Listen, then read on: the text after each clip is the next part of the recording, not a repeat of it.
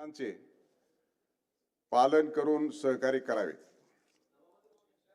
दुसरी गोष्ट आहे, सर्व सन्माननीय सदस्यांना पुनश्च कळविण्यात येते की भारतीय गणराज्याच्या 75व्या वर्षपूर्ती निमित्त भारताच्या संविधानाची गौरवशाली अमृत महोत्सवी वाटचाल या विषयावर दिनांक 26 मार्च 2025 रोजी विधानसभा सभागृहात झालेल्या चर्चेला माननीय मुख्यमंत्री श्री देवेंद्र फडणवीस यांनी उत्तरादाखल केलेले भाषण पुस्तक स्वरूपात महाराष्ट्राचे माननीय राज्यपाल श्री आचार्य देवव्रतजी यांच्या शुभ हस्ते आज मंगळवार दिनांक 9 डिसेंबर 2025 रोजी सायंकाळी 6:30 वाजता माननीय राज्यपाल महोदयांचे कार्यालय व निवासस्थान लोकभवन सिव्हिल लाईन्स नागपूर येथे समारंभपूर्वक प्रकाशित करण्यात येत आहे।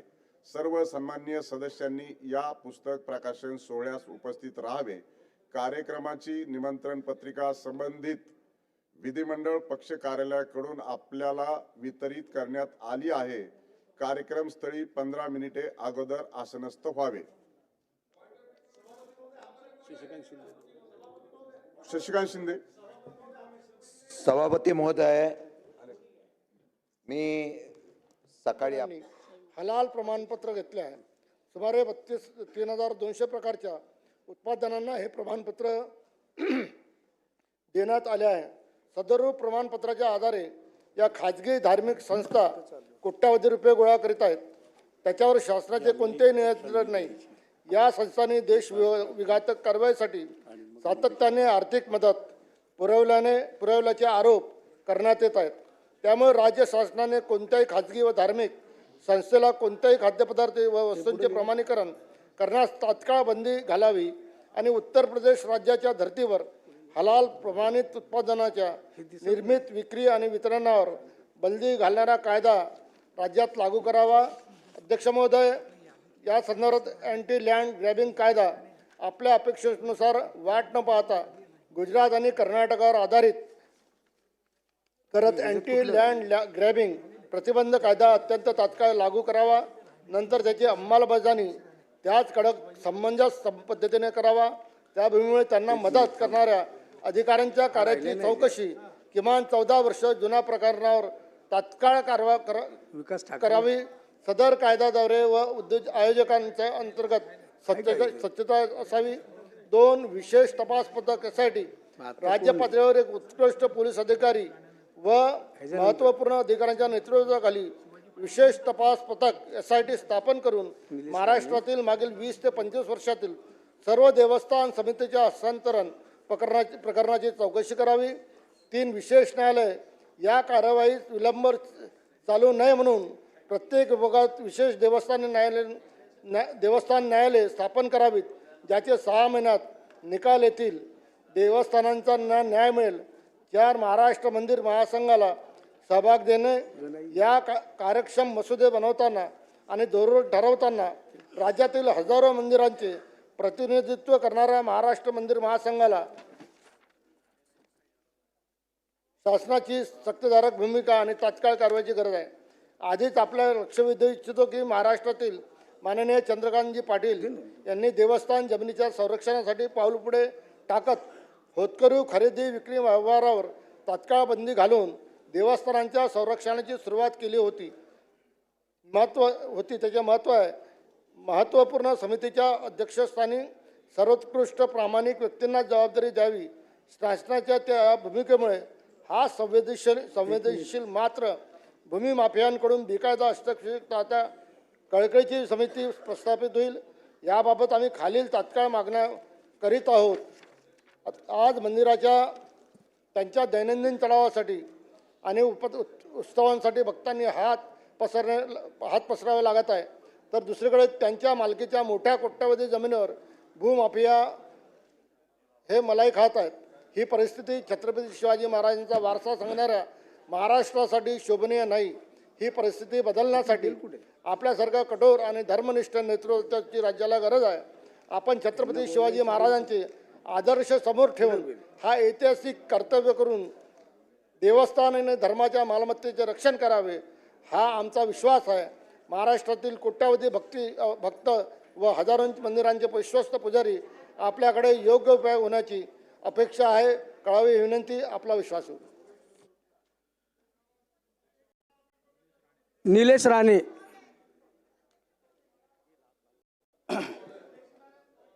सार्वजनिक बांधकाम विभागाकडून राज्यातील हे झाले. राज्यमार्ग, प्रमुख जिल्हा मार्ग, इतर जिल्हा मार्ग यावर देखभाल दुरुस्तीसाठी खर्च केला जातो. कोकणात पडणारा प्रचंड पाऊस पाहता इथे डागडुजी दरम्यान केलेला सर्व खर्च हा वाया जातो. हा माझ्या औचित्याच्या मुद्द्यावरून मला सभागृहात हा विषय मांडायचा आहे. साहेब, या वर्षी कोकणामध्ये पाऊस साधारण मे 19च्या दरम्यान पडला आणि तो नोव्हेंबर 9 पर्यंत म्हणजे जवळपास 6 महिने कोकणामध्ये भरपूर पाऊस होता, मोठ्या प्रमाणामध्ये पाऊस होता. 6 महिने कोकणामध्ये पाऊस पडला. तुम्ही विचार करा त्या रस्त्यांची अवस्था काय झाली असेल. आम्ही कॉन्ट्रॅक्टरांना जेव्हा विचारतो त्यांच्याकडे काय उत्तरं नाही, आम्ही अधिकाऱ्यांना विचारतो त्यांच्याकडे काय उत्तरं नाही. 6 महिने पाऊस पडला त्यामुळे काय झालंय, अधिकारी आणि कॉन्ट्रॅक्टर ढगांकडे बोट दाखवतोय. कदाचित अजून पाऊस पडेल या अपेक्षेवर ते लोक आहेत. मागची बिलं काढली गेली नाही सार्वजनिक बांधकाम विभागातून, म्हणून अजूनपर्यंत नवीन कॉन्ट्रॅक्ट घ्यावा की न घ्यावा कॉन्ट्रॅक्टरांना पडलेला हा प्रश्न आहे. आणि जर मागचीच बिलं भरली गेली नाही, दुरुस्तीला पैसे येऊन सुद्धा आपल्या सरकारने दुरुस्तीला पैसे दिले, पाऊस जास्त पडला, तो खर्च पडला नाही, कॉन्ट्रॅक्टरला कारण मिळालं, अधिकाऱ्यांना कारण मिळालं, अशा परिस्थितीमध्ये दुरुस्तीचे पैसे येऊन सुद्धा तिकडे रस्ता झालेला नाही, दुरुस्ती झालेली नाही. महामार्गाचा पण तोच विषय. MDRचे रस्ते साहेब, MDRचे रस्ते असे कधीच खराब झाले नाहीत तेवढे ह्या पावसाळ्यात खराब झाले. दरवर्षी आपल्याला जर रस्ता बनवावा लागेल तर तो रस्ता टिकणार कसा. काही कॉन्ट्रॅक्टरांना आपल्याला ब्लॅकलिस्ट करावं लागेल, काही अधिकाऱ्यांना आपल्याला बंदोबस्त करावा लागेल, नाहीतर दरवर्षी जर दुरुस्तीचा पैसा येऊन फक्त तोच तो रस्ता आपण करणार असणार तर त्या रस्त्याला काय त्याच्यामध्ये क्वालिटी राहते आणि आपण लोकांना काय सांगणार आहोत. माझ्या मतदारसंघामध्ये साहेब सरासरी 4000 मिलीमीटर हा पाऊस पडतो. आम्ही ते रस्ते कसे टिकवायचे. मोठ्या प्रमाणामध्ये टुरिस्ट तिकडे येतो, मोठ्या प्रमाणामध्ये वाळू वाहतूक तिथे होते, डंपर वाहतूक तिथे होते. अशा परिस्थितीमध्ये जर आपण रस्त्याची क्वालिटी जिथे पाऊस 4 इंच पडत नाही त्या ठिकाणी आपण तेच निकष जर कोकणाच्या रस्त्यांना आपण लावणार असू तर ते रस्ते टिकणार नाही. दरवर्षी सरकार पैसे देऊन सुद्धा आपल्याला ते रस्ते जर टिकवता आलं नाही तर ती चूक आपली आहे असं मला वाटतं. ते कॉन्ट्रॅक्टर, ते अधिकारी जागच्या जागी त्यांचा बंदोबस्त व्हावं आणि शासनाने ते लवकरात लवकर करावं. आणि इव्हन महामार्गाला जो काही विषय झालेला आहे, कॉन्क्रीटचा रस्ताही आहे आणि डांबरी रस्ताही आहे. जिथे डांबरी रस्ता झालेला आहे तिथे डांबरी रस्ता खराब झालेला आहे. खड्डे एवढ्या मोठ्या प्रमाणात आहेत, ॲक्सिडेंट वाढलेत. बॉक्सवेलची कामं नाही आहेत, कॉन्ट्रॅक्टर रडतोय, त्याला पैसे मिळत नाहीये, त्याला पैसे द्यायचा प्रयत्न करत नाही. मी कुठल्याही कॉन्ट्रॅक्टरची बाजू घेणार नाही, घ्यायची मला गरज नाही, पण त्यांचा बंदोबस्त तरी करा, अधिकाऱ्यांचा तरी करा आणि आमचे रस्ते कोकणातले नीट करा आणि आमचे निकष जे कोकणाचे आहेत ते एकदा कायमचे बदलून टाका. तुम्ही मराठवाड्याचे निकष कोकणाला लावू नका, विदर्भाचे निकष कोकणाला लावू नका, ते टिकणार नाहीत. ते रस्ते सरासरी 4000 मिलीमीटर जिथे पाऊस पडतो, तुम्ही निकष अख्ख्या महाराष्ट्राचा आणि कोकणाचा हा एक लावू नका. ही माझी औचित्याच्या मुद्द्याद्वारे आपल्यासमोर विनंती आहे. अध्यक्ष महोदय, आपण संधी दिली त्याबद्दल आभारी आहे. डॉक्टर नितीन राऊत. अध्यक्ष महोदय, मी आपल्या माध्यमातून महाराष्ट्रातील कोट्यावधी नागरिकांच्या आर्थिक सुरक्षिततेशी आणि राज्य सरकारच्या नियंत्रणाखालील संस्थांच्या अनागोंदी कारभाराशी संबंधित एका अत्यंत गंभीर आणि तातडीच्या प्रश्नाकडे लक्ष वेधित इच्छितो. अध्यक्ष महोदय, आपल्याकडे महाराष्ट्र वीज नियामक आयोग आहे आणि महावितरण या दोघांनी मिळून यावेळेला कायदेशीर जनसुनावणी प्रक्रिया धाब्यावर बसवून वारंवार केलेली अन्यायकारक दरवाढ आणि मुंबई उच्च न्यायालयाच्या आदेशामुळं राज्य सरकार आणि त्यांच्या संस्थांची झालेली गंभीर मानहानी याविषयी हा मुद्दा. अध्यक्ष महोदय, राज्यात आज 2 मोठे धोके एकाच वेळी उभे राहिले आहेत. एक, महावितरणने जनतेवर 11,750 कोटी अतिरिक्त वसूल करण्याची नवीन मागणी MERC कडे केलेली आहे आणि दुसरीकडे MERC व महावितरणने केलेल्या बेकायदेशीर दरवाढीच्या कृतीवर मुंबई उच्च न्यायालयाने जोरदार दणका दिला आहे. अध्यक्ष महोदय, या ठिकाणी मुख्यमंत्री महोदय असते तर बरं झालं असतं, त्यांच्याकडे खातं आहे, परंतु असो. अध्यक्ष महोदय, MERCचा बेकायदेशीर कारभार आणि उच्च न्यायालयाचा दणका इतका जोरदार होता अध्यक्ष महोदय कारण याच्यामध्ये जनसुनावणीचा खून झालेला आहे। MERC जी एक अर्धन्यायिक संस्था आहे, तिने महावितरणच्या दबावाखाली काम केले। मार्च 2025 मध्ये वीज दर कमी करणारा आदेश काढल्यानंतर अवघ्या काही दिवसातच एका साध्या अर्जावर आयोगाने त्या आदेशाला स्थगिती दिली। यानंतर जनतेचा आवाज ऐकण्याची औपचारिकताही पूर्ण न करता 25 जून 2025 रोजी एकतर्फी दरवाढ निर्गमित केली। अध्यक्ष महोदय, या आदेशात MERCने स्वतः आमच्याकडून चुका झाल्या आहेत अशी कबुली दिली आणि जी महावितरण कंपनी पूर्वी 4200 कोटी फायद्यात होती तिला थेट 41,000 कोटी तोट्यात दाखवलं।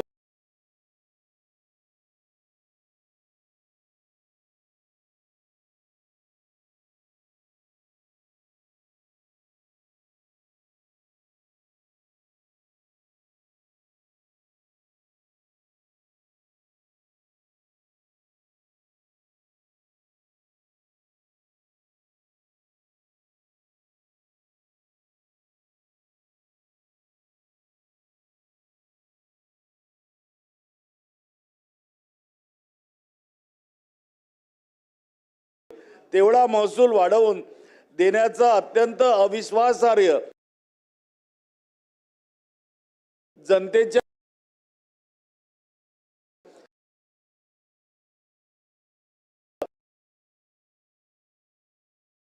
MERCचा 25 जून 2025चा दरवाढीचा आदेश रद्दबातल ठरवला आहे। एका नियामक संस्थेचे आदेश उच्च न्यायालयाने रद्द करणे ही या सरकारसाठी आणि राज्यासाठी मोनी मानहानी नाही आहे का? अध्यक्ष महोदय, एकीकडे न्यायालयाने MERCला फटकारले असताना महावितरणने आता पुन्हा ग्राहकांकडून 11,725 कोटी अतिरिक्त वसूल करण्याची नवी याचिका दाखल केलेली आहे। ही केवळ मागणी नाही तर जनतेच्या खिशावर टाकलेला दरोडा आहे असं मला म्हणावं वाटते। अध्यक्षाची नवी याचिका दाखल केलेली आहे।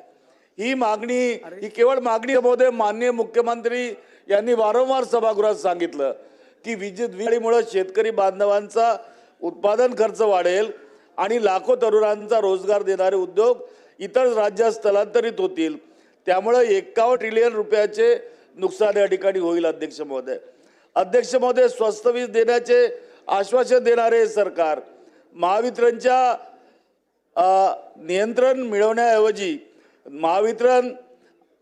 च्या कारभारावर नियंत्रण मिळवण्याऐवजी त्या तोट्याचा बोजा जनतेवर का टाकत आहे? या दरवाढीला या सर्व सरकारची मुख्य संमती आहे का असा माझा प्रश्न आहे अध्यक्ष महोदय। आणि म्हणून या गंभीर प्रकरणाची राज्य शासन तातडीने दखल घेणार काय हा माझा प्रश्न आहे। आणि सर्वोच्च न्यायालयामध्ये या संबंधी त्यांनी जाऊ नये आणि उच्च न्यायालयाचा आदर त्या ठिकाणी करावा अशी मी अपील या प्रसंगी करू इच्छितो। अध्यक्ष महोदय, MERCने कोणाच्या दबावाखाली जनसुनावणी शिवाय आणि नियमांचे उल्लंघन करून दरवाढ केली, तसेच महावितरणचा तोटा 4200 कोटीवरून 41,000 कोटीवर कसा झाला, या संपूर्ण प्रक्रियेत कायद्याचे उल्लंघन आणि अनियमितता आढळल्याने त्याची तातडीने उच्चस्तरीय न्यायिक चौकशी या ठिकाणी राज्य शासनाने करावी अशी माझी मागणी आहे। अध्यक्ष महोदय, या ठिकाणी कायद्याचे उल्लंघन करून जनतेवर अकारण बोजा टाकण्यास आणि राज्याची मानहानी करण्यास जबाबदार असलेल्या MERC आणि महावितरणच्या संबंधित अधिकाऱ्यांवर कठोर फौजदारी आणि प्रशासकीय कारवाई राज्य शासन करणार काय असा सुद्धा मी या ठिकाणी या प्रस्तावाच्या माध्यमातून मागणी करतोय। अध्यक्ष महोदय, श्री सुनील प्रभू। अध्यक्ष महोदय, सांस्कृतिक मंत्री या सभागृहात आहे आणि अत्यंत गंभीर अशा मुद्द्यावरती मी सरकारचं लक्ष वेधू इच्छितो। मुंबईतील गोरेगाव पूर्व दादासाहेब फाळके चित्रनगरीसह राज्यातील चित्रपट व इतर करमणूक क्षेत्रातील कंत्राटी फिल्म कामगार, ज्युनियर कलाकार, मालक, निर्माते यांच्याकडून सातत्याने अन्याय होत असल्याबाबतचा हा औचित्याचा मुद्दा आहे। मुंबईतील गोरेगाव पूर्व दादासाहेब फाळके चित्रनगरीसह राज्यातील चित्रपट व इतर करमणूक क्षेत्रातील कंत्राटी फिल्म कामगार, ज्युनियर कलाकारांवर मालक, निर्माते यांच्याकडून सातत्याने अन्याय होत असल्याबाबत निदर्शनास आले आहे। या कामगारांना चित्रीकरणासाठी मुंबईसह महाराष्ट्रात विविध ठिकाणी कामासाठी जावे लागत आहे। कामाची वेळ 8 ते 12 निश्चित करण्याची आवश्यकता आहे. निकृष्ट दर्जाचे भोजन न देता सकस आहाराचे भोजन देऊन दुपारी भोजनाची वेळ 1 वाजता निश्चित करावी. कामाचे वेतन कंत्राटाऐवजी थेट चित्रपट निर्मात्यांकडून देण्यात यावे. कामगार चांगले राहावे याकरता निर्मात्यांनी स्टुडिओ अथवा चित्रीकरणाच्या ठिकाणी स्वच्छता ठेवण्यात यावी. ज्युनियर महिला कलाकारांना कपडे बदलण्यासाठी स्वतंत्र सुविधा करण्यात यावी. चित्रपट सिरियलचे चित्रीकरण रात्री अपरात्री सुरू असल्याने घरी जाण्यासाठी गैरसोय होऊ नये यासाठी चित्रीकरणास रात्री 10 पर्यंत परवानगी असावी. शासनाच्या 14 फेब्रुवारी 2024च्या कामगार कलाकारांना कल्याणकारी योजना लाभ मिळण्याकरता मानक कार्यप्रणाली SOP या शासनाने निर्णयातील तरतुदी प्रभावीपणे अंमलबजावणी करण्याकडे शासनाचे दुर्लक्ष असल्याने त्याची तातडीने अंमलबजावणी करावी. तसेच दादासाहेब फाळके चित्रनगरी महामंडळाचे व्यवस्थापकीय संचालकांनी चित्रनगरीतील सर्व निर्माती संस्थांना कलाकारांना कामगारांना सुविधा देण्याबाबत 17/1/2025 रोजी लेखी पत्र देऊनही अद्याप यावर कोणतीच कारवाई झालेली नसल्याने मुंबईसह राज्यातील किमान 5 लाख कामगारांवरती अन्याय होत आहे. याबाबत शासनाचे मी या ठिकाणी औचित्याच्या मुद्द्यावर लक्ष वेधतोय. या ठिकाणी सांस्कृतिक मंत्री आहे, कृपया शासनाची नोंद घ्यावी आणि याची अंमलबजावणी करावी अशी मी विनंती करतो. शासनाची नोंद घ्यावी. सिद्धार्थ खरात.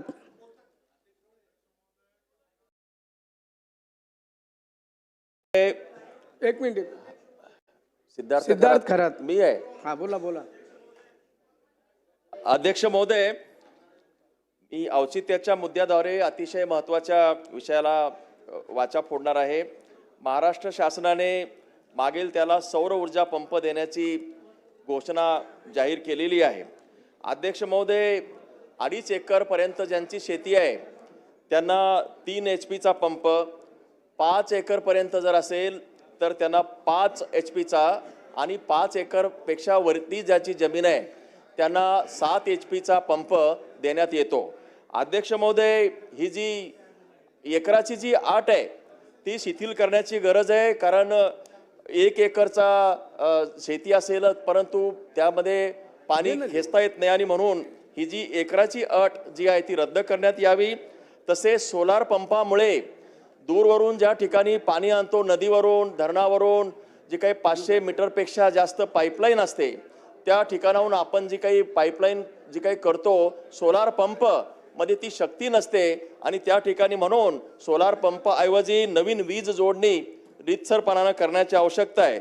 आणि या व्यतिरिक्त एक महत्त्वाचा मुद्दा असा आहे की 2022 पासून ज्या शेतकऱ्यांनी वीज कनेक्शनसाठी अर्ज दिलेले आहेत, पैसे भरलेले आहेत, परंतु हे जे नवीन सोलार पंप जे मागेल त्याला सौर ऊर्जा धोरण आलेलं आहे त्यामुळं जे काही यापूर्वी शेतकऱ्यांनी पैसे भरलेले आहेत त्यांचे जे काही नवीन वीज कनेक्शन जोडण्यात येत नाही आणि म्हणून त्यामुळे अनेक अडचणी शेतकऱ्यांपुढे निर्माण झालेल्या आहेत. माझी या औचित्याच्या मुद्द्याद्वारे शासनाला विनंती आहे की जी काही वीज नवीन जोडणीसाठी जे काही पैसे भरलेले आहेत त्या ज्या जुन्या मागण्या केलेल्या आहेत त्यांचे कनेक्शन जोडण्याची आवश्यकता आहे अशी मी विनंती करतोय. श्री आदित्य ठाकरे. अध्यक्ष महोदय, औचित्याच्या मुद्द्यातून मला एक महत्त्वाची बाब सरकारच्या लक्षात आणायची आहे.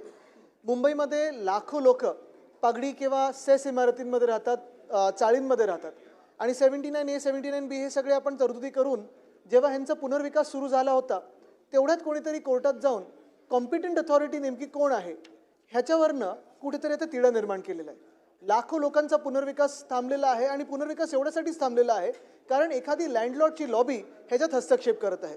मी आपल्या माध्यमातून सरकारला विनंती करेन की हा तिढा सोडवून घ्या. कारण खरोखर त्यांची जर परिस्थिती बघितली आज जसे ते राहत आहेत, ज्या परिस्थितींमध्ये राहतात, मग चाळी असतील, त्या सहज इमारती असतील, पागडीच्या घर असतील, हे खरोखर बिकट झालेले आहेत आणि इथे सरकारने लक्ष देणं आणि हा प्रश्न सोडवणं गरजेचं आहे.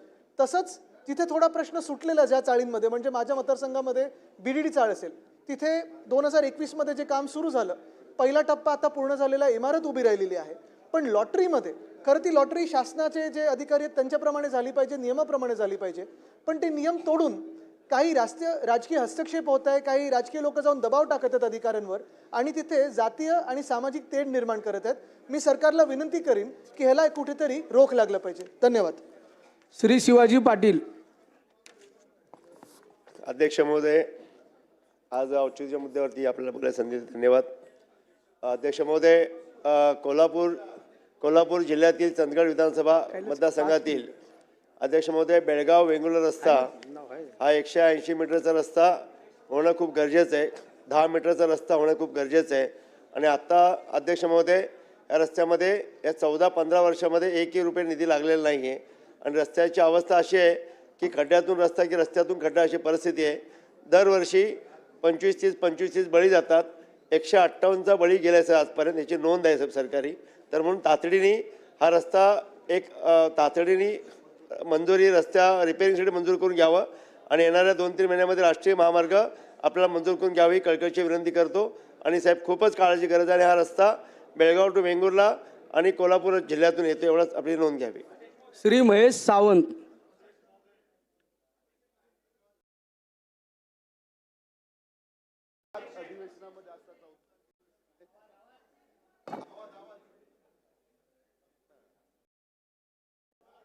मध्ये सातत्याने प्रश्न मांडतोय. छत्रपती शिवाजी पार्क येथे शिवाजी महाराजांचा अश्वरूढ पुतळा आहे.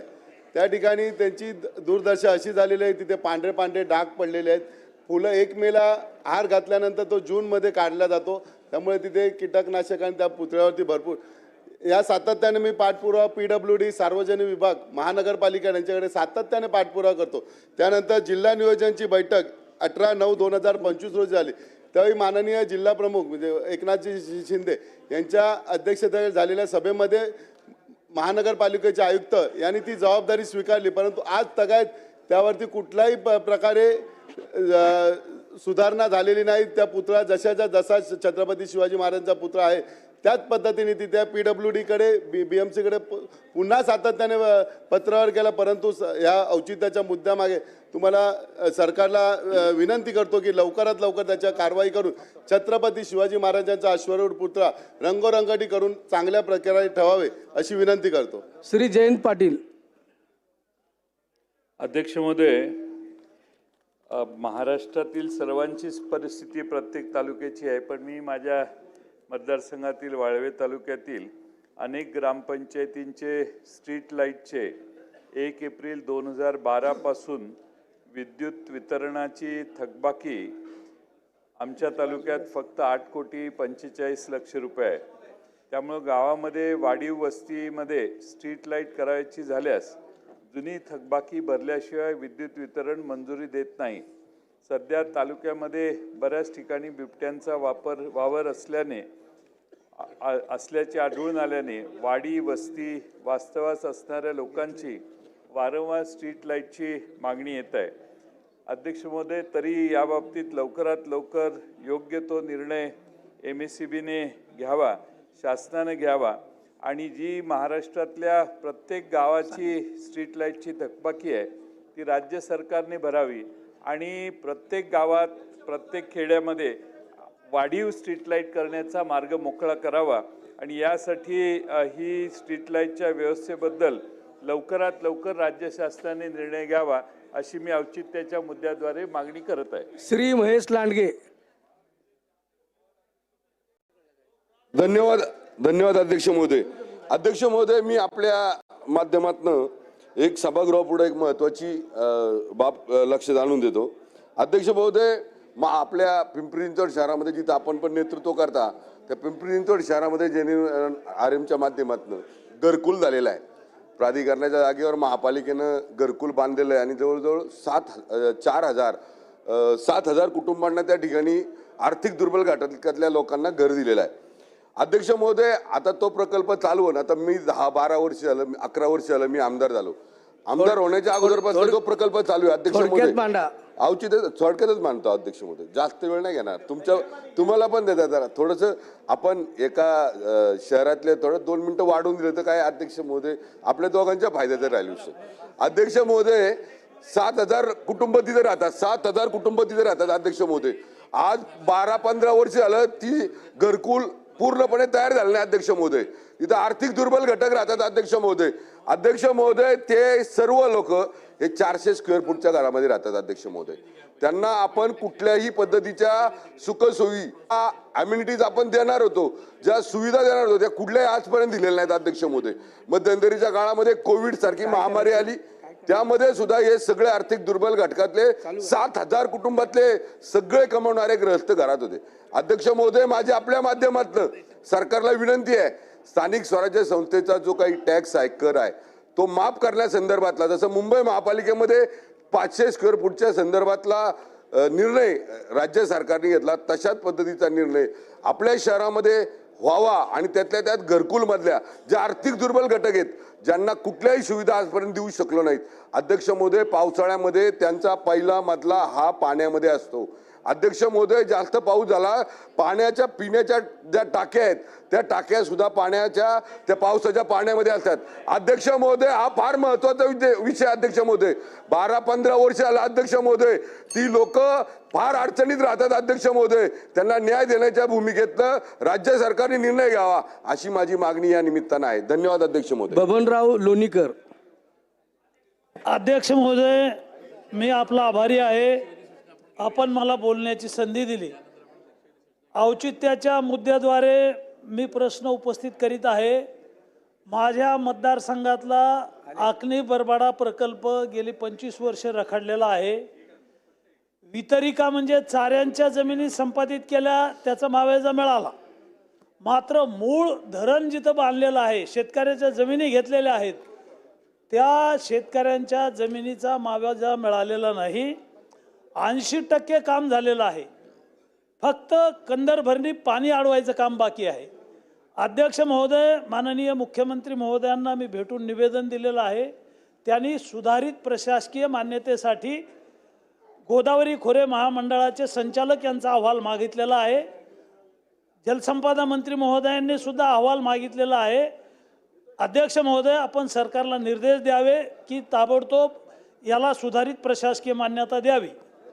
आंबा, वाघाळा, टाकळखोपा आणि इंचा 5 बंधारे जे मूळ बंधारे आहेत ते कायम आहेत, मात्र बाजूनं शेतकऱ्यांची 5-5 चक्कर जमीन वाहून गेलेली आहे.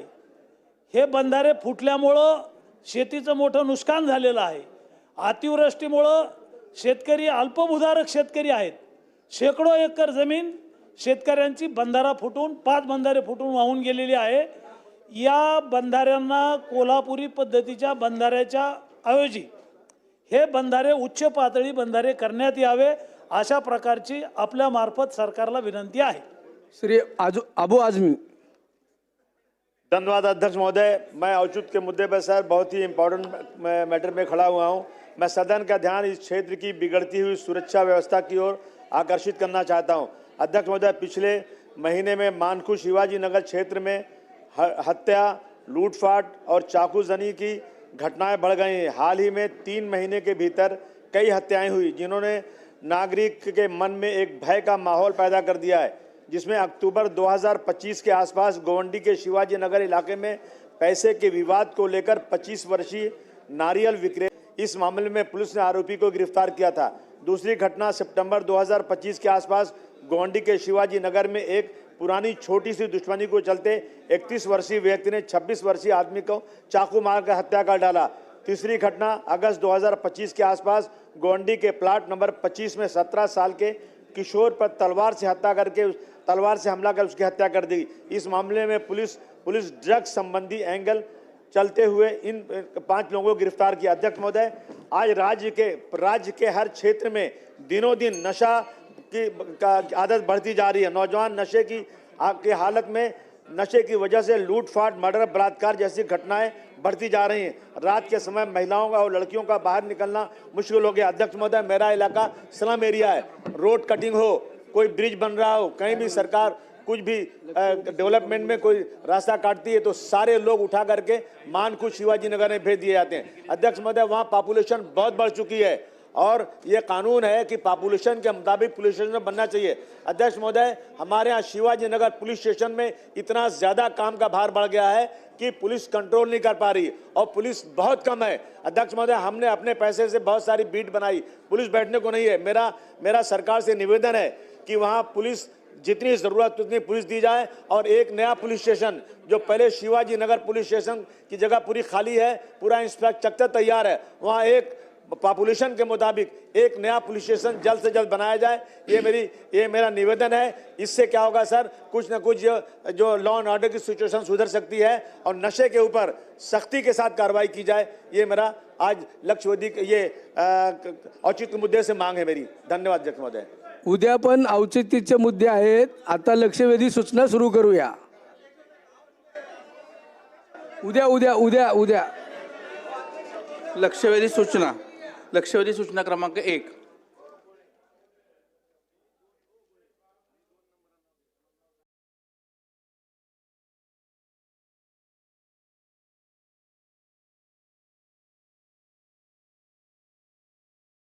दोन 2020 मध्ये महानगरपालिकेमध्ये आले.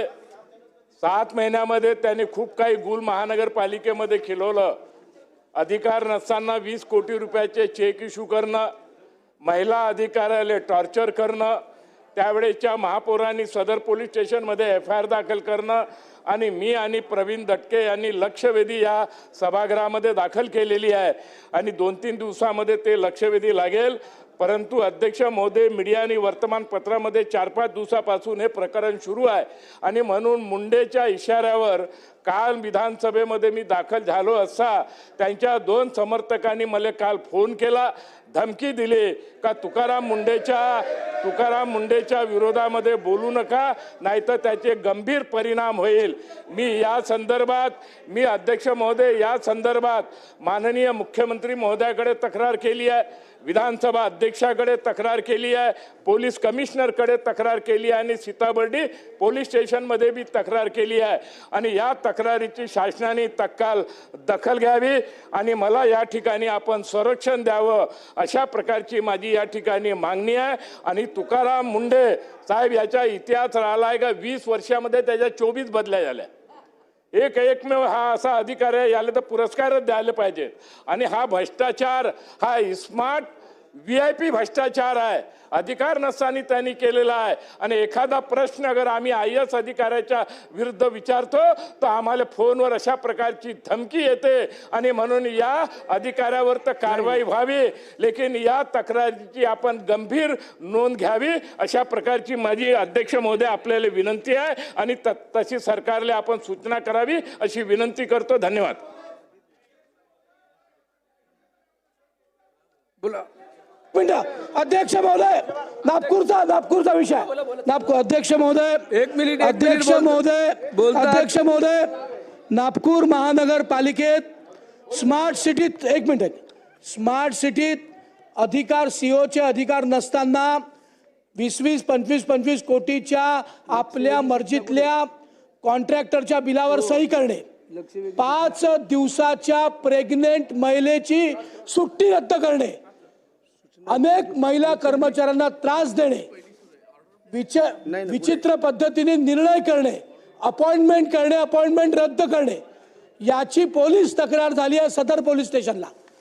माननीय अध्यक्ष महोदय, अर्बन मिनिस्ट्रीनी त्यांचे सगळे काय म्हणतात बेकायदेशीर केलेले काम क्षमापित करण्याचं कक्ष अधिकारी भागवत त्यांच्या नावाने एक पत्र आणलंय. ते चुकीचं आहे आणि त्याच्या विरोधात आम्ही लक्षवेधी मांडले. आमच्या आमदारांना धमक्या येऊन राहिल्यात. त्यामुळे आपण अध्यक्ष म्हणून या खुर्चीवरनं तात्काळ आदेश द्यावे. ज्यांनी माननीय कृष्णा खोपडेंना धमकी दिली त्यांनी सगळे पुरावे दिले, तात्काळ अटक करावी आणि या विषयाची या सभागृहाचे आपण प्रमुख म्हणून सरकारला निर्देश द्यावे की आपण तात्काळ अशा अधिकाऱ्यावर कारवाई करावी. अध्यक्ष महोदय, नंबर 2, एक महत्वाचा विषय अजून आहे. एक हलबी समाजाचं 10 दिवसापासून उपोषण सुरू आहे. 2 तरुण कार्यकर्ते उपोषणाला बसले आहेत. त्या विषयात पण सरकारने इथे निवेदन करावं अशी माझी विनंती आहे. बोला. आणि प्रवीण दटके यांनी जो मुद्दा मांडला त्याच्यावर सरकारला आपण निवेदन करायला सांगायला पाहिजे. अध्यक्ष महोदय, कुठतरी आमदार आणि सभागृहाची गरिमा टिकवणं खूप आवश्यक आहे. तुम्हाला माहीत आहे माझा स्वभाव, मी कधी व्यक्तीवर टीका करत नाही. मागच्या तास त्यानं पूर्ण पाडे वाचले. काय झालं त्या जी श्रीकांतचं नाही आहे. आज अनेक कार्यालयात 4-4 महिन्यापासून गोष्टी पेंडिंग राहतात. खूप बिझी असं अधिकारी मंत्र्यांना उत्तर देतात.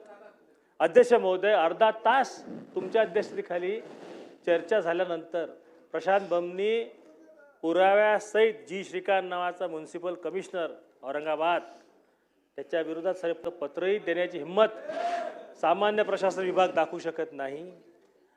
आता आमच्या खोपळे भाऊंनी हिंमत दाखवली तर त्याला धमकी देतात. प्रवीण दटकेंनी तो मुद्दा मांडलेला आहे. म्हणून अध्यक्ष महोदय, माझी विनंती आहे, याविषयी या अधिवेशन संपायच्या आत सरकारने आणि शासनाने निवेदन केलं पाहिजे. असे निर्देश तुम्ही आपल्या अधिकारात. शासन नोंद घेईल. आता लक्षवेधी सूचना क्रमांक 1 घेऊ.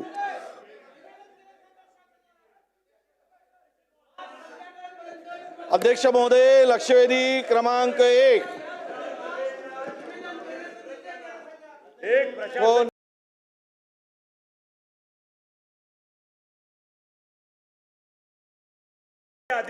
लक्ष उत्तर कोण बोलतो?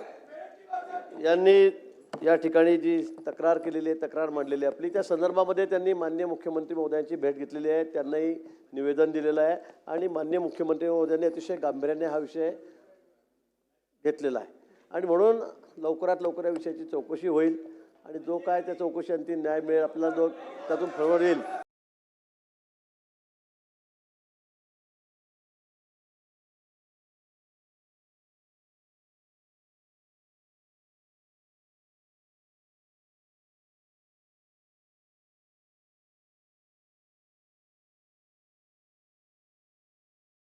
त्यातून आपल्याला निश्चित त्या संदर्भात न्याय मिळेल. आपण आपले पुरावे जे असतील ते आपण लक्षवेधी सूचना क्रमांक 1. अध्यक्ष महोदय, लक्षवेधी क्रमांक 1. छापल्याप्रमाणे कोण? तुम्ही मला दिसतच नाही तर.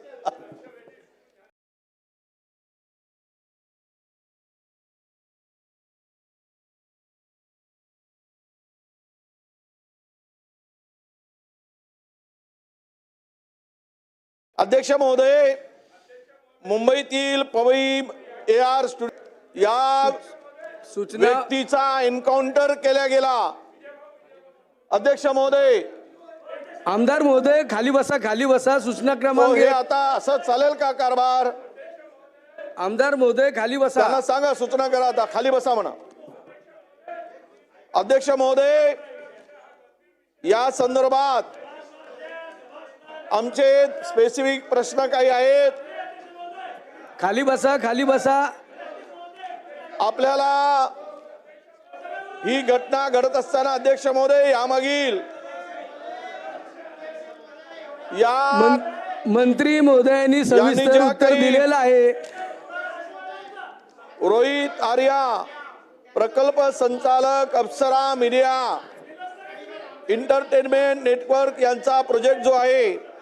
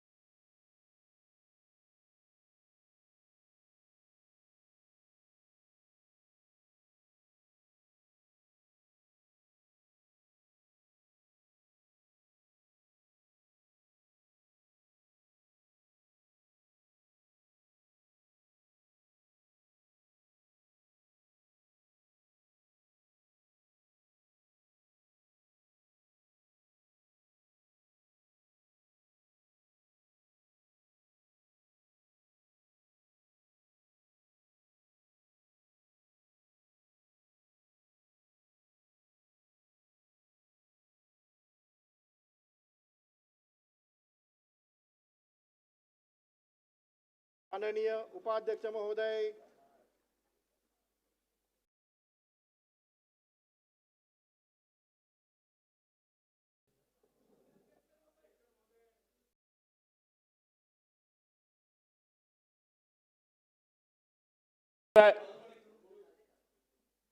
महानगरपालिकेचे आमचे माजी निगम आयुक्त तुकाराम मुंडे हे 2020 मध्ये महानगरपालिकेमध्ये आले. ते 7 महिने राहिले. त्यांचा इतिहास असा आहे का त्यांच्या 20 वर्षामध्ये त्यांच्या 24 बदल्या झाल्या आणि त्यांनी 7 महिन्यामध्ये जे काही गुल महानगरपालिकेमध्ये खिलवलं, स्मार्ट सिटीचे अधिकार नसताना त्यांनी अधिकार वापरले, कसल्याही प्रकारची त्यांनी मान्यता घेतली नाही आणि पर्टिक्युलरली कॉन्ट्रॅक्टरले अधिकार नसताना 20 कोटी रुपयाचे चेक इश्यू केले.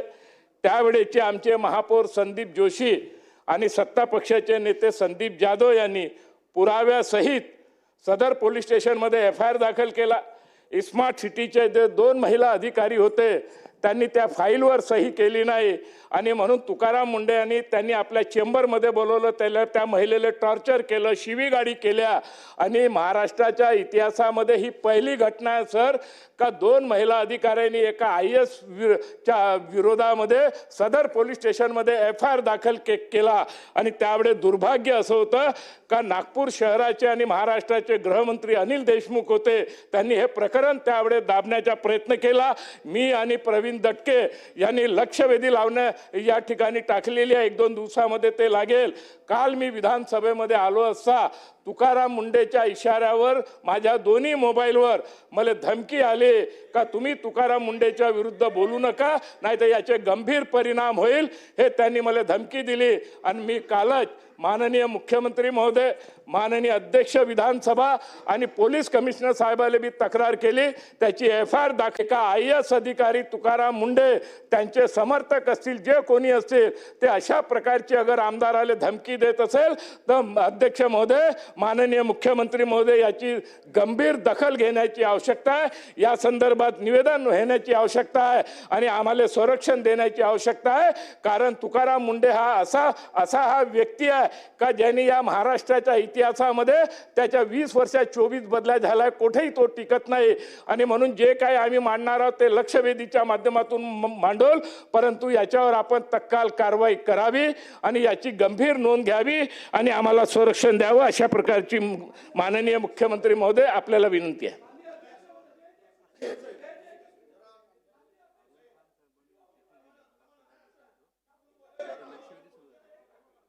साहेब 2 मिनिट. अध्यक्ष महोदय, हा विषय जो सभागृहात आला, कुठल्याही आमदाराला अशा प्रकारची धमकी देणं लोकप्रतिनिधीला हे योग्य अजिबात नाही. हे आम्ही ते सहन पण करणार नाही.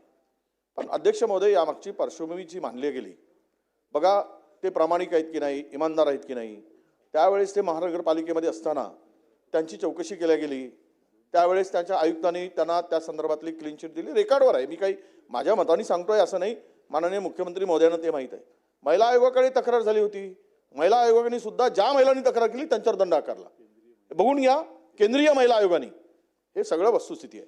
भ्रष्टाचार, अध्यक्ष महोदय, एक अधिकारी नियमाला धरून काम करत असेल आणि एका अधिकाऱ्याने प्रामाणिकपणा दाखवला असेल तर त्या अधिकाऱ्यावर दोष न देता ज्यांनी काही त्यांना धमकी दिली त्यामध्ये जर त्यांचा सहभाग असेल तर त्यावर कारवाई व्हावी. आम्ही कुठल्याही आमदार लोकप्रतिनिधीला धमकी देणं हे अजिबात सहन करू शकत नाही. सभागृहाने आणि माननीय मुख्यमंत्र्यांनाही विनंती आहे की अशा कोण्या प्रवृत्तीला आपण अजिबात थारा देऊ नका. परंतु यातील वस्तुस्थिती, यातील सत्यता, गेली 24 बदल्यात आल्यानंतर त्यांच्यावर जे काही आरोप झालेत, आपल्या कुणाच्या स्वार्थासाठी ते आरोप केले गेले असतील, त्या संदर्भात जर रिपोर्ट आला असेल, तत्कालीन आयुक्तांनी केलेली चौकशी, केंद्रीय महिला आयोगाने केलेली चौकशी, या सर्व चौकशीमध्ये तुकाराम मुंडे दोषी नाहीत हे सिद्ध झालेलं आहे. माननीय मुख्यमंत्र्यांना विनंती आहे की सत्य परिस्थिती असेल, काही चूक असेल तर कारवाई निश्चितपणे करावी, परंतु निर्दोष असेल तर कुठल्याही दबावामध्ये ही कारवाई होऊ नये अशी माझी विनंती आहे. प्रवीण दटके. माननीय अध्यक्ष महोदय, कृष्णभाऊ, माननीय अध्यक्ष महोदय, फार ज्येष्ठ सदस्य आहेत मान्य विजूभाऊ. एक पत्र आलं, मी पत्राची तारीख वाचतो. 20 ऑक्टोबर 2025. सही आहे धनंजय भागवत, कक्ष अधिकारी, महाराष्ट्र शासन. पत्र काय मी वाचतो, 2च ओळीच आहे. श्री तुकाराम मुंढे भाप्रसे तत्कालीन महानगरपालिका आयुक्त नागपूर यांच्या मुख्य कार्यकारी अधिकारी स्मार्ट सिटी नागपूर या पदावरील नियुक्तीस शासनाची कार्योत्तर मान्यता देण्यात येत आहे, त्याकरिता अनुषंगाने कारवाई करावी, एवढं पत्र आहे. माननीय विजयभाऊंनी जे म्हटलं आहे, जर ते झालं असतं, FIR अजूनही पेंडिंग आहे सदर पोलीस स्टेशनला. नंबर 1, 5 दिवसाच्या प्रेग्नेंट महिलेची सुट्टी रद्द केली. 5 दिवसाच्या, 5 महिने 5 दिवसाच्या प्रेग्नेंट महिलेची, माननीय अध्यक्ष महोदय, डिलिव्हरी झाले, डिलिव्हरी नंतर 5 दिवसाची हे होती, माफ करा, सुट्टी रद्द केली. दुसऱ्या एका महिलेनी, यांनी म्हटलं त्या नसतीवर सही नाही केली म्हणून त्यांना विचित्र शब्दाचा प्रयोग झाला, त्याची महिला आयोगाकडे तक्रार झाली. महिला आयोगाकडे अजूनही हिअरिंग पेंडिंग आहे. माननीय अध्यक्ष महोदय, हे पत्र आल्यानंतर आम्ही लक्षवेधी टाकली, आमचा अधिकार आहे. आणि लक्षवेधी टाकणाऱ्या माननीय कृष्णा खोपडेंना जर गेटवर किंवा मोबाईलवर धमक्या येणार असतील, तर तो अधिकारी किती प्रामाणिक आहे काय हा चौकशीचा विषय आहे. आम्ही काही न्यायाधीश नाही. पण अशा पद्धतीने जर अधिकारी वागत असतील तर ही योग्य भूमिका नाही. आणि कृष्णा खोपडे 4 टर्मचे आमदार आहेत.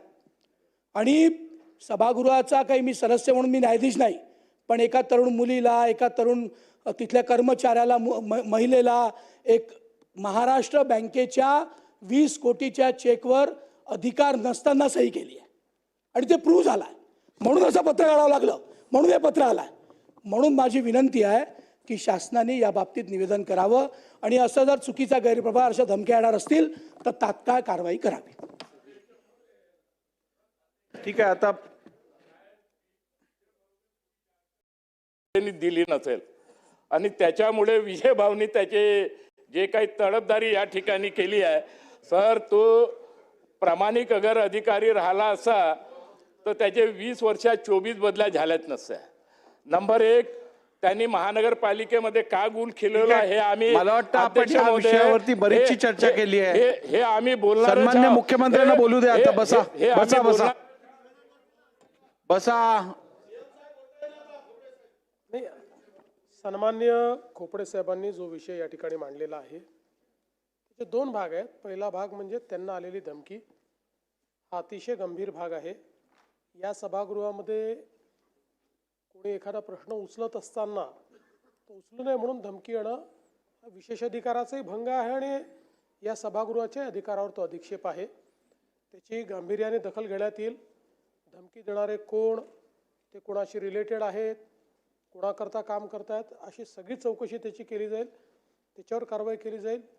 दुसरा जो प्रश्न त्यांनी तुकाराम मुंढे आणि बाकी कारभाराच्या संदर्भात मांडला आहे, त्या संदर्भात सगळी माहिती घेऊन त्या संदर्भातलं वस्तुस्थिती दर्शक निवेदन या सभागृहामध्ये केलं जाईल. धन्यवाद. चला, नाही आता लक्षवेधी घ्या. लक्षवेधी क्रमांक 1 बोला. 2 मिनिटं. बघा, हे असं चालू होतं. अध्यक्ष महोदय, अख्खा वेळ याच्यात जाणार. पॉइंट ऑफ इन्फॉर्मेशन साहेब, आज सकाळी 7 वाजता, आज सकाळी 7 आणि 8च्या मध्यंतरी वर्सोवा मेट्रो पिल्लर नंबर 8 येथे, होऊ दे आता द्यायलाच लागणार तुम्हाला, होऊ दे त्यांचं. महत्वाचा विषय, आज सकाळी 7:30 वाजता Versova metro pillar number 8 Avinash टावरच्या समोर CC रोड हा खचला आहे. आज जवळपास 7 फूट खचलेला आहे. आज खचलेला आहे. 20 दिवसा अगोदर DN नगर मेट्रो स्टेशनच्या खाली पण हीच घटना घडली होती. त्यावेळी पण मी पूर्ण सखोल चौकशीची मागणी केली होती आणि यावेळी पण आता जर असं या प्रकारे जो घडलेला आहे. खोपडे साहेब, चला, समजला विषय, समजला. नागपूर बिबट्या हा 15 दिवस झाले नागपूर शहरामध्ये घुसलेला आहे. 15 दिवसा अगोदर वनमंत्री या ठिकाणी खोपडे साहेब, या विषयातली लक्षवेधी आहे त्यावेळेला बोला. लक्षवेधी क्रमांक 1 झालं ना. लक्षवेधीच्या वेळेला बोला. लक्षवेधीच्या वेळेला बोला. सत्ताधारी पक्षाचे लोक हे करतात. चला बोला. अहो आज बिबट्या आहे हो, बिबट्या लक्षवेधी 5वी लक्षवेधी बिबट्यावर आहे. खोपडे साहेब 5वी लक्षवेधी बिबट्यावरच आहे. तुम्ही ऐकूनच घेत नाही. सीएम आल्यावर बोला. ते सांगा, तुम्हीच सांगा बाबा. आता बोलायचंय सीएम आल्यावर बोलायचंय. तुम्ही आम्हाला बोलू दिलं नाही 5वी लक्षवेधी आहे म्हणून. ठीक आहे चला, लक्षवेधी क्रमांक 1 बोला. म्हणजे लक्षवेधी क्रमांक 1 छापल्यासारखं कोण उत्तर छापल्याप्रमाणे साहेब ओके तिकडे येस भोयर साहेब नाही अध्यक्ष महोदय, या रोहित आर्याच्या संदर्भामध्ये त्यावेळच्या सगळ्या माहितीमध्ये उघड झाला आहे की आर्या आपला याची जी कंपनी आहे रोहित आर्याची, रोहित अशोक आर्या, आणि हे सगळं उत्तर एकदम गोलमटोल दिलं आहे. मला या संदर्भातले 3-4च प्रश्न अपेक्षित आहेत की हा सांगत होता त्यावेळेस, त्याचा व्हिडिओ आलाय, मी टेररिस्ट नाही हा सांगत होता. हा वाघमारे नावाचा माणूस पर्टिक्युलर कसा मिळाला होता तिथे, एन्काउंटर स्पेशालिस्ट? पर गोळी घालताना तो पायातही घालू शकला असता. त्याच्या हातात कुठलं वेपन्स होतं की तो हे करत होता? बघा हे जे उत्तर आहे अध्यक्ष महोदय, एका माणसाने शासकीय कंत्राट घेतलं, शासकीय कंत्राटांची बिलं दिली नाही म्हणून त्यांनी 4 वेळा शासनाला निवेदन देऊन उपोषणाची धमकी दिली, आंदोलनाची धमकी दिली. तत्कालीन मंत्री त्यांच्या विरुद्ध त्यांनी तक्रार केली. त्याचे सगळे मेसेजेस, सर्व माहिती वाचून दाखवून असेल तर ते किती झालंय तर 1 तासभर लागेल त्या दोघांच्या झालेल्या संवादामध्ये, यांनी पाठवलेल्या मेसेजेसमध्ये. अध्यक्ष महोदय, प्रश्न असा आहे की एखाद्या कंत्राटदाराचा खून आहे असं आम्ही मानतो, पैसे न देता त्याचा खून गेला आहे. अध्यक्ष महोदय, माझी स्पष्टपणे आपल्याकडे एक मागणी आहे आणि यामधून आम्हाला उत्तर अपेक्षित आहे. तो सांगत होता की मी टेररिस्ट नाही आहे, मला संवाद साधायचा आहे, मी अडचणीत आहे, मी काम केलं आहे, मला पैसे मिळत नाहीत. हे वारंवार ओरडून सांगत असताना सुद्धा डायरेक्ट घेतली बंदूक त्या वाघमाऱ्यानी आणि ठोकून दिला आणि घेतला जीव त्याचा. अध्यक्ष महोदय, म्हणून माझे प्रश्न असे आहेत की या बॅलिस्टिकचा फॉरेन्सिक रिपोर्ट काय आहे हे पहिला. त्याला जी गोळी मारण्यात आली ती किती अंतरावरून मारली, कुठून मारली याचा रिपोर्ट आला असेल. ती गोळी मारताना त्याचा जागीच मृत्यू झाला, दवाखान्यापर्यंत नेण्याचा फार झाला. त्याला ती कमरेच्या खाली मारावं. तो जर टेररिस्ट नसेल, कुठं काही धमकी दिली असेल तर तेही करून त्याला किंवा हातालाही मारता आलीस, पण त्याचा खून केला म्हणून त्या निमित्तानं ती गोळी ज्यावेळेस मारली गेली, गोळी मारण्यात आली, ती कुठून आणि किती अंतरावर मारली गेली, कोणत्या नियमानं त्याचं खून केलं गेलं? खरं नियम सांगा मला, त्याचं काय होतं त्याच्या हातात तर. आणि एन्काउंटरसाठी वाघमारे यांनाच का आणण्यात आलं? स्थानिक पोलीस होते, त्याला कुठून बोलवलं, कोणी बोलवलं? दुसरा कोणता अधिकारी नव्हता का? एन्काउंटर स्पेशालिस्टलाच का आणलं? आणि तिसरा महत्वाचा विषय असा आहे अध्यक्ष महोदय, माजी मंत्री महोदय यांचे नाव ज्या ठिकाणी घेण्यात आले त्यांची चौकशी झाली का? ज्या मंत्र्याचं नाव घेण्यात आलं त्याची चौकशी केली गेली का? त्याच्याकडे पोलीस पोहोचले का? त्यांचं बयान घेतलं गेलं का? ही माहिती आमच्या पुढे आली पाहिजे अध्यक्ष महोदय. आणि यामध्ये काय समोर आलं केली असेल तर ती सुद्धा माहिती आमच्या गृहराज्यमंत्री महोदयांनी दिली पाहिजे, सरकारने दिली पाहिजे. मला आज 6 लक्षवेध पूर्ण करायचे आहेत. मी ऐका फक्त आपल्याला नाही, सभागृहाला मी सांगू इच्छितो की 2:15 वाजता आपण बिलं घेणार आहोत आणि त्यानंतर ताबडतोब आपण प्रस्तावावरती चर्चा चालू करणार आहोत. हो करू ना. मग बिलावर चर्चा जर होत असेल करू प्रस्तावावर होईल ना? प्रस्तावावर होईल की बिलावर? आपण लक्षवेधी झाल्यानंतर बिलं घेणार आहोत, त्याही झाल्यानंतर आपल्याला प्रस्ताव पण सुरू करायचा आहे. ठीक. त्यामुळे थोडक्यात सगळ्यांनी लक्षवेधी थोडक्यात मांडा. म्हणून माझं मंत्र आहे अध्यक्ष महोदय, आमचा प्रश्न असा आहे, ज्या माजी मंत्री महोदयाचं नाव घेतलं गेलं त्याची वैद्यकीय त्याची चौकशी झाली काय, त्यामध्ये काय समोर आलं हे सुद्धा या सभागृहाला कळलं पाहिजे. मानवी हक्काचे आयोग जे आहेत त्यांच्या समितीमध्ये त्यावेळेस जे आहेत ते दोषी आहेत की नाही यावर काय कारवाई झाली किंवा कोण होते, आणि यामध्ये त्यांच्यावर कारवाई करताना या माणसाच्या संदर्भात हा जो आर्या नावाचा माणूस आहे, रोहित आर्या, आणि याची देयके सरकारकडे बाकी आहेत की नाही, त्यांनी काम केलं की नाही, आणि काम केलं असेल तर तो देयके मागण्यासाठी किंवा त्याचे जे काही पैसे घेतले गेले त्यावेळेसच्या तत्कालीन मंत्र्यांनी ते पैसे घेऊन घेतलेत असा सुद्धा त्यांच्या संदर्भातला त्या आर्याचा, रोहित आर्याचा आरोप होता. मी काम केलं आणि माझ्या बिलाचे पैसे त्यांनी उचलून घेतलेत. तर या सगळ्या प्रकरणाची चौकशी करत असताना त्यामध्ये या रोहित आर्याला जी गोळी घातल्या गेली तो अधिकारी दोषी आहे, कारण त्याचा खून केला गेला आहे. त्या संदर्भात सुद्धा काय चौकशी केली हे सुद्धा माहिती महाराष्ट्राला कळली पाहिजेत. म्हणून मी विचारलेल्या 3-4 प्रश्नाची, पहिला एक, फॉरेन्सिक आपण या संदर्भातली बॅलिस्टिक फॉरेन्सिकचा रिपोर्ट काय आहे, पहिला प्रश्न. दुसरा प्रश्न, एन्काउंटरसाठी वाघमारेच यांना का आणण्यात आलं? असा कोणता तो काय टेररिस्ट होता हा? कारण हा एन्काउंटर स्पेशालिस्ट आहे म्हणून दुसरा प्रश्न आहे की त्यालाच का आणण्यात आलं? तिसरा प्रश्न, माजी मंत्री महोदयांचं नाव समोर आलं आहे, त्याची चौकशी झाली काय? तिसरा प्रश्न, आणि मानवी हक्क आयोग आहे यांच्या समितीमध्ये कोण कोण होते की ज्यांनी दोषी धरला आहे, त्यांच्यावर काय कारवाईमध्ये, त्या कारवाईमध्ये का दिरंगाई होत आहे, या संदर्भातली माहिती आपण द्यावी. हे माझे 3 प्रश्न आहेत अध्यक्ष महोदय. चला मंत्री महोदय, उत्तर होऊ द्या, उत्तर होऊ द्या, उत्तर होऊ द्या, उत्तर होऊ द्या.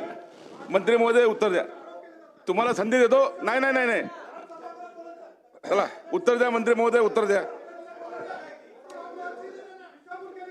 आपण हे बघा, आपल्याला संधी मिळेल, आपण खाली बसा, पहिले उत्तर होऊ द्या. नाही नाही, चला भोयर साहेब आपण उत्तर द्या, उत्तर द्या. अध्यक्ष महोदय, उत्तर द्या. तुम्हाला संधी देऊ, तुम्ही खाली बसा, खाली बसा. आता ऐका, नाही नाही नाही,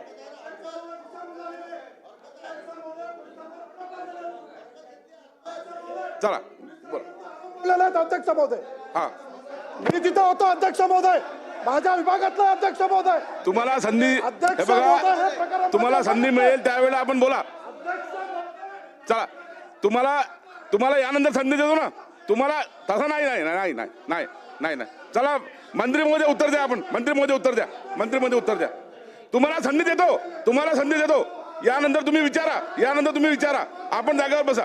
यानंतर तुम्ही विचारा, यानंतर तुम्ही विचारा. चला मंत्री महोदय, तुम्हाला संधी देतो, बोला. मंत्री अध्यक्ष महोदय, सभागृहाचे वरिष्ठ सदस्य सन्माननीय विजयराव वडेट्टीवार यांनी अतिशय संवेदनशील मुद्दा या ठिकाणी मांडला. त्यांनी थोडी त्या घटनेची पार्श्वभूमी जर का समजून घेतली असती तर मला असं वाटतं की त्यांनी हा प्रश्नच लक्षवेधी या ठिकाणी उपस्थित केली नसती. बिजूभाऊ, त्या ठिकाणी ऑडिशनच्या नावाखाली ह्या व्यक्तीने 20 मुलं एकत्रित केले. ते मुलं मुली एकत्रित होते. ते फक्त 7 आणि 14 वर्ष वयोगटातले होते.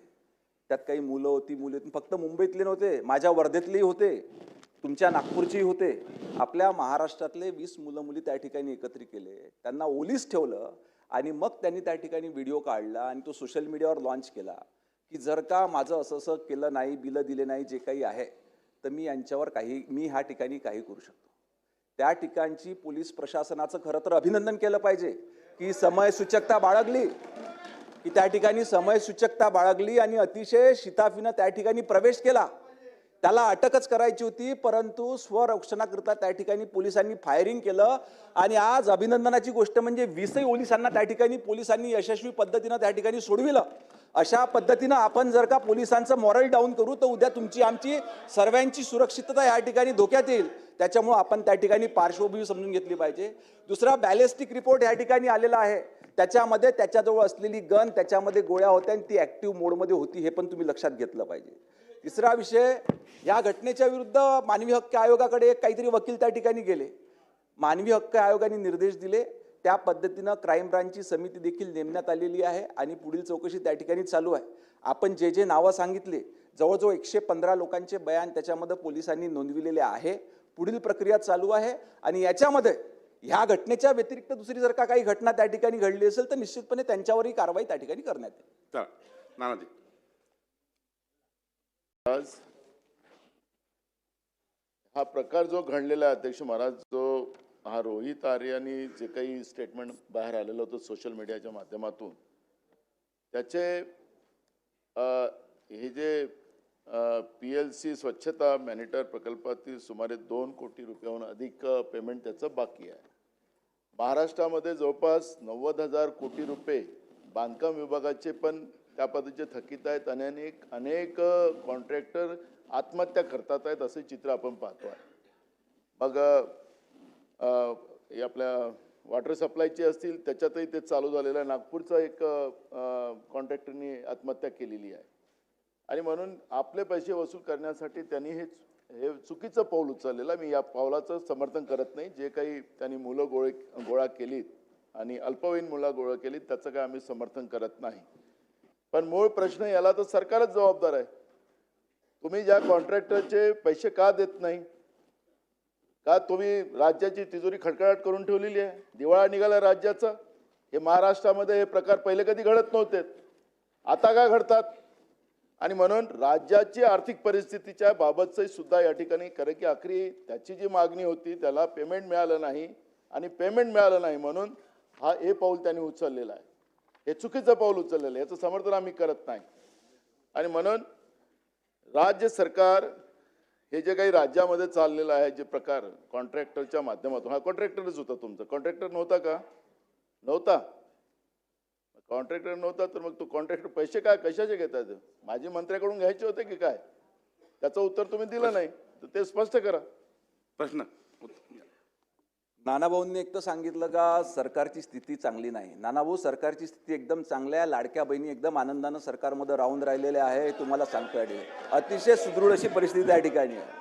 परंतु सरकारची ह्या पद्धतीनं जर का कोणी चुकीची बिलं त्या ठिकाणी सादर करत असतील, त्यांनी सर्वात पहिले त्यांचं बिल होतं जे CSRच्या माध्यमातून त्यांनीच प्रकल्प आणला होता की आम्ही CSRच्या माध्यमातून हा प्रकल्प राबवितो. 9,90,000चं पूर्ण पेमेंट त्यांना त्या ठिकाणी देण्यात आलं. नंतर हा कन्सल्टंट होता, हा कॉन्ट्रॅक्टर नव्हता, हा कन्सल्टंट होता त्या ठिकाणी. माझी शाळा सुंदर शाळा करिता हे करणारी एक कंपनी होती, प्रमोशन करणारी.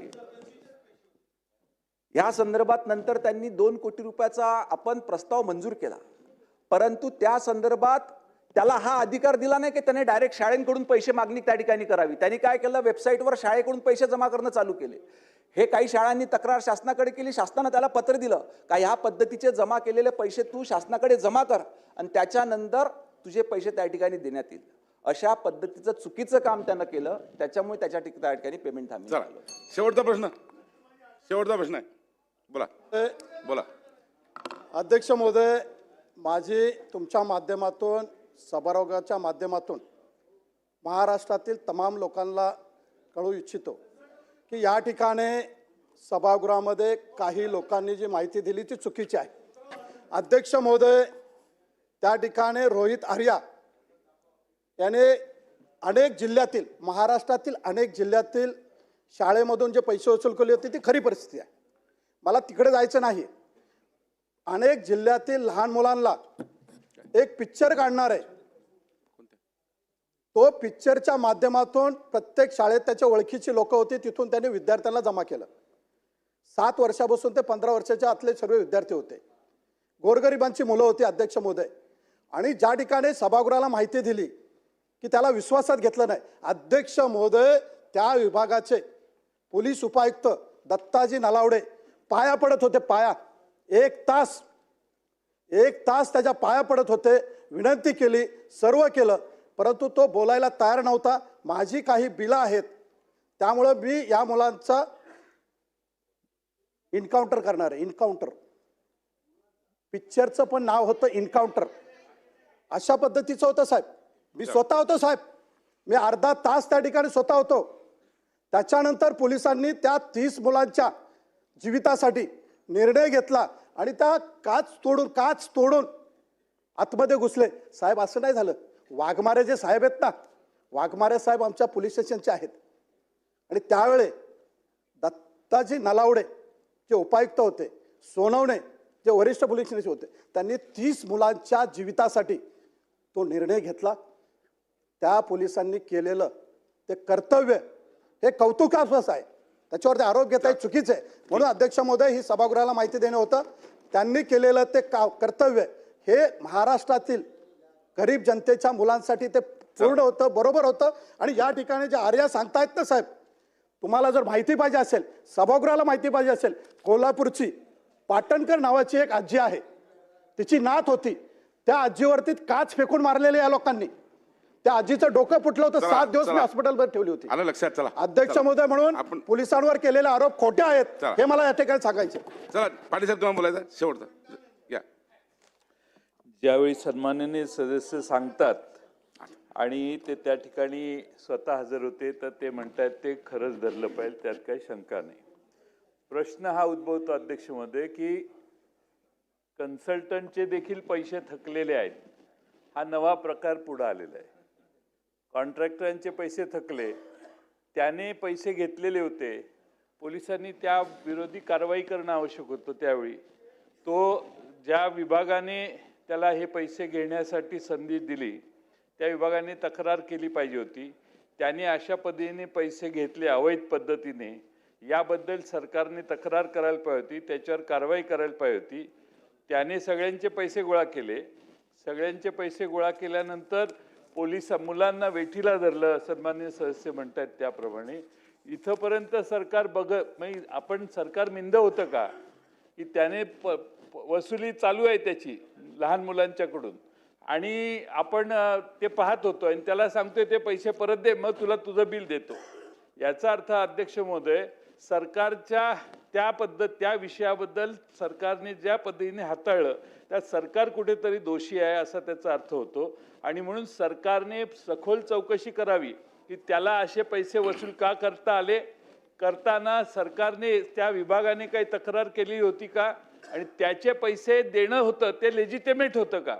जर ते लेजिटिमेट होतं म्हणजे आपण दिरंगाई केली असेल तर त्या बाबतीत जे जबाबदार कर्मचारी आणि अधिकारी होते त्यांच्यावरही कारवाई करावी. एक प्रश्न यांनी केला, तो सन्माननीय सदस्यांनी सांगितला, त्यावर कारवाई झाली, त्याचं समर्थन कोणीच करणार नाही. पण हा सगळा प्रकार कशामुळे झाला. आणि कॉन्ट्रॅक्टर अध्यक्ष महोदय, आता तर कॉन्ट्रॅक्टरांचे असे आत्महत्येचे प्रकार हळूहळू वाढायला लागलेत. पण आता कन्सल्टंटचे पैसे सरकार अशा पद्धतीनं ठेवले असतील तर त्याचा योग्य तो खुलासा झाला पाहिजे. नाहीतर लोकांचा गैरसमज असा होईल की कन्सल्टंटचे पैसेही तुम्ही ठेवलेले आहेत. त्यामुळे याची सखोल चौकशी करून अधिवेशनाच्या आधी एक निवेदन सरकार करेल काय. चला मंत्री महोदय. सन्मान्य जयंतराव पाटील साहेबांनी जो मुद्दा उपस्थित केला त्याच्या अनुषंगाने आपल्याला माहिती सांगतो की पहिला टप्पा जो करण्यात आला ह्या स्वच्छता मॉनिटरिंग अभियानाचा, तो पहिला टप्पा 27/9/2022 आणि दुसरा टप्पा 30/6/2023 देण्यात आला. ह्या दोन्ही त्याची 9,90,000 कन्सल्टन्सी फी देण्यात आली. नंतर त्यांनी एक मोठा प्रस्ताव शासनाला दिला. शासनाला त्या मोठ्या प्रस्तावामध्ये असं लक्षात आलं की याचा आउटकम त्या प्रमाणात नाही आहे, त्याच्यामुळे कुठलाही वर्क ऑर्डर त्याला ह्या तिसऱ्या टप्प्याचा देण्यात आला नाही. त्यांनी फक्त प्रस्ताव दिला होता आणि तो एक प्रेशर क्रिएट करायचा की ह्या प्रस्तावाला मान्यता न द्या, मला बिलं द्या म्हणून. एक तुम्ही विषय समजून घेतला पाहिजे. कुठलेही पैसे त्याच्याकडे प्रलंबित नव्हता. पहिला आणि दुसरा टप्पा जो होता तो CSR ऍक्टिव्हिटीच्या अंतर्गत करण्यात आला. त्याचे पूर्ण 9,90,000 त्याला देण्यात आले. नंतर त्यांनी तिसऱ्या टप्प्यासाठी एक प्रस्ताव सादर केला शासनाकडे की बाबा 2 कोटीचा हा प्रस्ताव आहे, याला देखील तुम्ही मान्यता द्यावी आणि मला पैसे देण्यात यावे. सरकारला त्याच्यामध्ये आउटपुट दिसून येत नव्हतं की बाबा जर का 2 कोटी खर्च करून याचं काहीतरी आउटपुट आपल्याला होईल. त्याच्यामुळे तो प्रस्ताव त्या ठिकाणी मान्य झाला नाही, म्हणून त्यांनी ह्या पद्धतीचं कृत्य केलं. दुसरं आपली जी मागणी आहे, माननीय आयोगानं दिलेल्या निर्देशानुसार मुंबई क्राईमब्रांच ह्या ठिकाणी तपासणी अधिकारी नेमणूक केलेली आहे. त्याची तपासणी सुरू आहे. 115 लोकांचे त्याच्यामध्ये स्टेटमेंट घेण्यात आलेले आहे आणि 8 जानेवारीला पुन्हा आयोगासमोर त्या ठिकाणी तारीख लागलेली आहे, दुसरी तारीख, तेव्हा पूर्ण खुलासा त्या ठिकाणी होईल. चला चला पुढे जाऊया नाही नाही आता पुढे जाऊया नानाजी, काय हरकत आहे. नाही हा हरकत. या आर्य जे आहेत यांनी शाळांकडून पैसे वसूल केलेले होते आणि ते तक्रार आमच्याकडे आल्यानंतर मग आम्ही त्यांना इकडे अडवण्याचं काम सुरू केलं. मगाशी तुम्ही उत्तरात सांगितलं. मग ज्यावेळेस तो शाळेकडून पैसे वसूल करत असताना त्यावेळेस तुम्ही ऍक्शन का नाही घेतली त्याच्यावर? त्यावेळेस का ऍक्शन घेतली नाही? त्यावेळेस ऍक्शन घेतली असती तर हे पोरं त्याला ताब्यात घेण्याचं काही कारण पडलंच नसतं. त्याच वेळेस त्याला आपण पनिशमेंट देऊ शकलो असतो. जयंत पाटलांनी जसं सांगितलं की सरकार निंद होतं का, बरोबर आहे. आखरी तुम्ही जे चुकलात सुरुवातीला आणि ते आमचे सहकारी विधिमंडळाचे सदस्य लांडे सांगतात त्याप्रमाणे तो इम्जिकल होता. तर कन्सल्टंट आता इम्जिकल नेमताय का सरकार? चला उत्तर द्या मंत्री महोदय. मान्य महोदय, पहिला आणि दुसरा टप्प्या झाल्यानंतर त्यांनी तिसरा प्रस्ताव जो बनविला तो पूर्ण कॉन्फिडेंट होता की हा माझा तिसरा प्रस्ताव देखील मान्य होईल. आणि त्यांनी परस्पर त्या ठिकाणी स्वतःच्या वेबसाईटच्या माध्यमातून सोशल मीडियाच्या माध्यमातून काही शाळांकडून पैसे गोळा केले. ज्यावेळेस शासनाकडे ही तक्रार प्राप्त झाली, शासनानं तातडीनं त्याला खुलासा मागितला. शासनानं तातडीनं खुलासा त्या ठिकाणी सांगितला. त्याच्यामुळे शासन इथे कुठेही दोषी नाही. चला लक्षवेधी क्रमांक 2. अध्यक्ष महोदय, लक्षवेधी क्रमांक 2 वितरित केल्याप्रमाणे. अध्यक्ष महोदय, भटक्या कुत्र्यांच्या उपद्रवाबद्दलची आणि त्यांच्याकरता सर्वोच्च न्यायालयाच्या आदेशानुसार निवारे उभे करण्याच्या संदर्भातली अत्यंत महत्त्वपूर्ण अशा विषयावरची लक्षवेधी आहे. अध्यक्ष महोदय, सरकारने उत्तर खूप मोठं दिलंय. सरकारने सकारात्मक पद्धतीने उत्तर देण्याचा प्रयत्न केलेला आहे.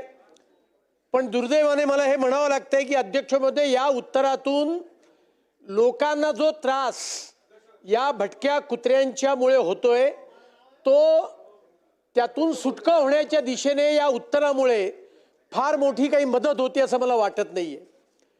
आणि सरकारने एक ठोकळेबाज उत्तर त्या ठिकाणी दिलेलं आहे. मुंबई शहरामध्येच सरकारच्या उत्तराप्रमाणे सुमारे 90,000 भटके कुत्रे त्या ठिकाणी आहेत.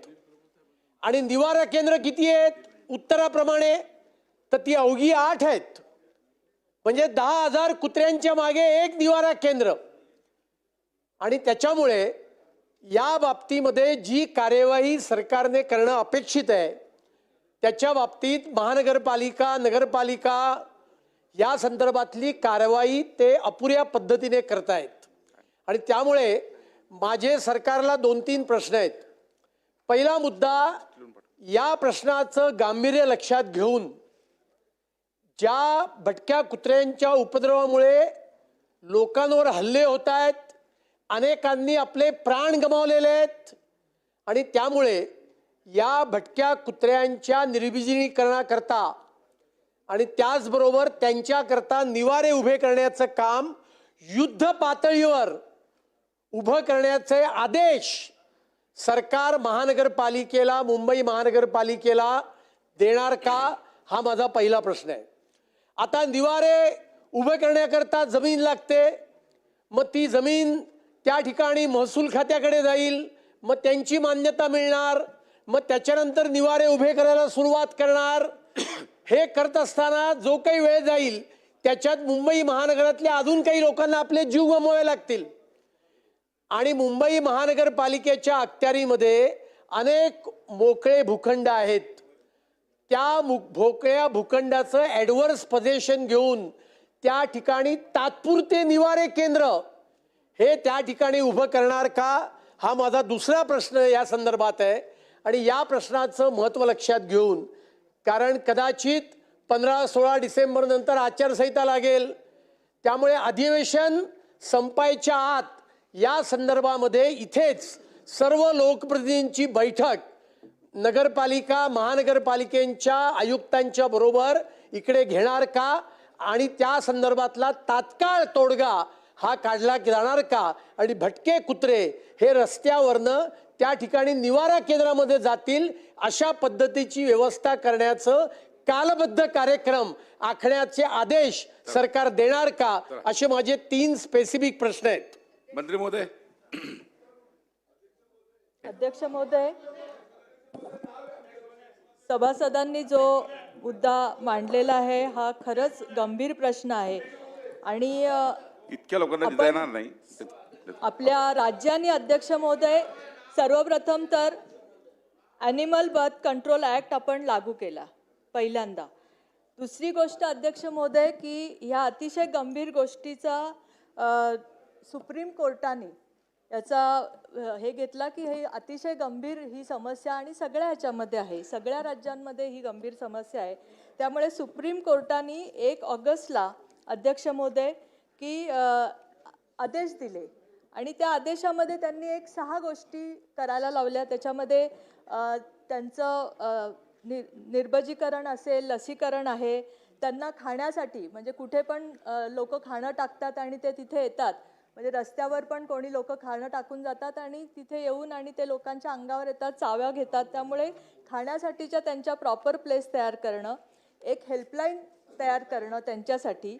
दुसरं शेल्टरची योजना, एक आराखडा त्या स्वायत्त संस्थांनी आखणं शेल्टरसाठी, अँटी रेबीज लस उपलब्ध करून ठेवणं आणि जंतू निर्मूलन करणं. ह्या गोष्टी सुप्रीम कोर्टाने निर्देश दिले अध्यक्ष महोदय. सुप्रीम कोर्टाच्या निर्देशानंतर सुद्धा हे खूप जेव्हा इम्प्लिमेंट होत नव्हतं त्यावेळेस 3 ऑगस्टला अध्यक्ष महोदय सगळ्या देशभरामधल्या सगळ्या राज्यांच्या मुख्य सचिवांची सुनावणीच्या वेळेस सुप्रीम कोर्टाने त्यांना बोलवलं आणि सगळे सचिव सगळ्या राज्यांचे ह्याला हजर होते. आणि ह्या सचिवांनी जेव्हा आपले महाराष्ट्र राज्याचे सचिव पण हजर होते, यांनी आल्यानंतर अध्यक्ष महोदय सगळ्या विभागाच्या बैठका घेतल्या. सगळ्या विभागाच्या मुख्य सचिवांना बोलवून अध्यक्ष महोदय हे निर्देश देण्यात आलेले आहेत की सुप्रीम कोर्टाच्या ज्या ह्या 6 गोष्टी आहेत ज्या इम्प्लिमेंट करायच्या आहेत, याच्यासाठी त्यांनी तसे पुढे GR काढावेत किंवा सगळ्या महानगरपालिकेला तर आपण सगळ्यांना कळवलंय, नगरपालिकांना कळवलंय.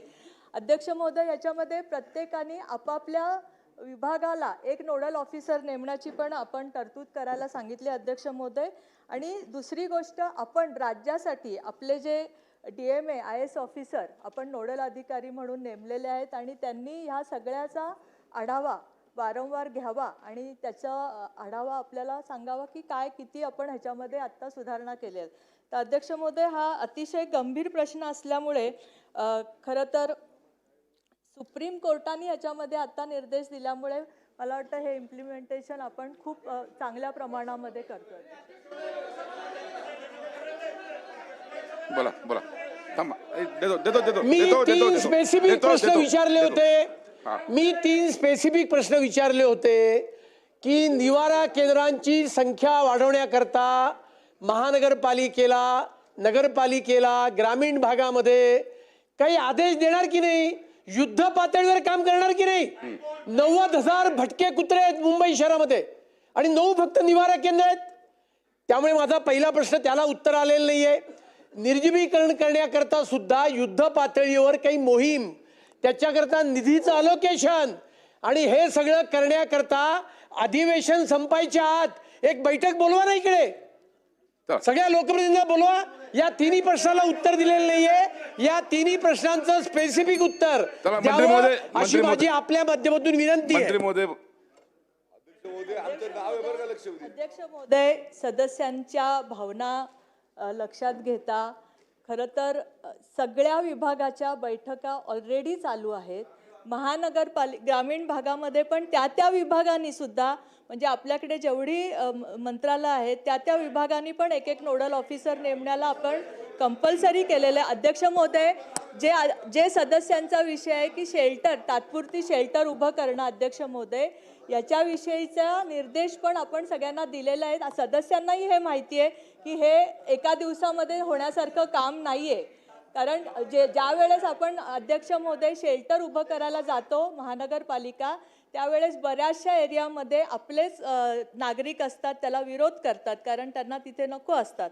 त्यामुळे अध्यक्ष महोदय, या सगळ्या गोष्टी इम्प्लिमेंट करायला निश्चितच वेळ लागणार आहे. ऑगस्टला 3 ऑगस्ट नंतर जेव्हा आपल्याला हे निर्देश आले अध्यक्ष महोदय, आणि आपण सदस्यांनी सांगितलं तसं युद्ध पातळीवर ह्याच्या मीटिंग चालू आहेत आणि आपण त्याचे निर्देश. सुनील प्रभू, सन्मान्य सुनील प्रभू. अध्यक्ष महोदय, माझी उत्तराला हरकत आहे. सन्माननीय सदस्य अतुल भातखळकर, मी पॉइंटेड बोलतो अध्यक्ष महोदय. सन्माननीय सदस्य अतुल भातखळकर यांनी प्रश्न असा विचारला की निर्बीजीकरण होत नाहीये, निवारा केंद्र बांधायची आहेत आणि ते आदेश आपण देणार का. आज तुम्ही या सभागृहातून आदेश दिले पाहिजे. दुसरी गोष्ट अशी की न्यूडल ऑफिसर आपण IS अधिकारी नेमलेत. हे IS अधिकारी जे आता निवारा केंद्र जिकडे बांधणार आहेत तिकडे कधी AC कॅबिनमधून बाहेर जाणार आहेत का. महानगरपालिकेचे अधिकारी AC कॅबिनमधून या सगळ्या गोष्टीसाठी कधी विभागात फिरतात का. याची अंमलबजावणी कशी करणार. 10,000 कुत्रे आणि एक तिकडे निवारा केंद्र, कसं काय नाही एका ठिकाणी 10,000 बसतील असं निवारा केंद्र आपण कुठे बांधणार आहात? तर मुंबई शहराच्या बाहेर बांधा, पण ही व्यवस्था करा. केवळ आपण या ठिकाणी या इकडे उत्तर देऊन समाधान करू शकणार नाही. आणि माझा असा प्रश्न आहे आपल्याला की आमदार जे आहेत ते गल्लीबोळात फिरतात, लोकांचे प्रश्न त्या ठिकाणी ऐकतात, आणि समजा आमदार तिकडे वस्तीत गेला आणि गल्लीबोळात त्याला कुत्रा चावला तर आपण काय करणार आहात हे आधी अगोदर सांगा. आणि म्हणून अध्यक्ष महोदय मी गंभीर बोलतोय, अध्यक्ष महोदय मी गंभीरतेने बोलतोय. जेव्हा आम्ही वस्त्यांमध्ये फिरतो ना तर कुत्रेच आमच्या मागे लागतात, कुत्रे मागे लागतात. आणि जो चावला तर केवढं मोठं माहित नाही त्याच्यावर संकट असतं. आणि म्हणून हा मजेचा विषय नाहीये. अध्यक्ष महोदय अत्यंत गंभीरपणे बोलतोय. रात्री अपरात्री लोक बाहेर पडू शकत नाही, महिला चालू शकत नाही, अंगावरती येतात. बरं अॅनिमल प्रोटेक्टर देखील याच्यावर आवाज उठवतात.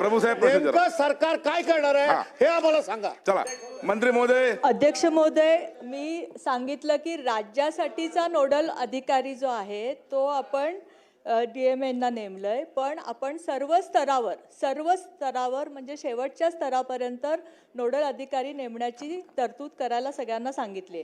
अध्यक्ष महोदय, सगळे आमदारांच्या भावना याच्यामध्ये खूप तीव्र आहेत. तुमच्याबरोबर मी पण आमदार आहे अध्यक्ष महोदय, त्यामुळे मलाही ह्याच्याबद्दलची कल्पना आहे की हा विषय किती गंभीर आहे.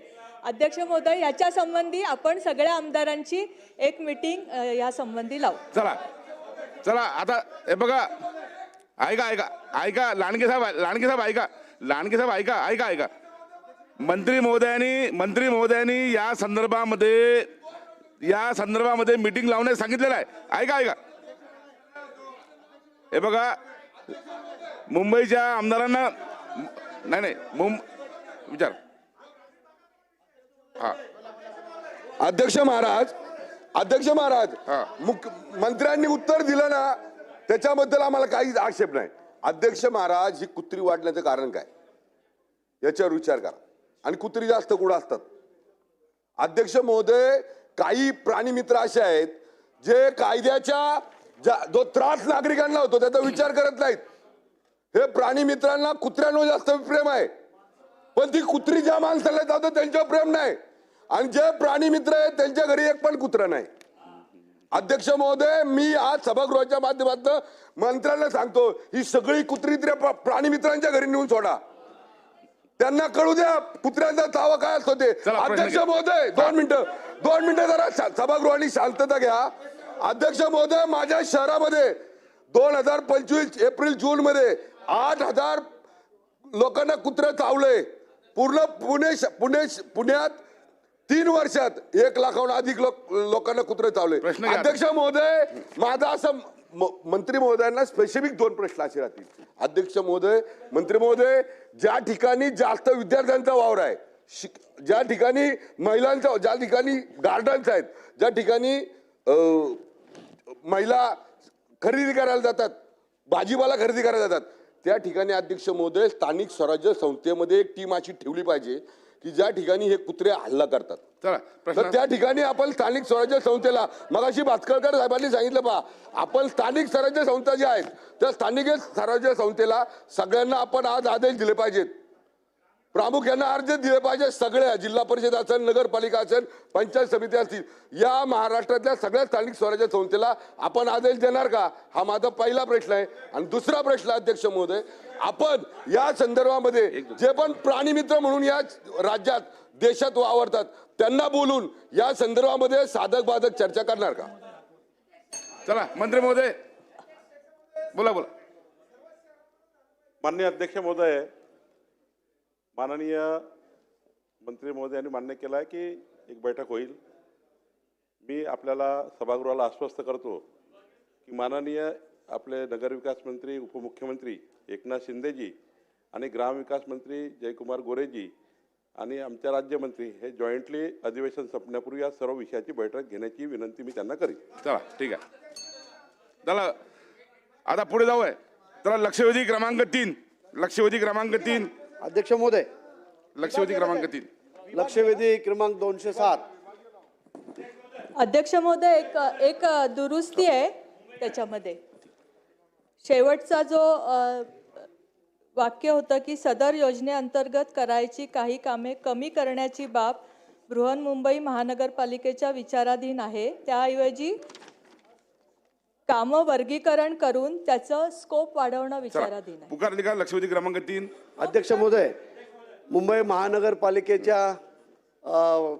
महानगरपालिकेमध्ये आज मुंबईमध्ये कमीत कमी 60% ही झोपडपट्टी आहे आणि या झोपडपट्टीमध्ये मुंबई महानगरपालिका दत्तक वस्ती म्हणून वापरते आणि हे दत्तक वस्तीचे जे कामगार आहेत ते फक्त 2च तास काम करतात, बाकीच्या तासात ते निघून जातात. याचं कारण एवढंच आहे की मुंबई महानगरपालिकेच्या दत्तक वस्तीचे जे कामगार आहेत, आज मुंबई महानगरपालिका ही जगप्रसिद्ध महानगरपालिका आहे. अख्ख्या हिंदुस्थानामध्ये 1 नंबर असणारी मुंबई महानगरपालिका आहे आणि या महानगरपालिकेचे जे कॉन्ट्रॅक्ट पद्धतीचे कामगार आहेत त्या कामगारांना फक्त 180 रुपये वेतन भेटतो दिवसाला. 180 वेतन. एवढी मोठी महानगरपालिका आणि महानगरपालिका एवढी मोठी असून पगार एकदम कमी देतोय आणि हा पगार कुठून काढायचा तर झोपडपट्टीमध्ये जे साफसफाई करायला जातात ते कामगार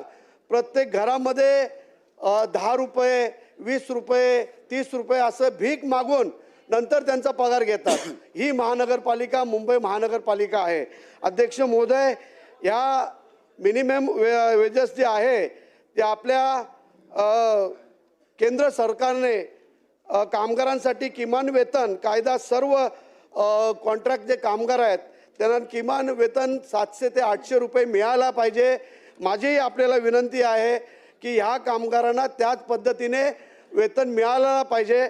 आज त्या कामगार गटर साफ करतात, शौचालय साफ करतात, ते कामगार घरोघरी जाऊन कचरा जमा करतात, तेच कामगार कुठे अर्जंट जर कुठल्या महानगरपालिकेच्या अधिकाऱ्याला साफसफाई करायचं असेल तर ते दत्तक वस्तीचे कामगारच बोलवतात आणि त्यांना काम करायला सांगतात. आज मुंबई महानगरपालिकेचा कामगार जो परमनंट आहे तो परमनंट कामगार कमीत कमी 50 ते 60 हजार रुपये पगार घेतो आणि या दत्तक वस्तीच्या कामगारांना फक्त 180 रुपये पर डे देतात. माझी विनंती आहे आपल्याला की त्यांचं कमीत कमीत वेतन वाढवायला पाहिजे, किमान वेतनप्रमाणे त्यांना वेतन मिळायला पाहिजे अशी माझी आपल्याला इच्छा आहे. मंत्री महोदय उत्तर देणार. अध्यक्ष महोदय, जे मुंबईमध्ये 2001ला जी दत्तक वस्ती योजना होती ती रद्द करून 2012ला ही नवीन स्वच्छ मुंबई प्रबोधन अभियान म्हणून ही योजना आली. अध्यक्ष महोदय, याच्यामध्ये 150 घरांचं एक युनिट केलं गेलं आणि त्या एका युनिटसाठी दर महिना सरकार 5400 रुपये आणि 600 रुपये प्रबोधनासाठी असे त्यांना 6000 रुपये देतात. आणि हे कसं आहे की ज्या स्वयंसेवी संस्था पुढे येतील आणि स्वतः की बाबा अशासकीय संस्था सगळ्या की ह्याच्यामध्ये काम करायला ज्या पुढे येतील, ज्यांना असं वाटतं की आपली वस्ती स्वच्छ राहायला पाहिजे, त्या वस्तीतल्या लोकसहभागातून ती योजना राबवावी अशी संकल्पना आहे अध्यक्ष महोदय. त्यामुळे आपण जे हे 6000 रुपये देतो आणि घरटी 20 रुपये गोळा करायचे आणि कमर्शियल असेल तर 50 रुपये असे गोळा करून त्याला जे काही 10-1 हजार रुपये मिळतील त्याच्यामध्ये त्यांनी स्वच्छता करण्यासाठीची उपकरणं खरेदी करायची त्या संस्थेने आणि त्या वस्तीमधले जे मेडिकल हे घेऊन चांगले जे आहेत लोक जे स्वतःहून वस्तीची स्वच्छता करायला पुढे येतात त्यांच्याकडनं ती स्वच्छता करून घ्यायची अशी ही योजना आहे अध्यक्ष महोदय. त्याच्यामुळे स्वयंसेवक असल्यामुळे ह्यांना कुठल्याही पद्धतीचं किमान वेतन कायदा लागू होत नाही अध्यक्ष महोदय, म्हणून आपल्याला तो देता येत नाही. चला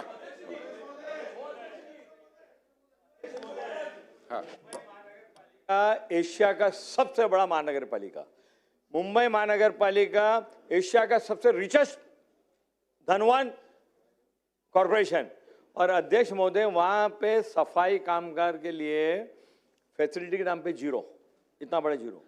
180 रुपए में कॉन्ट्रैक्ट पे लेबर लगे, जो मुंबई महानगरपालिका बेसिक रिस्पॉन्सिबिलिटी है, झुपड़पट्टी साफ करना, हाउस गली साफ करना, रास्ता साफ करना, वहाँ पे कॉन्ट्रैक्ट पे ला करके लोगों से पैसा वसूल करने का काम करता है. सबसे पहला ये योजना बंद होनी चाहिए और हर एक घर के अंदर, हर एक झुपड़ के अंदर मुंबई सफाई कामगार के लोगों की भर्ती करके उनको साफ सफाई कराने का काम देना चाहिए। ये बेसिक रिस्पॉन्सिबिलिटी है मुंबई महानगर पालिका के मुंबई का कचरा साफ करने के लिए। मेरा आपसे स्पेसिफिक प्रश्न है, या तो जो मुंबई महानगर पालिका के जो आपके सफाई कामगार हैं उनके रेट से उनको आप पगार देंगे क्या, एक पहला प्रश्न है। और दूसरा, मुंबई सफाई कामगार के लोगों के लिए मालकी हक का घर देने के लिए जो पाक समिति है उसने जो ऐलान किया था, उनको सफाई कामगार को अपने मालकी हक का घर देंगे क्या? चला मंत्री महोदय अध्यक्ष महोदय, जसं मी उत्तरात सांगितलं तसं सफाई कामगार वेगळं आहे आणि ह्या योजनेमध्ये जे काम करणारे लोक आहेत हे वेगळे आहेत अध्यक्ष महोदय। आणि ही योजनाच अशा ह्याच्यातनं आली की लोकसहभागातनं आपली वस्ती स्वच्छ ठेवण्यासाठी ही योजना आली आणि तिथे त्या ह्याच्यामधल्या ज्या काही संस्था होत्या त्या पुढे आल्या या कामासाठी। त्या संस्थांना मदत म्हणून आपण महानगरपालिका त्यांना उपकरणं घ्यायला जे पैसे देतो, अध्यक्ष महोदय सदस्यांनी सांगितलं ती गोष्ट निश्चित मान्य आहे। ह्याच्यामध्ये आपण फार तर उपकरणं घ्यायला काय पैसे वाढवू शकतो त्याच्यामध्ये हे करू शकतो अध्यक्ष महोदय, तसा आपण प्रस्ताव हे करू। चला अमित साडमजी। मुंबई महानगरपालिकेच्या दत्तक वस्ती योजनेच्या संदर्भात असून मला असं वाटतं की मुंबई शहरातल्या झोपडपट्ट्यांमधला कचरा जमा करून तो डम्पिंग ग्राउंडपर्यंत पोहोचवण्यामध्ये या दत्तक वस्ती योजनांचा खूप मोठा सहभाग असतो। मुंबई शहरामध्ये अनेक ठिकाणी आपल्याला रस्त्यावरती कचऱ्याचे ढीग जे दिसतात ते याकरता दिसतात कारण स्लम एरियामधनं हे दत्तक वस्ती योजनाचे कार्यकर्ते कचरा जमा करतात, एका ठिकाणी रस्त्यावर जमा करतात, तिकडनं मुंबई महानगरपालिका तो डम्पिंग ग्राउंडला ट्रान्सफर करत असते। परंतु या दत्तक वस्ती योजनेमध्ये जे निकष इथे म्हटले आहेत, 150 कुटुंब किंवा 750 लोकसंख्येमागे एक व्यक्ती, याचा पूर्णपणे बोऱ्या हा मुंबई महानगरपालिकेच्या फंक्शनिंगमध्ये उडालेला आहे अध्यक्ष महाराज। या स्वयंसेवी संस्था ज्या आहेत त्या काय करतात अध्यक्ष महाराज की एका एरियामध्ये लोकसंख्येप्रमाणे जर 15 कामगार त्या ठिकाणी कार्यरत करणं अपेक्षित असेल तर ते त्या ठिकाणी फक्त 10च कामगार कार्यरत करतात अध्यक्ष महाराज। त्यामुळे 5 करतात 15च्या ऐवजी 5 किंवा 10च करतात, म्हणजे ऑन एन ॲव्हरेज। आणि त्यामुळे त्या तेवढ्या कामगारांचा जो मानधन असतं ते त्या ठिकाणी त्या ज्या संस्था असतात त्या गिळंकृत करत असतात अध्यक्ष महाराज। आणि त्याच्यामुळे मोठ्या प्रमाणावरती मुंबई शहरातल्या झोपडपट्ट्यांमधला जो कचरा आहे तो व्यवस्थितरित्या दिवसातनं किमान 2 वेळा प्रत्येक स्लम एरियामधनं कचरा जमा करणं अपेक्षित आहे। कारण स्लम एरियामध्ये घर छोटं असतं, घरामध्ये कचरा ठेवण्याकरता जागा नसते आणि त्यामुळे किमान 2दा तो कचरा उचलला गेला पाहिजे अध्यक्ष महाराज, परंतु तो उचलला जात नाही। आणि मोठ्या प्रमाणावरती या मुंबई शहरातल्या दत्तक वस्ती योजनांमध्ये एक मोठा स्कॅम चालतो अध्यक्ष महाराज। याच्यामध्ये मोठ्या प्रमाणावरती भ्रष्टाचार आहे अध्यक्ष महाराज। यामध्ये मुंबई महानगरपालिकेचे अधिकारी सामील आहेत, SWM डिपार्टमेंटचे अधिकारी सामील आहेत। माझी या निमित्तानं एक मागणी अशी आहे अध्यक्ष महाराज, माझा थेट एक प्रश्न असा आहे की यामध्ये जर निकष वाढवून द्यायचे असतील, 750 लोकसंख्येच्या ऐवजी जर 500 लोकसंख्या तुम्हाला करायची असेल तर करा, परंतु पर्याप्त प्रमाणावरती कामगार त्या स्लम एरियामध्ये डिप्लॉय करणं आवश्यक आहे अध्यक्ष महाराज। त्यांचं मानधन वाढवून द्यायचं तेही वाढवून द्या, त्यालाही आक्षेप नाही, परंतु जेवढे कामगार त्या ठिकाणी डिप्लॉय करणं आवश्यक आहे तेवढे त्या ठिकाणी डिप्लॉय झाले पाहिजेत आणि त्यांचं मानधन त्यांना मिळालं पाहिजे। जो खाली काम करणारा कामगार आहे त्याला मिळालं पाहिजे। आमचा आक्षेप हा एक मिनिट माझा या निमित्तानं स्पेसिफिक एकच प्रश्न आहे मंत्री महोदयांना की मुंबई महानगरपालिकेच्या दत्तक वस्ती योजनेवरती चौकशी समिती नेमणार का, या संपूर्ण दत्तक वस्ती योजनेचं ऑडिट करणार का आणि त्यातून ही पूर्णपणे दत्तक वस्ती मुंबई महानगरपालिकेची दत्तक वस्ती योजना जी आहे ती रिवॅम्प करणार का, त्याचे निकष बदलणार का, हे माझे स्पेसिफिक प्रश्न आहे।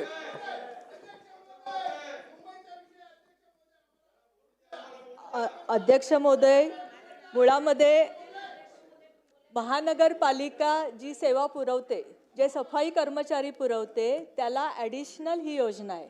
हे सदस्यांनी पहिल्यांदा लक्षात घेतलं पाहिजे की सफाई कर्मचारी वॉर्ड ऑफिस हे त्या तिथले सफाई करतच असतात. ते कचरा उचलणं, त्यांचे काम करणं, तिथे किती डिप्लॉय केलेले आहेत ते सगळे कर्मचाऱ्यांच्या व्यतिरिक्त ही वस्ती योजना आहे. याच्यामध्ये स्वयंसेवक काम करतात, त्यांना मानधन देण्याचा विषय याच्यामध्ये नाही आहे. तरीसुद्धा सदस्यांची भावना लक्षात घेता ह्या गोष्टीचा आपण मानधन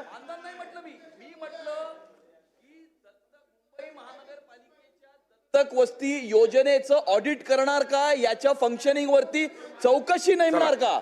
याच्यामध्ये मोठ्या प्रमाणावर भ्रष्टाचार आहे. जेवढे कामगार डिप्लॉय करणं अपेक्षित आहे तेवढे कामगार डिप्लॉय करत नाहीयेत आणि त्यामुळे या संपूर्ण दत्तक वस्ती योजनेचं ऑडिट करून त्याची चौकशी समिती नेमणार का, हा माझा प्रश्न आहे अध्यक्ष. अध्यक्ष महोदय, सदस्यांनी जे विचारले त्याची माहिती घेऊन त्यांना उत्तर दिलं गेलं. चला शेवटचा प्रश्न घ्या. बोला बोला बोला बोला.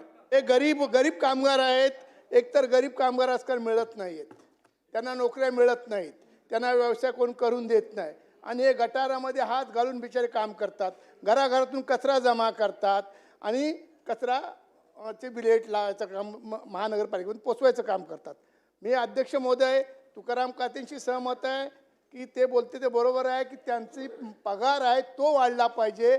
आजकाल बेसिक वेतन आपलं किती आहे ते बघा आणि त्यांना देणारा पगार किती आहे ते बघा. त्यांना पगार दिला साहेब ते काय करतात माहिती आहे, त्यांना पगार भेटत नाही, मग ते प्रत्येकाच्या घरी जातात 10 रुपये मागतात आणि काय काय लोक त्यांना भिकाऱ्यासारखे हाकलून सुद्धा लावतात.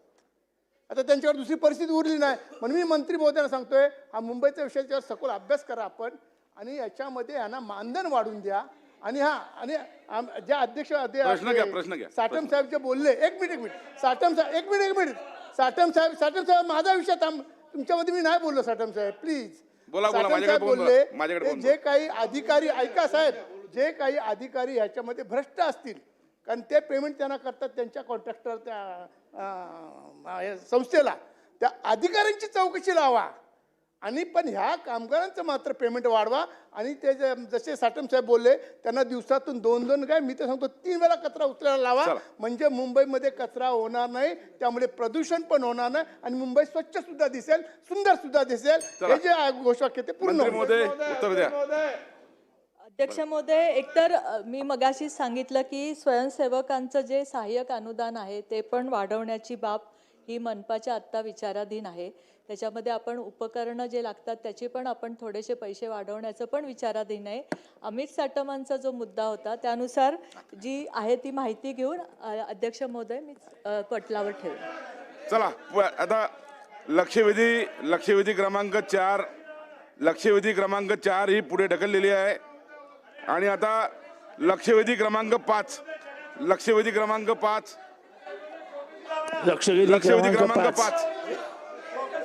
महोदय वितरित केल्याप्रमाणे लक्षवेधी क्रमांक 4 ही पुढे ढकललेली आहे. लक्षवेधी क्रमांक 5 घेण्यात येत आहे. लक्षवेधी क्रमांक 5 अध्यक्ष महोदय वितरित केल्याप्रमाणे एक मिनिट केच्या दृष्टी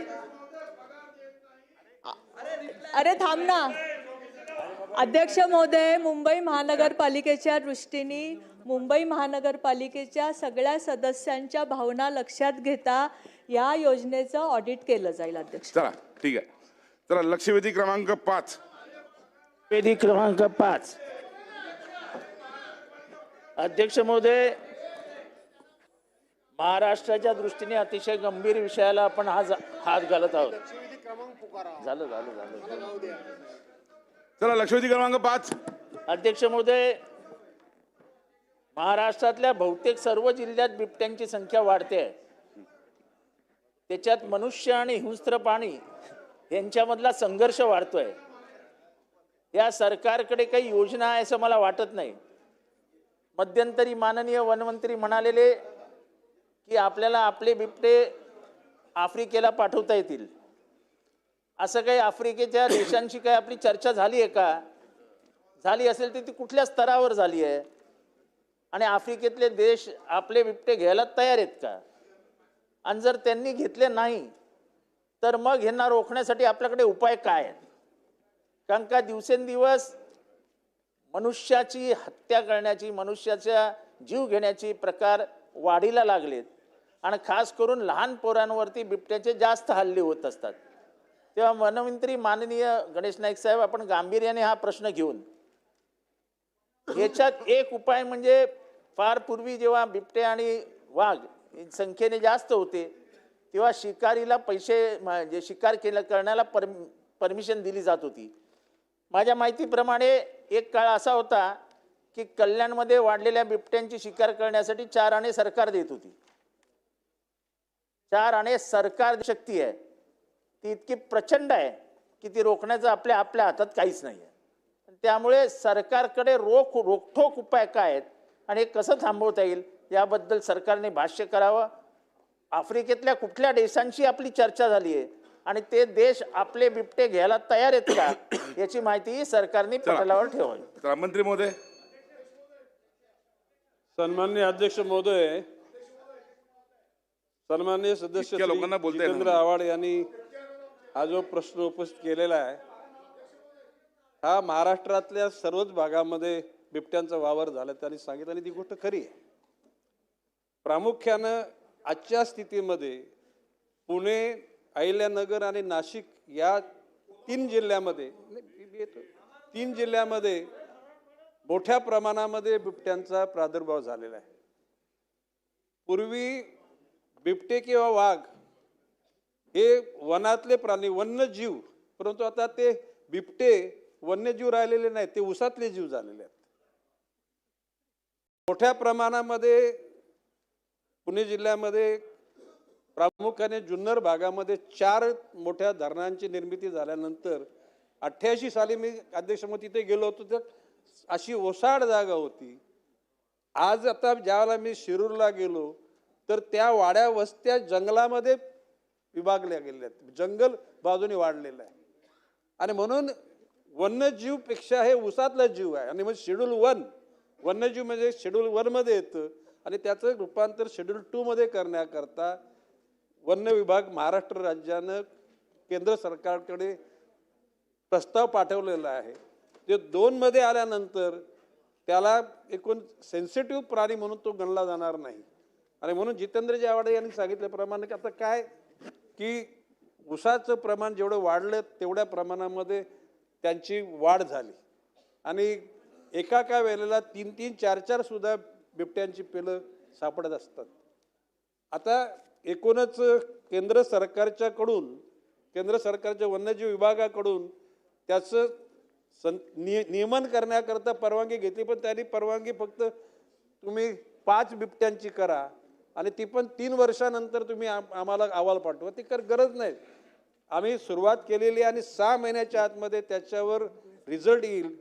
त्याच्या अनुषंगानं समतोल आणण्याच्या अनुषंगानं संतती नियमनाचा प्रस्ताव पुन्हा केंद्र सरकारने पाठवला जाईल.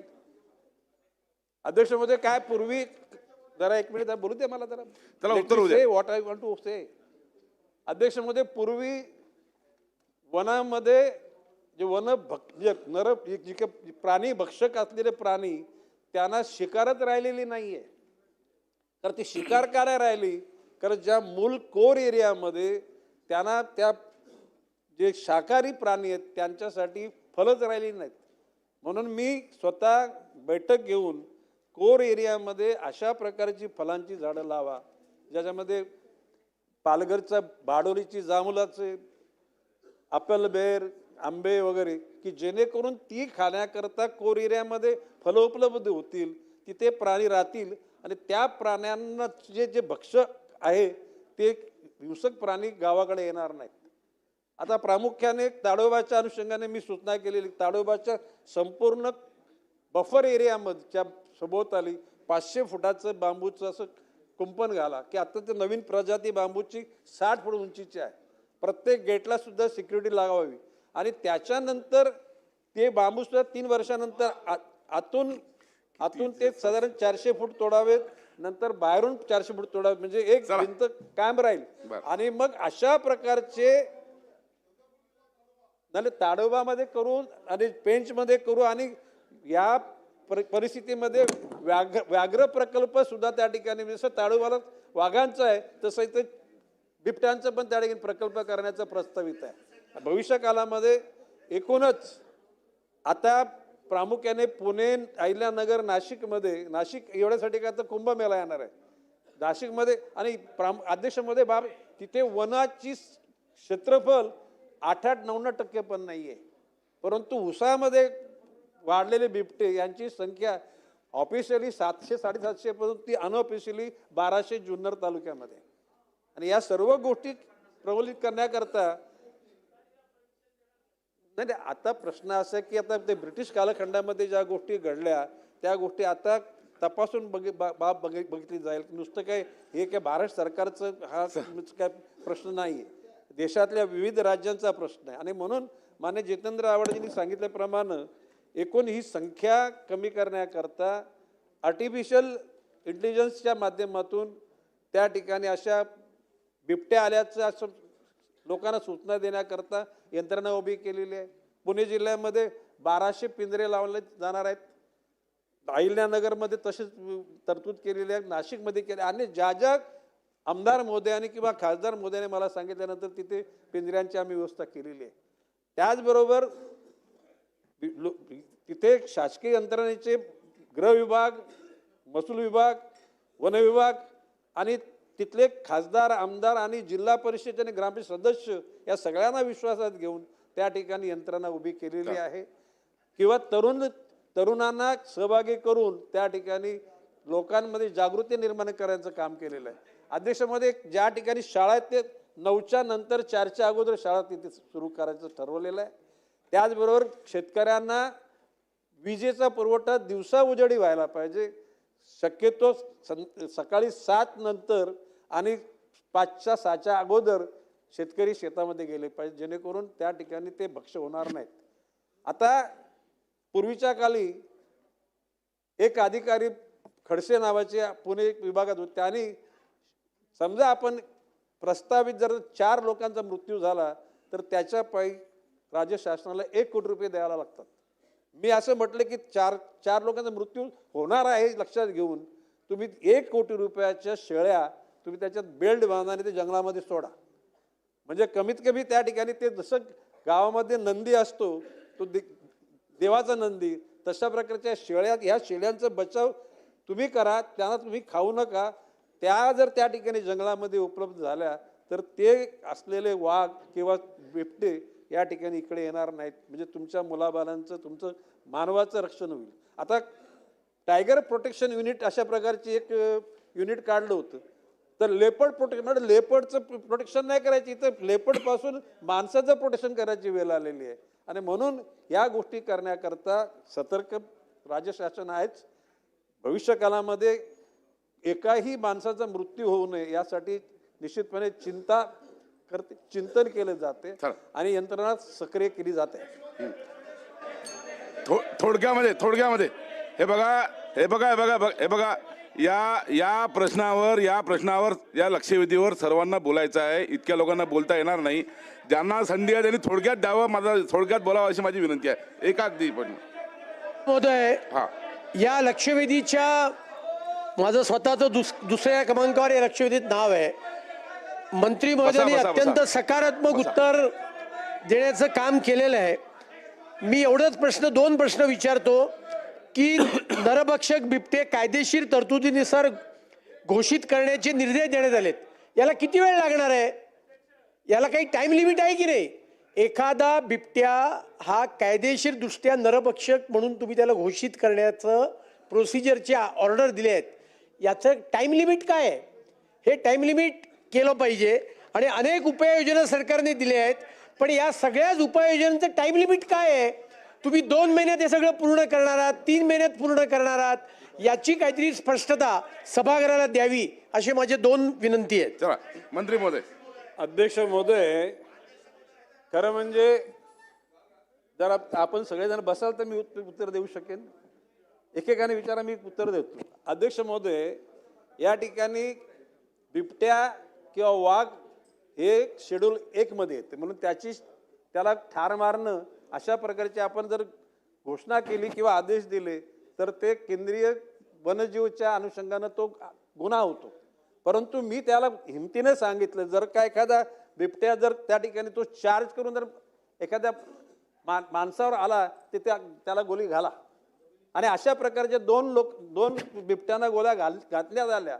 आणि साधारणपणे आता ह्या 15-20 दिवसात 45 बिबटे पिंजऱ्यामध्ये पकडले गेले. आणि त्या ठिकाणी रेस्क्यू सेंटरमध्ये शरद सोनवणे बसून बोला भाऊ जरा बोला बोला बोला. ते ऑन द लेग आहेत ते लगेच. शरद सोनवणे ह्या तिथले जुन्नरचे आमदार आहेत आणि अतिशय अलर्ट आहेत.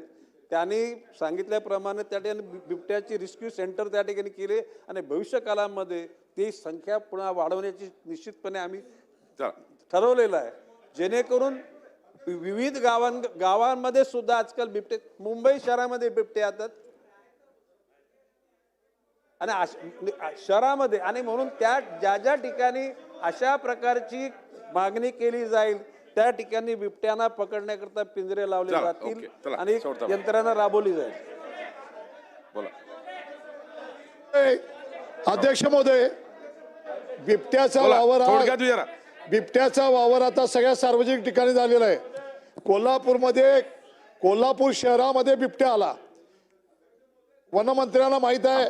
त्याचबरोबर माझ्या मतदारसंघामध्ये वरंगे पाटली येथे आला, पोर्ले येथे बिबट्या आला. अध्यक्ष महोदय, आता अशी परिस्थिती आहे, आमच्या कोल्हापूर जिल्ह्यामध्ये बिबट्या यायला लागलेले आहेत.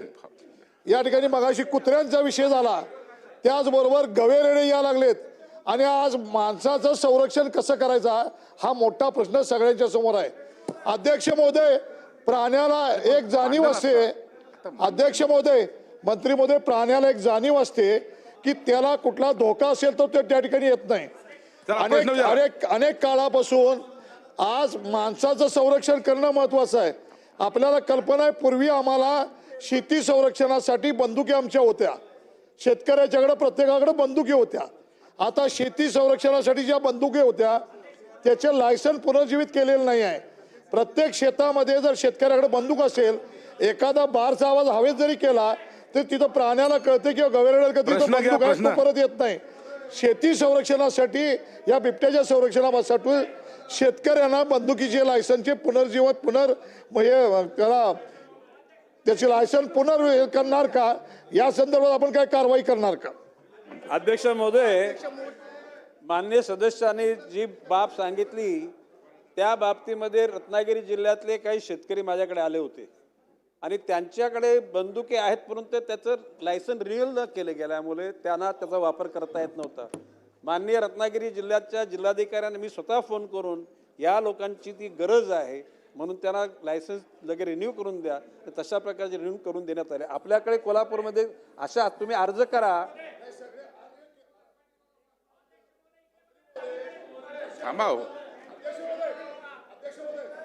चला झालं, चला जयंत पाटील साहेब, बाकीच्या खाली बसा. अध्यक्ष महोदय, सन्माननीय मंत्री महोदयांनी मागच्या काळात नाही झालं ना, तुमचं उत्तर दिलं, त्यांनी उत्तर दिलं ना, उत्तर दिलंय.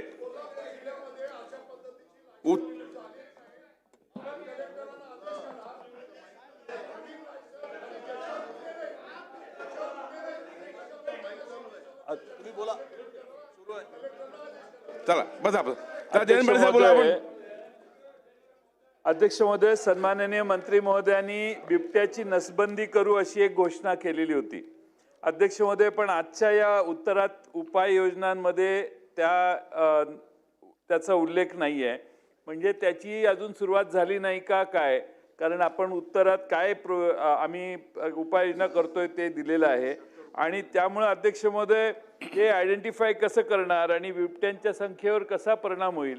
आणि अध्यक्ष महोदय, पिंजऱ्यामध्ये एकदा बिबट्या सापडला की आमच्याकडे चांदोली अभयारण्यात आम्ही हरणं वगैरे यांची ग्रोथ करण्याचे प्रयत्न केलेले आहेत वेगळे.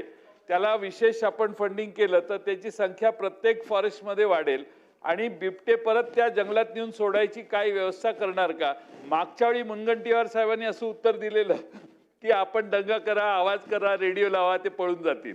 पण आपलं उत्तर यावेळचं वेगळं आहे आणि अतिशय ऍक्टिव्ह आहे. आम्हाला आशा आहे की हे सगळे बिबटे तुम्ही जंगलात घालवाल.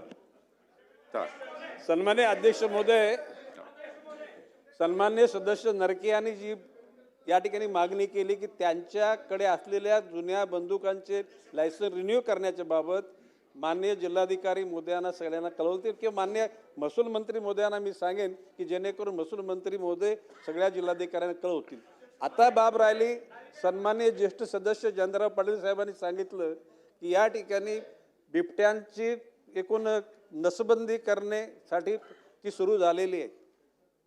केंद्र सरकारच्या वन्यजीव विभागानं 5 असलेल्या बिबट्यांवर तुम्ही प्रयोग सुरू करा आणि 3 वर्ष प्रयोग करा. मी सांगितलं 3 वर्षाची गरज नाही, 6 महिन्यामध्ये हा प्रयोग यशस्वी होतो का नाही समजेल आपल्याला.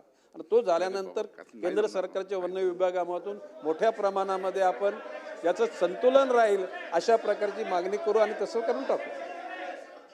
चला नाना पटेल सर. अध्यक्ष महाराज, हा महत्त्वपूर्ण प्रश्न आहे. अध्यक्ष महाराज, माझे स्पेसिफिक 2 प्रश्न आहेत.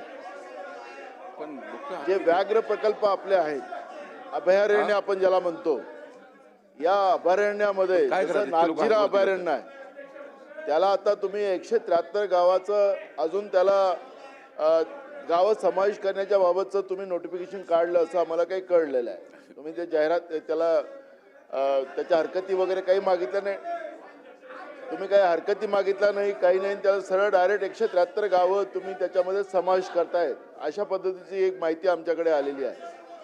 माझा स्पेसिफिक प्रश्न या ठिकाणी असा आहे की तुम्ही या व्याघ्र प्रकल्पाच्या याच्यामध्ये वाघाच्या रक्षणासाठी आणि वन्य प्राण्यांच्या तुम्ही ज्या व्यवस्था निर्माण करत चाललात, पण त्याच्या आतमध्ये जे काही आहे, मग डुकरं असतील, हरणं असतील, सांबर असेल, हे सगळे प्राणी तिथं राहिले नाही आता.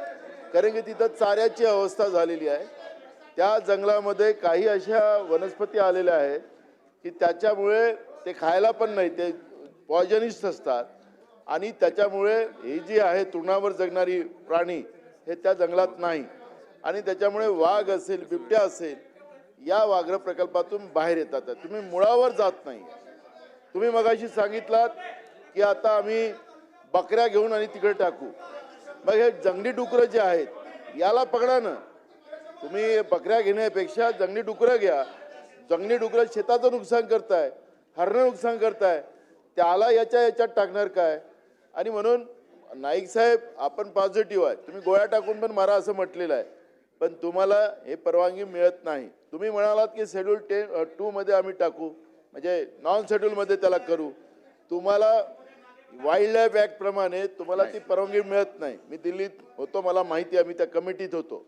त्याच्यामुळे तुम्हाला ही जी हिंस्र प्राणी आहेत याला शेड्यूलच्या बाहेर ते काढू देणार नाही. पण खऱ्या अर्थानं ही जी हरणं आहेत, डुकरं आहेत, ही जी तृणावर जगणारी जी प्राणी आहेत, तुम्हाला ते शेड्यूलच्या बाहेर काढता येतात. ते करतायत, तुम्ही करू शकत नाही.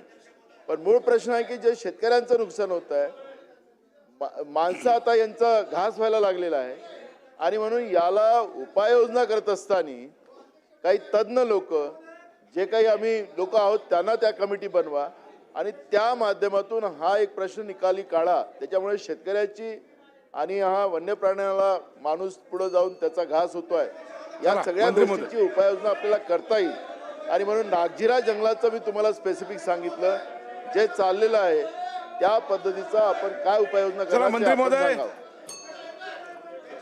सन्माननीय अध्यक्ष महोदय, सन्माननीय हे बघा, सदस्य एक मिनिट. हे बघा, कमीत कमी 30-35 सदस्यांना बोलायचं आहे. ऐका माझी गोष्ट, ऐका. इतक्या लोकांना बोलणं शक्य नाही. ऐका, आता 20 मिनिटं ऐका 20 मिनिटं या लक्षवेधीला दिलेले आहे. अजून 2-3 लोकांना बोलता येईल. मंत्री महोदयाला माझी विनंती आहे, एक मिनिट तुमच्या सर्वांच्या वतीने मी बोलतोय. थांबा एक मिनिट तुमच्या सर्वांच्या वतीने मी बोलतो आहे. मंत्री महोदयाला एक विनंती आहे की ज्या ज्या भागामध्ये बिबट्यांचा त्रास असेल त्या लोकांची एक बैठक आपण आयोजित केली पाहिजे. एक बैठक आपण त्या संदर्भामध्ये आयोजित केली पाहिजे आणि त्या आमदारांचे जे काही प्रश्न असतील, त्या भागातला तो काही त्रास असेल, त्या बाबतीमध्ये आपण त्या भागातल्या आमदारांना बोलावून एक बैठक घ्यावी अशी माझी सूचना आहे. अध्यक्ष महोदय, आपण केल्याप्रमाणे अरे ऐका ना ऐका ना ऐका या सर्व सदस्यांच्या तक्रारी घेऊन मंत्रालय स्तरावर मोठ्या हॉलमध्ये आपण सर्वांची बैठक बोलू आणि सर्व वरिष्ठ अधिकारी आणि सगळी यंत्रणा त्या ठिकाणी उपस्थित ठेवू, म्हणजे जेणेकरून सगळ्या लोकांचा प्रश्न त्या ठिकाणी आपण 2-3 तासाची चर्चा करून आपण प्रश्न सोडवू शकू. चला शेवटचं शरद सोनवणे बोला. चला सोनवणे बोला बोला शेवटचे बोला. अध्यक्ष महोदय, माझी सभागृहाला विनंती आहे, माझी सभागृहाला विनंती आहे. माझी अध्यक्ष महोदय, माझी विनंती अशी आहे की सभागृहामध्ये महाराष्ट्रामध्ये खाली बसून घ्या, खाली बसून घ्या. महाराष्ट्रामध्ये सर्वात जास्त बळी, अरे सर्वीकडेच आहेत ना हो. महाराष्ट्रात सर्वात जास्त बळी आम्ही अनुभवलेत. अध्यक्ष महोदय, मला ऐका जरा हो, मी बसू का खाली? 55 लोक मेलीत, 55 लोक मेलीत. हो ऐका हो अध्यक्ष महोदय, 55 लोक मेलीत. हे ऐका बाबांनो, 55 लोक मेलेत. अध्यक्ष महोदय, जुन्नर तालुक्याबरोबर महाराष्ट्र सेन्सिटिव्ह झालेला आहे, मान्य आहे. प्रश्न विचारा. प्रश्न विचारतो पॉइंटेड, आणि प्रश्नाचं उत्तर सुद्धा अतिशय सुंदर आहे. ऐकून घ्या.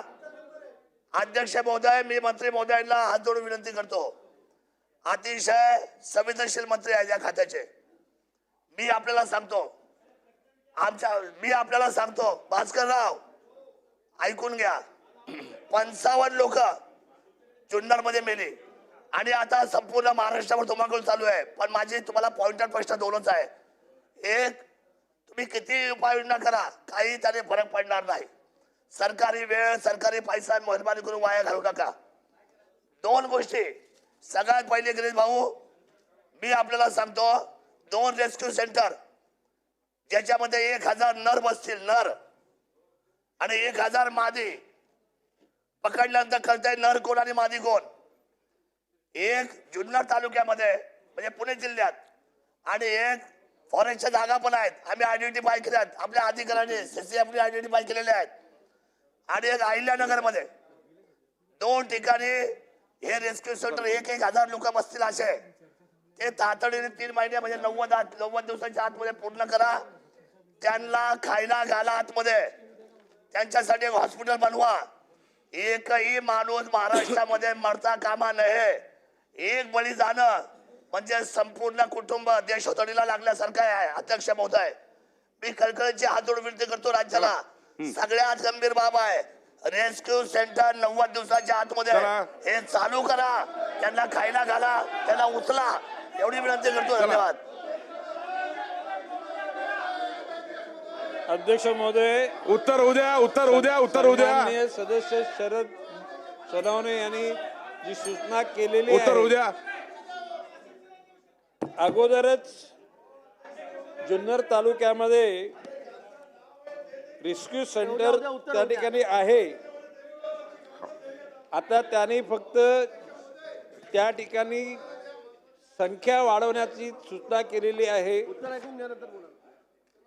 वन खात्यानं अतिशय गांभीर्यानं त्या ठिकाणीची जुन्नरचं जे बिपट रेस्क्यू सेंटर आहे त्याची संख्या वाढवण्याचं ठरवलेलं आहे, आणि दुसरं रेस्क्यू सेंटर अहिल्यानगर जिल्ह्यामध्ये करण्याचं ठरवलेलं आहे. या दोन्ही सूचना आम्ही ऑलरेडी दिलेल्या आहेत. आता राताऱ्याला नाना पाटोले साहेब, जरा एक मिनिट, जरा नाना पाटोले साहेबांनी बसून बोलू नका. प्रश्न विचारला होता की या ठिकाणी त्या वाघांना आणि बिबट्यांना खाण्यासाठी काही सांबर, ससे, वानर, लांडगे राहिले नाहीत.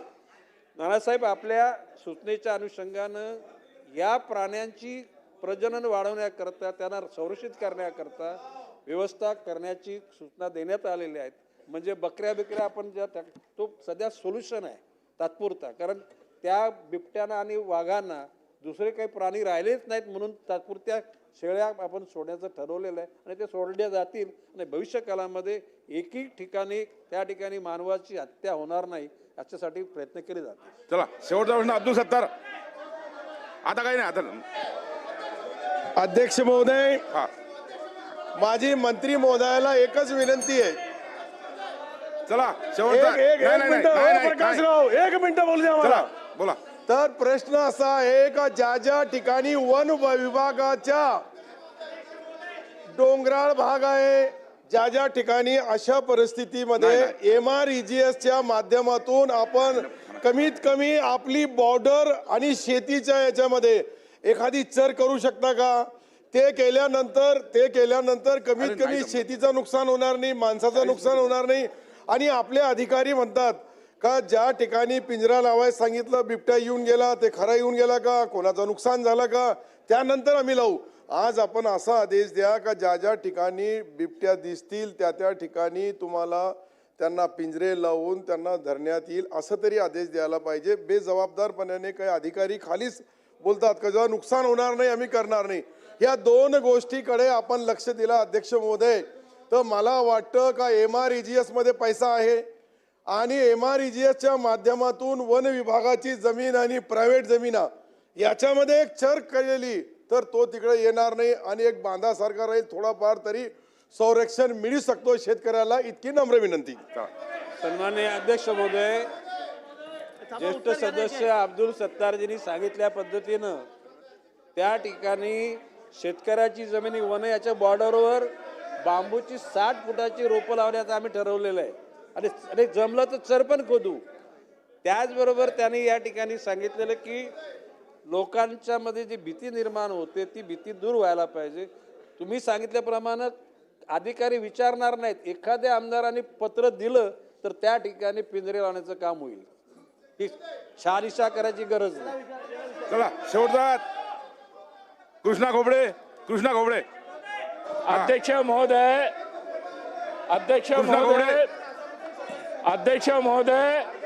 बिट्ट्या माझ्यानंतर अध्यक्ष महोदय, अरे मला बोलण्याला संधी दिली आहे ना. बसा. अध्यक्ष महोदय खाली बसा. अध्यक्ष महोदय, प्रश्न मांडा. नागपूरमध्ये बी बिट्ट्या आलाय. 15 दिवस अगोदर माझ्या पूर्व नागपूरच्या भांडेवाडीमध्ये बिट्ट्या रात्री 3 वाजता घुसला आणि शिर्डीवरून चढून दुसऱ्या मजल्यावर गेला. तो बिट्टा इतका समजदार होता का त्यांनी कोणती हानी पोहोचवली नाही, कसल्याही प्रकारची त्यांनी हलचल केली नाही. आणि जेव्हा पायठले लहान मुलगा जेव्हा उठला त्याची जेव्हा शेपूट त्यांनी पाहिली तर त्यांनी आई वडिलांना सांगितलं. ताबडतोब फोन फान झाले. हजारो 20-25 हजार लोक तिथं जमा झाले. तुमचे अधिकारी आले, पोलीस डिपार्टमेंट आलं आणि जसाच्या तसा त्या बिट्ट्याले पिंजऱ्यामध्ये घेऊन ते निघून गेले. अध्यक्ष महोदय, पुन्हा आता 4-5 दिवसापासून बातमी येऊन राहिली आहे. आम्ही वर्तमानपत्र मोबाईलच्या माध्यमातून पाहत आहोत. आपला तरोडी असेल, तरोडी प्राईम मिनिस्टर आवास योजनेच्या अंतर्गत बीडगावच्या अंतर्गत भांडेवाडी आणि पारडी भागामध्ये हा बिट्ट्या पुन्हा त्या ठिकाणी घुमत आहे. तुमचे अधिकारी त्याचा शोध घेत आहे, तो सापडत नाही आहे. आणि म्हणून आपण या ठिकाणी कडक भूमिका घ्यावी. कोणाची हानी होऊ नये, कोणाचे जीव हानी होऊ नये, या शासनाने याची दखल घ्यावी आणि म्हणून याची जे काही उपाययोजना असेल ते आपण करावं, अशा प्रकारची विनंती आहे. चला. सन्माननीय सदस्य कृष्णा खोपडे यांनी सांगितल्या पद्धतीनं त्या परिसरामध्ये वन अधिकारी जाऊन पिंजरे लावतील. आणि मी मगाशी नमूद केलेलं आहे अब्दुल सत्तार साहेबांनी की खात्री नाही, एखाद्या आमदारांनी पत्र दिलं किंवा फोन केला तरी सुद्धा त्या ठिकाणी पिंजरे लागले जातील. चला मग साहेब एक मिनिट ऐका. अरे ऐका. बावनकुळे साहेब बोलतात, 2 मिनिटं ऐकून घ्या. बरं घ्या. अध्यक्ष महोदय, बिबट्याचा प्रश्न जटिल आहे, हा थोडाफार जटिल असं मी समजतो, पण त्याच्यापेक्षा जटिल प्रश्न कुत्र्यांचा आहे. कुत्र्याने एवढा आयदोस घातलाय. सुप्रीम कोर्टाने निर्णय दिलाय कुठेतरी ठेवा. कुत्र्यांचा प्रश्न मगाशी झाला, त्याच्यावर अंमलबजावणी कोणच करते अध्यक्ष महोदय. त्या कुत्र्यासाठी काहीतरी करा बंदोबस्त. गल्लोगल्ली पोरं घरात फिरू शकत नाही असा प्रकार झालाय मुंबईमध्ये. लहान पोर. चला एक मिनिट बसा. खाली बसा. अरे एक मिनिट बसा, साहेब बोलतात ना. बसा खाली बसा. मान्य अध्यक्ष महोदय, ऐका. एक मिनिट. झालं, बसा. तुमचं ऐकलंय, बसा बसा. चला, झालं ना तुमचं, ऐकलं ना, ऐकलंय. खाली बसा. चला. मान्य अध्यक्ष महोदय, त्याला खाली बसा. नाही मान्य अध्यक्ष महोदय, हा बोला. सभा खाली बसा. हे बघा, तुमचं ऐकलंय, खाली बसा आता आपण. नाही बोलूच द्यायचं. माननीय अध्यक्ष महोदय, काय पद्धत आहे ही काय पद्धत आहे? नाही चला.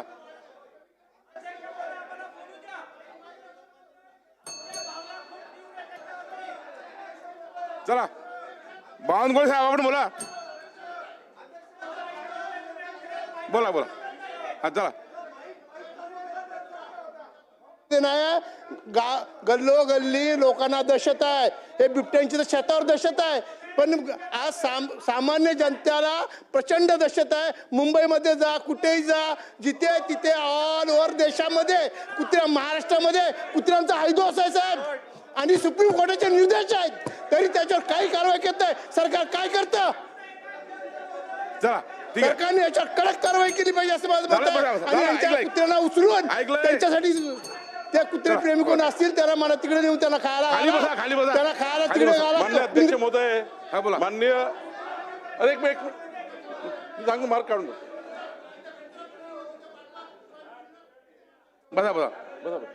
मान्य अध्यक्ष महोदय, माननीय सर्व सदस्याच्या भावना लक्षात घेऊन मी वनमंत्री महोदयाला विनंती करतो की उद्यापासून 6 दिवस अधिवेशन आहे.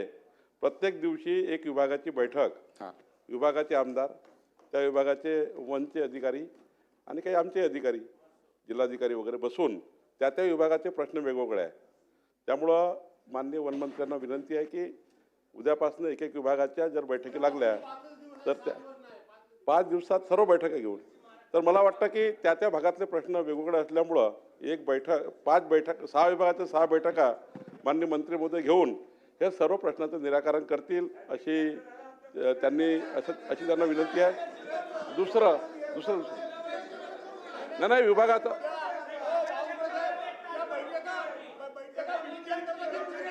मी सांगतो ना, बसून बोला. ऐका एक मिनिट ऐका नाही. असा इथे लक्षवेधीमध्ये हे प्रश्न, आपले प्रश्न जे आहेत, मलाही त्या ठिकाणी सभागृहात इतके वर्ष झाले, तुम्ही आहेत, लक्षवेधीने असे प्रश्न काही काल निकाल निघणार नाही. त्या विभागाचे आमदार, त्या विभागातले अधिकारी, महसूलचे, फॉरेस्टचे दोघे अधिकारी एखाद्या वेळेस मी त्या बैठकीला राहील, पण त्या भागातल्या अधिकारी आणि विधानसभा सदस्य, परिषद सदस्य यांची बैठक माननीय वनमंत्री आणि मी दोघेही आम्ही घेऊ आणि त्या भागातले जे काही प्रश्न या अधिवेशन संपण्यापूर्वी सर्व प्रश्नाला न्याय देण्याचा आम्ही प्रयत्न करू.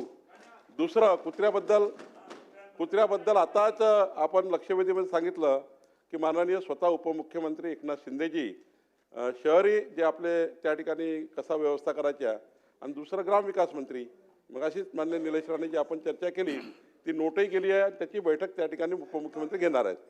चला आता पुढे जाऊ. आता शासकीय कामकाज घ्या. शासकीय कामकाज आता सन 2025 विधानसभा विधेयक क्रमांक 98. महोदय, सन 2025 विधानसभा विधेयक क्रमांक 98 महाराष्ट्र सार्वजनिक विद्यापीठ सुधारणा विधेयक 2025 मांडण्यास मला सभागृहाची अनुमती मिळावी. प्रस्ताव असा आहे की सन 2025 विधानसभा विधेयक क्रमांक 98 महाराष्ट्र सार्वजनिक विद्यापीठ सुधारणा विधेयक 2025 मांडण्यास अनुमती देण्यात यावी. प्रश्न असा आहे की 2025 विधानसभा विधेयक क्रमांक 98 महाराष्ट्र सार्वजनिक विद्यापीठ सुधारणा विधेयक 2025 मांडण्यास सभागृहाची अनुमती आहे काय? अनुकूल असतील त्यांनी होय म्हणावे, प्रतिकूल असतील त्यांनी नाही म्हणावे. होयचे बहुमत आहे. प्रस्ताव संमत झाला. महोदय, मी आपल्या अनुमतीने सन 2025 विधानसभा विधेयक क्रमांक 98 महाराष्ट्र सार्वजनिक विद्यापीठ सुधारणा विधेयक 2025 मांडतो. सन 2025 विधानसभा विधेयक क्रमांक 98 महाराष्ट्र सार्वजनिक विद्यापीठ सुधारणा विधेयक 2025 मांडण्यात आले. सन 2025 विधानसभा विधेयक क्रमांक 99. महोदय, सन 2025 विधानसभा विधेयक क्रमांक 99 महाराष्ट्र खाजगी विद्यापीठे स्थापना व विनियमन दुसरी सुधारणा विधेयक 2025 मांडण्यास मला सभागृहाची अनुमती मिळावी. प्रस्ताव असा आहे की सन 2025चे विधानसभा विधेयक क्रमांक 99 महाराष्ट्र खाजगी विद्यापीठे स्थापना व विनियमन दुसरी सुधारणा विधेयक 2025 मांडण्यास अनुमती देण्यात यावी. प्रश्न असा आहे की 2025चे विधानसभा विधेयक क्रमांक 99 महाराष्ट्र खाजगी विद्यापीठे स्थापना व विनियमन दुसरी सुधारणा विधेयक 2025 मांडण्यास सभागृहाची अनुमती आहे काय? अनुकूल असतील त्यांनी होय म्हणावे, प्रतिकूल असतील त्यांनी नाही म्हणावे. होयचे बहुमत आहे, होयचे बहुमत आहे. प्रस्ताव संमत झाला. महोदय, मी आपल्या अनुमतीने सन 2025चे विधानसभा विधेयक क्रमांक 99 महाराष्ट्र खाजगी विद्यापीठे स्थापना व विनियमन दुसरी सुधारणा विधेयक 2025 मांडतो. सन 2025चे विधानसभा विधेयक क्रमांक 99 महाराष्ट्र खाजगी विद्यापीठे स्थापना व विनियमन दुसरी सुधारणा विधेयक 2025 मांडण्यात आले. शासकीय विधेयके विचारखंडाच्या विचारावर संमत करणे. सन 2025चे विधानसभा विधेयक क्रमांक 94. मान्य अध्यक्ष महोदय, सन 2025चे विधानसभा विधेयक क्रमांक 94 महाराष्ट्र धारण जमिनीचे तुकडे पाडण्यास प्रतिबंध करण्याबाबत व त्यांचे एकत्रीकरण करण्याबाबत सुधारणा विधेयक 2025 विचारात घेण्यात यावे असं मी आपल्या अनुमतीने प्रस्ताव मांडतो. अध्यक्ष महोदय, राज्यामध्ये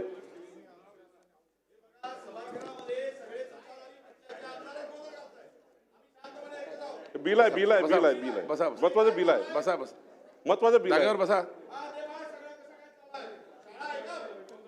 देवरावजी भोंगळे बसा, जागेवर बसा. अध्यक्ष महोदय, सन 1947चा अधिनियम क्रमांक 62च्या कलम 8 ची सुधारणा या ठिकाणी आहे आणि 9 ची सुधारणा अध्यक्ष महोदय या ठिकाणी आहे. खरं तर अत्यंत महत्वाचं बिल या ठिकाणी सभागृहातल्या सर्व सन्माननीय सदस्यांच्या मतदारसंघाकरता महत्वाचं बिल हे आहे आणि या बिलातनं किमान आपण जे आज बिल मंजूर करतो आहे, आपल्याला विनंती करणार आहे की हे बिल एकमतानं मंजूर करावं. कारण राज्यातल्या 60 लक्ष परिवारांना 60 लक्ष परिवार 3 कोटी नागरिकांना याचा फायदा होणार आहे.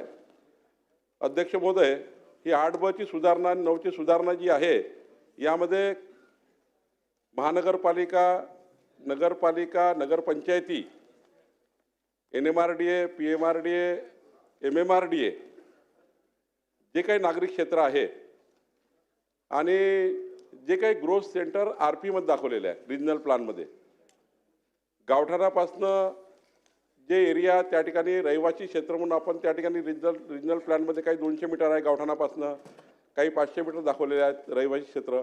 अशा रहिवासी क्षेत्रामध्ये मागच्या 15 वर्षापासनं 20 वर्षापासनं तुकडे पडलेले आहेत. काही 600 फुटाचे, काही लोकांनी जे लेआउट झाले तिथे 600 फुटाचे भूखंड, 1200 फुटाचे भूखंड, जनतेने आता आपला घामाचा पैसा इन्व्हेस्ट केला, घरं बांधले, पण काही लेआउट अनधिकृत आहेत, काही NA नाही, काही TP नाही आहेत.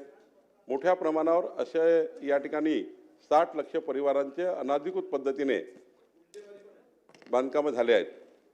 आणि मग आपल्या राज्यामध्ये तुकडेबंदी कायदा आहे. तुकडेबंदी असल्यामुळं तुम्हाला या तुकड्याला मंजुरी मिळत नाही, त्यांचा 7/12 काही वेगळा होत नाही किंवा 7/12 नोंद होत नाही. आणि म्हणून जी या ठिकाणी महत्त्वाची सुधारणा आपण करतो आहे, 8 मध्ये जे परंतु होतं की तुकडेबंदीचं, ते परंतु आता वगळतो आहे. आणि ह्या सर्व जे काही रजिस्ट्री झाल्या असतील, त्या रजिस्ट्री झाल्या असतील त्यांचे 7/12 नावं येणे, ज्यांचे रजिस्ट्री झाली नसेल त्यांची रजिस्ट्री करून देणे, आणि ज्यांना या ठिकाणी पुढच्या काळामध्ये जे अनधिकृत दस्त आहे त्याला अधिकृत करणे, हे जे तुकडेबंदी कायद्यामुळं थांबलं होतं. गुंठेवारी व्हायची पण तुकडेबंदी कायद्याचा त्या ठिकाणी अडचण यायची.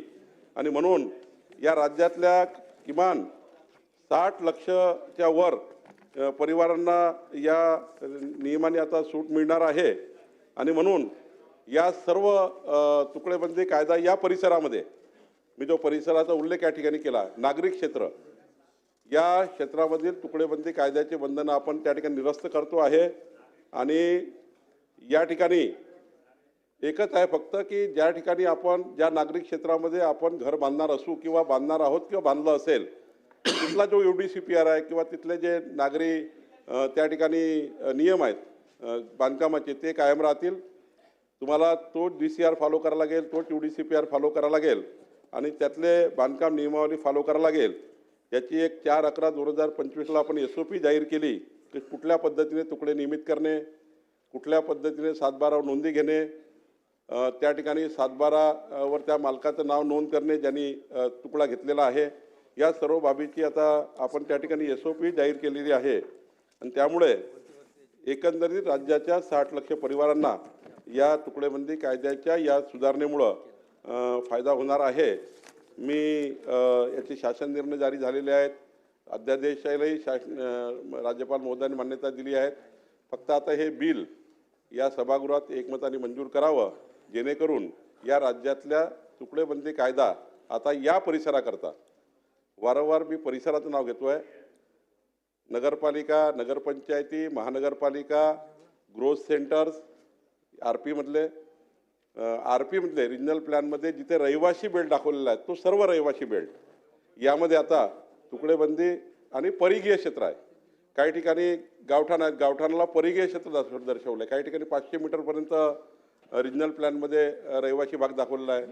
जे परिघीय क्षेत्रामध्ये त्या ठिकाणी रहिवासी क्षेत्र दाखवलेलं आहे त्यांना या ठिकाणी या तुकडेबंदी कायद्याचा फायदा होईल. तुकडेबंदी आजच्या सुधारणेचा यांना फायदा होणार आहे आणि म्हणून सभागृहाने ही सुधारणा मान्य करावी आणि एकमताने या सुधारणेला आपण सर्वांनी मान्यता द्यावी अशी विनंती आपल्याला आहे. प्रस्ताव असा आहे की थांबा हो, पहिले मांडू द्या. प्रस्ताव असा आहे की 2025चे विधानसभा विधेयक क्रमांक 94 महाराष्ट्र धारण जमिनीचे तुकडे पाडण्यास प्रतिबंध करण्याबाबत व त्याचे एकत्रीकरण करण्याबाबत सुधारणा विधेयक 2025 विचारात घेण्यात यावे. आता कोणाला बोलायचं? मंत्री महोदय, काही लोकांना बोलायचं.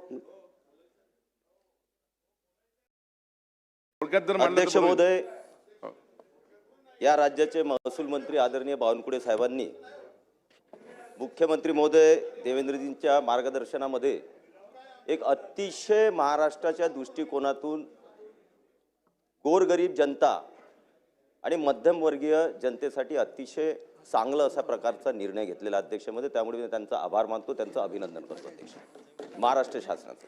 कारण अतिशय अध्यक्ष महोदय की आपण पाहतोय की महाराष्ट्रामध्ये जे नगरपालिका असतील, महानगरपालिका असतील किंवा नगरपंचायत असतील या रिजनमध्ये, आणि मी थोडक्यात सांगणार, जास्त काही हे नाही, पण माझ्या मतदारसंघातलं एक उदाहरण देतो तेवढं समजून देईल पूर्ण महाराष्ट्राची स्थिती काय. शेगाव आणि जळगाव नगर परिषदमध्ये अध्यक्ष महोदय हे जे प्रश्न आहेत तुकडेबंदीचे आणि गुंठेवारीचे अतिशय कितीतरी वर्षापासून हे प्रलंबित अध्यक्ष महोदय. ते रेग्युलराइज करता येत नाहीत, त्यांना खरेदी करून देता येत नाही किंवा अशा बऱ्याच अडचणी. आणि त्यातही अध्यक्ष महोदय सगळ्यात दोषी कोण अध्यक्ष महोदय? एक तर आपलं प्रशासन आणि दुसरे जे लेआउट धारक किंवा जे विकतात. अध्यक्ष महोदय काय चाललं अध्यक्ष महोदय 15-20 वर्षापासून महाराष्ट्रात की NAP 34 करायची नाही. जे रेग्युलर जे असते NA करायचं नाही. NAP 36 काही तहसीलदार करून देतात अध्यक्ष महोदय त्यांच्या लेवलवर. काही CO आहेत त्यांना माहिती नसते. NAP 36 केलं अध्यक्ष महोदय आणि मग ते इलिगल प्रकारे विकल्या जातात अध्यक्ष. त्याही पेक्षा कडस आहे अध्यक्ष महोदय की एक शेत घेतात अध्यक्ष महोदय आणि त्यामध्ये इलिगल लेआउट टाकलं जातं. त्याला TP सँक्शन नाही, NA नाही, काही नाही अध्यक्ष महोदय. आणि ते जे प्लॉट टाकलेले असतात 6-6 मीटरचे 4 मीटरचे रस्ते द्यायचे, ओपन स्पेस द्यायचं नाही. आणि अध्यक्ष महोदय नोटरीवर किंवा 100 रुपयाच्या 500 रुपयाच्या स्टॅम्पवर अध्यक्ष महोदय 99 वर्षासाठी त्यांना भाडेपट्टा करून द्यायचा अध्यक्ष महोदय. आता गरीब असतात अध्यक्ष महोदय, त्यांना वाटते आपल्याला प्लॉट मिळते, जागा नसते, राहायला जायचं आहे, त्यामुळे ते त्यांना काही माहिती नसते की याचे फॅसिलिटीज काय भेटतील, याचे पुढे काय परिणाम होतील, काही माहीत नसते अध्यक्ष महोदय. आणि त्यामुळे ते गरीब लोक घेतात अध्यक्ष महोदय, छोटं मोठं आपलं घर बांधतात अध्यक्ष महोदय, पण ती जागा त्यांच्या नावावर नसतेच, ती त्या शेतमालकाच्या नावावर अध्यक्ष महोदय अजून. आणि अध्यक्ष महोदय करोडोनी हे वसुली करतात आणि या लोकांना येणे नसल्यामुळे फॅसिलिटीज मिळत नाही, बँकिंगचं कर्ज मिळत नाही, त्यांच्या नावानं ती मालमत्ता नसते. अशा प्रकारचे उद्योग अध्यक्ष महोदय महाराष्ट्रात 15-20 वर्षात झपाट्यानं वाढले अध्यक्ष महोदय. आणि विशेषतः नगर परिषद आणि नगरपंचायत या भागामध्ये. महानगरपालिका कमी आहेत, पण नगर परिषद आणि नगरपंचायतमध्ये अध्यक्ष महोदय. आणि म्हणून हा अतिशय चांगला निर्णय अध्यक्ष महोदय. फक्त माझी एवढीच विचारणा अध्यक्ष महोदय की या लोकांना न्याय देत असताना अध्यक्ष महोदय 2 गोष्टी आपल्याला करायला पाहिजे. एक तर या लोकांनी अध्यक्ष महोदय त्यांच्या भूलतापांना, त्यांच्या बनवाबनवीला ते बळी पडलेत आणि त्यामुळे त्यांनी नोटरीवर 100 रुपये स्टॅम्पवर 99 वर्ष घेतलं अध्यक्ष महोदय, बांधकाम केलं, कोणी झोपडी बांधली, जे काय असेल अध्यक्ष महोदय. आपण आता रेग्युलरच करतो अध्यक्ष, गुंठेवारीनं आपण त्यांना हे करून त्यांना त्यांच्या नावावर मालमत्ता करतो अध्यक्ष महोदय. तर 2 गोष्टी की त्यांना काही खर्च लागता कामा नये याचा आपण निर्णय करणार आहात का, की त्या गोरगरिबांना खर्च लागणार. तो खर्च अध्यक्ष महोदय ज्या लोकांनी बनवाबनवी करून त्या लोकांना या नोटरी किंवा अशा पद्धतीनं प्लॉट विकलेले आहेत किंवा गुंठ्यानं त्यांना दिलेले आहेत त्या लोकांकडून ते वसुली केलं गेलं अध्यक्ष. ही माझी विनंती आहे अध्यक्ष महोदय, कारण ते पैसा कमावून मोकळे झाले अध्यक्ष महोदय. आणि आता शासन त्या गरिबांच्या संवेदना जागून संवेदनांचा विचार करून अध्यक्ष महोदय त्यांना न्याय देण्याचा प्रयत्न करते. पण जे मासे आहेत अध्यक्ष महोदय, ज्यांनी करोडो रुपयाच्या मध्ये कमावले अध्यक्ष महोदय, त्या लोकांना आपण दंड करणार आहात की नाही, त्यांच्यावर काही चौकशी करून ज्या ज्या लोकांनी असे प्रकार केले आज रेग्युलर करता अतिशय अभिनंदनीय हा अध्यक्ष मध्ये निर्णय आहे. पण तू ज्या लोकांनी 2 नंबरचे कामं केले अध्यक्ष मध्ये गोरगरिबांना अध्यक्ष मध्ये महाराष्ट्र शासनाला चुना लावला अध्यक्ष मध्ये. कुठं खरेदी नाही त्यामुळे आपला रेव्हेन्यू वाढत नाही, कुठं रजिस्ट्री नाही रेव्हेन्यू वाढत नाही, काहीच अध्यक्ष मध्ये त्याच्यातून गेन महाराष्ट्र शासनाला नाही आणि त्या गरिबांना नाही अध्यक्ष. आणि तरी आपण त्यांना रेग्युलर करून देतो, हे सगळ्यात मोठी गोष्ट आहे. पण ज्या लोकांनी बनवागिरी केली अध्यक्ष महोदय, बनवाबनवी केली त्या लोकांवर आपण कारवाई करावी ही माझी आपल्याला नम्र विनंती अध्यक्ष महोदय. चला बोला वेळेवर बोलतो. बरं ठीक आहे आपण बोला. कोणी पण सन्माननीय अध्यक्ष महोदय, या ठिकाणी सभागृहासमोर महाराष्ट्र विधानसभा विधेयक क्रमांक 94 मंजुरी करता आलंय, त्याच्यावर मी विचार मांडण्याकरता म्हणून उभा आहे. अध्यक्ष महोदय, मंत्री महोदयांनी हे विधेयक आणण्यामागचं कारण आणि सरकारची भूमिका काय आहे ही विशद करण्याचा प्रयत्न केला. आणि म्हणून ही सरकारची भूमिका अतिशय उदार दृष्टिकोनाची आहे. शेतकऱ्यांना त्याचबरोबर सर्वसामान्य माणसाला न्याय देण्याची ही भूमिका सरकारची आहे, अशा पद्धतीचं सन्माननीय मंत्री महोदयांनी वर्णन केलं. मंत्री महोदय बऱ्याच वेळेला एखादे विधेयक घेऊन आले की आम्ही त्यांना कुठल्याही प्रकारचा विरोध न करता एकमतानंच बऱ्याच वेळेला मंजुरी देतो.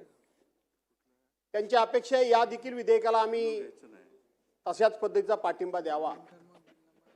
परंतु मंत्री महोदय, आपण हे विधेयक का आणलं या संदर्भामध्ये आपण जेव्हा खुलासा करायला बसलात म्हणजे बोललात त्यावेळेला नेहमीप्रमाणे आपल्या बोलण्यामध्ये कॉन्फिडन्स नव्हता. नेहमीप्रमाणे हे विधेयक लोकांच्याच फायद्याचं आहे हे सांगण्यामध्ये तुमचा कॉन्फिडन्स नव्हता. अध्यक्ष महोदय, मंत्री महोदयांनी 8B आणि 9 मध्ये सुधारणा करण्याचा जो निर्णय घेतलेला आहे त्याच्या पुढे मंत्री महोदय असं म्हणतात की महाराष्ट्र प्रादेशिक नियोजन व नगर रचना अधिनियम 1966 या अन्वये. वास्तविक 1966चा अधिनियम जो आहे तो नगर रचनाकारांच्या अधिपत्यातला हा अधिनियम आहे. खरं तर हा महसूल खात्याचा अधिनियम नाहीये. आणि आपण त्याच्यामध्ये पुढे सेक्शन 37चा उल्लेख केला. खरं तर सेक्शन 37 हा नगर रचना विभागामार्फत वापरला जातो. मंत्री महोदय, तो एखाद्या शहराचा DP मंजूर झाला असेल आणि त्या ठिकाणी जर रिझर्वेशन पडलं असेल तर त्यातल्या कुठल्या तरी एखाद्या जागेवरचं एखाद्या प्लॉटवरचं रिझर्वेशन जर वगळायचं असेल तर त्या ठिकाणी जी त्या ठिकाणी लोकनियुक्त बॉडी असते अध्यक्ष महोदय, लोकांनी निवडून दिलेली जी बॉडी असते त्या बॉडीनं तो 37 नंबरचा ठराव 37 नंबरच्या ठरावा अंतर्गत त्यांना ठराव करावा, सेक्शन अंतर्गत त्यांना ठराव करण्याचा अधिकार प्राप्त झालेला आहे. आणि त्यांनी ते रिझर्वेशन का वगळावं हे कारण 37(1) ठीक आहे त्या केलेला आहे. आता ती कलम सुद्धा वरच्यावर बदलत असतात, नाही अशातला भाग नाही, परंतु तो नगर रचनाच्या कराच्या अधिपत्याखालीच हे कलम आहे खरं. आणि म्हणून त्यांना ते अधिकार दिलेले आहेत आणि त्यांनी तो ठराव करून प्रस्ताव करून शासनापर्यंत हा निर्णय द्यायचा आणि याचा अंतिम निर्णय त्या बॉडीने घ्यायचा नाही तर सरकारनं घ्यायचा, शासनाने घ्यायचा. मध्यंतरी काय होत होतं की अशा पद्धतीची जी शासकीय ग्राउंड होती, गार्डन होती, त्याचं वरचं सुद्धा रिझर्वेशन हे मोठमोठ्या प्रमाणामध्ये उठवलं जायचं. रिझर्वेशन टाकताना टाकायचं, नंतर कोणाचा इंटरेस्ट कशा पद्धतीनं क्रिएट झाला की त्या ठिकाणची ती रिझर्वेशन उठवायची. आणि म्हणून सरकारने त्या काळामध्ये एक निर्णय घेतला होता, मला आठवतंय, कैलासवासी विलासरावजी देशमुख त्यावेळेला राज्याचे मुख्यमंत्री होते आणि तिथे निर्णय झाला की अशा पद्धतीनं एखादं क्रीडा आरक्षण जर असेल, खेळाच्या मैदानाचं आरक्षण असेल, एखादं ग्राउंडचं आरक्षण असेल तर ते बॉडीला सुद्धा उठवता येत नाही, संबंधित मंत्र्याला सुद्धा उठवता येत नाही किंवा मुख्यमंत्र्यांना सुद्धा तो अधिकार नाही, तर तो सर्वस्वी अधिकार कॅबिनेटचा आहे. इथपर्यंत त्या रिझर्वेशन संदर्भामध्ये अतिशय कडक आणि स्ट्रॉंग अशा पद्धतीची भूमिका सरकारने घेतली. कारण वेगवेगळ्या पद्धतीनं या सगळ्या बिल्डर लॉबी एवढी स्ट्रॉंग आहे महाराष्ट्रामध्ये होती आणि आहे, ती तिथल्या बॉडीला ताब्यात घेणार, कोणालाही अधिकाऱ्यांना ताब्यात घेणार आणि त्या ठिकाणचं रिझर्वेशन आहे ते रिझर्वेशन हडप करण्याचं काम करणार.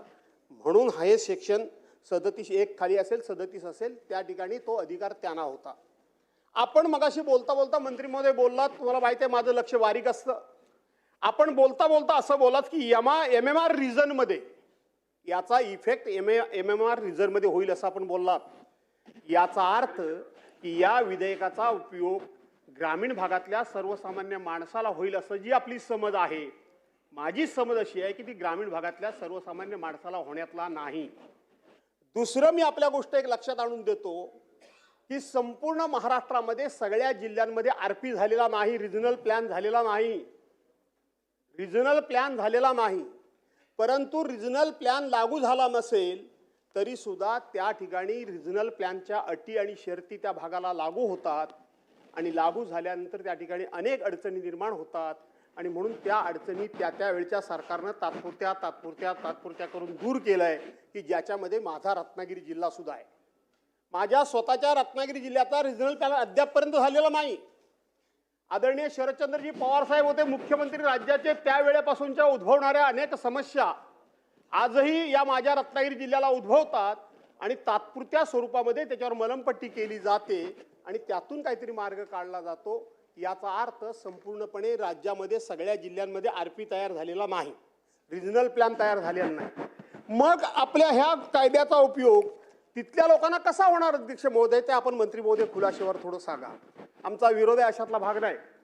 37 आपण वापरलात, नगर रचना 1966चा नियम आपण वापरलात, वास्तविक महसूल खात्याला हा निर्णय कसा राबवायचा अधिकार प्राप्त होतो हेही मला कळलं नाही आणि म्हणून ते देखील आपण मला सांगितलं तर बरं होईल. मंत्री महोदय, मागच्या वेळेला सभागृहामध्ये आम्ही तुम्हाला अशाच पद्धतीनं मुद्रांक शुल्क सरसकट काही लोकांना माफ करण्याकरता म्हणून आपण सभागृहाने एकमुखाने परवानगी दिली. आम्हाला असं तेव्हाही वाटलं होतं की सर्वसामान्य गोरगरीब माणसाला याचा मोठा फायदा होईल आणि होऊ द्या झाला तर. पण एकट्या मीरा भाईंदरमध्ये एका सत्ताधारी पक्षाचे नेते आहेत, माझ्याकडे सगळं आता रेकॉर्ड आहे, मी त्याच्यामध्ये आता वेळ काढत नाही, पण त्या निर्णयाचा एका बिल्डरला, एका सत्ताधारी पक्षाच्या नेत्याला, जयवंतराव, 3300 कोटी रुपयाचा फायदा झाला. मुद्रांक शुल्की माफीचं आपण विधेयक या सभागृहामध्ये माफ केलं, सर्वसामान्य माणसाला त्याचा लाभ होईल, फायदा होईल म्हणून आपण एक मतानं माफ केलं. पण मीरा भाईंदरमध्ये सत्ताधारी पक्षाचे एक नेते आहेत, त्यांना एकट्याला त्यातला 3300 कोटी रुपयाचा महसूल माफ झाला, मुद्रांक शुल्क फायदा झाला. मंत्री महोदय, हा जो काही कायदा त्यावेळेला मंजुरी करता आला, मला असं वाटतं त्या बिल्डर नेत्यानेच आणला होता की काय, त्याच्याकरताच तो आला होता की काय. आणि म्हणून आम्ही मात्र समोर आमच्या उदाहरणं ठेवत असताना सर्वसामान्य माणसाचं हित, सर्वसामान्य माणसाचा फायदा, गोरगरीब आमच्या डोळ्यासमोर ठेवून आम्ही सगळे कायदे आणि नियम करतो अशी आम्ही भावना निर्माण करतो. परंतु प्रत्यक्षपणे कोणाचा तरी वेगळ्याचाच इंटरेस्ट असतो आणि म्हणून त्याला मात्र पडद्याच्या मागे ठेवायचं आणि पडद्याच्या समोर सर्वसामान्य माणूस ठेवायचा. मी आपल्या हेतूबद्दल बावनकुळे साहेब अजिबात शंका घेत नाही, अजिबात नाही. आपलं धडाकेबाज काम आहे, आपला झटपट निर्णय आहे, पण कदाचित आपल्याला पुढं करून कोणतरी असा निर्णय करून घेतंय की काय, आणि म्हणून अशाच पद्धतीनं आपण जे म्हणता ते गोरगरिबाला ह्याचा लाभ होईल. माझी खात्री आहे MMR रिजन म्हणजे ग्रामीण भाग नाही, ग्रामीण भाग नाही, हा सगळा शहरी भाग आहे. आणि म्हणून याचा फायदा आज आपण त्याचं मुद्रांक शुल्क मागच्या वेळेला 5% 2016च्या कायद्यानुसार 5% आपण कमी केलं होतं. आपण हे बिल घेणार होते काय मला माहीत नव्हतं, नपेक्षा मी क्लॉज टू क्लॉज सुद्धा बोलायला तयार आहे. मी आता 2 मिनिटात वाचलं आणि माझी जे काय मानसिकता झाली त्याच्यावर मी बोलतोय. आणि म्हणून आपण हे विधेयक मागच्या वेळेला 5% आपण याच्यावरती कर कमी करून सुद्धा त्याला रिस्पॉन्स मिळाला नाही असं आपलं म्हणणं आहे. आणि मला जी शेवटची ओळ दिसते आणि त्या ठिकाणी ज्ञापनामध्ये वित्तीय ज्ञापनामध्ये जे काही दिसतंय त्याच्यामध्ये आपण याच्यावरचा संपूर्णपणे टॅक्सच मला वाटतं माफ करून टाकून ह्या जमिनी लोकांच्या सातबारा नावावर व्हावे अशा पद्धतीचं आपलं हे विधेयक मला दिसतंय.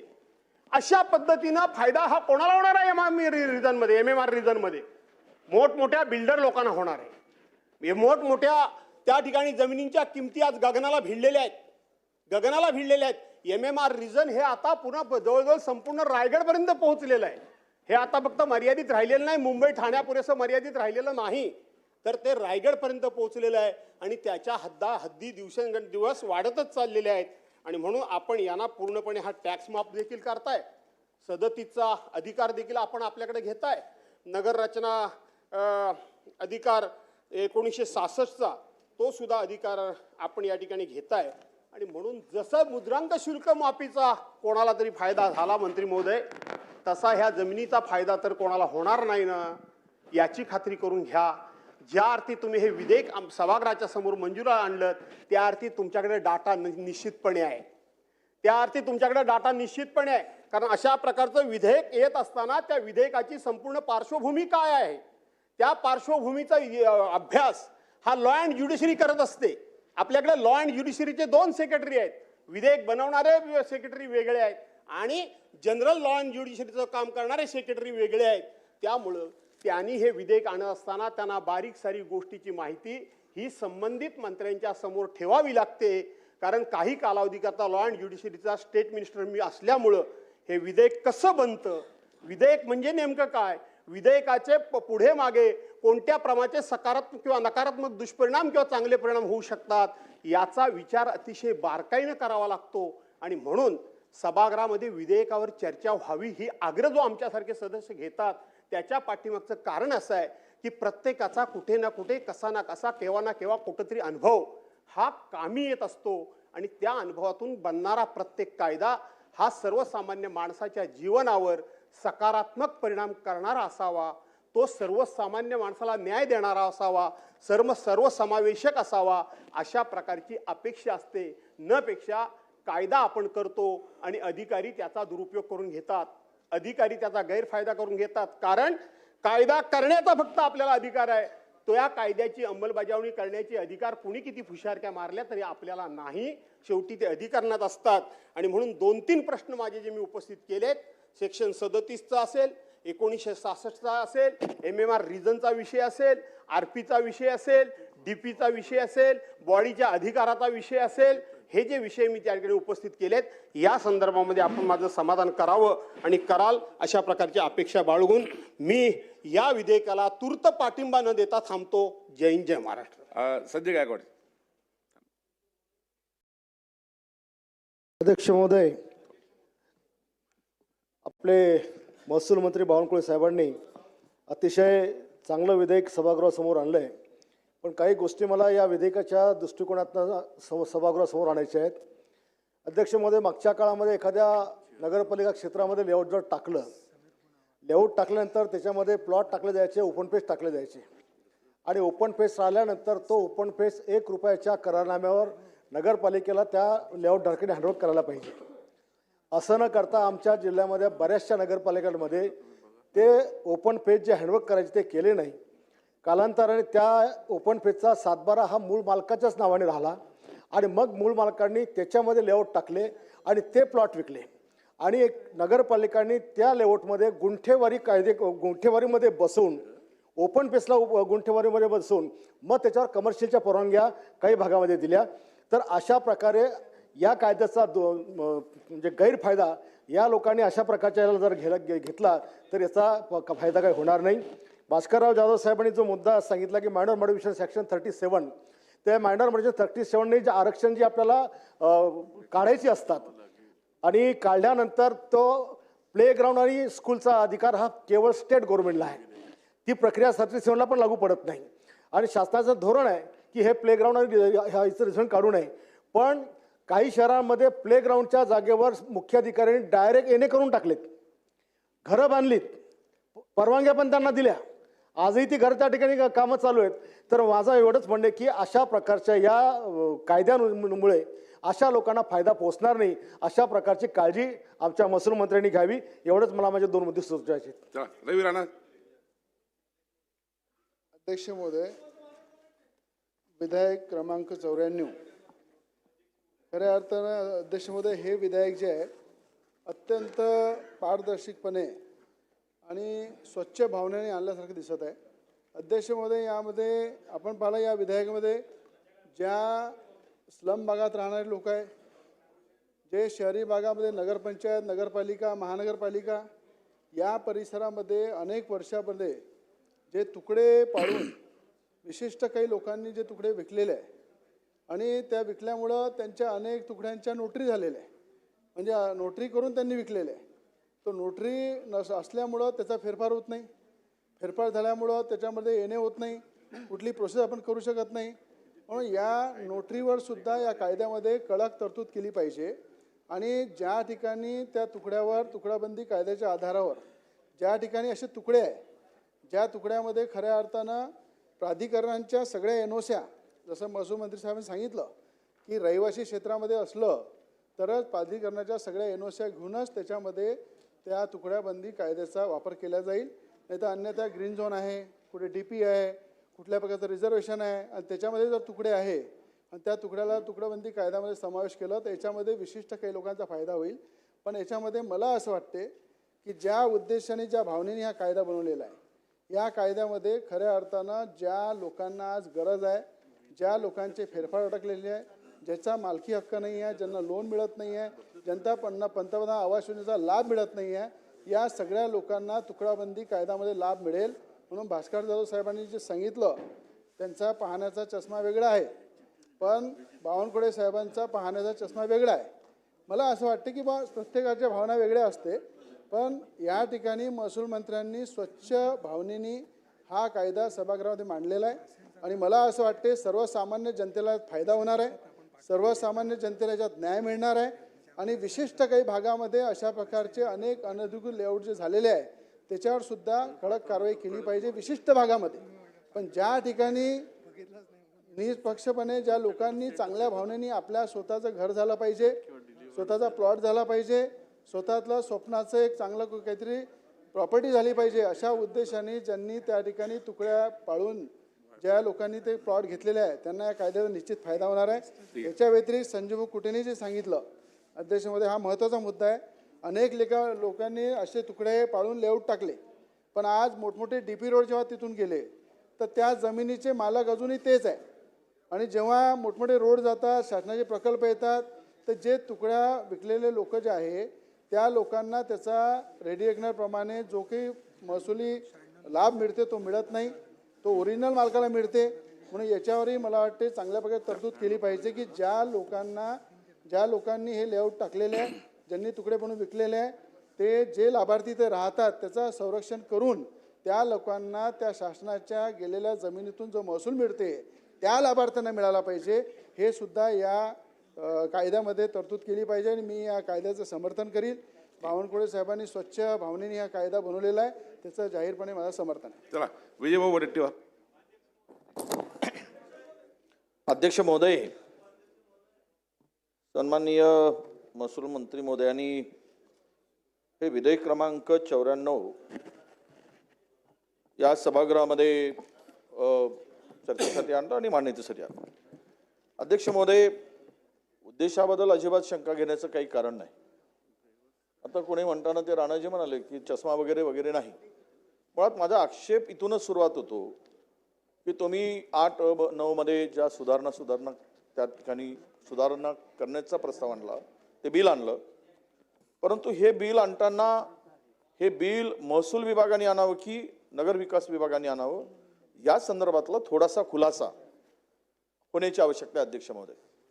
कारण त्या तरतुदीमध्ये ज्या तरतुदीनुसार हे बिल किंवा या कायद्यात दुरुस्ती होणार आहे तो नगर विकास विभागाशी संबंधित आहे. म्हणून हेतू हा स्पष्ट आहे, हेतूबद्दल कुणाचाही आक्षेप नाही. कारण आम्ही ज्या भागामध्ये राहतो किंवा आता त्याच्यामध्ये उल्लेख जो केला आहे तो नागरी क्षेत्राचा उल्लेख केलेला आहे. आता नागरी क्षेत्रामध्ये ज्या काही सुधारणा होतात या संदर्भात तुकडेबंदीच्या, आता तुकडे पाडून ज्यावेळेस एक गुंठेवारी केली जाते त्याला परवानगी ही तत्काळ त्या ठिकाणचा HDO दिला जातो, म्हणजे महसूल विभागाकडनं ती परवानगी दिली जाते. आणि त्यांच्या परवानगीमध्ये तो जो घडतो कुठेतरी जुना एग्रीमेंट दाखवला जातो, जुने स्टॅम्प पेपर मिळवले जातात आणि त्याच्यावर मग तो करारनामा केला जातो 10-20 वर्षाचा. आणि त्यानंतर त्यातून हे सगळं पूर्ण तयार केलं जातं प्लॅन आणि ते तुकडेवारीमध्ये अनेकांना ते प्लॉट विकले जातात. अध्यक्ष महोदय सांगतो, खरं आहे की 40-40, 50-50 वर्षापासून त्या लोकांनी पैसे गुंतवलेत. ब्रह्मपुरीमध्ये अशीच गुंठेवारी झाली माझ्या मतदारसंघात, 4 लोकांनी आत्महत्या केली. हो, काही लपून नाही, कोणाचा हेतूच्या संदर्भात विषयच नाही. हे आम्ही 4 लोकांनी आत्महत्या केली कारण निवृत्तीनंतर ते पैसे त्या प्लॉटमध्ये गुंतवलेत. अजूनही गेल्या 15-20 वर्षापासून ते त्या ठिकाणी घर बांधू शकत नाही. त्या जमीन मालकांनी गुंठेवारी करून प्लॉट देऊन टाकलेत. त्यांचा सातबारावर नाव नाही, त्यांच्या नावाने रेकॉर्ड नाही आणि आज ती जवळपास 50-60 एकर जमीन ती मोकळी पडली आहे. त्या लोकांना पुढे काही विकता येत नाही, मुलीबाळीच्या लग्नाला सुद्धा त्याचा उपयोग होत नाही. पण प्रश्न हा येतो, या बिल आणत असताना तुमचा उद्देशाबद्दल पुन्हा पुन्हा सांगण्याची गरज नाही, पण एक की हा RP प्लॅन जो आहे तो मंजुरीशिवाय, आता मला माझ्या माहितीप्रमाणे पुण्यामध्ये RP प्लॅन मंजूर झालाय. दादा आपण पालकमंत्री होता, कारण ते लोणावळा वगैरे हिल स्टेशन आहे तिथे RP प्लॅनची आवश्यकताच आहे, म्हणून तो लोणावळ्याचा RP प्लॅन किंवा पुणे जिल्ह्याचा RP प्लॅन मंजूर झाला. आता इथे सांगताना भास्करराव जाधव साहेब म्हणाले की रत्नागिरीचा पण मंजूर नाही. आम्हाला जरा खुलासा झाला पाहिजेत मंत्री महोदयाकडून की RP प्लॅन किती जिल्ह्याचा मंजूर झाला, किती यामध्ये कुठले कुठले प्लॅन मंजूर केले आहेत आणि हे काम कुणाला दिलं होतं का की देण्याचं आहे, बाकी हे काम कुणाकडून करून घेत आहे, कुठल्या एजन्सीकडून करून देण्याचं ठरवलं आहे, हे सुद्धा जर आमच्या पुढे आलं तर आम्हाला त्यामध्ये बोलता येईल. कारण अनेक भागाचे अध्यक्ष महोदय DP प्लॅन अजूनही आपले पेंडिंग आहे. नव्यानं DP प्लॅन आपण ह्यात घेतलं, नव्यानं नगरपंचायत झाल्यात त्याचा DP प्लॅन करतोय. जे काही काम वाटलं गेलं रिजनल वाईज त्यांनी अजूनही ते काम पूर्ण केलं नाही. काही DP प्लॅन पुण्यात आहेत, काही मंत्रालयात पोहोचले आहेत, त्याचा अजूनही काही निर्णय झालेला नाही. या संदर्भात सुद्धा आपण जर निर्णय होत नसेल आणि ह्या गुंठेवारीमध्ये केलेल्या जागा आहेत त्या विशिष्ट रिझर्वेशनमध्ये जर टाकल्या गेलेल्या आहेत, त्या जागा ज्या लोकांनी घेतल्या आहेत पण तिथे रेकॉर्ड नसल्यामुळे DP प्लॅन करताना त्या जागा कुठल्या ना कुठल्या तरी आरक्षित दाखवल्या गेल्या असतील तर मग हा प्लॅन मंजूर करत असताना पुन्हा तुम्हाला नगर विकास विभागाकडे जावं लागेल, म्हणजे डबल काम होईल. त्यामध्ये जर आणि आता जे संजयजी म्हटले त्याप्रमाणे आमचे कुठे साहेब म्हटले, 4-4, 6-6 फुटाचे रस्ते केले आहेत. तुम्ही हे जर सरळ सरळ याला निमाकुल कराल तर 6 फुटाच्या रस्त्याने उद्या नागरीकरण झालं, मोठ्या यामध्ये घरं झाली तर एक गाडी सुद्धा जाणार नाही 4 व्हीलर. हे करत असताना तुम्हाला पुढच्या अडचणी त्या भागातील मोठ्या निर्माण होणार आहे. तुम्हाला ड्रेनेज कसे बांधणार, तिथे रोड केवढा बांधणार, पाईपलाईन कशी घालणार वॉटर सप्लायची, या सगळ्या अनुत्तरित प्रश्न आहे. आणि यासाठी तुम्ही हे करत असताना किमान हे रस्ते त्या भागात जे प्लॅट धारक आहेत त्यांनी तेवढी मार्जिन सोडून किमान आजच्या नवीन याच्याप्रमाणे 9 मीटरचा तरी किमान रस्ता अपेक्षित आहे. 9 मीटरचा तर रस्ता केला पाहिजे, 12 मीटरचा रस्ता केला पाहिजेत. आणि नाही बांधले आहे तिथे तर विषयच नाही, पण ज्या जागा खाली पडलेल्या आहेत किमान तिथे तरी व्यवस्था होऊ द्या. संजय राव बांधले तर तिथे काय करू शकतो, ते अनधिकृत आता ते पाळायचं नाही पाळायचं तो वेगळा विषय आहे वॉल कंपाऊंड रस्त्यापर्यंत आणून बांधलेत काही लोकांनी आणि अतिक्रमण केलेले आहेत. विषय अध्यक्ष महोदय, आमची मागणी, आमचं या बिलाच्यावर बोलताना आमची भूमिका एवढीच आहे आणि मी मानताना की तुम्ही या सुद्धा व्यवस्थेवर तुम्ही काय तोडगा करणार आहात, काय त्यामध्ये उपाययोजना करणार आहात, हा सुद्धा विषय आहे. आणि म्हणून आपल्याला हे बिल इथे आणत असताना अमुक लोकांना फायदा होईल, पण दुसरा त्यामध्ये भास्करराव जाधवांनी जो विषय मांडला की आपण याच्या मागे या जमिनी आता अनेक लोक तिकडून तिकडे बाहेर जाण्याच्या तयारीत विकून, कारण गरीब लोक आहे, सामान्य लोक आहेत. राणाजी आज ते भाव घेतले त्यावेळेस 50-100 रुपये 200 रुपयाचा फुटानी होता. आज त्याचे दर 5-5, 10-10 हजार फुटाचे झाले आहेत. बिल्डरच्या आणि डेव्हलपरचा डोळा त्याच्यावर आहे. हे त्याच्या नावाने 7-12 झाला की लगेच ते घेतील, तो माणूस हद्दपार होईल त्या भागातून आणि बिल्डरांचे टावर उभे केले जातील. त्याला काय मिळेल तो नंतरचा विषय आहे, पण त्याच्यावर नजर आहेच, हे काही लपून राहिलं नाही. आम्ही उद्देशाबद्दल हेतूबद्दल अजिबात शंका घेत नाही आणि घेण्याचं काही कारण नाही. त्यांनी स्वच्छपणे हा बिल आणलेला आहे, पण यातील धोके तर सांगितले पाहिजे ना, त्या धोक्यावर उपाययोजना पुढे केल्या पाहिजेत ना. त्यावर हेतूवर शंका कशी घेणार तुम्ही? आमच्याकडे बघण्याचा दृष्टिकोन कसा तुम्ही वेगळा करणार? म्हणून ज्या धोके आहेत ते धोके आपल्या पुढे आम्ही आणतो की या धोक्यातून उद्या त्या माणसाला तुम्ही करायला गेलं एक आणि झालं तर भलतंच, त्याचा उपयोग त्या माणसाला होणार नाही.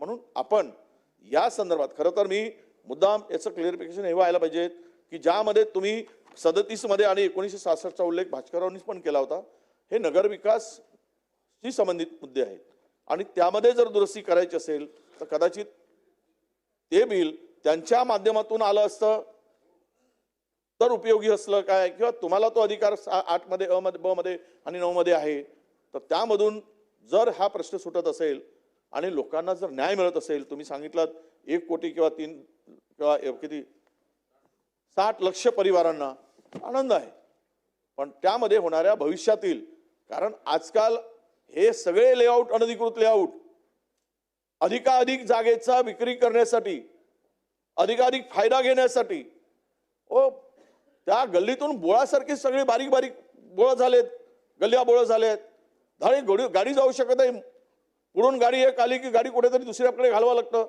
ही सगळी अव्यवस्था निर्माण झालेली आहे आणि यासाठी सुद्धा त्यामध्ये जर आपण एक पुढे जर आपल्या या बिलाच्या उत्तरातून जर आमच्या म्हणण्यानुसार जर आपण त्यामध्ये थोडंसं क्लिअरिफिकेशन आपण दिलात की त्यातील रस्ते किमान 9 मीटरचे 12 मीटरचे होतील, या दृष्टीनं सुद्धा आपण त्यामध्ये काही मार्ग काढावा.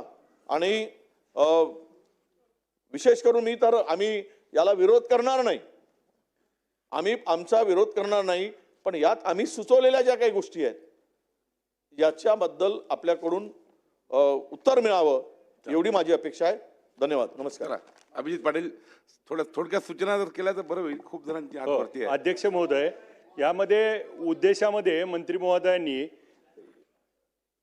आज 94 विधेयक, शासकीय विधेयक 94, महाराष्ट्र जमीन तुकडेबंदी कायदा एकत्रीकरण, याच्यामध्ये उद्देशामध्ये ब मध्ये यांनी समस्या सोडवण्याबाबत महापालिका, नगरपालिका, विशेष असलेल्या प्राधिकरण व नवीन ज्याच्यामध्ये ग्रामीण म्हणजे ग्रामपंचायत, आमच्या जे गावातली लोक आहेत ज्यांना आता घरकुलं बांधायची आहेत, आणि मग त्या मागच्या अधिवेशनामध्ये हा प्रश्न मंत्री महोदयांनी पण उत्तर दिलं होतं, SOP दाखल केली होती. आणि मग ग्रामपंचायतच्या हद्दीमध्ये जे लोक आहेत ज्यांना आपण 200 मीटर 500 मीटरचं आपण देणार अशा पद्धतीनं सांगितलं होतं, तर ते होणार का? त्याचबरोबर त्यावेळेस देखील हाच प्रश्न जोडून बोललो होतो की मोठी गावं आहेत, ज्या गावात मंत्री महोदय काय झालंय की वस्त्या आहेत, ज्या वस्त्यावरती देखील त्या ठिकाणी गुंटेवारी सारखे असे प्लॉट विकले गेलेत आणि गाव आत आहे, रस्त्याला त्या ठिकाणी रस्त्याच्या कडेला गावठाण आहे आणि नवीन गावठाण वसले, त्यांना देखील नियमित करणार का? आणि मग नियमित केल्यानंतर येण्यासारखे त्याला फॅसिलिटी मिळणार का, ज्याच्यावरती बँका कर्ज देतील, त्याला त्या ठिकाणी आपल्याला मॉर्गेज करता येईल, आणि मग त्याचा वेगळा 7-12 उतारा निघत असताना आणि मंत्री महोदय त्या ठिकाणी आपण सकारात्मक बोलत असताना मला यामध्ये एक सगळ्यात महत्त्वाची बाब अशी करायची आहे की आपण आपले तलाठी आणि सर्कल यांना अधिकृतरित्या त्या ठिकाणी हप्ते एक 5,000 2,000 नोंदीला घ्यायचं असं काहीतरी डिक्लेअर करावं. कारण 10-10 लाख 5-5 लाख रुपयाच्या प्लॉटला जर 10% मागत असतील तर ही एक गोष्ट इतकी वाईट आहे. परंतु आपण त्या ठिकाणी एका बाजूला पगार देतोय आणि दुसऱ्या बाजूला तर प्रत्येक नोंदीला पैसे घेतल्याशिवाय नोंद होत नाही. मग हे दुकानदारी आता 60 लाख लोकांची दुकानदारी त्यांची चालू होणार आहे. ह्याच्यावर नेमकं आपण काय उपाययोजना करणार आहोत.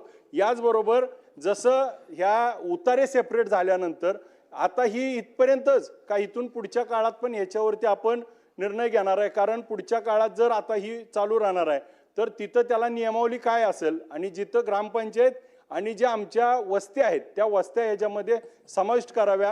हे विधेयक चांगलं आहे. या माध्यमातून अनेक लोकांचे आमच्या ग्रामीण भागातले देखील प्रश्न मिटणार आहेत. परंतु हे ग्रामीण भागाला लागू आहे का याबाबत स्पष्टता आणावी आणि मंत्री महोदयांनी विधेयक आणल्याबद्दल त्यांचं अभिनंदन, आभार मानतो. प्रकाशदास सोळंके नंतर तुम्ही.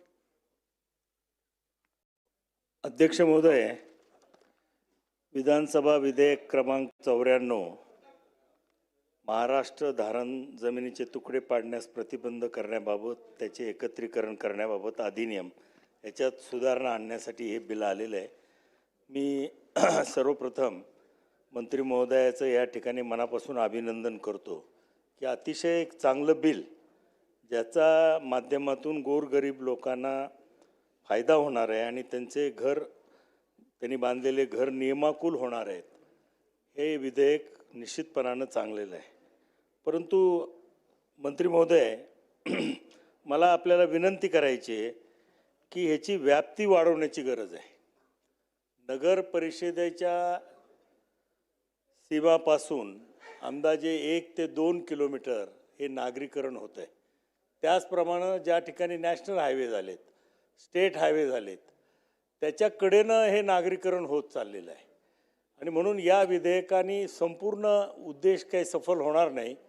आपण सांगताय की 60 लाख लोकांना याचा फायदा होईल, पण अधिकचा फायदा जर द्यायचा असेल तर नगरपालिकेच्या क्षेत्रापासून 1 ते 2 किलोमीटर याची व्याप्ती वाढवली तर निश्चितपणानं अनेक लोकांना याचा फायदा होणार आहे. त्याचप्रमाणे नॅशनल हायवेच्या शेजारी एखादा तुम्ही 500 मीटर म्हणा काय म्हणा एखादा अंतर घालायला हरकत नाही, परंतु त्याच्या दोन्ही बाजूनी हे नागरीकरण होतं आहे आणि ते नियमाकुल करण्यासाठी याची व्याप्ती वाढवण्याची गरज आहे. या 2 सूचना मी या ठिकाणी करतो. धन्यवाद. चला चंद्रजीत नरके. या ठिकाणी 2025 विधानसभा विधेयक क्रमांक 94 महाराष्ट्र जमिनीचे तुकडे पाडण्यास प्रतिबंध कायद्यामध्ये काही सुधारणा या ठिकाणी मंत्री महोदयांनी सुचवलेल्या आहेत. मला वाटतं या संदर्भातली अधिसूचना मागच्या पावसाळ्या अधिवेशनामध्ये सुद्धा आपण मांडली होती आणि त्यावेळी मी काही सूचना केल्या होत्या की विदर्भ आणि मराठवाड्यामध्ये शेतकऱ्यांच्याकडे ज्या जमिनी आहेत त्या होल्डिंग अधिक आहे, ते 4 एकर 5 एकर आहे. परंतु आमच्या पश्चिम महाराष्ट्रामध्ये आणि विशेष करून कोल्हापूर जिल्ह्यामध्ये आमच्या पश्चिम भागामध्ये 20 गुंठ्याच्या आतले शेतकरी आहेत आणि 1 एकराच्या आत 20 गुंठ्याच्या आत किमान 25% 40% शेतकऱ्यांच्या जमिनी या 20 गुंठ्यांनी 1 एकराच्या आत आहेत.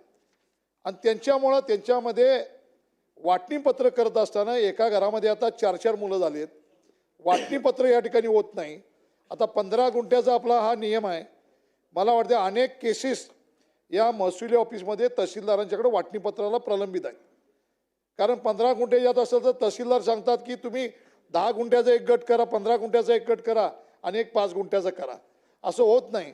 अनेक ठिकाणी 4 भावांनी काही जणांनी एखाद्यानं जमिनीचा तुकडा विकला आहे, तर 15 गुंठ्याचा गट जर असेल मंत्री महोदय तर त्याच्यामध्ये जो विकत घेणार आहे त्याला तिथं जाता येत नाही, कारण त्याला दिशा दिलेली नसती. एका गटामध्ये असल्यामुळे अ ब क नसते, त्याला दिशा देता येत नाही. आणि मला वाटते खऱ्या अर्थानं हा जर आपण बघितला असेल, हा तर 1966 मध्ये जर आपण हा नियम केला होता, तुकडेबंदी कायदा का लागू केला होता, तर राज्यातील शेती जमिनीचे तुकडेबंद पाडण्यास प्रतिबंध करण्यासाठी शेती जमिनीवर अधिक चांगली लागवड प्रयोजनासाठी व्हावी आणि एकत्रित शेती व्हावी हा मूळ हेतू होता. आता हा मूळ हेतू बाजूला राहून जसं शहरीकरण वाढायला लागले, शेती कमी व्हायला लागली. आज 54% त्या ठिकाणी शहरीकरण व्हायला लागले आणि शेतकरी जमीन विकतोय. याच्यासाठी तुकडेबंदी कायदा आणला होता परंतु आता आपण बघितलं असेल तर हा कायद्यामध्ये बदल जो आपण करतोय तो नगरपंचायत, नगरपालिका, प्राधिकरणच्या एरियामध्ये 200 मीटर बाहेर अंतरावरती आपण या तुकडे बंधू कायद्याला रिलॅक्सेशन दिले. तर मी मागच्याही सुद्धा मागणी केली होती की आमच्या पश्चिम भागामध्ये, कोल्हापूर जिल्ह्यामध्ये आणि विशेष करून पश्चिम महाराष्ट्रामध्ये ज्यांचं होल्डिंग कमी आहे, आज एका घरामध्ये 3 जण झाले असतील किंवा कुणी विक्री केला असेल तर सगळे दस्त थांबलेले आहेत. खऱ्या अर्थानं या ठिकाणी सामान्य कुटुंबातल्या माणसाला याचा फायदा व्हायचा असेल तर त्या ठिकाणी हा तुकडेबंदी कायदा रद्द करणं गरजेचं आहे. आणि मला वाटतं या शेतकऱ्यांना खऱ्या अर्थानं त्यांची जमीन विक्री करायची असेल किंवा एकामेकामध्ये आपल्याला वाटणीपत्र करायचे असेल तर याला रिलॅक्सेशन द्यावं अशी मी मागणी केली होती मागच्या पावसाळी अधिवेशनामध्ये. त्यावेळी आपण बावनकुळे साहेब आपण त्यावेळी सांगितलं होतं की आपण ही सूचना SOP मध्ये द्या. आपण SOP मध्ये सूचनाही त्यावेळी टाकल्या होत्या, परंतु याच्यामध्ये ही रिलॅक्सेशन आलेलं नाही. माझं हे आपण एक चांगला या ठिकाणी या कायद्यामध्ये बदल करण्याचं हे बिल आणलंय, मी त्याचं स्वागतच करतोय. आपला हेतू चांगला आहे, आपला निश्चित हेतू चांगला आहे. मला वाटतं की आपण चांगल्या पद्धतीनं कामकाज करताय. अनेक ठिकाणी आपण महसुली खात्यामध्ये चांगले निर्णय घेतलेत आणि आपण अनेक बदल या ठिकाणी केलेत. मला वाटतं की या ठिकाणी मी ज्या सूचना केलेत, हा तुकडेबंदी कायदा शेतकऱ्याच्या 15 गुंठे जी जमिनीची अट लावली ती शेतजमीनमध्ये जर वाटणीपत्र असेल किंवा खरेदी विक्री करायची असेल तर त्याला परवानगी द्यावी. आणि या ठिकाणी यामध्ये या जे आपलं आता आपण जो बिल मांडतोय याच्यामध्ये ही सुधारणा ॲड करून हे बिल मंजूर करावं अशा पद्धतीची मी आपणाला विनंती करतो. शेवटचं बोलू दे. बोला बोला बोला. धन्यवाद अध्यक्ष महोदय. मी आदरणीय महसूल मंत्र्यांचे विशेष असे आभार मानतो की आपण तुकडेबंदी कायद्यामध्ये इतकं मोठं म्हणजे महत्त्वाचं पाऊल उचललेलं आहे. आपण हा प्रश्न ज्यावेळेस सभागृहात मांडला गेला होता त्यावेळेस मी एक प्रश्न विचारला होता, त्याला खूप सकारात्मक उत्तर आदरणीय महसूल मंत्र्यांनी दिलं होतं. ते म्हणजे जे तुकडेबंदी कायदा लागू असताना सुद्धा खरेदी विक्री झाले होते, अशांना आपण रेग्युलराईज करणार का? तर ज्यावेळेस हा कायदा पाहिला जातो कायद्यामध्ये एक गोष्ट लक्षात येते की नगर रचनेच्या अंतर्गत येणारा जो परिघासातला भाग आहे हा आपण घेतलेला आहे. पण आता माझ्या श्रीगोंदा तालुक्यामध्ये ग्रामीण भागात सुद्धा मोठ्या प्रमाणावर खरेदी विक्री झालेली आहे. जर या कायद्यानुसार तो भाग वंचित राहील. माझी आपणास विनंती आहे की ग्रामीण भाग सुद्धा याच्यामध्ये इन्क्लूड होणं अतिशय गरजेचं आहे. आदरणीय सोळंकी साहेबांनी जसं मांडलं की आता विकास फक्त शहरातच होतोय अशी काही परिस्थिती नाही. ज्या पद्धतीने आपलं सरकार काम करतंय आणि ज्या पद्धतीने रस्ते विकास चालू आहेत त्या मोठ्या प्रमाणावर जे काही स्टेट हायवेज आहेत, नॅशनल हायवेज आहेत, अशा ठिकाणी सुद्धा शहरीकरण व्हायला लागले, विकसीकरण व्हायला लागलेलं आहे. आणि हे होत असताना त्याला शहराची मर्यादा ओलडून हा विकास होतोय. त्यामुळे या रस्त्यालगत आपण काहीतरी आणायचं का हाही प्रश्न मी त्यावेळेस मांडला होता. त्यावेळेस मला सकारात्मक उत्तरही आलं होतं की आपण नक्कीच त्याचा विचार करू. SOP मध्ये कळवायला सांगितलं होतं, ते सुद्धा कळवलं गेलं होतं. दुर्दैवाने या कायद्यामध्ये तशी कोणती दुरुस्ती दिसत नाहीये. माझी आपणास कळकळीची विनंती आहे, हा कायदा उत्तम पद्धतीने आपण दुरुस्त करतोय, पण हा करत असताना जर खरंच याचा फायदा होणार असेल, कारण शहरी भागामध्ये मुळात जर एनेला गेला कोणता शेतकरी किंवा कोणता विकसित करणारा व्यक्ती आहे तर त्याला तुकडेबंदीचा नियम लागूच राहत नाही, कारण ते सगळं स्क्वेअर फीटमध्ये कॅल्क्युलेशन होतं. ज्या ठिकाणी फक्त एनेज होत नाहीत अशाच क्षेत्राला तुकडेबंदीचा या कायद्याचा फायदा होईल. पण ग्रामीण भाग आजही याच्यातनं वंचित राहतोय. आणि बोलत असताना आणखी काही सदस्यांनी जो मुद्दा मांडला की तीच परिस्थिती आमच्या पश्चिम महाराष्ट्र परिसर असेल किंवा नगर जिल्हा असेल, आमच्या जिल्ह्यामध्ये सुद्धा ज्या ठिकाणी बागायत भाग आहे अशा ठिकाणी क्षेत्रफळ हे कमी व्हायला लागलेलं आहे. आणि क्षेत्रफळ कमी होण्याचं कारण म्हणजे कुटुंबामध्ये जे काही वाटण्या होतात, जर ही अशीच परिस्थिती राहिली तर आज सुद्धा अशी परिस्थिती की हिस्स्यावरनं आम्ही भांडणं मिटवतोय. म्हणजे आमचे जे काही जनता दरबार होतात, प्रत्येक जनता दरबारमध्ये असा एकही प्रश्न होत नाही की ज्यामध्ये हिस्स्यावरनं भांडणे झालेली आहेत. त्यामुळे माझी आपणास विनंती आहे की ग्रामीण भागाचा हा प्रश्न अतिशय महत्त्वाचा असणार आहे. तुकडेबंदी हा फक्त शहरीकरणापुरता मर्यादित न पाहता त्याला ग्रामीण भागामध्ये किंवा जो विकसित होणारा भाग आहे, ज्याचा विकासाचा वेग वाढलेला आहे, ज्या ठिकाणी रस्ते वाढतात आहेत, अनेक प्रगतीचा जो दर वाढायला लागलेला आहे, अशा सुद्धा गावांना याच्यामध्ये आपण इन्क्लूड केलं गेलं पाहिजे. आणि हे करत असताना जसं मगाशी आमच्या एका सहयोगी सदस्याने सांगितलं की याला परत रजिस्ट्री करताना, कारण आमच्याकडे आता 2दा रजिस्टर हे काय म्हणणार की ज्यावेळेस त्यांच्याकडे भ्रष्टाचारामध्ये त्यांना ट्रॅप झालेले आहेत, त्यामुळे कुठेतरी रजिस्ट्रार लोकांवरती सुद्धा बंधनं आली पाहिजेत. हे सुद्धा आपण याच्यामध्ये मार्ग काढणं गरजेचं आहे. याला एक मर्यादा देऊन घेणं गरजेचं आहे. जर मुळात खरेदी खत झाली असतील तर पुन्हा एकदा खरेदी खतांसाठी जाण्याची गरज पडली पाहिजे नाही. आणि माझी आपणास खरंच कळकळीची विनंती आहे, आपण या कायद्याला तर मी समर्थन करायला उभाच आहे, पण समर्थन करत असताना जो ग्रामीण भाग अजूनही याच्यामध्ये आला नाहीये त्याला लवकरात लवकर आपण घेऊन यावं ही आपणास विनंती करतो. चला बोला थोडक्यात. अध्यक्ष महोदय, सन 2025चे विधेयक क्रमांक 94 यात मला एवढी सुधारणा सुचवावी वाटते की आता जे विक्रम पाचपुते साहेबांनी सांगितलं की ग्रामीण भागात बरेच शेतकरी स्टॅम्पवर खरेदी करतात, त्यांचा लेआउट नसतो आणि नंतर तो मूळ शेतकरी परत त्याच्यावर अधिकार दाखवतो ते घरं बांधल्यानंतर. तर ह्याबाबत ही आपली SOP असावी, कारण 1 गुंठ्यासुद्धा खरेदी करायची मुभा त्यात असावी. आणि दुसरा महत्त्वाचा मुद्दा की शहरी भागात टेंटेटिव्ह लेआउट हा प्रकार खूप होता आणि टेंटेटिव्ह लेआउटमध्ये तो तसंच त्याची विक्री करायची, नंतर त्या घरं बांधायची आणि त्याची OP असतील किंवा रस्ते असतील ते हँडओव्हर होत नव्हते टेंटेटिव्ह लेआउटमुळे. तर याबाबत जे जुने टेंटेटिव्ह लेआउट होते याबाबत आपली शासन काय या विधेयकातून करणार आणि त्याबाबत सुद्धा मार्ग काढणं गरजेचं आहे, कारण टेंटेटिव्ह लेआउटमुळे बऱ्याच ठिकाणी रस्त्यांच्या अडचणी आहेत, OP ट्रान्सफर होत नाहीत, मूळ मालकाच्या नावावरती OP असतात आणि एखादा रस्त्याचं काम करायचं असेल किंवा OPच्या ठिकाणी परत मूळ मालक हक्क दाखवतो. याबाबत सुद्धा स्पष्टता या विधेयकात असावी एवढीच माझी सूचना आहे. चला थोडक्यात बोला, आपण बोला. सन्माननीय सदस्य. सन्माननीय अध्यक्ष महोदय, महसूल मंत्र्यांनी जे बिल आणले त्याच्यावर मी बोलण्यासाठी उभा आहे. या तुकडाबंदीच्या कायद्यासंदर्भात आदिवासी भागामध्ये अतिशय मोठ्या प्रमाणात भ्रष्टाचार होतोय की आदिवासी माणसाच्या नावावर नोटरी साठेकत करायचं आणि वेण्या करून विकायचं, त्याच्या पाठीमागं बरेचसे बिल्डर लोक राहत आहे. अध्यक्ष महोदय, त्र्यंबक तालुक्यामध्ये गावागावात सुळसुळाट झालेला आहे. आदिवासी माणसाकडे जायचं, जमीन विकायची आहे का, म्हणजे जो विकत नाही त्याला सुद्धा. सोमनाथ नगरला 10.5 एकर जागा घेतली आणि तिथं प्लॉटिंग पाडले, 121 प्लॉट पाडले, फक्त खाली 15 प्लॉट राहिलेले. 1.5 एकर जागा रस्ता डांबरीकरण रस्ता ताब्यात घेऊन टाकला. फॉरेस्टची जमीन या ठिकाणी 2-2.5 एकर घेतली, 10.5 एकरमध्ये प्लॉट पाडून पूर्ण विक्री केलेली आहे. दादागिरी आदिवासी माणसाला तिथे गेलं त्यांना जाऊन देत नाही, गेट लावलेला आहे.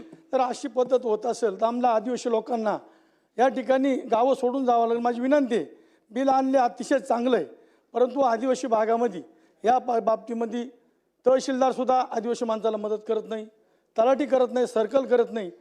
5 रुपयाची वस्तू 100 रुपयाला घ्यायची, 5 रुपयाला घ्यायची, 1000 रुपयाला विकायची अशी परिस्थिती झालेली आहे. शिरस्ता कुंभमेळ्याच्या दृष्टीने अतिशय या ठिकाणी काही दिवसांनी आमचा आदिवासी लोक त्या तालुक्यामध्ये राहणार नाही, तो कुठंतरी मोलमजुरी करायचा आहे. याच्यासाठी जे बिलाला मी माझं समर्थन आहे, परंतु बाकीच्या गोष्टीसुद्धा या ठिकाणी त्याची पडताळणी केली पाहिजे. चला आता चर्चा बरीच झालेली आहे, उत्तर घेऊया. चला बोला बोला. चला थोडक्यात तेच ते विषय येतात. अध्यक्ष महोदय, महाराष्ट्र राज्याचे आदरणीय महसूल मंत्री, वेळेला काही महत्व आहे की नाही? बोलू द्या, जरा बोलू द्या, एक शांत. अध्यक्ष महोदय, महसूल मंत्री आदरणीय बावनकुळे साहेबांनी सन 2025चे विधानसभा विधेयक क्रमांक 94 हे बिल जे आणलं, मी खऱ्या अर्थाने त्याचं स्वागत त्या ठिकाणी करणार आहे.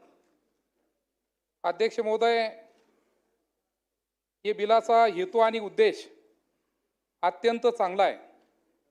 या ठिकाणी महसूल मंत्री महोदयांनी त्या ठिकाणी सांगितलं का नागरी भागामध्ये, शहरी भागामध्ये याचा जवळजवळ 60,000 नागरिकाला त्या ठिकाणी फायदा होणार आहे.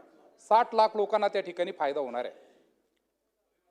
मी या बिलावरती जास्त बोलणार नाही, परंतु खऱ्या अर्थाने एक 2-3 सुधारण्याच्या बाबतीमध्ये या ठिकाणी मी मुद्दाम बोलेल का जसं शहरी भागामध्ये जास्तीत जास्त परिवाराला हा फायदा त्या ठिकाणी मिळणार आहे, तसं ग्रामीण भागामध्ये सुद्धा याचा खूप चांगला फायदा मिळू शकतो. आणि म्हणून मी विनंती अशी करणार आहे महसूल मंत्री महोदय का जसं नागरी भागाला हे बिल आपण आणलं, तसं ग्रामीण भागामध्ये सुद्धा याची सुधारणा त्या ठिकाणी होणं अपेक्षित आहे. कारण ग्रामीण भागामध्ये सुद्धा आपण पाहतोय का आज अक्षरशः विभक्त कुटुंबामुळं प्रत्येकाच्या वाट्याला खूप थोडी थोडी जमीन त्या ठिकाणी आलेली आहे. आणि म्हणून मी आपल्याला विनंती करणार आहे अध्यक्ष महोदय का घरकुल असतील, विहिरी असतील, त्या ठिकाणी घरासाठी जागा असेल, अक्षरशः ग्रामीण भागामध्ये घरकुलासाठी जागा नाही, कुणी 1 गुंठा, कुणी अर्धा गुंठा, कुणी 2 गुंठे जागा त्या ठिकाणी विकत घेतं. परंतु ही विकत घेण्याची पद्धत ग्रामीण भागामध्ये फक्त नोटरीवरती त्या ठिकाणी विकत घेण्याची प्रथा आहे. 7/12वरती त्याची कोणतीही त्या ठिकाणी नोंद होत नाही. आणि म्हणून या बिलामध्ये थोडी जर सुधारणा जर झाली का विहिरी, गायगोठे, घरं, रस्ते यासाठी जर एक एक दोन दोन गुंठेची जर आपण जर त्या ठिकाणी या सुधारणा जर केली तर खऱ्या अर्थाने याचा ग्रामीण भागामध्ये सुद्धा खूप मोठ्या प्रमाणात त्या ठिकाणी उपयोग होईल. अध्यक्ष महोदय, याला जोडून मी महसूल मंत्री महोदयांना त्या ठिकाणी सांगणार आहे, काही बिल जरी नागरी किंवा शहरी भागात जरी असलं परंतु भोगोटदाराच्या बाबतीमध्ये सुद्धा आपण ह्या बिलाच्या बाबतीमध्ये एक सुधारणा करणं त्या ठिकाणी अपेक्षित आहे. कारण मी बऱ्याच ठिकाणी पाहतोय, माझं वैजापूरमध्ये सुद्धा मी पाहिलं का अक्षरशः 40-40, 50-50 वर्ष झाले नागरिक त्या ठिकाणी राहत आहे, परंतु त्यांच्या नावावरती कोणताही 7/12 नाही, कोणताही PR कार्ड त्यांच्या नावावरती त्या ठिकाणी होत नाही. आणि म्हणून या बिलामध्ये सुधारणा करीत असताना भोगोटदाराच्या बाबतीमध्ये सुधारणा करणं त्या ठिकाणी अपेक्षित आहे. आणि ज्या ज्या ठिकाणी शहरी भागामध्ये आपण ही सुविधा त्या ठिकाणी देणार आहे, थोड्या थोड्या रस्त्याचा विषय सुद्धा प्रामुख्याने त्या ठिकाणी घेण्याची गरज आहे. आणि म्हणून मी फक्त हे बिल जे आणलं ते ग्रामीण भागामध्ये सुद्धा असावं, त्यामध्ये सुधारणा करावी एवढंच या ठिकाणी आम्ही विनंती करणार आहे. धन्यवाद. कृष्णाभाऊ खोपडे. अध्यक्ष महोदय, सन 2025 विधानसभा विधेयक क्रमांक 94 तुकडेबंदी कायद्याच्या अंतर्गत महसूल मंत्री सन्माननीय चंद्रशेखर बावनकुळे साहेबांनी जो बिल या ठिकाणी आणलं, मी त्यांच्या मनापासून स्वागत करतो, मनापासून त्यांचे अभिनंदन या ठिकाणी करतो. कारण या बिलाच्या माध्यमातून 60 लाख घरांना न्याय मिळणार आहे आणि कमीत कमी 3 ते 3.5 कोटी जनतेला याचा न्यायसुद्धा मिळणार आहे. एका वर्षाचं बावनकुळे साहेबाचे कार्यकाल अगर आपण पाहिलं असेल तर महसूल विभागाने अशा प्रकारचे अनेक निर्णय घेतले, अनेक नागरिकांना राहत देण्याचं काम केलं, रजिस्ट्रीमध्ये बी अनेक प्रकारची राहत दिली. फार महत्त्वपूर्ण या 1 वर्षाचा कार्यकाल त्यांच्या राहिला आणि अनेक प्रकारचे निर्णयसुद्धा त्यांनी घेतले. हा तुकडेबंदी कायद्याच्या माध्यमातून अध्यक्ष महोदय, या नागपूर शहराच्या आउटर भागामध्ये फार मोठ्या प्रमाणात गुंठेवारी झाली आहे. आणि हे गुंठेवारी काही आजपासून नाही झाली, तर अनेक वर्षोंगिनतीपासून या ठिकाणी गुंठेवारी आहे. पहिले 2001 कायदा होता, मग 2020 झाला आणि त्या काळामध्ये लोक आपले घरं बांधून राहत आहे. कोणी 1000 फुटावर राहत आहे, कोणी 1500 फुटावर राहत आहे, कोणी 1000 फुटावर घरं बांधून आपले राहत आहे.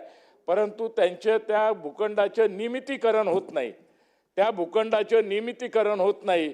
मागच्या वेळेस 2010 नगर विकास विभागाने एक पत्रक काढलं होतं, परिपत्रक काढलं होतं का ज्यांच्याकडे करारनामा असेल, कब्जापत्र असेल ते नियमितीकरणास पात्र आहे.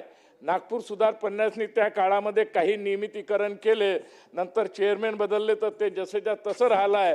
परंतु या गुंठेवारीच्या अंतर्गत अनेक नागरिकापाशी कब्जापत्र आहे, करारनामे त्यांनी केले आहे, परंतु त्यांना मालकीयाना हक्क त्या ठिकाणी भेटत नाही.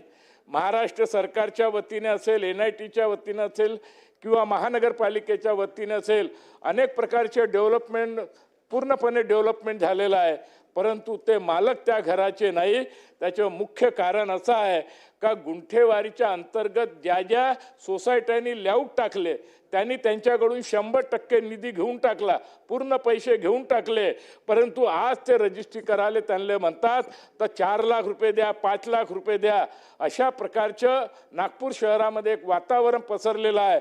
आणि म्हणून शासनाने अनेक वेळा याच्या बैठकी घेतल्या, अनेक वेळा नगरविकास विभागाने बी परिपत्रक काढलं, बावनकुळे साहेबांनी अनेक प्रकारच्या मीटिंग त्या माध्यमातून घेतल्या. आणि म्हणून माझी या बिलाच्या मार्फत विनंती आपल्याला महसूल मंत्री महोदयांना विनंती आहे का हे जे लोकांपाशी जे ॲग्रीमेंट करारनामे आहे, या करारनामे ॲग्रीमेंट ज्यांनी पूर्ण पैसे लेआउटवाल्याला दिले आहे त्या सगळ्याच्या रजिस्ट्र्या त्या ठिकाणी व्हावा. कारण नागपूर सुधार पन्न्याच्या वतीने त्या लेआउटचे प्लेन टेबल सर्वे चालू आहे. प्लेन टेबल सर्वे झाल्यानंतर मग सिटी सर्वे त्याची मोजणी करते आणि त्याच्यानंतर त्यांना डिमांड देण्यात येते.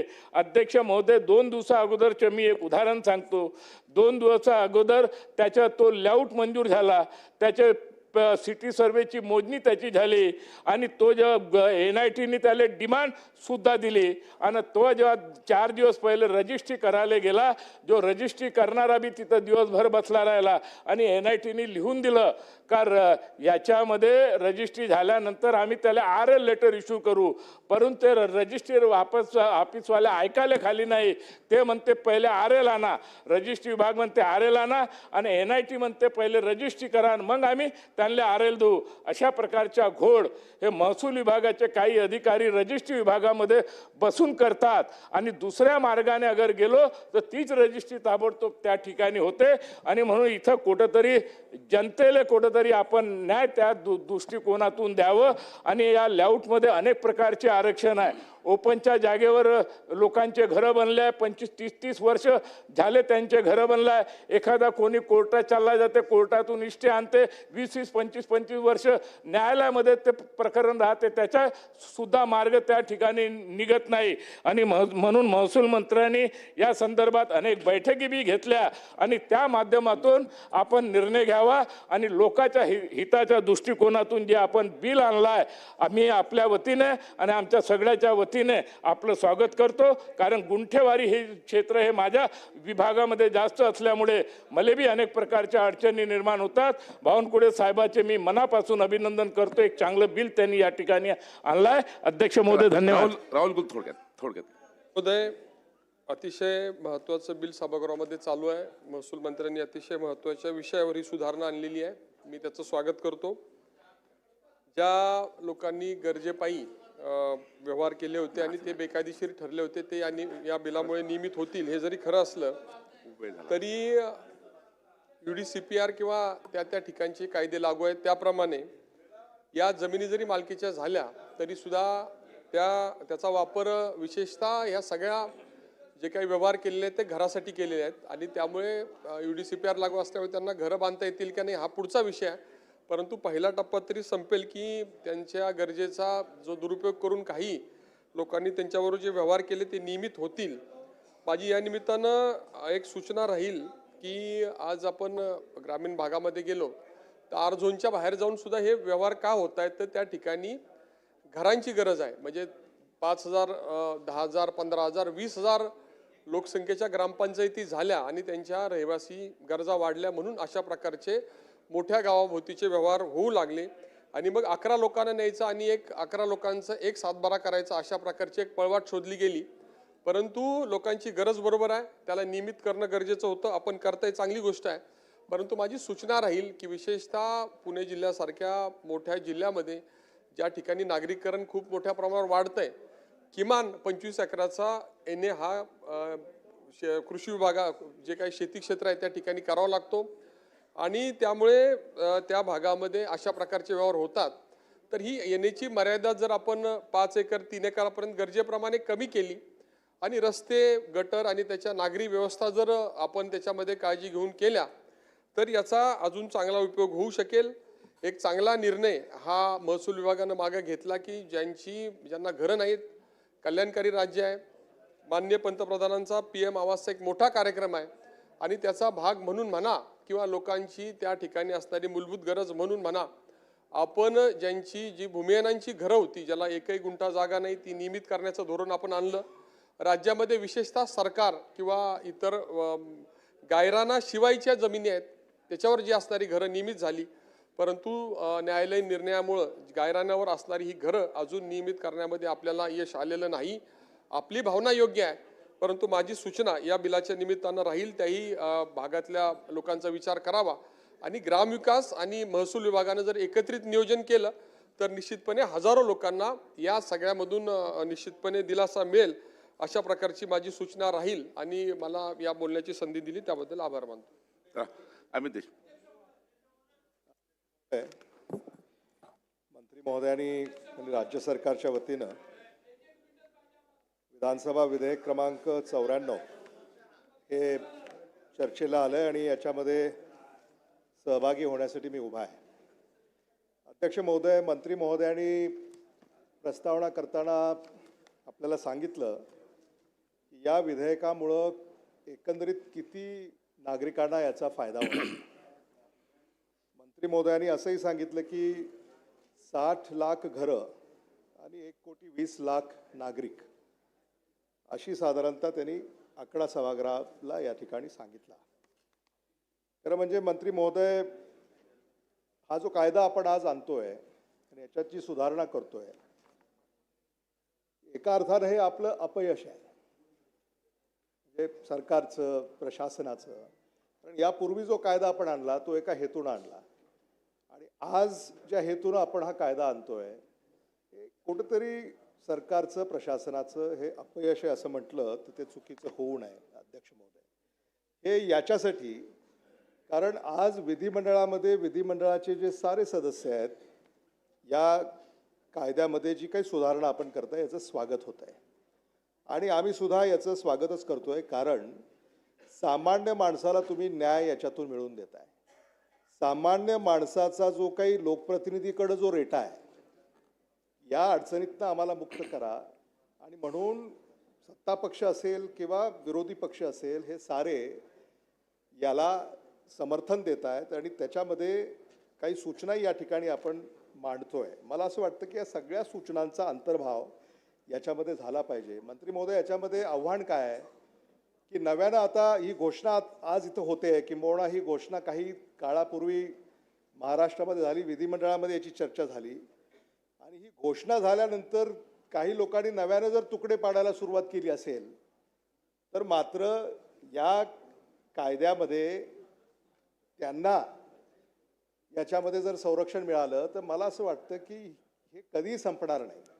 आणि म्हणून राज्य सरकारनं, विशेषतः महसूल विभागानं याच्यामध्ये जी काही 60 लाख घरं जर आपल्याकडे आकडाच असेल आणि 1,20,00,000 नागरिक ही जर आपल्याकडं अंदाज आपल्याकडे जर असेल तर यांनाच ही मदत झाली पाहिजे. हे मला पहिल्यांदा या ठिकाणी आपल्यापुढं मांडावंसं वाटतं. दुसरं, अध्यक्ष महोदय, मंत्री महोदय असंही म्हणाले की आता हे सगळं नव्या नियमानुसार होणार. आता हे जे सगळं आहे, आता याच्यामध्ये आपण जे काही नियमितीकरण करणार आहात, आता UDCPR जो राज्य सरकारनं स्वीकारलेला आहे त्याच्यामध्ये खूप अडचणी येतील आणि अनेक ठिकाणी कदाचित हा कायदा जरी आपण अंमलात आणला तर त्या गरजूला त्याचा उपयोग होईलच हे सांगता येणार नाही. आणि म्हणून मला असं वाटतं की त्याच्यात सुद्धा आपल्याला हे पाहावं लागेल. अनेकांनी असं सांगितलं की आता ग्रामपंचायतीमध्ये अनेक सरकारी जमिनीवर अतिक्रमण झालेलं आहे. वर्षानुवर्ष काही ग्रामस्थ त्या ठिकाणी घरं करून राहत आहेत, काही आमचे मागासवर्गीय बांधव त्या ठिकाणी घर करून राहत आहेत, काही आदिवासी घर करून राहत आहेत, काही इतर मागासवर्गीय, भटके, विमुक्त हे घर करून राहत आहेत. सुप्रीम कोर्टानं, हायकोर्टानं याच्यामध्ये काही आपल्याला मागे सूचना केलेल्या आहेत. जेव्हा हा कायदा आपण नागरी भागासाठी या ठिकाणी आणताय तर ग्रामीण भागामध्ये सुद्धा अशा गरजूंना देखील आपल्याला काय मदत करता येते हे आपण या ठिकाणी सांगितलं पाहिजे. आणि विशेषतः आपण असं म्हणालात की ग्रामपंचायतीमध्ये जिथं गायरान आहेत, गावठाण आहे, तिथं देखील आपण हे लागू करणार आहात. तर तिथं देखील त्या गरजूंना कशी मदत होईल हे आपण पाहिलं पाहिजे. विशेषतः लातूर शहरामध्ये सुद्धा अनेक आमचे नागरिक आहेत की ज्यांना अजूनही त्याचा कबाला मिळालेला नाही आहे. सरकारी जमीन आहे, कुठं महसूलची आहे, कुठं नगरविकासची आहे किंवा इतर कुठल्या विभागाची आहे. तर त्या सगळ्यांना सुद्धा आपण न्याय देणार का, हा माझा आपल्याला प्रश्न आहे. आणि म्हणून आपण ही जी काही सुधारणा म्हणजे किमान लोकरेट्यामुळं किंबहुना काळाची गरज म्हणून आपण ही सुधारणा आणली, याबद्दल मी आपलं कौतुक करतो आणि या विचाराचं स्वागत करतो. या सूचना या निमित्तानं मी ज्या आपल्याकडं या ठिकाणी सादर केलेल्या आहेत याचा विचार सरकार करेल अशी अपेक्षा करतो. चला, नाना पटोले.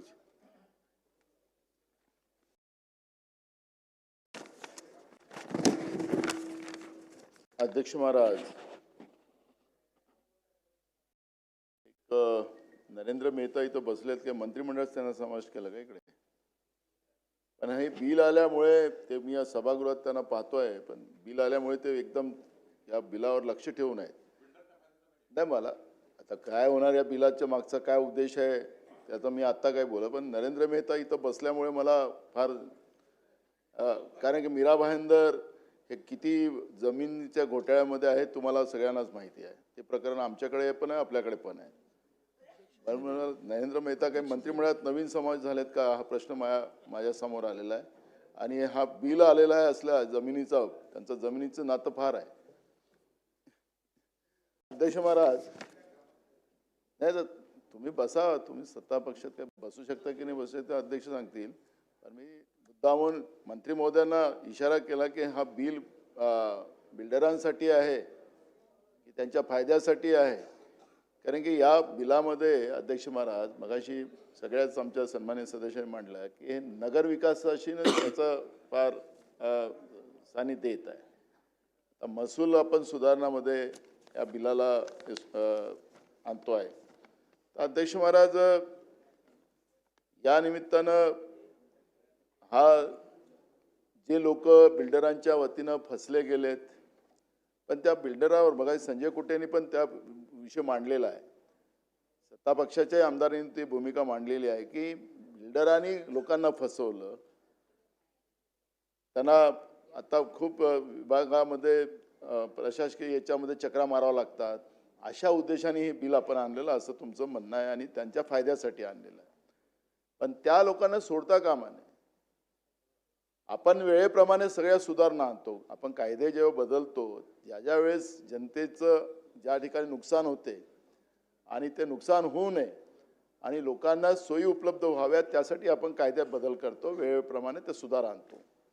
पण ज्या पद्धतीनं या बिलाला आपण ज्या उद्देशाने इथं मांडलेलं आहे, ज्या लोकांमुळे हा बिल आपल्याला आणावं लागलेला आहे त्यांना आपल्याला संजय कुटे साहेब सोडता कामा नये याची खबरदारी मंत्रिमंडळाने त्यांनी बिलाच्या याच्यामध्ये त्यांनी आम्हाला सांगावं. हा एक प्रश्न या ठिकाणी आहेच.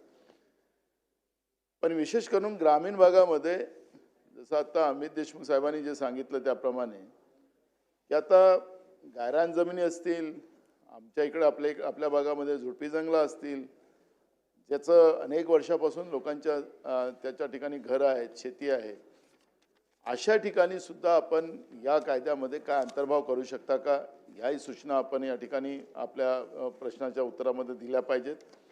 आपण लोकांसाठी हा कायदा आणला असं आपण प्रामुख्याने या ठिकाणी सांगितलेलं. मी जास्त खोलात जाणार नाही याच्यात, पण तो प्रामाणिकपणे या कायद्याचा उपयोग तसाच व्हावा, लोकांच्या हितासाठीच व्हावा असं आमचंही मत आहे. आणि आपण जे प्रस्तावित सांगितलं की मी लोकहितासाठीच हा कायदा आणलेला आहे, बिल्डरांसाठी नाही, तर ह्या कायद्याचा त्याच पद्धतीचा वापर व्हावा एवढीच अपेक्षा. धन्यवाद. प्रवीण दटके शेवट. अध्यक्ष महोदय, एकच मिनिटात बोलतो. आपण मला संधी दिली, धन्यवाद. नागपूर महानगरपालिकेत विषय माननीय कृष्णाभाऊंनी मांडला. आमच्या डम्पिंग यार्डच्या जमिनी, आता नानाभाऊंनी पण विषय मांडला, आमच्या डम्पिंग यार्डच्या सरकारी जमिनी तुकडे पाडून विकल्या डम्पिंग यार्डच्या. आणि आज जर आपण हा कायदा अशा लोकांकरता जर हा कायदा आपण तिथे पण लागू केला तर त्या लोकांना शिक्षा होणार नाही, उलट त्यांना याच्यातनं काहीतरी म्हणजे लाभ मिळेल.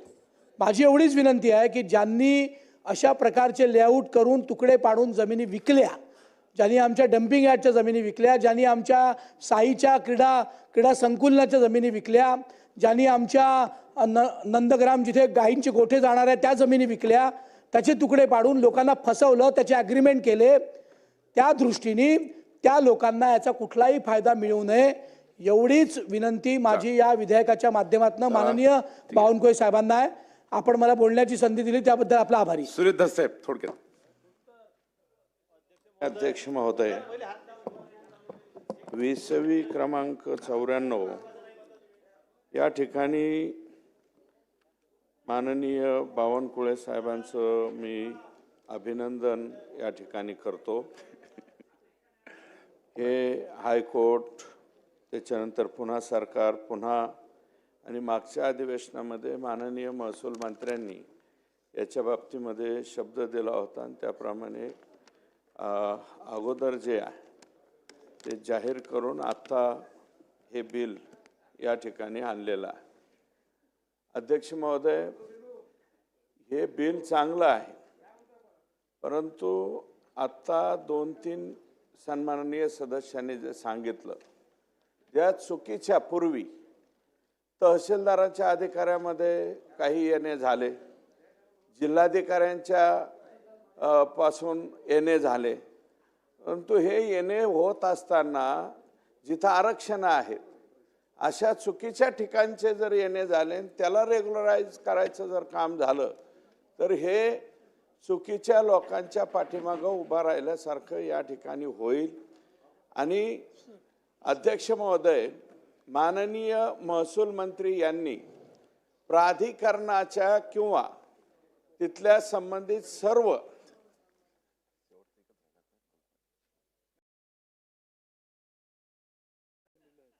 प्राधिकरणाच्या किंवा तिथल्या साहेब झालं 2 मिनिट नाही, मी 1च मिनिट बोलणार. नगर पंचायत उभाच आता राहिलोय अध्यक्ष महोदय. कुणावर साहेबांचा 1 मिनिट की माझा 1 मिनिट? नाही, तुमच्यापासून 1 मिनिट. ठीक आहे, चला. तर 1 किंवा 2 होईल जास्तीत जास्त, मला जास्तीचं बोलायचं नाही.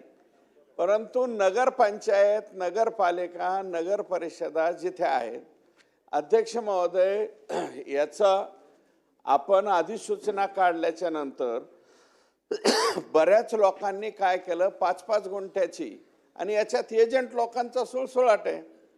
एका ठिकाणी नाही, सगळीकडेच आहे. त्या एजंट लोकांनी 5-5 गुंठ्याच्या रेग्युलराईज करायसाठी SDM पर्यंत प्रस्ताव नेले. कोणत्या जागेचे? जिथं खेळाचं मैदान रिझर्वेशन आहे DP प्लॅनमध्ये, जिथं शाळेचं ग्राउंड आहे, अशा जिथं रिझर्वेशन केलेले त्या रिझर्वेशनच्या जागेचे सुद्धा प्लॉट पाडायसाठी आणि गुंठेवारी करण्यासाठी या लोकांनी अर्ज घेऊन गेले. आणि ज्या वेळेस आमच्या लक्षात आलं, आम्ही नगरपंचायतीच्या CO सांगितलं की CO त्याच्यावरती जाऊन ऑब्जेक्शन घ्या. आणि त्या SDMला मला स्वतः सांगावं लागलं की तुम्ही हे काय करायला लागले. ते म्हणले नाही नाही, नवीन कायदा झालाय, सरकारनेच आम्हाला परवानगी दिली. म्हणलं कशाला परवानगी दिली? की तुम्हाला DP प्लॅनमध्ये जे आरक्षण आहे त्या आरक्षणाचे सुद्धा तुम्हाला गुंठेवारी पाडायला परवानगी दिली का? तुम्ही COला विचारलं का? तर माझं मत असं आहे की याच्यामध्ये 37(1) याच्या बाबतीत इथं चर्चा झालेली आहे. परंतु याची जे आता शासन निर्णय निघेल त्या शासन निर्णयामध्ये किमान नगरपंचायतीच्या, नगरपालिकेच्या COची NOC घेतल्याशिवाय शहराच्या बाबतीत तरी अशा गुंठेवारीला परवानगी देऊ नये, अशा प्रकारची विनंती. चला, मंत्री महोदय. अध्यक्ष महोदय, या ठिकाणी सन्माननीय सदस्य,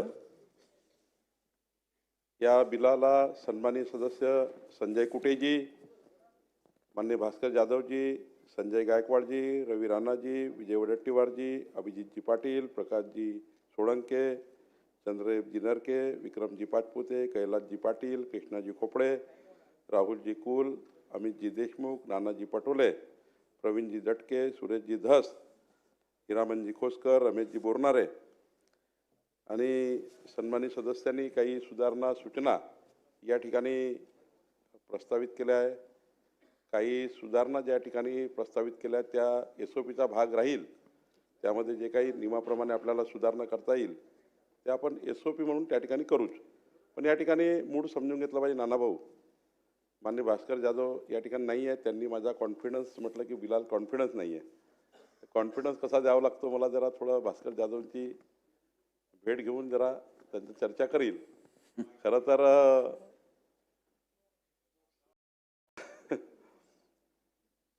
या ठिकाणी जो मूळ हेतू आहे तो जर योग्य पद्धतीने भास्कर जाधवांनी किंवा सन्मानित सदस्यांनी विचारात घेतला असता तर मूळ हेतू हा काही बिल्डरला मदत करण्याचा नाही आहे. हे जे 60 लक्ष परिवार या ठिकाणी या कायद्याने नियमित होणार आहे, मी सांगतोय या कायद्याने नियमित होणार आहे, ते एकदम सर्वसाधारण ज्यांनी छोटे छोटे तुकडे घेतले आहेत प्लॉटचे, 600 फूटचे प्लॉट, 1200 फूटचे प्लॉट, 2000 फूटचे प्लॉट, असे जे तुकडे त्या ठिकाणी विकत घेतले आणि त्यांनी घरं बांधले किंवा नाही बांधले, त्या लोकांना या ठिकाणी प्रोटेक्शन मिळणार आहे.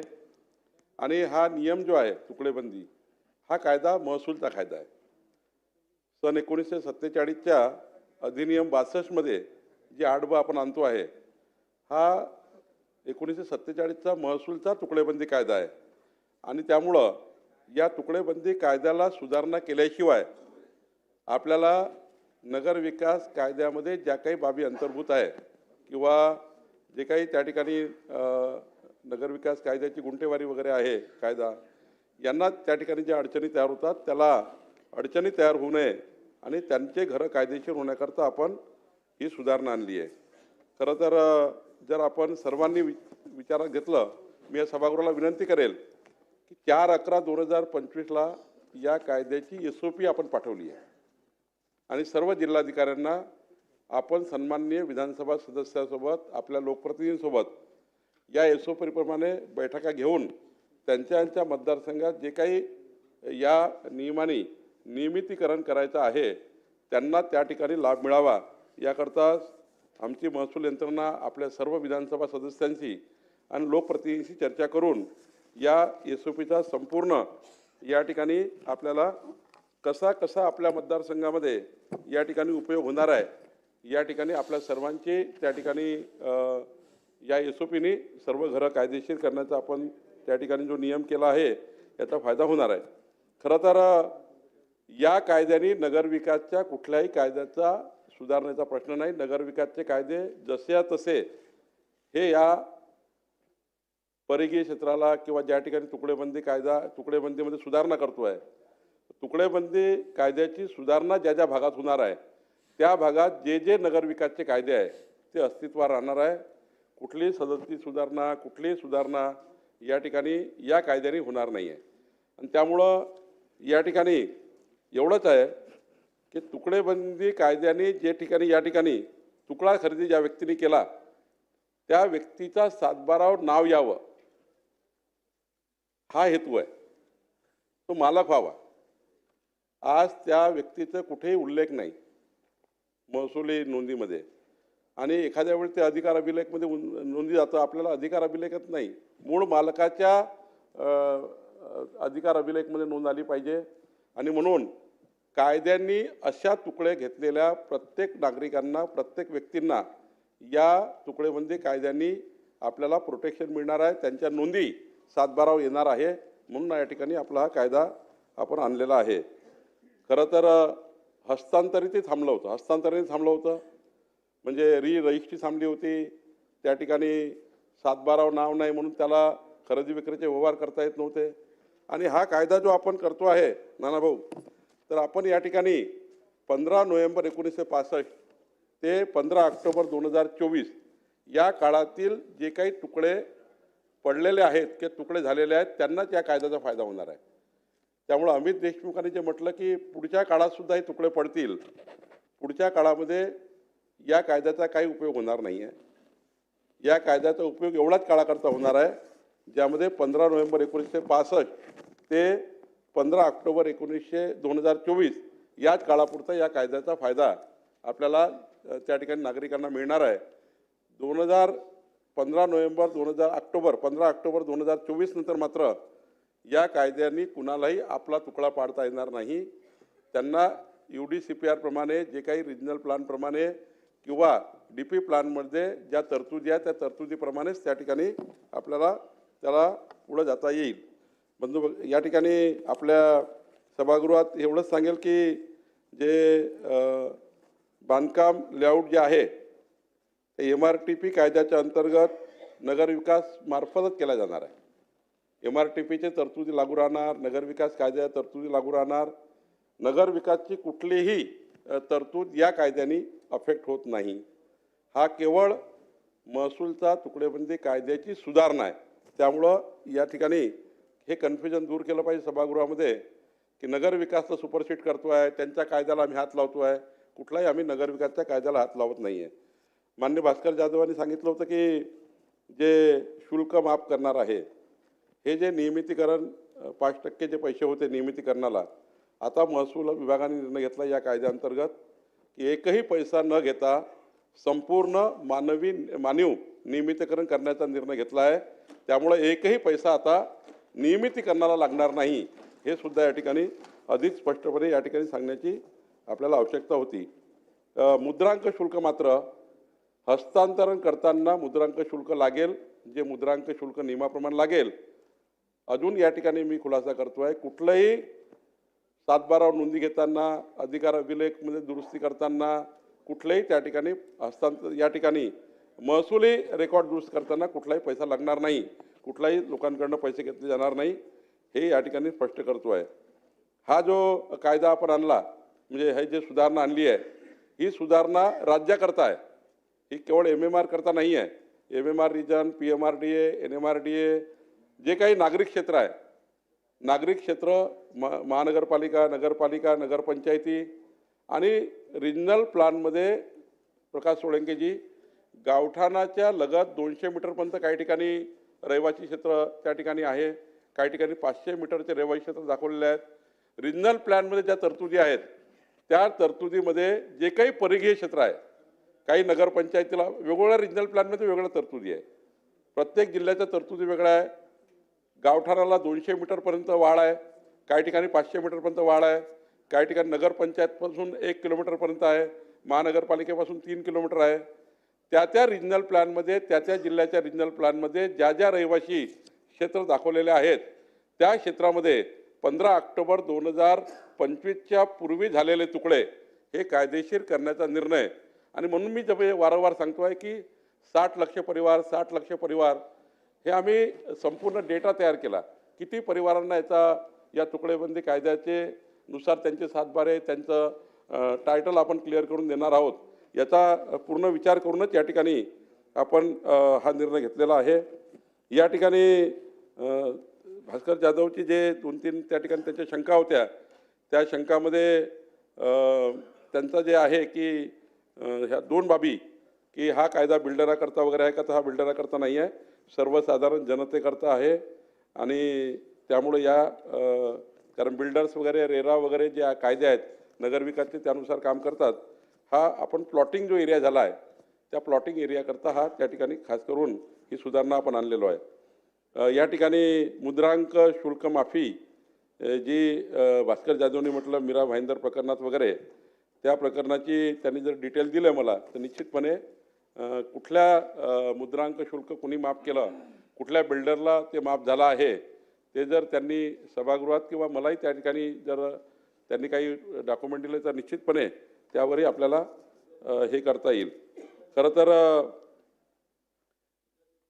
अधिकृत खरेदी झाली आहे या भागामध्ये, जो भाग मी नमूद केलेला आहे त्या भागात खरेदी झाली आहे, म्हणजे रजिस्ट्री झाली आहे, पण त्यांच्या नावानं सातबारे झाले नाही आहे. त्या सर्वांचे सातबारे या ठिकाणी होणार आहेत, म्हणजे सातबारावर नावं येणार आहेत. एक उदाहरण सांगतो, नाना पटोलेजींनी समजा एक लेआउट टाकलं, त्या लेआउटमध्ये आत्ताच नाना पटोलेजीचं नाव आहे, पण 50 लोकांनी विक्री खरेदी केली, त्या खरेदीदाराचे नावं त्या सातबारावर नाही. या कायद्याने आता नाना पटोलेजी आणि खाली 50 लोकांची नावं सातबारामध्ये येतील, त्यांचं सातबारा हे मालकी त्यांना मिळेल. या कायद्याच्या तरतुदीमध्ये त्या व्यक्तीला मालकी देण्याची तरतूद या ठिकाणी केलेली आहे. त्याचं नाव सातबारावर सुमोटो आणण्याची आमच्या विभागाची एक मोहीम चालू होणार आहे. लेआउट मालक त्यांनी विक्री केलेले जेवढे प्लॉट्स आहे त्या सर्व प्लॉट धारकाची नावं आता सातबारावर येणार आहे. त्यामुळं या ठिकाणी मंत्री महोदय, सातबाऱ्यावरती नावं येणार हे बरोबर आहे, परंतु सातबारा वेगळा होणार का? जे लेआउट एनए झाले, त्यांना एनए झाले, टीपी झाले, त्यांचं क्षेत्र हे त्या ठिकाणी डिफाईन झालं, लेआउट मंजूर करून मग सातबारावर नावं येतील. पण त्या ठिकाणी ज्या लेआउटमध्ये ऑलरेडी लोक राहतात आहे त्यांचे संपूर्ण सातबारावर नावे येतील आणि मग तो लेआउट नंतर त्या ठिकाणी टीपी झाल्यानंतर त्यांचे वेगळे सातबारेसुद्धा होऊ शकेल. खरं तर या ठिकाणी वडेट्टीवारजींनी जो या ठिकाणी महत्त्वाचा विषय काढला की मनपाचा DP, महानगरपालिकेचा DP, त्या ठिकाणी UDCPRमध्ये काही ज्या तरतुदी आहेत, कुठल्याही DPचे रिझर्वेशन या कायद्याने बदलणार नाही. DPमध्ये जे रिझर्वेशन आहे, क्रीडांगण असेल तिथे या कायद्याचा काही उपयोग होणार नाही. DPमध्ये जर रहिवासी रिझर्वेशन असेल त्या रहिवासी क्षेत्रामध्ये या तरतुदीचा फायदा होणार आहे. त्यामुळं आपल्याला 37 किंवा MRTPमध्ये कोणताही बदल या ठिकाणी होणार नाही आहे. या ठिकाणी आपल्याला राज्यामध्ये जे महत्त्वाचा विषय या ठिकाणी काढला, राज्यामध्ये RP आणि DP हे सर्वच ठिकाणी अस्तित्वात आहे. काही मान्य मला वाटतं वडेट्टीवारजींनी म्हटलं की काही ठिकाणी RP नाही आहे, RP झालेच आहे. आणि DP बऱ्यापैकी नगरपालिकेत झाले आहे. त्या रिझर्वेशनमध्ये जर रहिवासी असेल त्या रहिवासी क्षेत्राकरताच या ठिकाणी या सुधारणेचा उपयोग होणार आहे.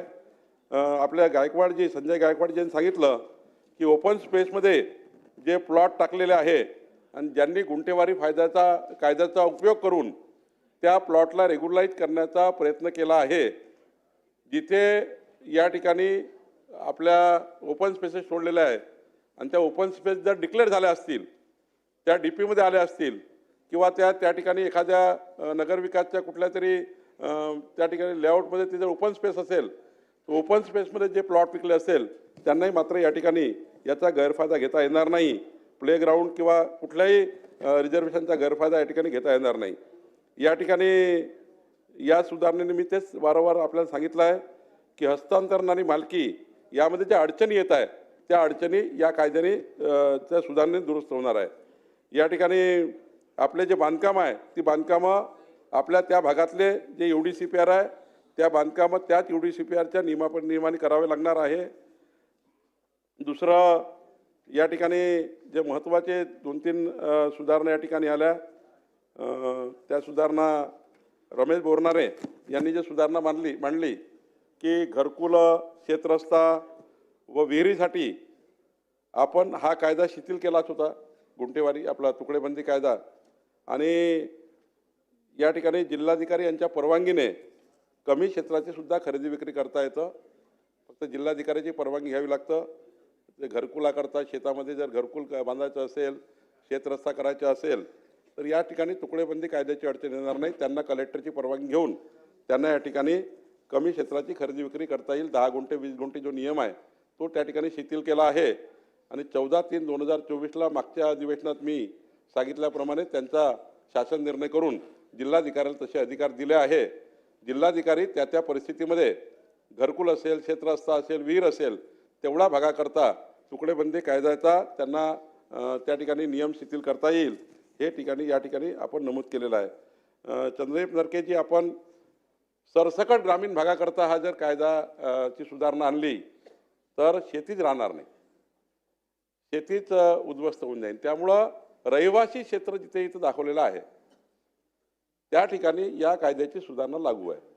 आता आपण जर ॲग्रिकल्चरमध्ये सरसकट केली तर उद्या कुठे लेआउट टाकतील, कुठेही त्या ठिकाणी आतमध्ये अवैध लेआउट तयार होतील आणि चुकीच्या पद्धतीने त्या ठिकाणी पुऱ्या राज्याचा त्या ठिकाणी जे विकासाचं जे आपण विजन केलं आहे ते चुकीच्या दिशेने जाईल. त्यामुळं आपल्याला तसं करता येणार नाही. आपल्याला रहिवासी क्षेत्र डिक्लेअर झाल्यावर मात्र तुकडेबंदीचा सुधारणा लागू राहील. या ठिकाणी जे राहुल कुल जे गायरांबद्दल आपण सांगितलं, तर गायरांच्या जमिनी आता आपण त्या नगरपालिकेला, त्या ग्रामपंचायतीला, त्या महानगरपालिकेला देऊन त्या ठिकाणी प्रधानमंत्री आवास योजनेचे घरकुलं बांधण्याकरता त्या ग्रामपंचायतीला हस्तांतरण करण्याचा आपण सुधारणा केली आहे. त्यामुळं त्यांना आपण देता येतं. परंतु पुढच्या काळात मात्र या ठिकाणी गायरान जमिनीवर कुठल्याही पद्धतीचे तुकडे हे मान्य करता येणार नाही. प्रवीण दटकेजी आपण सांगितल्याप्रमाणे सरकारी जागेवर कोणी तुकडे पाडले असतील, लेआउट पाडले असतील, या कायद्याने त्यांना काही फायदा होणार नाही या सुधारणेने. त्यामुळं त्यांची काही आपण त्या मनात काही भीती ठेवू नका की बाबा सरकारी जागेवर त्या ठिकाणी तुकडे पाडले, लेआउट पाडले, पडून गेले सरकारी जागेवर, तर त्यांना काही मात्र याचा फायदा होणार नाही.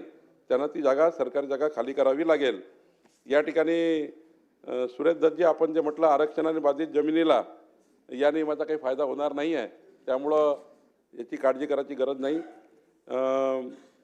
मी एवढंच सांगेल, केवळ आणि केवळ मी जी SOP आहे, मी सर्व सन्माननीय सदस्यांना विनंती करतो की आपण 4/11/2025ला जी SOP या ठिकाणी प्रत्येक कलेक्टरकडे आपल्याकडे आपल्या वेबसाईटवर चेक केली किंवा गव्हर्नमेंटच्या कुठल्याही आपण वेबसाईटवर गेलं तर आपल्याला दिसेल, SOP इतकी क्लिअर आहे की 60 लक्ष परिवाराच्या वर, आणि तेही मी जो डेट दिली आहे 15 नोव्हेंबर 1965 ते 15 ऑक्टोबर 2024 या काळातलीच जे काही अनियमितीकरण झालं आहे त्यांना आपण नियमित करण्यासाठी हे सुधारणा आणतो आहे.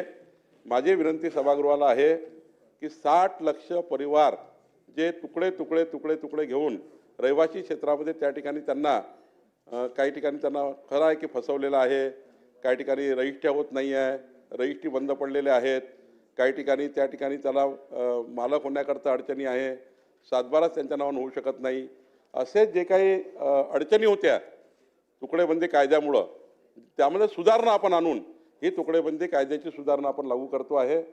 मी आपल्याला आश्वस्त करतो की बिल्डर्स, मोठे मोठे जे बलाढ्य लोक आहे यांच्यासाठी या कायद्याची सुधारणा नाही आहे, तर सर्वसाधारण गावामध्ये राहणारा, गावठाणाजवळ 200 मीटरपर्यंत राहणारा, त्या ठिकाणी आपल्या रहिवासी क्षेत्रात राहणारा जो नागरिक आहे त्या नागरिकांना या कायद्याचा फायदा होणार आहे, सुधारणेचा फायदा होणार.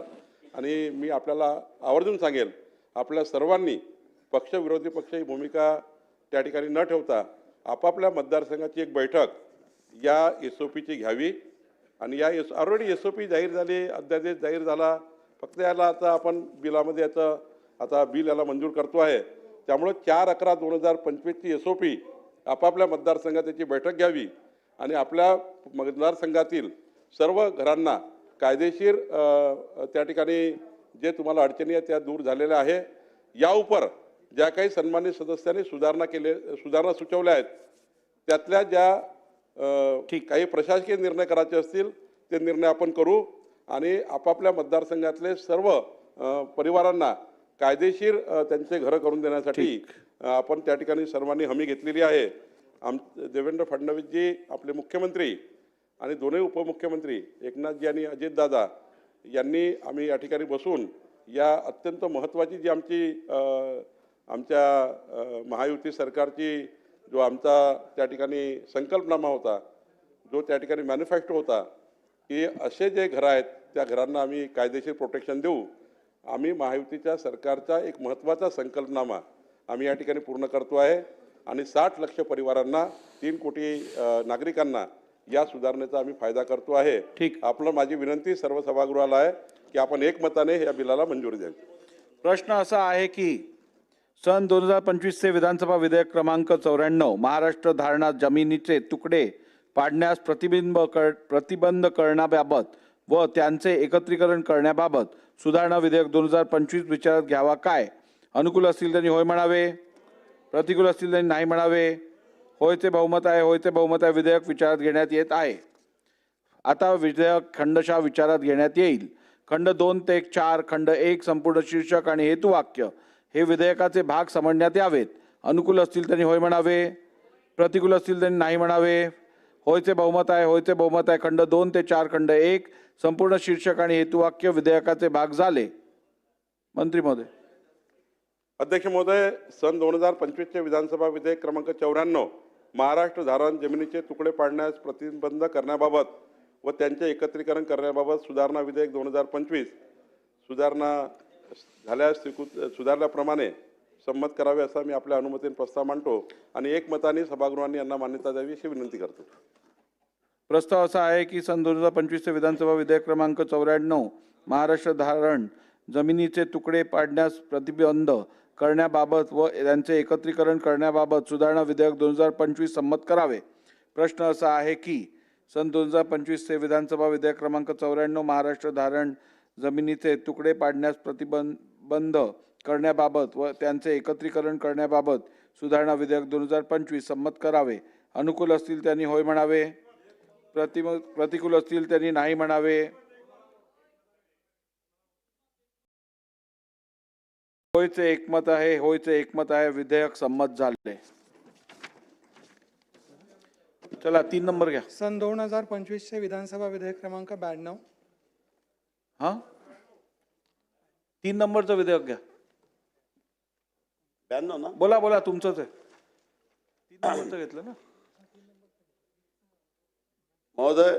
सन 2025चे विधानसभा विधेयक क्रमांक 92 महाराष्ट्र सार्वजनिक विश्वास व्यवस्था दुसरी सुधारणा विधेयक 2025 विचारात घेण्यात यावे असा मी आपल्या अनुमतीने प्रस्ताव मांडतो.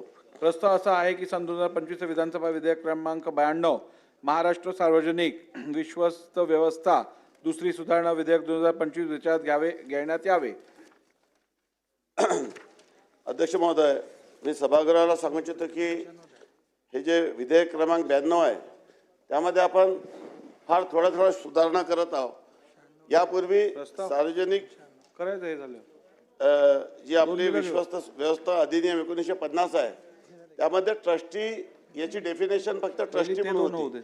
आता आपण दोन पद्धतीचे ट्रस्टी त्यात केले आहे. एक टेन्युअर ट्रस्टी ज्याचा कार्यकाळ मर्यादित राहील आणि एक दुसरा परपेच्युअल ट्रस्टी, असं दोन त्याच्यामध्ये विभागणी करत आहोत. आणि जे टेन्युअर ट्रस्टी आहे त्यांचा मॅक्झिमम कार्यकाळ 5 वर्ष राहील आणि 5 वर्षाच्या नंतर जर त्याला परत ट्रस्टी करायचं असेल तर सर्वसंमतीने ते त्या ठिकाणी करता येईल. ही एक सुधारणा आहे. दुसरा आपण कलम 50 मध्ये सुधारणा करत आहोत की ट्रस्टच्या संदर्भामध्ये कुठलाही वाद असेल तर ते ट्रस्टी, काही लोक असं करतात की ते दिवाणी न्यायालयाचा उल्लेख करतात, तर पूर्णच्या पूर्ण चॅरिटी कमिशनरमध्ये कुठलंही न्यायालय म्हणजे फक्त चॅरिटी कमिशनर्सचं न्यायालय राहील. ही आपण सुधारणा या ठिकाणी केलेली आहे.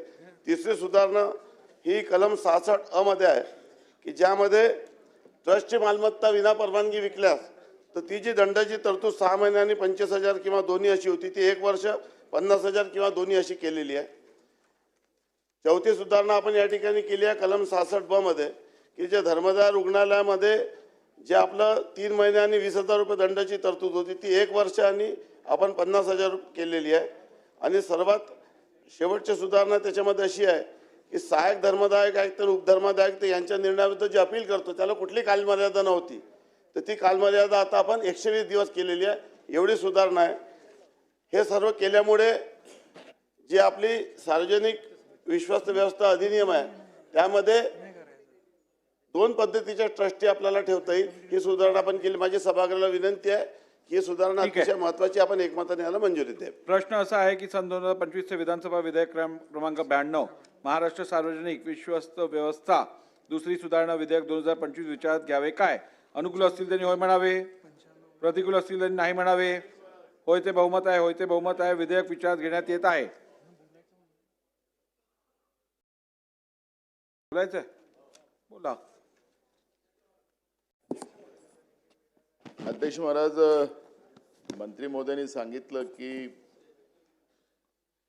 चॅरिटी कमिशनरच्याच माध्यमातून, कारण की कोर्ट याच्यामधून हे करून आम्ही चॅरिटी कमिशनर. आता यांचा प्रॉब्लेम अध्यक्ष महाराज असा आहे की हे जे बिल आपण या ठिकाणी सुधारणेला आणतोय सन 2025 विधानसभा विधेयक क्रमांक 92 महाराष्ट्र सार्वजनिक विश्वस्त व्यवस्था अधिनियमात आणखी सुधारणा करण्यासाठी विधेयक ज्या आपला हा हे बिल आहे. आता आपलं चॅरिटी कमिशनरची जी पदं आहेत पदच आपली खूप सारी रिक्त आहेत. अनेक प्रकरण पेंडिंग आहेत अनेक वर्षापासून आणि जेवढे निर्णय आपले डिले होतात तेवढेच अन्याय वाढतो. आणि याच्यामध्ये तुम्ही आता सगळं पॉवर्स चॅरिटी कमिशनरला देतात आहात असाच अर्थ या बिलामध्ये तुमच्या याच्यामध्ये आलेला आहे.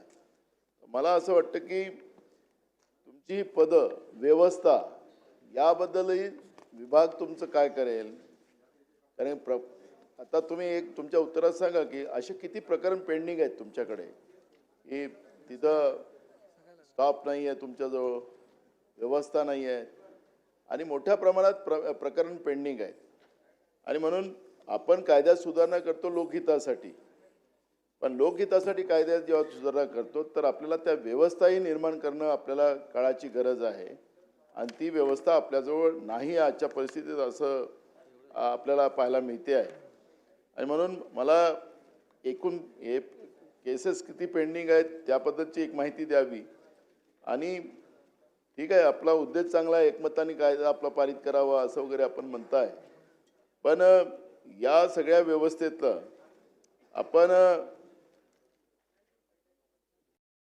एक गोष्ट अजून लक्षात येतं की हे चॅरिटी कमिशनरवर काही राजकीय दबाव जेव्हा येतात आणि निर्णय न्यायव्यवस्थेच्या दृष्टिकोनातून ज्याच्या बाजूने व्हायला पाहिजे त्याच्यावर होत नाही आणि मग चॅरिटी कमिशनर दबावाखाली निर्णय देतात आणि मग अनेक लोकांवर अन्याय होताना पण आपण पाहतोय. मला असं वाटतं की जेव्हा न्यायव्यवस्था चॅरिटी कमिशनरच्या हातात आपण त्या ठिकाणी देतो आहे तर अशा या परिस्थितीमध्ये हा दबाव तंत्राचा वापर येऊन चुकीचा निर्णय जेव्हा चॅरिटी कमिशनर देतो आणि अनेक लोकांवर इनजस्टिस होते. तर मला असं वाटतं की कायद्यामध्ये जेव्हा सुधारणा आपण काही करतो तर त्या लोकांवर अन्याय होऊ नये याची खबरदारी आपण घेतली पाहिजे. आणि विशेष म्हणजे की आपण याच्यात जे सुधारणा आणायचा प्रयत्न करताय सुधारणा आणायची काही गरज नाही आता असं तर मला वाटतंय.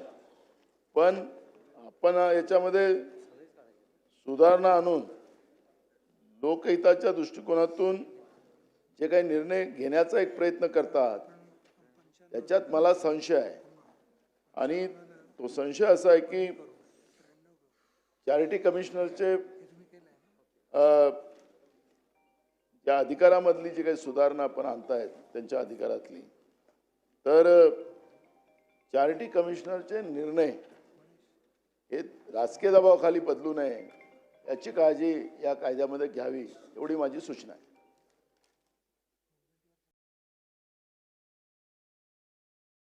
सन 2025चे विधानसभा विधेयक क्रमांक 92 या संदर्भात सन्माननीय मंत्री महोदयांकडून काही अधिकची माहिती मी घेऊ इच्छितो. अध्यक्ष महाराज, जेव्हा या विधेयकामध्ये आपण बदल करण्याचा निर्णय केला 66 क व 66 ख, तर माझा पहिला मंत्री महोदयांना प्रश्न आहे की जेव्हापासून हा कायदा झाला तेव्हापासून 66 क मध्ये आतापर्यंत किती लोकांना दंड झाला आणि किती लोकांना शिक्षा झाली? 66 ख मध्ये किती हॉस्पिटलच्या बाबतीमध्ये दंड झाला आणि किती लोकांना शिक्षा झाली? ही माहिती दिल्याशिवाय या कायद्याचा काहीही उपयोग नाही. अध्यक्ष महाराज, बदल आपण काय करतो अध्यक्ष महाराज की धर्मादाय आयुक्ताची पूर्व मंजुरी न घेता विश्वस्त व्यवस्थेची स्थावर मालमत्ता दुसऱ्याच्या नावे केल्याबद्दल शिक्षा करण्याची तरतूद. आणि ही तरतूद यामध्ये दंड किती आहे अध्यक्ष महाराज? जेव्हा एखादी विश्वस्त ज्यांचे हजारो कोटीची शेकडो कोटीची मालमत्ता असेल, विकल्यानंतर दंड आता तुम्ही किती वाढवताय? 50,000. म्हणजे 50 कोटी रुपयाची 100 कोटी रुपयाची मालमत्ता एखादी पूर्व परवानगी न घेता त्यांनी विकल्यानंतर 50,000 रुपये दंड. म्हणजे त्यावर 50,000 रुपये तर एका दिवसाचं व्याज आहे. कोणाच्या सुपीक डोक्यातून अशा नापीक कल्पना निघतात? माझा प्रश्न म्हणून मंत्री महोदयांना आहे की महाराष्ट्रात असे किती प्रकरण आहे की कोणतीही पूर्व परवानगी न घेता अशा जमिनीचे गैरव्यवहार झाले? मला आठवतं एक गोष्ट खरी आहे, 1980 मध्ये आमचे शिक्षक म्हणायचे की 21वीं सदी में दो ही चीजों के भाव बढ़ेंगे, एक जमीनों के और दूसरे कमीनों के.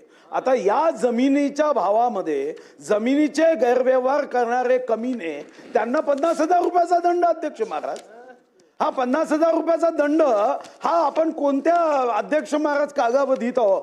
$5 ट्रिलियन इकॉनॉमीमध्ये 50,000 रुपये दंड. सुधीर भाऊ, हे आपण आता जे सांगत आहात ना, हा कंपाऊंडेबल ऑफेन्स नाही आहे. म्हणजे पैसे दिले आणि तो मुक्त झाला.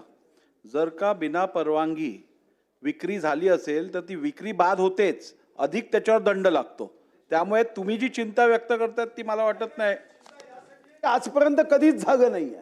म्हणून मी पहिला प्रश्न 66 क मध्ये केला की 66 क मध्ये अशा किती केसेस झाल्या आणि या केसेस झाल्यानंतर तुम्ही जसं सांगताय अध्यक्ष महाराज, तुमचा सुद्धा दिशाभूल करण्याचा प्रयत्न शासन करत असेल तर तुम्ही थांबा.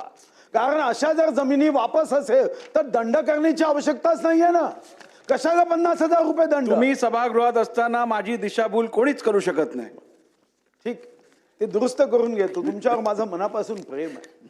तुम्ही परमनंट शेकडो वर्ष अध्यक्ष राहावं ही माझी इच्छा आहे. आणि अध्यक्ष महाराज, दुसऱ्या याच्यामध्ये 66 ख मध्ये मंत्री महोदय तुम्ही सांगितलं की एक वर्षापर्यंत असू शकेल अशा साध्या कारावासाची शिक्षा होईल किंवा 50,000 रुपयापर्यंत असू शकेल इतक्या द्रव्यदंडाची शिक्षा होईल किंवा दोन्ही शिक्षा होईल. अध्यक्ष महाराज, पहिली गोष्ट मी तुमच्या लक्षात आणून देतोय, महाराष्ट्राच्या विविध कोर्टामध्ये 56 लक्ष केसेस पेंडिंग आहे. हायकोर्टामध्ये 5,09,000 केसेस पेंडिंग आहे. या पेंडिंग केसेस मध्ये तुम्ही न्याय देऊ शकाल का? तुम्हाला धारदार कायदा केला पाहिजे. अन्यथा असंच कायद्यावर चिंतन, चर्चा, संवाद, मंथन न झाल्याने अध्यक्ष महाराज या 24 नगर परिषदच्या निवडणुका पुढे जायला कारणीभूत निवडणूक आयुक्तापेक्षा आपण आहोत की आपण कायद्यावर सखोल चर्चा करत नाही आणि मग निवडणूक आयुक्त 17(2) सांगतो की तुमच्याच कायद्यानी जो तुम्ही मंजूर केला त्या कायद्यामध्ये मी कोणाचं ऐकणार नाही. हे कोण सांगतं? निवडणूक आयोग. 24 नगर परिषदा पुढे गेल्या. आणि म्हणून अध्यक्ष महाराज माझी आपल्याला विनंती आहे, संविधानाच्या पुस्तकाचं विमोचन करत असताना आपण जेव्हा जेव्हा संविधानाचा पार्ट म्हणून कायदा करतो तेव्हा त्याचं लॉजिक आलं पाहिजे. आपण वकील साहेब आहेत, वकील आहात, एक चांगला वकील राज्याच्या न्यायव्यवस्थेने मुकला मंत्री झालात, पण आपण त्या अभ्यासाचा अनुभव याच्यात जर केला नाही. आता मी जो प्रश्न विचारला की तुम्ही हॉस्पिटल्समध्ये जे तुम्ही म्हणत आहात की 66 ख याच्यामध्ये तुम्ही ठीक आहे ना वाढवाल, मोठ्या हॉस्पिटलचं तुम्ही काय बिघडवणार आहात? कारण या मोठ्या हॉस्पिटलमध्ये जाणारे तुम्ही आम्हीच आहोत. आमचे संबंध त्या डायरेक्टरशी असतात. आपल्यापैकी एखादा दुखादा अपवाद सोडला तर कोण सामान्य रुग्णालयात जाणार आहे? मग या हॉस्पिटलला तुम्ही दंड करायला जाल तर मीच फोन करेन, आशिषजी असा मत करू. आणि म्हणून दंड असा करा की ज्या दंडाने खरंच जरब बसली पाहिजे. म्हणजे आपण जो जरब बसवण्याची भाषा या उद्देश व कारणामध्ये देत आहात याच्यानी कोणत्याही पद्धतीची जरब बसू शकत नाही. मानसिक समाधान होऊ शकते की आपण काहीतरी करतो आहे म्हणून मानसिक समाधान होऊ शकेल, पण यातून मी विश्वासाने सांगतो या अगोदरही 25,000 दंड होता, 20,000 दंड होता. जर तुम्ही सचिवांकडून आकडे घ्या की इतक्या वर्षामध्ये किती लोकांना दंड झाला, कोर्टामध्ये किती केसेस पेंडिंग आहे, कोर्टामध्ये आतापर्यंत शिक्षा किती झाली, साधी शिक्षा आहे त्याला तिथं खडी फोडायची नाही आहे, पण महाराष्ट्रामध्ये मग 10 तरी केसेस दाखवा की ज्यामध्ये ही झाली. उलट पक्षी तुम्ही बिल आणायला पाहिजे होतं, जे सन्माननीय नाना पटोले साहेब म्हणाले त्याला माझी पूर्ण सहमती यासाठी आहे की एकेका जिल्ह्याच्या त्या ठिकाणी असणाऱ्या कार्यालयात 20,000 रजिस्ट्रेशन आहे. चंद्रपूरमध्ये 20,000 रजिस्ट्रेशन आहे. माझ्या मित्राच्या संस्थेसाठी नाव बदलवण्याचा प्रस्ताव 2 वर्षापूर्वी गेला. त्यांना जर मी फोन केला तर ते सांगतात की नाही हे सेमी ज्युडिशियरी आहे, इथं कोणाचा फोन चालत नाही, इथं फोन चालत नाही. आणि कितीतरी लोकांची नावं बदलल्या जात नाही. तुम्हाला बदल करायचा असेल तर जखम पायाला आहे, डोक्याला पट्टी बांधू नका, पायालाच पट्टी बांधा. विश्वस्त ज्या काही कार्यालय आहे त्या कार्यालयामध्ये दुरुस्ती करण्याची चर्चा करा. हे 20,000 50,000 रुपये दंडाने काहीही भागणार नाही. हे मी यासाठी नमूद करतोय की जेव्हा विधानसभेचा शताब्दी महोत्सव होईल तेव्हा पुन्हा आयुक्त जे आम्हाला सांगताय तुम्हीच कायदे केले, मी फक्त अंमलबजावणी करतोय.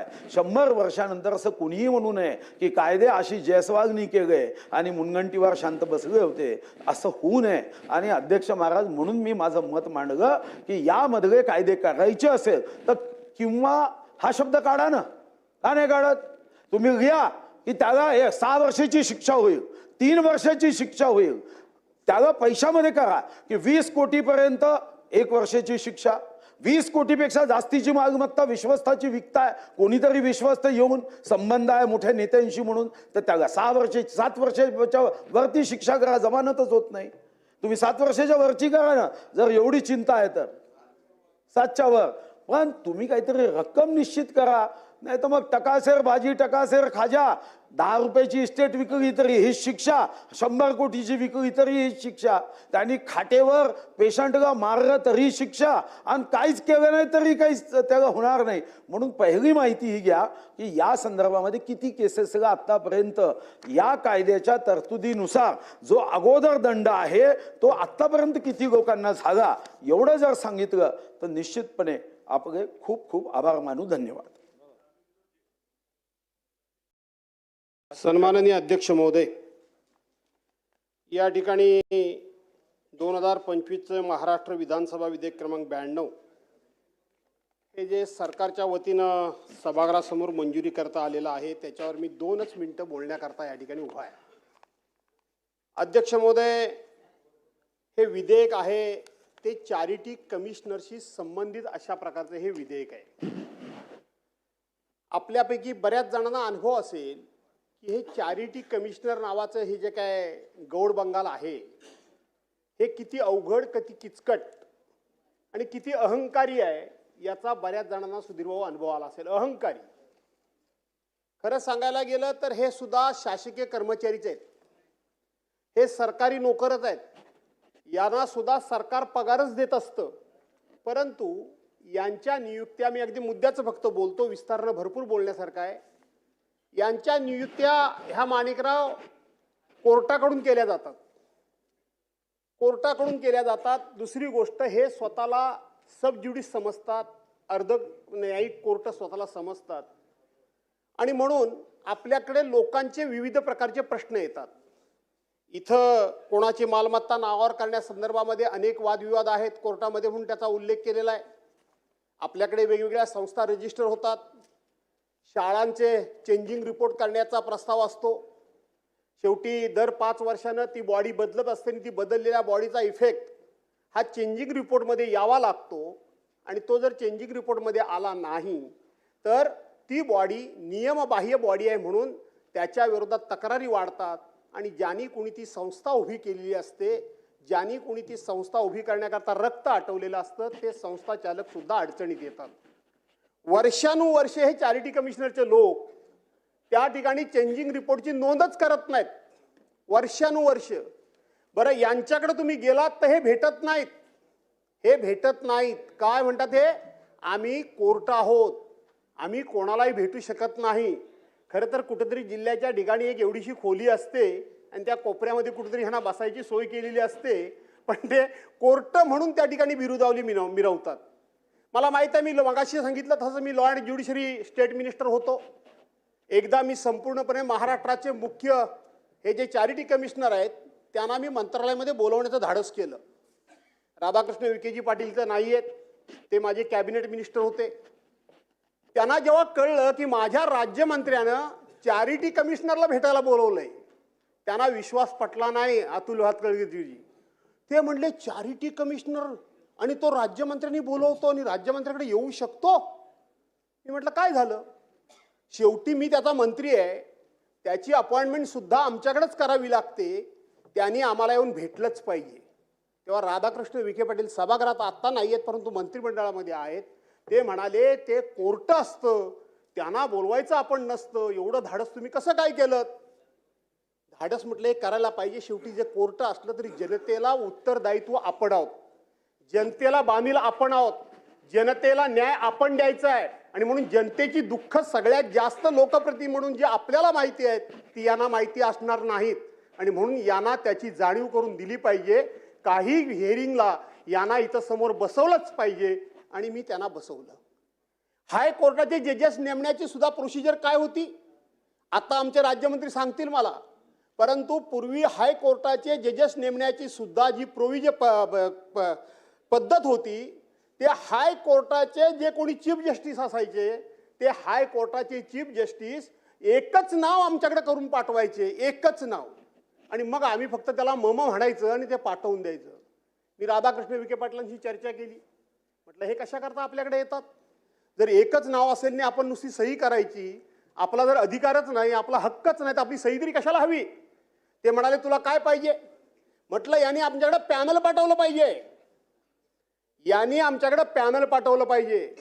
इथं त्यांनी पीपी नेमताना सुद्धा, जजेस नेमताना सुद्धा एकच माणूस नेमण्याच्या ऐवजी यांनी पॅनल पाठवलं पाहिजे आणि 3-3 माणसांचं पॅनल पाठवलं पाहिजे आणि 3 माणसांपैकी सरकार म्हणून, भास्कर जाधव म्हणून नाही, राधाकृष्ण विखे पाटील म्हणून नाही, सरकार म्हणून त्या तिन्हीपैकी आम्ही एक ठरवू तर आम्ही सरकार म्हणून आमचा अधिकार आणि सरकार म्हणून आम्ही आमचे हक्क गाजवू शकतो. आणि ही पद्धत त्या काळामध्ये सुरू झाली. आता सुद्धा मला वाटतं ती अशी तशीच आहे अशी माझी माहिती आहे, नक्की मला काय माहीत नाही.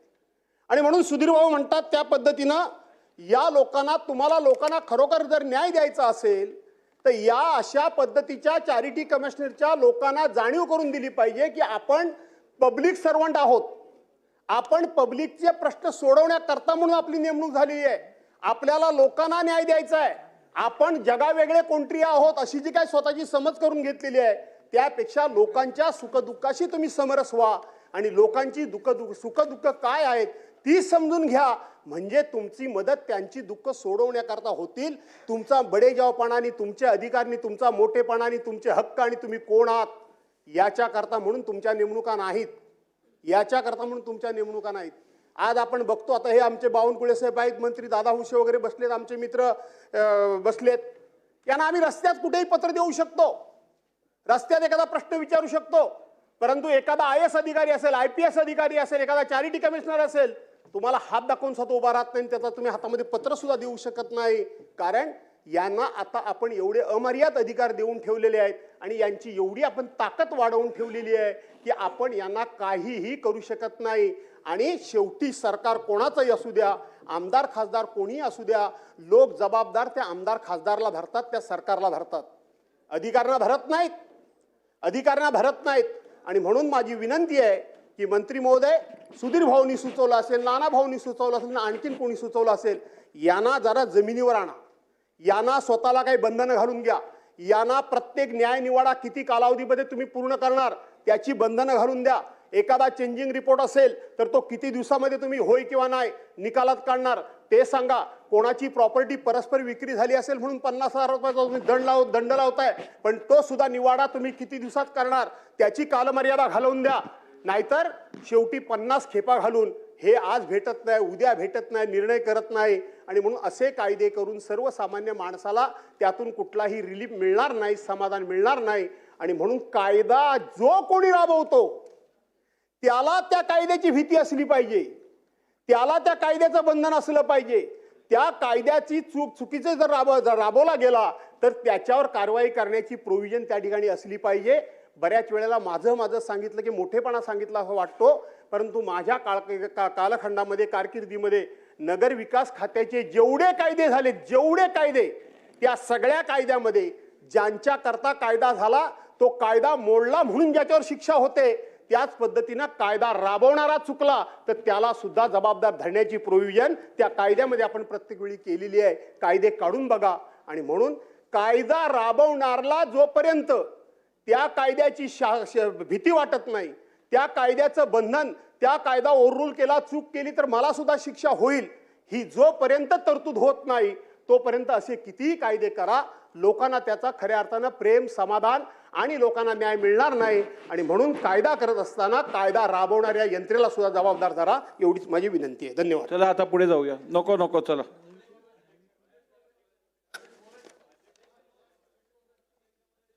आता विधेयक खंडच्या विचारात घेण्यात येईल. खंड 2 ते 11, खंड 1 संपूर्ण. बोला तुम्ही. उत्तर देतो.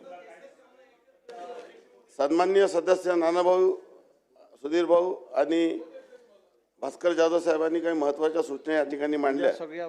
मी या संदर्भामध्ये त्यांच्या प्रश्नाचं उत्तर देऊ इच्छितो की आपले जे पदरिक्त आहे त्याच्यासाठी आपण MPSCला कळवलेलं आहे. रिक्रूट रूलमध्ये आपण थोडेसे बदल करत आहोत. हे बदल झाल्यानंतर हे पदं भरण्यात येईल. दुसरं, आपण एक मुद्दा उपस्थित केला की आपण मर्यादा निश्चित केली आहे की आता आपण मर्यादा निश्चित केली आहे. प्रॉपर्टीसाठी आपण 180 दिवसाची मर्यादा निश्चित केली आहे. वाद नसेल तर चेंज रिपोर्ट 15 दिवसात करायची आहे आणि वाद असेल तर मग नैसर्गिक नियमानुसार त्याला हिअरिंग घेऊन त्याच्यात निर्णय करायचा. दुसरं, 50,000 दंड का केलं तर JMFCला फक्त 50,000चेच अधिकार आहे आणि हे प्रकरण JMFCकडे चालतात. त्यापेक्षा जास्त फाईन करता येत नव्हतं सध्या. म्हणून जी तरतूद कमी होती, जी अप्पर मॅक्झिमम जेवढी करता येईल तेवढी आपण या ठिकाणी केलेली आहे. हे मी या संदर्भामध्ये आपल्याला सांगू इच्छितो. आणि आता या संदर्भामध्ये पूर्ण माहिती देऊन आपल्याला निश्चितच कळवण्याचा प्रयत्न करू. शेवटी कायद्याची प्रभावी अंमलबजावणी झाली पाहिजे आणि फक्त कायदे केले आणि त्याची जर प्रभावी अंमलबजावणी झाली नाही तर निश्चितच ती बाब योग्य नाही. मी या माध्यमातून सभागृहाला निश्चितपणे आश्वस्त करतो की भास्कर जाधव साहेबांनी जे बाब म्हटलं, हे बाब मला माहीत होते, तेव्हा मी देखील आमदार होतो, हे बाब मी आपल्याकडून ऐकली होती. आणि ज्या प्रकरणी चॅरिटी कमिशनरच्या तक्रारी मला प्राप्त झाल्या त्या प्रत्येक प्रकरणी सन्माननीय लोकप्रतिनिधी आणि त्या चॅरिटी कमिशनरला माझ्या दालनात बोलून मी बैठक घेतलेली आहे. हे मी आपल्याला या निमित्ताने सांगू इच्छितो. जे मी या माध्यमातून सभागृहाला विनंती करतो, ही जी सुधारणा केलेली आहे फार पूर्वीपासून त्या सुधारणा झाल्या नव्हत्या आणि ज्या मॅक्झिमम आपण JMFCच्या ज्युरिडिक्शनमधल्या फाईन्स होत्या त्याच आपण त्या ठिकाणी करू शकलो. आवश्यकतेनुसार भविष्यामध्ये योग्य तर सुधारणा निश्चितच करू. आपण सर्वांनी या विधेयकाला मंजुरी द्यावी, या बिलाला मंजुरी द्यावी एवढी विनंती. आता विधेयक खंडच्या विचारात घेण्यात येईल. खंड 2 ते 11, खंड 1 संपूर्ण शीर्षक आणि हेतुवाक्य हे विधेयकाचे भाग समजण्यात यावेत. झालं ना बोलून.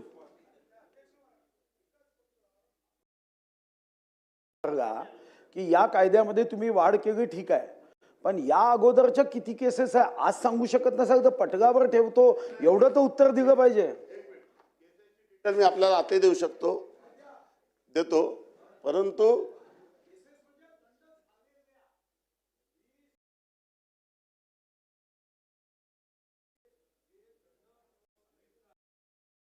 ते किती केसेस आहे? 66 क मध्ये 6 महिने 25,000 आहे, 1 वर्ष 50,000 पर्यंत केलाय. जे प्रलंबित केस आहेत त्याची माहिती मी आपल्याला देतो. उर्वरित माहिती पटलावर ठेवण्यात येईल. मुळीत नाही. खंड 2 आता विधेयक खंडच्या विचारात घेण्यात येईल. खंड 2 ते 11, खंड 1 संपूर्ण शीर्षक आणि हेतुवाक्य हे विधेयकाचे भाग समजण्यात यावेत. अनुकूल असतील त्यांनी होय म्हणावे, प्रतिकूल असतील त्यांनी नाही म्हणावे. होयचे बहुमत आहे. देतो. होयचे बहुमत आहे. होयचे बहुमत आहे. खंड 2 ते 11, खंड 1 संपूर्ण शीर्षक आणि हेतुवाक्य विधेयकाचे भाग झाले. प्रभारी मंत्री. नाही सन 2025चे विधानसभा विधेयक क्रमांक 92 महाराष्ट्र सार्वजनिक विश्वास व्यवस्था दुसरी सुधारणा विधेयक 2025 संमत करावे असा मी आपल्या अनुमतीने प्रस्ताव मांडतो. नाही अगदी बरोबर आहे. देतो. ठीक आहे. 1 मिनिट बसून तर घ्या. बरं रुलिंग देतो, बसून घ्या. या बिलावरती 3 ते 4 सदस्य बोलले. त्या सगळ्या सदस्यांनी रेलेव्हंट प्रश्न विचारले आणि रेलेव्हंट प्रश्नाची रेलेव्हंट उत्तरं मंत्री महोदयांनी दिली. त्यामुळे माझ्या मते आत्ता ह्या बिलावरती सफिशियंट चर्चा झाली आहे. त्यामुळे पुढे जाणं आवश्यक आहे. प्रस्ताव असा आहे की सन 2025 विधानसभा विधेयक क्रमांक 92 महाराष्ट्र सार्वजनिक विश्वस्त व्यवस्था दुसरी सुधारणा विधेयक 2025 संमत करावे. प्रश्न असा आहे की सन 2025 विधानसभा विधेयक क्रमांक 92 महाराष्ट्र सार्वजनिक विश्वस्त व्यवस्था दुसरी सुधारणा विधेयक 2025 संमत कर. देतो रुलिंग. संमत करावे. अनुकूल असतील त्यांनी होय म्हणावे, प्रतिकूल असतील त्यांनी नाही म्हणावे. होयचे बहुमत आहे. होयचे बहुमत आहे. विधेयक संमत झाले. 1 मिनिट. आता सन्मान्य सदस्य राहुल कुल साहेबांनी आत्ता जो प्रश्न मांडला इकडे की सगळ्यांचा जनरल सभागृहातल्या सदस्यांचा असा समज आहे की विधेयकावर आपण जेवढं बोलायचं आहे तेवढं बोलू शकतो. निश्चितपणे या सभागृहात ज्यांना ज्यांना आपलं मत व्यक्त करायचं आहे त्यांना मुभा आहे मत व्यक्त करण्यासाठी. परंतु अध्यक्ष म्हणून मला पण वेळेचा भान ठेवून जेवढा बिझनेस आहे तेवढा ट्रान्झॅक्ट करणं आवश्यक आहे. आता ह्या बिलावरती 3 ते 4 लोक बोलली. त्यांनी संबंधित प्रश्न विचारले. संबंधित प्रश्नाची उत्तरं मंत्री महोदयांनी सॅटिस्फॅक्टरी मॅनरमध्ये दिली. आता याच्यावरती अधिक चर्चा घडून आणणं मला आवश्यक वाटत नाहीये. त्यामुळे आपण पुढे गेलो आहोत. तुम्हाला दुसऱ्या आयुधातनं दुसरे विषय देऊ ना मांडायला. चला आता पुढचं बिल घ्या. हो एक छोटासा आहे.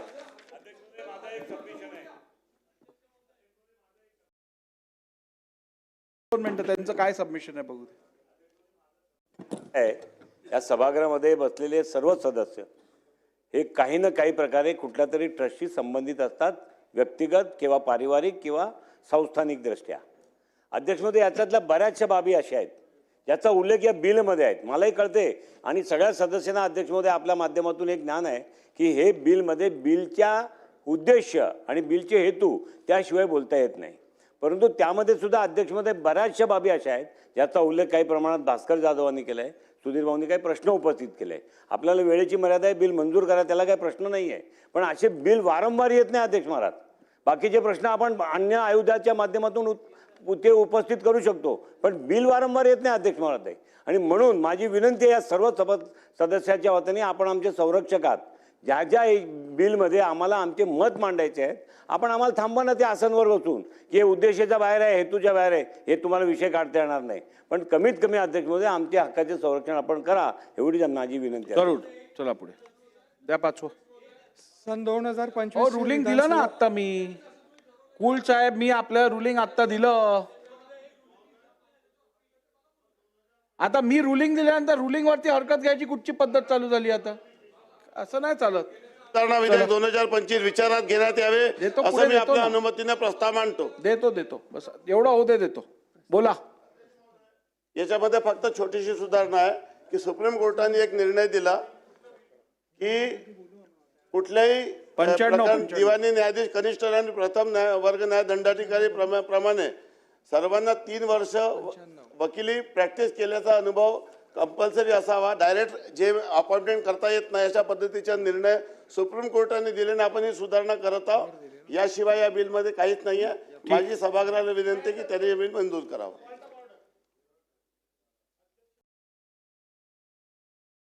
बिल छोटा आहे, मोठा आहे, एका वाक्याचा आहे, एका शब्दात आहे, हिताचा आहे, वगैरे वगैरे सगळं मान्य, काय अडचण नाही अध्यक्ष महोदय. परंतु एक काम सर्व- करूया का, काय? मी पहिली प्रस्ताव त्यांचा मांडून घेतो, त्याच्यानंतर पण आपण नंतर काय मला बोलायचं बोलायला- ते बोला. ठीक. प्रस्ताव असा 2 मिनिटं. कुल साहेब, मी आपल्याला रुलिंग दिलं. रुलिंग वरती हरकत घेण्याची कुठची पद्धत आहे? अध्यक्षांनी रुलिंग दिल्यानंतर रुलिंग वरती अध्यक्षांचं हरकत घेणं हे काय योग्य वाटत नाही मला.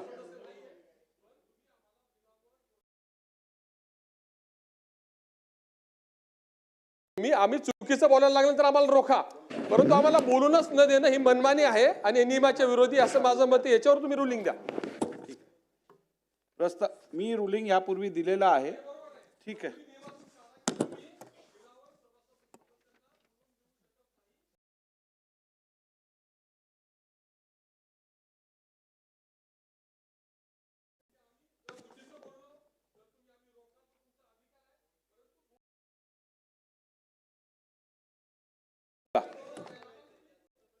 सन्मान्य कुल साहेब, एक मिनिट.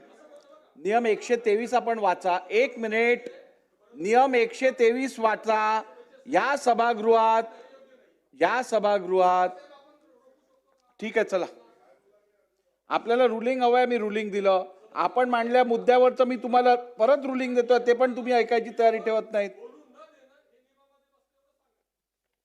तेच वाचून दाखवतोय तुम्हाला. नियम 123 वाचा. नियम 123 मध्ये स्पष्टपणे लिहिलेलं आहे की आपण कुठच्या बाबींवरती चर्चा करू शकतो आणि ज्या वेळेला आवश्यक त्या बाबींवरती चर्चा झाली आहे असं मत माझं झाल्यानंतर मी निश्चितपणे पुढे जाऊ शकतो. चला मंत्री महोदय. प्रस्ताव असा आहे की सन 2025 चे विधानसभा विधेयक क्रमांक 95 महाराष्ट्र सार्वजनिक विश्वस्त व्यवस्था तिसरी सुधारणा विधेयक 2025 विचारात घेण्यात यावे. हो. मांडल्यानंतर बोला ना. महोदय, सन 2025 विधानसभा विधेयक क्रमांक 95 महाराष्ट्र सार्वजनिक विश्वास व्यवस्था तिसरी सुधारणा विधेयक 2025 विचारात घेण्यात यावे असा मी आपल्या अनुमतीने प्रस्ताव मांडतो. प्रस्ताव असा आहे की सन 2025 विधानसभा विधेयक क्रमांक 95 महाराष्ट्र सार्वजनिक विश्वास व्यवस्था तिसरी सुधारणा विधेयक 2025 विधान परिषदेची सहमती घेऊन दोन्ही सभागृहात वाचलं ना आपण. प्रस्ताव असा आहे की सन 2025 विधानसभा विधेयक क्रमांक 95 महाराष्ट्र सार्वजनिक विश्वस्त व्यवस्था तिसरी सुधारणा विधेयक 2025 विचारात घेण्यात यावे. भास्करराव जाधव साहेब बोला. अध्यक्ष महोदय, एखादं विधेयक लहान आहे, मोठं आहे, एक वाक्याचं आहे किंवा ते सर्वसंमतीनं एका मांडलं आणि मंजूर करून घेण्यासारखी सुद्धा विधेयक असतात, याबद्दल दुमत असण्याचं काही कारण नाही. परंतु अध्यक्ष महोदय, आपण सगळ्याच प्रथा परंपरा, सगळ्यांचे हक्क हे आपण आता डावलणं मारणं हीच काम सुरू होतंय की काय, मला भीती वाटते. याचं कारण असं अध्यक्ष महोदय, सर्वसाधारणपणे आज ऑर्डर ऑफ डेवर किती बिलं दाखवलेली आहेत. ही बिलं मंजूर करून घेत असताना यातली आज किती बिलं मंजूर करायची आहेत या संदर्भामध्ये अध्यक्ष महोदय आपण पुढाकार घेऊन गटनेत्यांना बोलवण्याची प्रथा सभागृहामध्ये आहे. संसद कार्यमंत्र्याला बोलवण्याची प्रथा आहे. ज्या विभागाचं बिल असेल त्या मंत्र्यांना बोलवण्याची प्रथा आहे. आणि आज आपण 3 बिलं काढूया, 4 बिलं काढूया, 2 बिलं काढूया, तुम्ही विरोधी पक्ष म्हणून आम्हाला सहकार्य करा अशी सांगण्याची प्रथा आणि विरोधी पक्षाचा मान सन्मान राखण्याची प्रथा आहे. मला माहित नाही आपण हे सकाळी कोणाला बोलवलं काय, मला नसेल बोलवलं हरकत नाही, कारण माझ्या पक्षाचा गटनेता मी आहे, मला बोलवलं नाही, पण बाकी कोणाला आपण बोलवलं का? सत्ताधारी पक्षाचे विरोधी पक्षाच्या लोकांना बोलवलं का की आपण आज किती बिलं काढायची आहेत म्हणून? अशा पद्धतीनं कधीही उठायचं, बिल वाचा लगेच काढून टाका. काय चाललंय काय सभागृहामध्ये? कुठल्याच बाबतीत जर या ठिकाणी आपण ठरवू तोच नियम, सभागृहाचे काही नियम आहेत की नाही, काही प्रथा परंपरा आहे की नाही? आणि म्हणून अध्यक्ष महोदय, आपण या बिलावर, हे बिल जरी छोटं असलं तरी सुद्धा माझी आपल्याला विनंती आहे की आपण आग्रह न करताना, वास्तविक हा हक्क आपला आमचा आपण डावललेला आहे. संसद कार्यमंत्र्यांनी सुद्धा आमच्याकडे संपर्क साधलेला नाही, संबंधित मंत्र्यांनी सुद्धा आम्हाला विनंती केलेली नाही की माझं एवढं हे बावनकुळे साहेब इथं बसलेत, या बावनकुळे साहेबांचं जे जे विधेयक असतं ते आल्याबरोबर आम्ही दोघे चौघेजण कोण असतात त्यांना विनंती करतात, भास्करराव छोटा आहे, अहो काय छोटा आहे, कशाला, नाही नाही काढून टाकूया, जयंतराव काढून टाकूया, आम्ही पण माणसंच आहोत, आम्हालाही सभागृहात या ठिकाणी डेकोरम राखायचं आहे, सभागृहाचं कामकाज आम्हाला सुद्धा उरकायचं आहे. आणि म्हणून माझं अध्यक्ष तो म्हणणं आहे की आपण या विधानमंडळामधला आमचा विरोधी पक्षाचा अधिकार डावलताय, आमचा हक्क डावलताय, सातत्यानं आमचा उपमर्द होतोय, आम्हाला अवमानित केलं जातंय आणि आम्हाला गृहीत धरून कामकाज तुम्ही करणार असाल तर हे कामकाज तुम्ही आता हे विधेयक घेऊ नये आणि विरोधी पक्षाचा सन्मान करावा, हा माझा आग्रह वजा विनंती आहे अध्यक्ष महोदय. आणि आपण उद्यापासून किती विधेयकं घेणार याची चर्चा करा आणि निर्णय करा. त्यापेक्षा तुम्ही सरळ सांगा की विरोधी पक्षाला आम्हाला इथं काही गरज नाही, बसण्याची आवश्यकता नाही, निघून जा, आमचा आम्ही कारभार चालवू, आमचं आम्ही ठरवू, निघून जायचं का गपचूप बसायचं का नुसतं मम म्हणायचं आम्ही ठरवून जाऊ.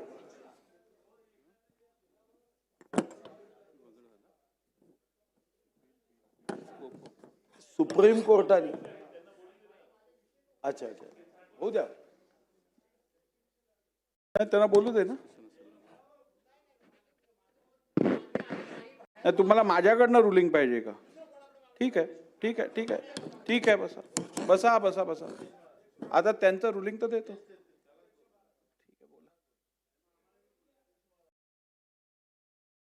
सत्ता पक्षाचा 293 आहे अध्यक्ष महाराज. महाराष्ट्रामध्ये शेतकऱ्यांची परिस्थिती फार बिकट आहे आणि सत्ताच पक्षाने आज 293 शेतकऱ्यांवर आणलेला आहे. आता आपले 5 वाजता आहेत अध्यक्ष महाराज. आपण मगाशी मी म्हणाला किती बिलं काढणार, तर तुम्हीच इशारा केला की 2 काढून आणि मग चर्चा करू. ठीक आहे, इशाऱ्यानं झालं ते काय, आपण तुम्ही याला बोलले नाही. पण अध्यक्ष महाराज, शेतकरी हा इथं दुर्लक्षित करायचा की रात्री 10 वाजेपर्यंत चर्चा करायची, 12 वाजता चर्चा करायची, असं काय मत असेल तर तसं सांगा अध्यक्ष महाराज. बिल छोटा आहे की मोठा हा भाग नाही आहे अध्यक्ष महाराज. मगाशी म्हणालात मंत्री, महसूल मंत्री म्हणाले की एकमताने करा, तर मी एकमताने आपल्याला सांगितलं एकमताने करा. मुद्दा कायदा तयार करत असतो आपण, जनतेच्या हितासाठी करतो, पण आज महाराष्ट्रामध्ये शेतकऱ्यांची अवस्था खराब आहे आणि मला असं वाटतं की आता हे थांबवावं आणि शेतकऱ्यांची चर्चा या सभागृहात सुरू करावी अशी माझी विनंती आहे. ठीक आहे. सन्मान्य सदस्य भास्करराव जाधव साहेबांनी इकडे आत्ता जो मुद्दा मांडला, आपलं सभागृह हे कायदेमंडळाचं, विधिमंडळ म्हणजेच कायदेमंडळाचा एक भाग आहे आणि त्यामुळे या सभागृहात कायदे बनणं अपेक्षित आहे, त्याच्यावरती चर्चा होणं आवश्यक आहे, चर्चा त्याच्यावरती होऊन सगळ्यांना सहभाग घ्यायची संधी देणं हे पण आवश्यक आहे. पण असं करत असताना शेवटी सभागृहात जेव्हा कामकाज येतं त्यावेळेला ते नियमानुसार चालणं अपेक्षित असतं आणि हे नियम काय आपण स्वइच्छेने बनवलेले नाही आहेत. संविधानाने आपल्याला दिलेल्या आदेशानुसार विधिमंडळाचं कामकाज हे विधिमंडळाच्या नियमानुसार होणं हे अपेक्षित आहे, ही संविधानिक मॅन्डेट आहे. आणि तसं असताना नियमानुसार मी नियम 124 आपल्याला परत एकदा वाचून दाखवतो. 124 मध्ये जेवढी आवश्यक चर्चा आहे तेवढी चर्चा परमिट करणं हे माझं कर्तव्य आहे, माझी ड्युटी आहे, ती मी करणार. नियम 123 मध्ये निर्देशित केलेल्या कोणत्याही प्रस्ताव ज्या दिवशी मांडण्यात येईल त्या दिवशी किंवा त्या प्रस्तावावरील चर्चा नंतरच्या ज्या दिवसापर्यंत पुढे ढकलण्यात आली असेल त्या दिवशी त्या विधेयकाचे तत्व व तत्वातील सर्वसाधारण तरतुदी यांच्यावर चर्चा करता येईल. परंतु विधेयकाचे तत्व स्पष्ट करण्यासाठी जेवढे आवश्यकता असेल त्यापेक्षा अधिक विधेयकातील सविस्तर तरतुदींवर चर्चा करण्यात येणार नाही किंवा या टप्प्यावर विधेयकास कोणतीही सुधारणा मांडता येणार नाही. जेवढी आवश्यक आहे, डिबेट नेसेसरी आहे, तेवढं आपण अलाव करतो. आणि किती आवश्यक आहे हे ठरवण्याचे अधिकार अध्यक्षांना या नियमाच्या पुस्तकातून दिले गेले आहेत. आणि हे नियम काय मी किंवा माझ्या पूर्वीच्या अध्यक्षांनी बनवले नाही आहेत. संविधानाने दिलेल्या मॅन्डेटप्रमाणे हे नियम बनलेले आहेत. त्यामुळे ह्याचा आदर ठेवत माझी सभागृहाला विनंती आहे की आता आपण पुढे जाऊया. चला पुढे बोला. अध्यक्ष महाराज, सूचना एवढीच आहे की उक्त अधिनियमाच्या कलम 5च्या पोटकलम 2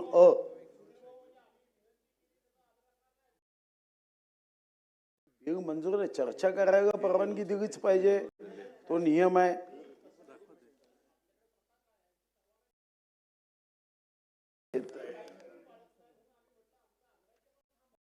उद्या अध्यक्षांच्या केबिनमध्ये चर्चा करता येईल या विषयावर. उद्या अध्यक्ष महोदयांच्या केबिनमध्ये चर्चा करता येईल. कामकाजाचा दर्जा, गुणवत्ता, गती, वेग सर्व वाढवण्याच्या दृष्टीने अध्यक्षांच्या केबिनमध्ये चर्चा केली पाहिजे. इथं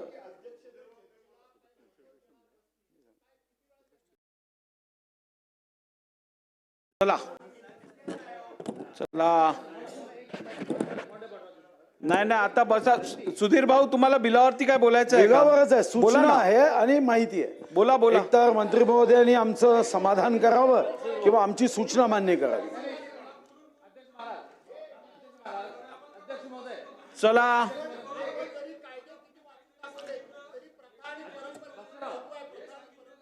सुधीर भाऊ, आपण बोला. अध्यक्ष महाराज, अर्जुनजी ठीक बोलू दे ना. ठीक आहे. अध्यक्ष महाराज, सर्वोच्च न्यायालयाने जी 20 मे 25चा न्याय निवाडा दिला त्याच्यानुसार तुम्ही 2 मध्ये सांगितलं की 3 वर्ष कमीत कमी विधी व्यवसाय किमान केला असावा. मग तो 5 वर्ष 10 वर्ष कसाही असू शकेल. पण 3 मधली एक शंका आहे, त्याचं समाधान करा किंवा सुधारणा करा. 3 मध्ये तुम्ही असं म्हणता की कायद्याची नवीन पदवीधर आहे आणि जिने प्रथम प्रयत्नात कायद्याची पदवी प्राप्त केली आहे आणि कायद्याच्या पदवीच्या किंवा पदव्युत्तर पदवीच्या अंतिम वर्षाच्या परीक्षेत 55% कमी नसतील. खरं तर या क्षेत्रामध्ये जरा जास्त गुणवान लोकांचा शिरकाव व्हावा, गुणवान लोकांना संधी मिळावी ही अपेक्षा आहे. आपण 3 वर्षाचा कोर्स असेल आणि 5 वर्षाचा कोर्स असेल तर फक्त अंतिम वर्ष म्हणताय. तर याच्यामध्ये सुधारणा करणं हे शासनाला योग्य वाटते का? की सरासरी 5 वर्षाच्या कोर्समध्ये सरासरी 60% आणि 3 वर्षाच्या कोर्समध्ये सरासरी 60% एवढे किमान गुण असावे. याच्यावर काही कायदेशीर बंधन असेल असं मला वाटत नाही. कारण 55% गुण कोणत्या आधारावर घेतले लक्षात आलं नाही. 55च का? मग याचा काही मानसशास्त्राने अभ्यास केला आहे की काय माहीत नाही. पण आपण 60%ला फर्स्ट क्लास म्हणतो. जे फर्स्ट क्लास असणारे विद्यार्थी यांना जास्तीत जास्त शासकीय प्रोत्साहन यावं आणि जे त्याच्यापेक्षा कमी आहे ते आपल्या विधानसभेत येऊ आपण. पण 60%चे लोक तिथं जावे असा काही प्रयत्न करता येईल का? याच्याबद्दल तुम्ही थोडीशी जास्तीचं समाधान करा. माझ्याबद्दल बोलतो. बिलावर बोलायचं आहे का? नाही 1 मिनिट. बिलाच्या टेक्स्टवरती बोलायचं आहे तुम्हाला की तुमचा काय हरकतीचा मुद्दा आहे? चालू आहे ना, चर्चा चालू आहे. बिलावरती चर्चा चालू आहे. अध्यक्ष महाराज, बिल मांडून झालं त्यानंतर भास्कररावांनी परत ऑब्जेक्शन घेतलं त्याच्यावर. अध्यक्ष महोदय, म्हातारी मरतेचं दुःख नाही अध्यक्ष महाराज, पण तो काळ सोपवणार आहे अध्यक्ष महाराज. तुम्ही 124चा उल्लेख केला, तुम्ही 123चा उल्लेख केला अध्यक्ष महाराज. मी अध्यक्ष महाराज आता 1990 पासून या सभागृहामध्ये अध्यक्ष महाराज. आम्ही बघितलं बिलावरती तुम्हाला असं मी तुमच्यावर हेतू आरोप करत नाही अध्यक्ष महाराज, पण बिलावर बोलताना तुम्हाला कोणत्याही सदस्याला अडवता येणार नाही अध्यक्ष महोदय. विशेष चौकटीच्या बाहेर जात असेल तर तुम्हाला अडवायचा अधिकार आहे. चर्चेच्या बाहेर जात असेल. खोतकर साहेब, हो सर. 1 मिनिट. खोतकर साहेब, हे नियम मी बनवलेले नाहीयेत. 1 मिनिट ऐकून घ्या. मी तुम्हाला 124 वाचून दाखवला. मी तुम्हाला संविधानातलं आर्टिकल 208 पण वाचून दाखवतो. Rules of procedure. A house of the legislature of any state make rules for regulating subject to the provisions of the constitution, its procedure and conduct of its business. हे नियम जे बनवले गेले आहेत ते संविधानातील आर्टिकल 208 मध्ये दिलेल्या मॅन्डेट प्रमाणे केले आहेत. त्यामुळे तुम्ही मला नियमाच्या पुस्तकातनं दाखवा मी केलेलं कृत्य किंवा कारवाई ही कशी नियमबाह्य आहे. 123 काय सांगतो? चर्चेच्या बाहेर सन्मानित सदस्य जात असेल तर तुम्हाला रोखण्याचा अधिकार आहे. चौकटीच्या बाहेर जात असेल, अध्यक्ष माझ्या बाजूला बसलेले सदस्य हे 3.5 तास नगराध्यक्ष डायरेक्ट त्याच्यावर बोललेले. माननीय एकनाथ खडसे 9 तास 2 दिवस बोलले अध्यक्ष महाराज. आम्ही बघितलं अध्यक्ष 2 दिवस सन्मानित सदस्य बोलतात अध्यक्ष महाराज बिलावरती. आता राहुल कुल जे या ठिकाणी बोललेत त्यामुळे अध्यक्ष महाराज बिलावरती हेतू आरोप नाही अध्यक्ष, बिलावरती तुम्हाला रोखता येणार नाही अध्यक्ष महाराज. जेवढा सन्मान्य सदस्याला बोलता येईल तेवढा चौकटीच्या आतमध्ये बोलायचा अधिकार सदस्याचा अध्यक्ष महाराज तो तुम्हाला नाकारता येणार नाही अध्यक्ष महोदय. ठीक, चला मंत्री महोदय, मी या विषयातलं रुलिंग दिलेलं आहे. आपण नियम 124 वाचा, तुम्हाला उत्तर मिळेल. चला. अध्यक्ष महोदय, माननीय सर्वोच्च न्यायालयाने चॅरिटी कमिशनरच्या संदर्भामध्ये देखील असा आदेश दिला की हे JMFC आणि दिवाणी न्यायाधीश कनिष्ठर यांचा समकक्ष पद आहे आणि त्यामुळे देशाच्या सर्व राज्यामध्ये ही सुधारणा केली जात आहे आणि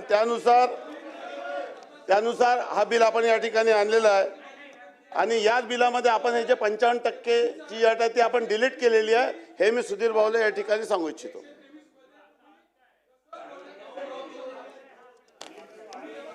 शेवटी ते रिक्रुटमेंट रूलमध्ये येईल जे काही आहे रिक्रुटमेंट रूलमध्ये आपण किमान 3 वर्ष कंपल्सरी आता डायरेक्ट तिकडनंच वाचवलं पाहिजे.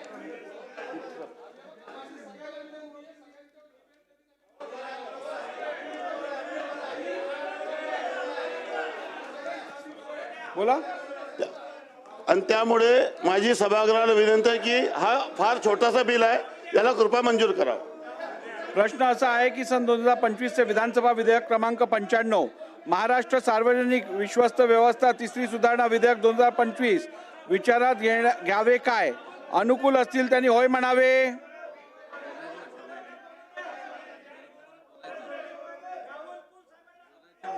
बोला. बोला. सर्वोच्च न्यायालयाच्या निर्देशानुसार 3 वर्षाच्या प्रॅक्टिस केलेल्या व्यक्तीला आपण ज्या पदावर नेमणार आहोत त्याच्यावर 55% अंतिम परीक्षेमध्ये जे गुणनिर्देशक आपण ठरवले ते मंत्री महोदय म्हणाले की आम्ही बाद करतोय, ते आम्ही काढून टाकतोय बिलमधनं. ते जर बिलमधून काढून टाकले तर 55च्या ऐवजी तुम्ही आता रिक्रुटमेंट रूलमध्ये आणणार आणि रूल कधीही बदलता येते, वाकवता येते, त्याचे कारण देता येते. बिलात तसं करता येत नाही. म्हणून सरकारची भूमिका या संदर्भात स्पष्ट असली पाहिजे. 55च्या ऐवजी 60 वर्ष आपण इथे सामील करा अशी या अध्यक्ष महोदय माझी सूचना आहे. बोलायचं का?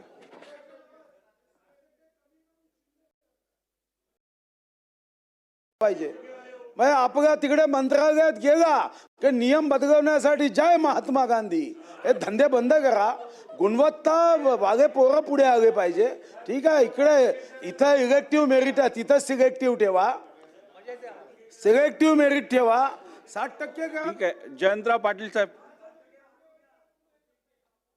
नाही, आता एक म्हणजे अध्यक्ष महोदय मंत्री महोदयाने बिल मांडून त्याचं एक्सप्लेनेशन व्यवस्थित दिलेलं नाही. देताना ते म्हणते याच्यात काहीच नाही आहे आणि फार किरकोळ आहे. एक्सप्लेनेशन काय बेसिसवर हा विषय आहे हे सभागृहाला समजावून सांगितलं पाहिजे. घाई तुम्हाला आहे, मलाही मान्य आहे. नाही, काही कळलंच नाही तुम्ही बोललेलं आम्हाला. नाही, मी इथंच होतो, आपल्या राहुल कुलवर चाललेला अन्याय बघत होतो. त्यात तुम्ही काहीच बोलला नाही याच्यावर. तुम्ही गडबडीत लवकर. तर माझी विनंती आहे की क्रायटेरिया आपण 55% खाली आणलाय का? सुप्रीम कोर्टाने तो खाली आणायला सांगितलाय का? ते रूलमध्ये घालणार आहे का? बिलातनं हे काढण्याचं कारण काय? सन्मान्य सदस्यांनी सांगितलं त्याप्रमाणे याचं एक्सप्लेनेशन द्या, मग आम्ही त्याच्यावर बोलतो. अध्यक्ष महोदय, मी अतिशय क्लिअरपणे सर्वोच्च न्यायालयाच्या आदेशानुसार आपण किमान 3 वर्षाची प्रॅक्टिसची अट टाकलेली आहे असं मी स्पष्टपणे सभागृहाला सांगितलेलं आहे. राहिला प्रश्न टक्केवारीचा, तर त्या संदर्भामध्ये जेव्हा JMFCला आणि कुठल्याही याला टक्केवारीची अट नाही आहे आणि त्यामुळे ही टक्केवारीची अट जी 55% होती ती काढून घेण्यात आलेली आहे आणि ते समकक्षपात असल्याने जे नियम JMFCला होते तेच नियम या ठिकाणी लावण्यात आलेले आहे. एक मिनिट बोला. 55% अट या अंतिम तिसऱ्या वर्षाच्या परीक्षेला 55% अट जर काढत असाल तर याचा अर्थ 35% वाला व्यक्ती सुद्धा त्या तिकडे येऊ शकतो. मग आपण तिकडे सुद्धा हे करा की आलेल्या अर्जामध्ये जे हायेस्ट असेल त्याचे खालचे तो प्रथम आणि त्याचे खालचे 2, म्हणजे 68% वाल्यांनी जर अर्ज केला असेल तर 68%, 66%, 62%. ज्यांनी अर्ज केला आहे. अदरवाईज ज्याला माझी चॉईस अशी आहे की मला 37% वाला घ्यायचा आहे, मी अधिकारी आहे, मला नेमणुकीचा अधिकार दिला आहे, तर 37% वाले मी 3 घेऊन टाकणार. मग आपण याचाच कमीत कमी ते उल्लेख केला पाहिजे अध्यक्ष महोदय. आपण भविष्याच्या न्याय व्यवस्थेची चिंता या सभागृहात जर करायची आली असेल तर आपण अशी मोकळी जागा सोडता येत नाही. म्हणून माझी शासनाला आणि सरकारला आणि मंत्री महोदयांना विनंती आहे की त्यानंतर जर 55%ची अट काढायची असेल तर खुशाल काढा, पण त्याच्यामध्ये अर्जामध्ये आलेली हायेस्ट पर्सेंटेज आणि त्याचे खालचे 2 अशी जर आपण ओळ सामील करा अशी आमची सूचना आहे. उत्तर घेऊया ना. एक तर तुम्ही अंतिम वर्षाचे गुण म्हणाला होता. आमचं असं म्हणणं आहे की सरासरी 3 वर्षाचा कोर्स असेल तर सरासरी 60%, 5 वर्षाचा कोर्स आहे सरासरी 60%. आणि असं कोणी सांगितलं की सुप्रीम कोर्टाने किमान म्हटलं आहे. आता याच्यामध्ये किमान 3 वर्ष म्हटलं, उद्या तुम्ही म्हणाल नाही 10 वर्षाची प्रॅक्टिस असेल तर तो येणार नाही, असं थोडी आहे. कारण नसताना असे जर तुम्ही उद्या न्यायपालिका किंवा तत्सम सेमी न्यायपालिकामध्ये असे 35% वाले कॉपी करून पास होणारे जर तुम्ही नेमले, उद्या सगळं राज्य बिघडतं. आता तुम्ही त्याच्यामध्ये पहिल्या अटेम्प्टमध्ये म्हणतो, आता तुम्ही पहिला अटेम्प्ट काढून टाकता असं दिसतंय. म्हणजे तुम्हाला एटीकिटी वागे, ढकल गाडी वागे, नापास होणारे, श्रीमंत मायबापाचे जे कॉपी करून पास होतील, सेंटर ज्याच्या बापाचा आहे तिथं पेपर देणारे, असे पास करून इथं द्यायचे आहे का? अगोदरच 2,47,897 कोटी खर्च होत आहे, आता अजून वाढ करायची आहे का? आपण आपल्याला सुप्रीम कोर्टाची अनुमती मागा. मी जातो सुप्रीम कोर्टाला भेटायला की सुप्रीम कोर्टाचा असा निर्णय असू शकते का की गुणवान आणि धनवान यामध्ये गुणवान मागे जावा आणि धनवान पुढे जावा? हा कोणता नियम आहे? याच्यामध्ये तुम्ही हा नियम तुम्ही सांगा की असं टाकता येत नाही. 60%च्या वरती असणारा ॲपीएल होईल जो 3 वर्ष किंवा त्यापेक्षा जास्त प्रॅक्टिस केली आहे. बाकीचे आहे ना आपल्या केसेस घेण्यासाठी चिंता कशाला करता? सरकारच्या पगारांनी कशाला करताय? तुम्ही तेवढा बदल करा. हे कोण सांगताय? त्याचे नातेवाईक वकील आहे का? जरा लिस्ट द्या बरं. जेवढे हे तुम्हाला बनवून देणारे आहे ना कायदे आणि हे, यांचे कोणीतरी नातेवाईक वकिलीच्या परीक्षेत असेल, पर्सेंटेज कमी आहे आणि तुमच्या माध्यमातून हे सर्व काम करून घेताय. ते तुम्ही फसू नका त्याच्यात. काढा यांच्या याद्या कोण कोण वकील आहे. काय चालू आहे? अध्यक्ष महोदय, सुधीर भाऊ मुनगंटीवार यांनी सांगितलंय बरोबर आहे की आपला दिवसेंदिवस दर्जा खाली अधिकृतपणाने कायद्यात दुरुस्त्या करून करायला लागलोय आपण. आणि सुप्रीम कोर्टाला काय वाटतं यापेक्षा या सभागृहाला काय वाटतं याप्रमाणे हा सभागृहाचा कायदा करतोय आपण. आणि सुप्रीम कोर्टाने आपण जे उद्देश आणि कारणं निवेदन दिलंय त्यात त्यांनी असं सांगितलेलं आहे की 20 मे 25च्या न्याय निर्णयामध्ये असा निर्णय दिला आहे की दिवाणी न्यायाधीश कनिष्ठ स्तर पदाच्या परीक्षेस बसू इच्छिणाऱ्या उमेदवारांनी उक्त परीक्षेस पात्र होण्यासाठी किमान 3 वर्ष कालावधीसाठी विधी व्यवसाय केलेला असला पाहिजे अशी सुधारणा करा ना. 55% काढायचं काय गरजच नाही. त्यामुळे नाही द्या, माझं होऊ दे, माझ्यानंतरच द्या तुम्ही. 55% हा क्रायटेरिया जो आहे तो क्रायटेरिया काढण्याचा काही गरज आहे असं मला वाटत नाही. अध्यक्ष महोदय, सर्वात महत्त्वाचं म्हणजे सन्माननीय सुधीर भाऊंनी सांगितलं त्याप्रमाणे दिवसेंदिवस अधिकाऱ्यांचा दर्जा सुमार व्हायला लागला आहे. अधिकारी होयबा व्हायला लागले आहेत. अधिकारी मंत्री महोदयांना नियम सांगायलाही घाबरायला लागले आणि मंत्र्यांच्या विरोधी बोलणं हे अवघड आहे. असे साधारणपणे सुमार एकेकाळी या महाराष्ट्रात अशी परिस्थिती होती की IAS अधिकारी अपराईटली सांगायचे हे करता येणार नाही, हे मी करणार नाही, अशी परिस्थिती होती. आणि ती ज्यावेळी तशी परिस्थिती असते त्यावेळी मंत्री महोदयांच्याकडून चुका फार कमी होतात. आणि त्यामुळं माझी विनंती आहे, तुम्ही उच्च विद्याभूषित असाल आणि आहात असं माझं ठाम मत आहे. तुम्ही वकील आहात, ॲडव्होकेट आहात. तुम्ही वकील आहात, किती % मार्क पडले तुम्हाला? 55% वर असाल तर तुम्ही असा कायदा चालू शकत नाही. बरोबर आहे ना? हे आपलं दुःख दुसऱ्यांना होऊ नये म्हणून अध्यक्ष महोदय काही कायद्यात व्यवस्था असेल तर मग मी बसेल लगेच. 55% खाली असेल तर मी लगेच बसतो. तुमचा अवमान करणं हा उद्देश नाही. पण अध्यक्ष महोदय, या महाराष्ट्रामध्ये आपण ज्यावेळी परीक्षा देतो त्यावेळी सगळ्यात गुणवानाला पहिली प्रायोरिटी मिळाली पाहिजे. आणि त्यामुळं शक्यतो आता परीक्षा होताना मुनगंटीवार साहेबांनी सांगितलं परीक्षेतही काय काय होतं ते सगळं करून त्यातनं जो वर येतोय त्याला पुन्हा रिलीफ देणं हे योग्य नाही. 3 वर्षाचा कालावधी हा सुप्रीम कोर्टाने सांगितलाय, आम्हाला मान्य आहे. परंतु 55% तर मी तर म्हणेन की 60% करा. मी माझा सगळं हसू मागे घेतो, पटलावरही काढून टाका ते. पण अध्यक्ष महोदय, प्रायोरिटी मेरिटला पाहिजे. आणि जोपर्यंत आपण मेरिटला अध्यक्ष महोदय महत्त्व देत नाही तोपर्यंत अध्यक्ष आपली प्रगती जास्त वेगानं होणार नाही. आणि म्हणून या दर्जाचे अधिकारी जिथं आपण नेमणार आहात त्या सर्व चॅरिटी कमिशनच्या सार्वजनिक धार्मिक धर्मादाय विश्वस्त व्यवस्था ज्यांच्या हातात आपण देणार आहे त्यांना जास्त कॉम्पिटिटिव्ह एन्व्हायरमेंटमधून आलेलं पाहिजेत, ते अधिक क्लीन पाहिजेत, त्यांना मेरिट पाहिजे. आणि म्हणून माझी आपल्याला अतिशय कळकळीची विनंती आहे की हा 55% कायद्याला काढणं, ही तरतूद काढणं याला माझा विरोध आहे. आणि आपणही माझ्याशी सहमत व्हाल असा मला विश्वास आहे. चला मंत्री महोदय. अध्यक्ष महोदय, मी सर्वप्रथम सभागृहाला सांगू इच्छितो की ही जी निवड आहे ती स्पर्धा परीक्षेतून होणार आहे आता. आणि आपण JMFC मध्ये आणि दिवाणी न्यायाधीश कनिष्ठमध्ये जे अट होती ती अट आपण ही समकक्षपद असल्याने आपण ही अट याच्यातही आता 3 वर्षाची लागू करत आहोत. JMFC आणि दिवाणी न्यायाधीश कनिष्ठ स्तर या रिक्रुटमेंटला हे स्पर्धा परीक्षेतून होत असल्याने आपण सिमिलरिटी ठेवत आहोत. आणि त्यामुळे जे JMFC साठी आणि दिवाणी न्यायाधीश कनिष्ठासाठी स्पर्धा परीक्षेमध्ये टक्केवारीची अट नसते, त्यामुळे टक्केवारीची अट काढून टाकण्यात आलेली आहे. आणि म्हणून माझी सभागृहाला विनंती आहे की हा बिल मंजूर करावा.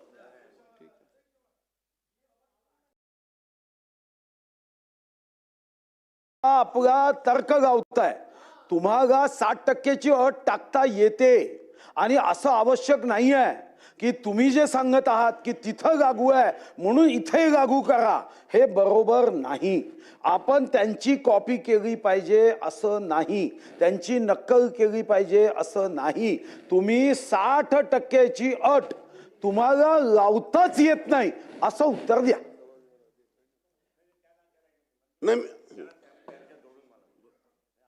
उत्तर देत आहे. अध्यक्ष महोदय, सन्मान्य सुधीरभाऊ असो किंवा सभागृहाचे सर्व सदस्य असो, आपण अध्यक्ष महोदय स्वतः वकिलात, एक नामवंत वकिलात. अध्यक्ष महोदय, स्पर्धे परीक्षेमध्ये आपण अट ठेवली नाही. त्या स्पर्धे परीक्षेमध्ये अध्यक्ष महोदय त्याची एंट्रन्स एक्झाम असते. याची एंट्रन्स आपण आता सुरू करत आहोत. ॲडमिनिस्ट्रेटिव्ह पॉवर ज्यांच्याकडे अध्यक्ष महोदय, माननीय मंत्री महोदय, आपण त्या सचिवाकडनं येणाऱ्या चिठ्ठ्यावर भरोसा करू नका. आमच्यावर करा, आमच्यावर करा. अध्यक्ष महाराज, मंत्री महोदय, या सभागृहाच्या सदस्यांवर करा. ही व्यवस्था पुढच्या काळामध्ये चालवायची तर आपल्याला ही सुदृढ आणि सबल करावी लागेल. आणि त्यामुळे 55% टाकायची अट सुद्धा त्या सचिवांकडनं आली असेल. आणि आज जर त्यांना गळावर येत आहे की 60% किंवा अधिक असेल त्याच्या खाली 2, अधिक असेल तो पहिला आणि त्याचा खाली 2 असे जर आपण करणार असो अध्यक्ष महोदय, तर माझी विनंती आहे की मग अध्यक्ष महोदय हे 55 वर्षाची अट काढण्यासाठीचाही कारण आपण बनवू नका. आपण याला वाढवता आली तर 60% करा, अन्यथा 55% कायम ठेवा. 55 अध्यक्ष महोदय, मी अतिशय स्पष्टपणे सांगितलेलं आहे की हे समकक्ष पद असल्यामुळे तिथून ट्रान्सफर आणि पोस्टिंग इथे होते. ही समकक्ष पद असल्याने आपण यामध्ये विसंगती ठेवत नाही आहे. दुर्दैवाने प्रश्नोत्तराचा तास सुरू झालेला आहे. वस्तुस्थिती अशी आहे, नाही, एकदा अतिशय स्पष्टपणे सांगितलेलं आहे की स्पर्धा परीक्षेमध्ये कुठलीही टक्केवारीची अट नाही आहे. त्यामुळे आपण सुप्रीम कोर्टाच्या आदेशानुसार सिमिलर पद असल्यामुळे तिन्ही रिक्रुटमेंटला सारखे अटी आणि नियम लावलेले आहे. हे मी सभागृहाला नम्रपणे सांगू इच्छितो.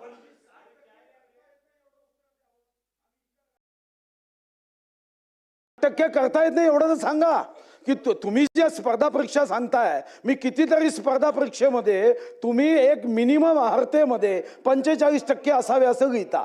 आता तुम्ही जे सांगत आहात की महाराष्ट्राच्या कोणत्याही स्पर्धा परीक्षेमध्ये मिनिमम क्वालिफिकेशन पर्सेंटेज नाही, तुम्ही सांगा ना की 60% करता येत नाही शासनाला, एवढं सांगा.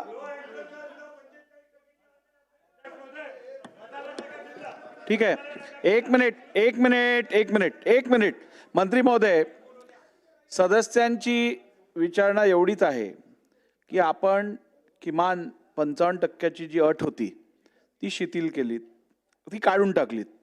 त्यांचं म्हणणं असं आहे की तुम्ही जे स्पष्टीकरण दिलेलं आहे ती 55% अट शिथिल करण्यासंदर्भातली, त्यांचं म्हणणं आहे की 55% काय तुम्ही 60% पण लागू करू शकतात.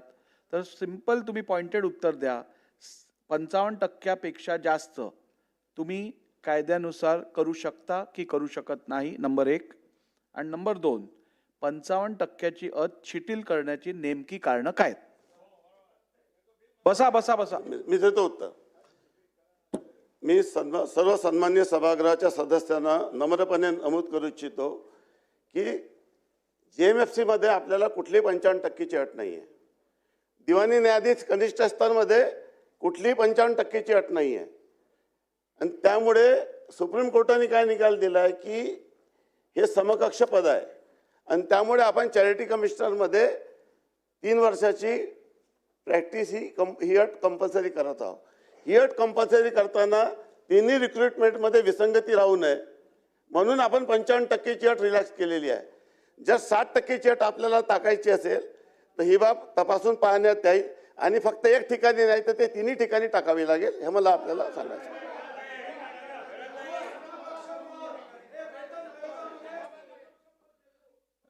सुधीर भाऊ, एक मिनिट.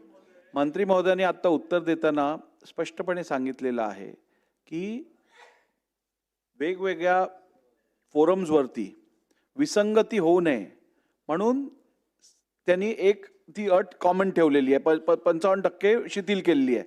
तर मला वाटतं ती जर धारणा असेल तर मला वाटतं जस्टिफाईड आहे ना.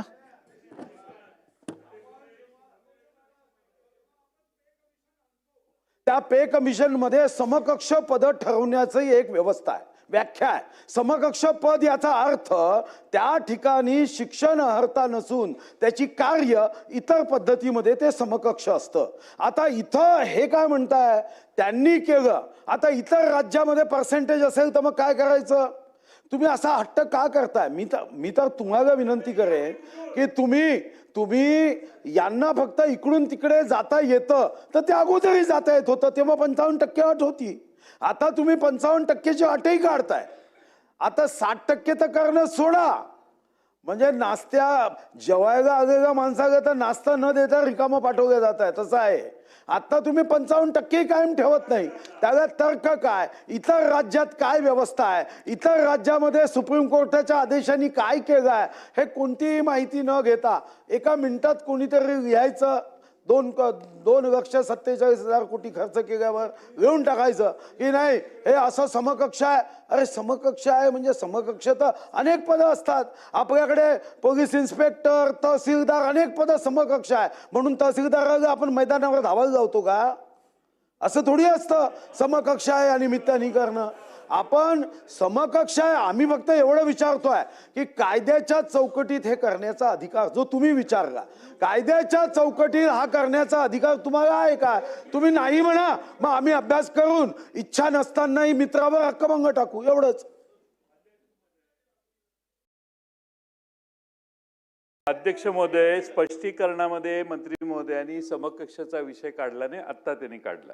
माझा अध्यक्ष महोदय सभागृहाचं सगळ्यांचं दोन्ही बाजूचं एकमत दिसतंय की मेरिट कमी करू नये आणि म्हणून 55% ही अट या कायद्यात बदलू नये आणि दुसरीकडे जर समकक्ष कुणी असतील तर त्यांनाही 55% किंवा 60% अट लावायला हरकत नाही. पण आता कायदा पास होतोय, एकदा पास झाला तर परत काही करता येणार नाही. म्हणून सभागृहाचं बहुमत नाही, मला वाटतं एकमत आहे की सर्वांचंच मत आहे की 55% अट काढू नये आणि ती काढण्याचा आग्रह आपण मंत्री महोदय करू नका. आपला स्वभाव फार चांगला आहे, पण 55% खाली जायचा प्रयत्न का करताय?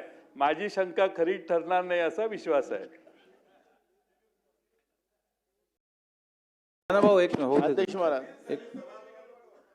अध्यक्ष महाराज मला 2 मिनिटात उत्तर होते. टक्केवारीची अट नसते आणि त्यामुळे तिन्ही ठिकाणी आपण सेम रूल्स या ठिकाणी लावलेले आहे. स्पर्धा परीक्षेमध्ये टक्केवारीची अट नसल्यामुळे ही अट अवगणण्यात आलेली आहे. ही बाब मी पुन्हा सभागृहाच्या लक्षात आणून देऊ इच्छितो. अध्यक्ष महाराज, जेव्हा आपण कायदा करतोय विधानसभेमध्ये, असं सगळे एकत्र बोलण्यात काय अर्थ नाही. अध्यक्ष महाराज, जेव्हा कायदा आपण विधानसभेत करतोय तर कायदा जेव्हा विधानसभेत करत असताना आपण एक सुधारणा आणतो अध्यक्ष महाराज, आणि आपल्याला जे काही आता व्यवस्था दुरुस्त करायची आहे याच्यामध्ये, मग आपलं धर्मदाय आयुक्त असेल, आपलं दिवाणी न्यायाधीश कनिष्ठ स्तर पदाचे असतील, तर आपल्याला क्वालिटी आपल्याला मिळत असेल आणि क्वालिटी आपल्याला फायद्याची होत असेल तर का नाही घेतली पाहिजे अध्यक्ष महाराज?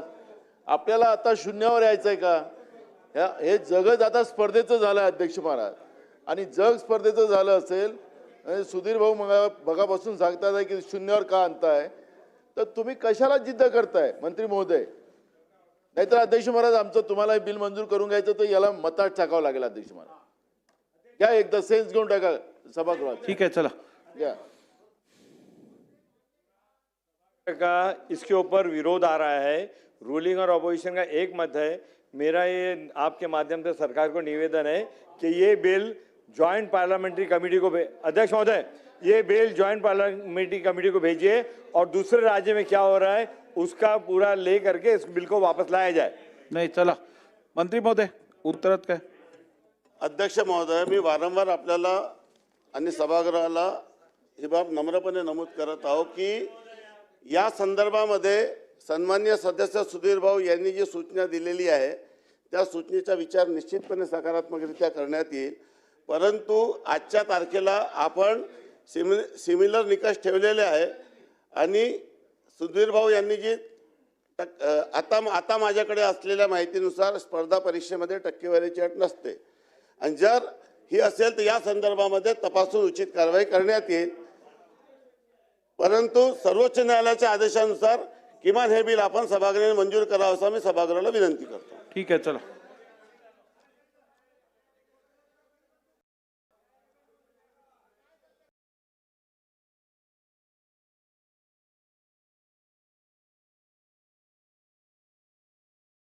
अध्यक्ष महोदय, सन्माननीय सदस्य योगेश सारगर यांनी देखील सांगितलेलं आहे स्पर्धा परीक्षेत अट नसते कारण कुणी बसू शकतो.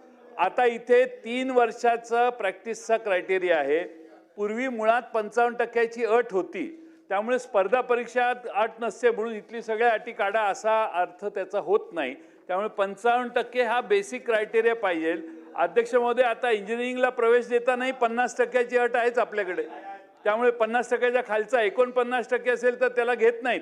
तसं हे 55% हा बेस ठरवलेला आहे. माझी पुन्हा आपल्याला विनंती, आपणही ॲडव्होकेट आहात, वकिली केलेली आहे, बॅरिस्टर आहात, माझी विनंती आहे की तुम्ही यांना चाप लावा. नाहीतर अध्यक्ष महोदय, दोन्ही बाजूचं बहुसंख्यांचं भातखळकर साहेब सोडले तर बाकीच्या कुणाचा त्या विधेयकाला पाठिंबा दिसत नाही. आणि त्यामुळे अध्यक्ष महोदय, हे बिल आज थांबवा. हे बिल आज थांबवा आणि उद्या विचारांती हे मांडा. हे विचारांती मांडावं अशी आमची विनंती आहे.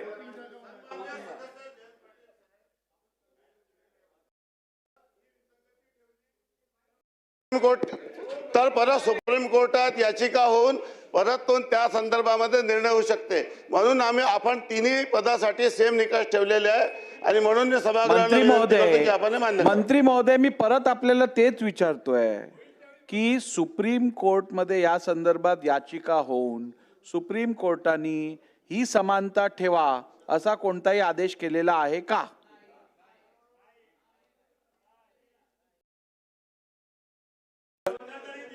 माननीय अध्यक्ष महोदय, बसा बसा, मला मिळालं उत्तर, बसा तुम्ही.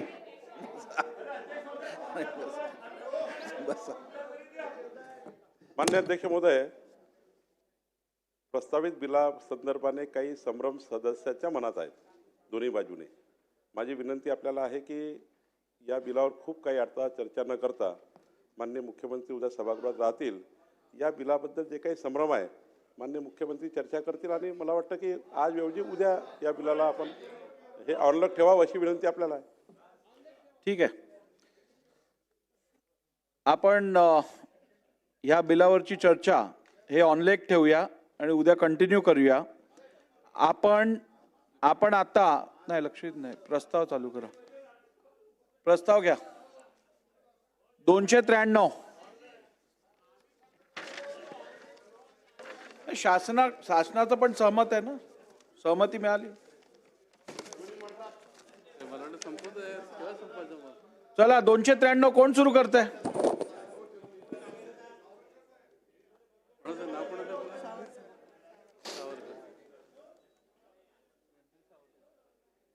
अध्यक्ष महोदय, नाही म्हणून छान आहे. 5:35 थांबवा. आणि सावरकर साहेब, अजून 10 मिनिटं आपण कंटिन्यू करा, मग मी तुम्हाला ऑनलेक ठेवतो आणि आपण उद्या कंटिन्यू करू. चला 20 मिनिटं बोलतो, मग ऑनलेक ठेवा. चालू तर करा आता. कुठे त्याच्यात पण निगोशिएट माननीय अध्यक्ष महोदय, सत्ताधारी पक्षातर्फे तालिकाला आपण हा 293चा कुणावर साहेब विदर्भ मराठवाड्यातील शेती आणि शेती संबंधी उपाययोजना याचा प्रस्ताव आज आणीत आहोत. राज्यातील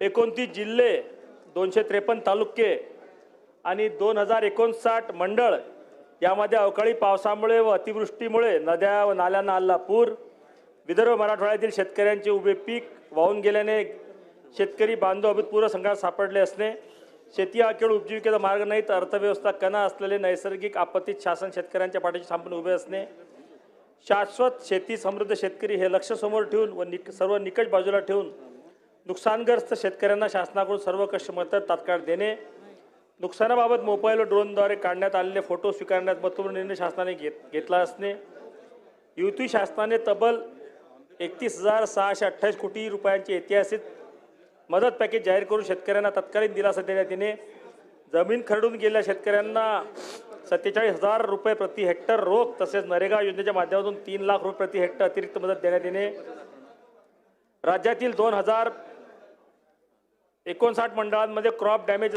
झालेल्या निदर्शन आल्याने त्या ठिकाणी 35 मिलीमीटरची अट शिथिल करून मदत करण्याचा निर्णय करण्यात येणे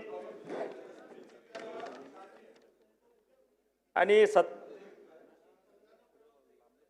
बियाणे व इतर कामांसाठी प्रति हेक्टर रुपये 10,000 सर्वसाधारण मदत देणे, व इतर मार्गाने आपत्तीग्रस्त बाधित कुटुंबांना सर्वकष मदत देऊन शेतकऱ्यांप्रती असलेल्या उत्तरदायित्व जपण्याचा प्रयत्न करणे, अशा रीतीने प्रभावी मदत कार्यातून आपत्तीग्रस्तांना दिलासा देत हे शासन जागृत असणे, विदर्भ मराठवाड्यासह संपूर्ण राज्याचा विकास व राज्यातील शेतकरी समृद्ध होण्याबाबत सभागृहात विचारविनिमय करून राज्यातील आपत्तीग्रस्त शेतकऱ्यांना स्वतःच्या पायावर उभा राहावा याकरिता करावयाची कारवाई व उपाययोजना.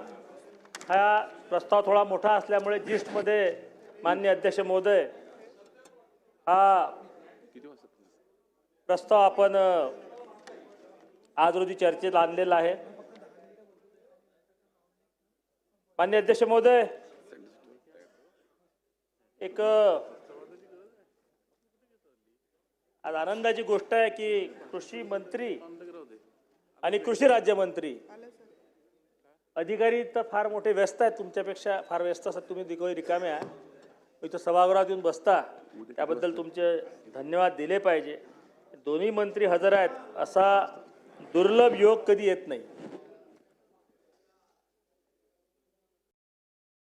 एक जागतिक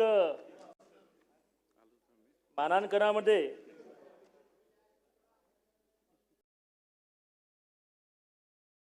climate risk index most affected countries 1993 पासून तर 2022 पर्यंत त्याचा एक अहवाल आला होता.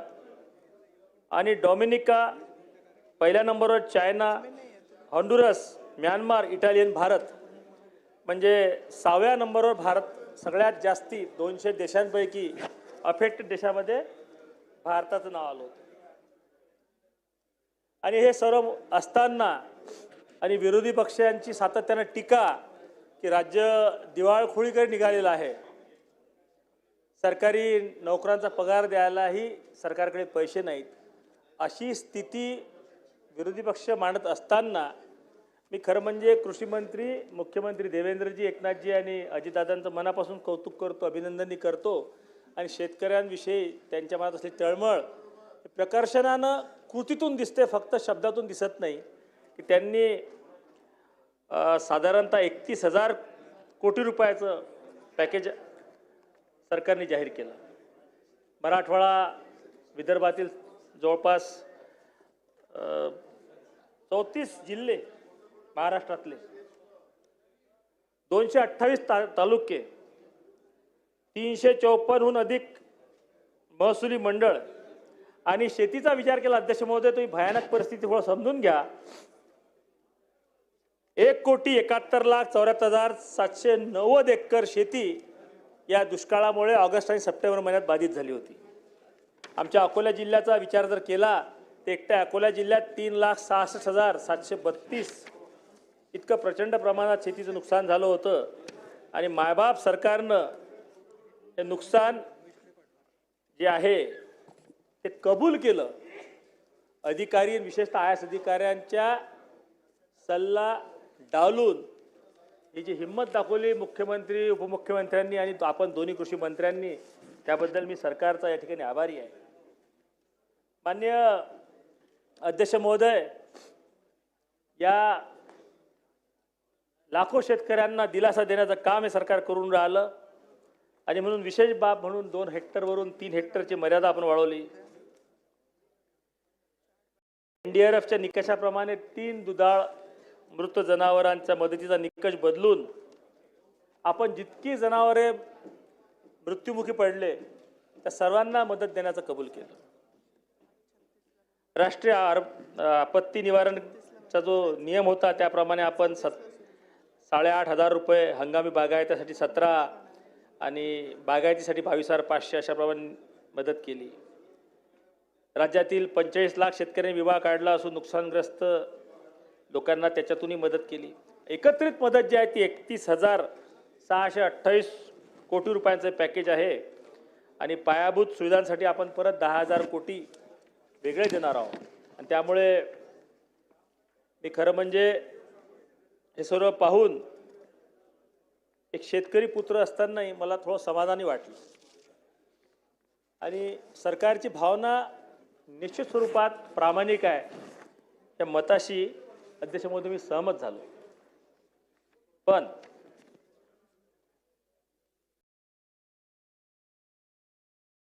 भाऊंनी वाघाचा बऱ्यापैकी बंदोबस्त केला होता त्या काळात.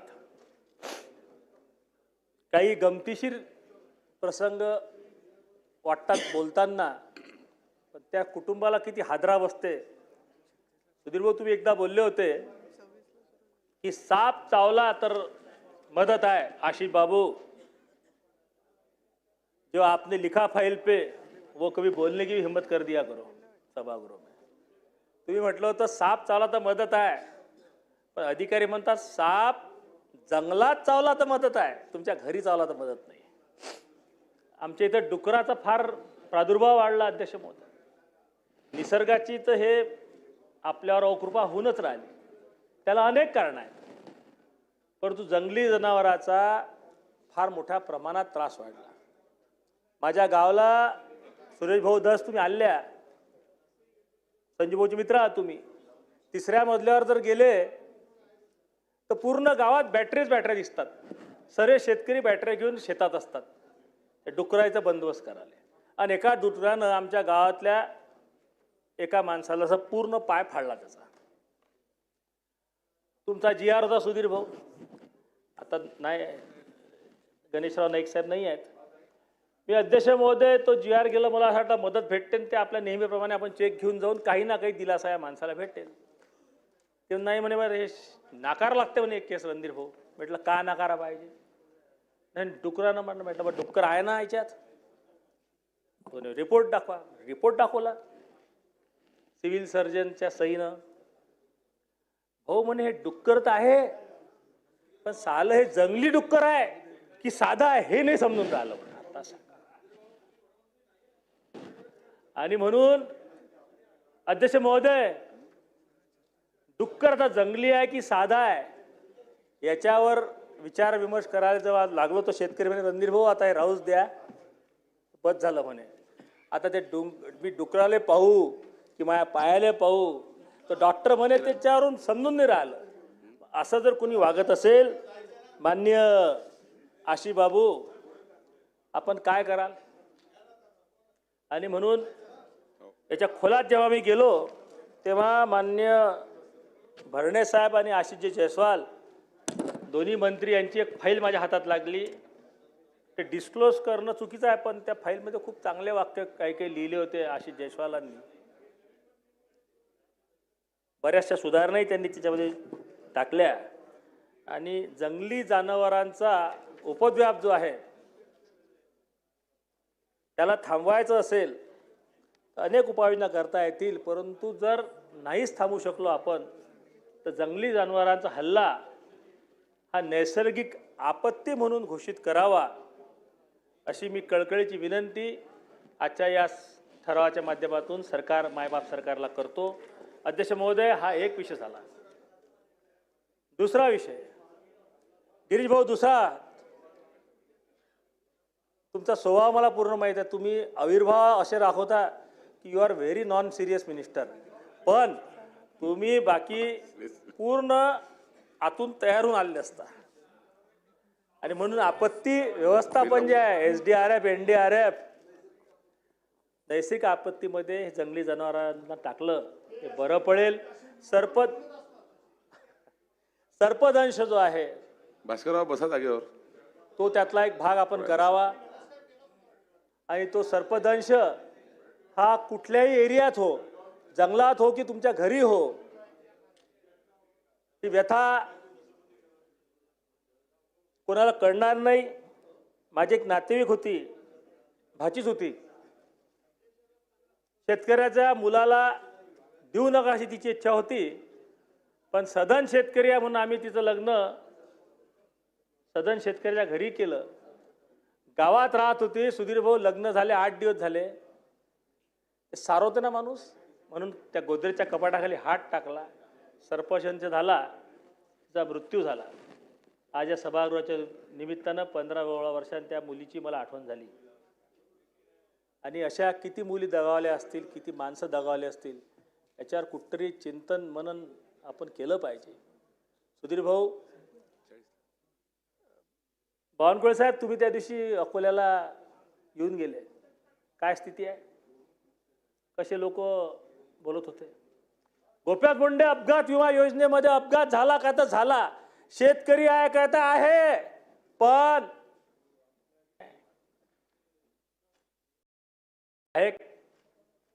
काही याच्यामध्ये उपाय तो केला पाहिजे. आणि म्हणून ग्रामीण भागात जर अपघात होत असेल, आपण लायसन्सचं कंपल्सरीसाठी करतो की ते थर्ड पार्टी जर लायसन असलं तर जो अपघात झालेला माणूस असते त्याला त्याची मदत इन्शुरन्स कंपनीमार्फत भेटली पाहिजे, म्हणून ती अट इन्शुरन्स कंपनीने टाकलेली आहे मोटरसायकलची वगैरे गाडीची.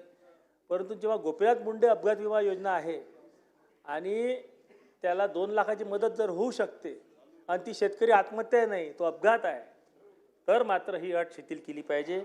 या ठरावाच्या निमित्तानं मी विनंती करतो, आज सर्व सिनियर मिनिस्टर आहेत, कालच विनंती केली होती, माझ्या विनंतीला मान ठेवून बावनकुळे साहेबांसहित सर्व लोक हजर झाले. एक दुसरा मुद्दा आपल्याला 6 वाजेपर्यंत चालवता येईल, नंतर मग ऑनलाईन ऐका माझं, 6:30 वाजता कार्यक्रम आहे आपला. एक शेत पांदन रस्त्याचा मोठा विषय आहे. 1-2 विषय महाराष्ट्रात खूप प्रकर्षानं सुरू आहेत. कर्जमाफी आणि आमच्या गावात पांदन रस्ते होतील का. मी अभिनंदन करतो बावनकुळे साहेबाचं, त्यांनी या विषयात 4-5 बैठका घेतल्या. सुदैवानं अधिकाऱ्यांनी त्यांना सांगितलं असेल की रणधीर सावरकरला तुम्ही घेऊ नका, कारण की त्यांना त्यांची बुद्धी आमच्या थोडीशी जास्ती आहे. अशी जास्ती बोलणारे लोक चालतच नाहीत आजच्या जमान्यात, परंतु तरी त्यांनी घेतलं.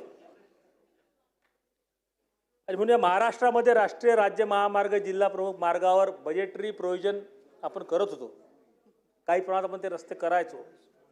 मात्र मी मागच्या काळात जेव्हा युती सरकार परत सत्तेत आलं, पुरोगामी युती सरकार, त्यावेळेस नियममध्ये फाटा देऊन आपण ODR आणि VR याच्यासाठी बजेट हेड सुरू केलं. मी त्यावेळेसही देवेंद्रजींचं अभिनंदन केलं होतं, आजही मनापासून अभिनंदन करतो. त्या निमित्तानं का होईना, पण ODR VRवर काही ना काहीतरी बजेटचे अध्यक्ष महोदय पैसे यायला लागले. आणि त्यानंतर हे जे धोरण होतं आपलं, या धोरणाला खूप एक ज्याला म्हणतात एक स्पीड देण्याचं काम आपले महसूल मंत्री बावनकुळे साहेबांनी घेतलं. तिन्ही खात्याची बैठक घेतली आणि राज्यात शेतकऱ्यांकरिता शेत पांदन रस्ते विकासासाठी मुख्यमंत्री बळीराजा शेत पांदन रस्ता योजना मंजूर करून त्याकरिता स्वतंत्र लेखाशीर्ष तयार करून निधीचा तरतूद करण्याचा कॅबिनेटचा निर्णय हा घेतला गेला. मी बावनकुळे साहेबांचं आणि आशिषजी जयस्वाल यांचं मनापासून कौतुक करतो, अभिनंदनही करतो की सुरुवात तर होईना.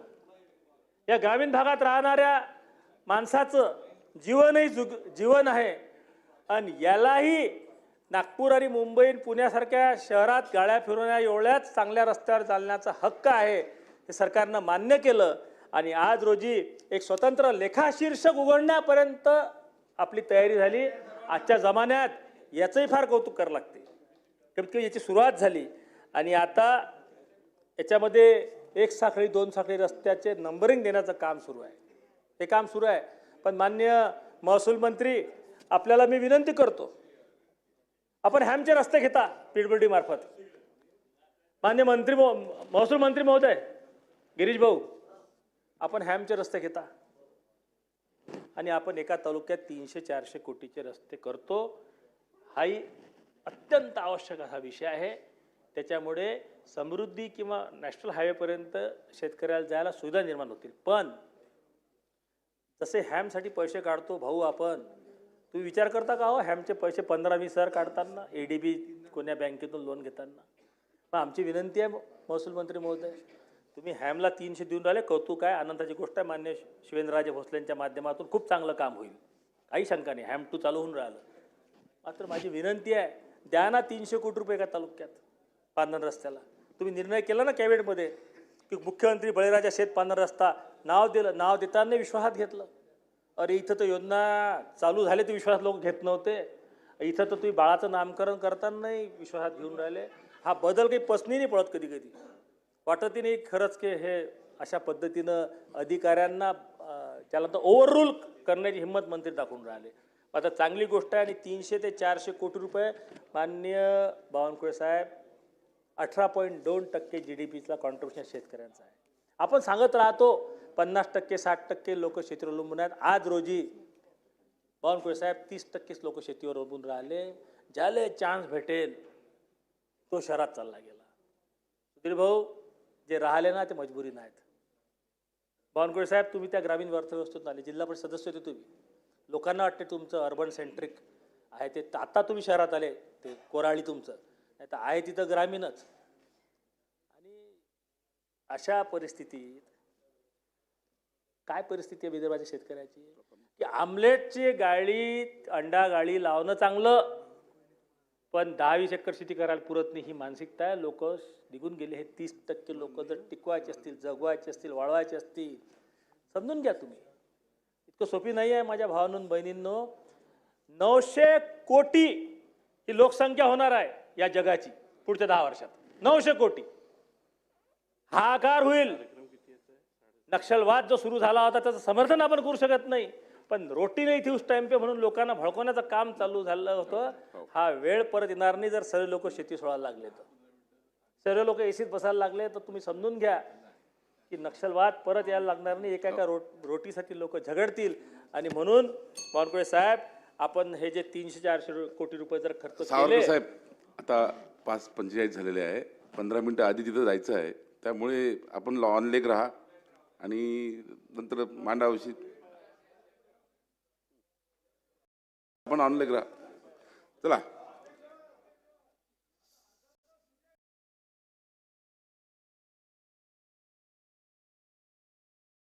ठीक आहे, माननीय अध्यक्षांशी चर्चा करून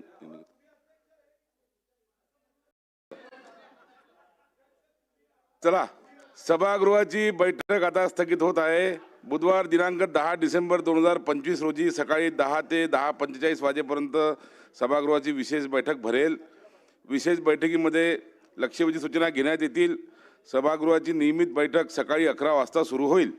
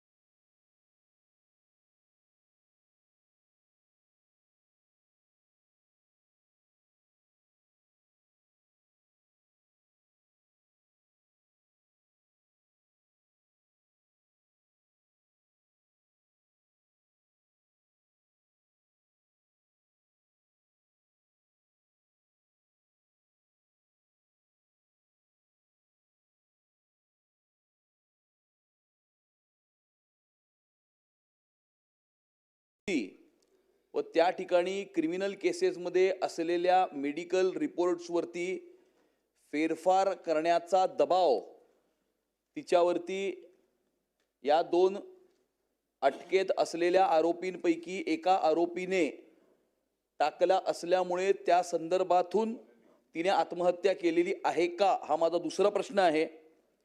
आणि माझा तिसरा स्पेसिफिक प्रश्न असा आहे की या संबंधी ज्या SIT चौकशीचे गठन केलेले आहे त्या SITचा तपास हा किती दिवसामध्ये पूर्ण होणार, हा माझा तिसरा स्पेसिफिक प्रश्न आहे अध्यक्ष महाराज. अध्यक्ष महोदय, ही जी घटना आहे ती अतिशय दुर्दैवी अशा प्रकारची घटना आहे. एक महिला डॉक्टर हिने आत्महत्या केली आणि त्यातून समाजामध्ये देखील खूप मोठ्या प्रमाणात एक दुःखाची लाट देखील तयार झाली आणि म्हणूनच या संदर्भात आपण SIT पण नेमली आणि या संदर्भात ज्युडिशियल इन्क्वायरी पण आपण नेमलेली आहे, कमिशनही नेमलेलं आहे. आत्तापर्यंतच्या तपासामध्ये जे 3 मुद्दे सन्माननीय सदस्यांनी या ठिकाणी उपस्थित केले त्यात फॉरेन्सिकचा जो रिपोर्ट आलेला आहे त्या रिपोर्टप्रमाणे त्या डॉक्टर महिलेने जे काही तिच्या हातावर लिहिलेलं आहे ती तिचीच हँडरायटिंग आहे या संदर्भात निष्पन्न झालेला आहे, तसा रिपोर्ट आलेला आहे. दुसरा जो काही विषय या ठिकाणी त्यांनी मांडला की हे जे काही आरोपी आहेत त्या आरोपींनी दबाव आणला का, तर मुळामध्ये या सगळ्या केसमध्ये हे जे पोलीस अधिकारी बदने आहेत या बदनेंचं एक प्रकारे जी काही आता आपल्याकडे माहिती आलेली आहे, चॅट्स आलेले आहेत, त्या सगळ्या ह्याच्यात तिची फसवणूक करून आणि शारीरिक शोषण केल्याचं आपल्याला लक्षात येत आहे बदनेंनी. आणि त्यातनं मग म्हणजे लग्नाचं आमिष दाखवणं वगैरे अशा सगळ्या गोष्टी झालेल्या त्यात लक्षात येतात. आणि त्यातनं नंतर मात्र वेगळी भूमिका या बदनेंनी घेतलेली दिसते. एक प्रकारे तिचं शोषण त्यांनी केल्याचं लक्षात येतं. आणि दरम्यानच्या काळामध्ये जी काही त्या ठिकाणी वेगवेगळ्या प्रकारे, कारण ती मेडिकल ऑफिसर होती, तर मेडिकलमध्ये ज्यावेळेस एखाद्या आरोपीला अटक होते त्यावेळेस तो अटकेकरता फिट आहे की नाही या संदर्भातला रिपोर्ट घ्यावा लागतो.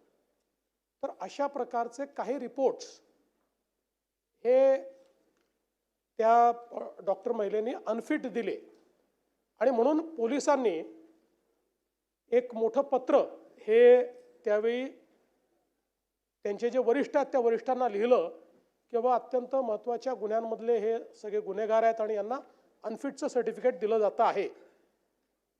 आणि मग त्याच्यावर चौकशी झाली, तिने देखील आपलं पत्र लिहिलं. पण ही सगळी जी बाब आहे ही 5 महिने आधीची आहे.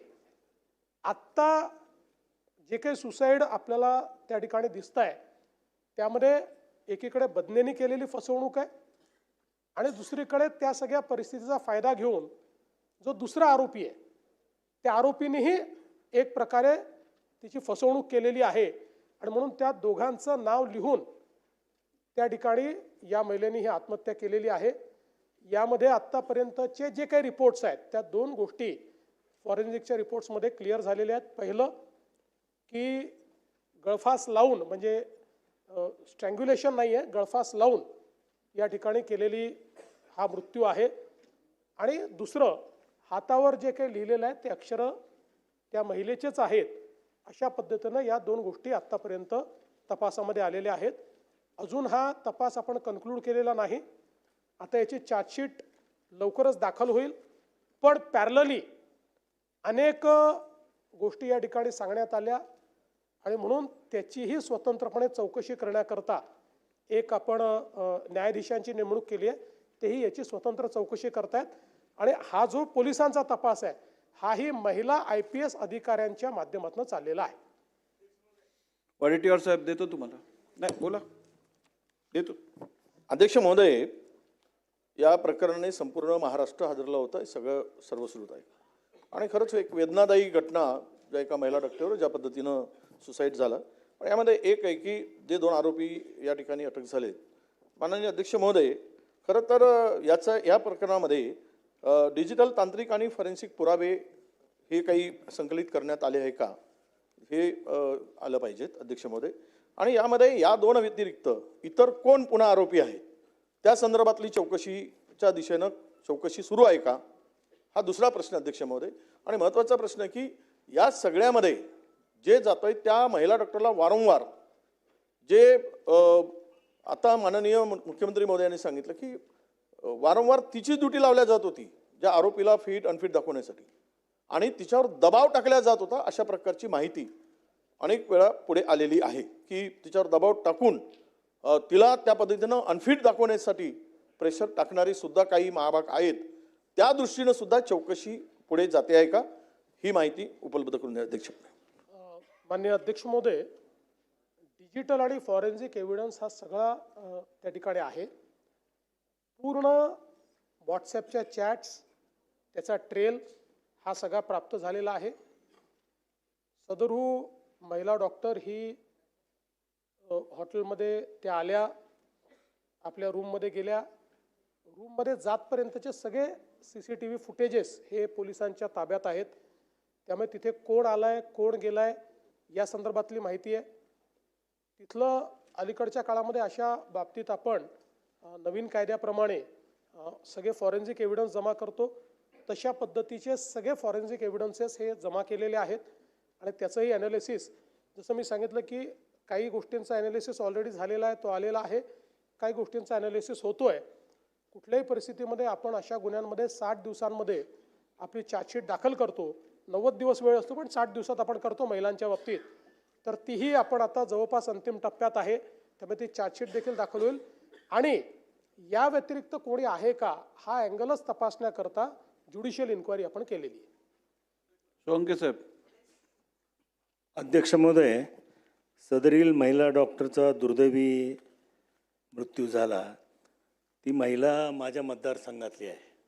अत्यंत गरीब कुटुंबातून त्याच्या वडिलांनी, आईनी, काकांनी तिला शिकवून डॉक्टर केलं होतं, परंतु प्रशासनाच्या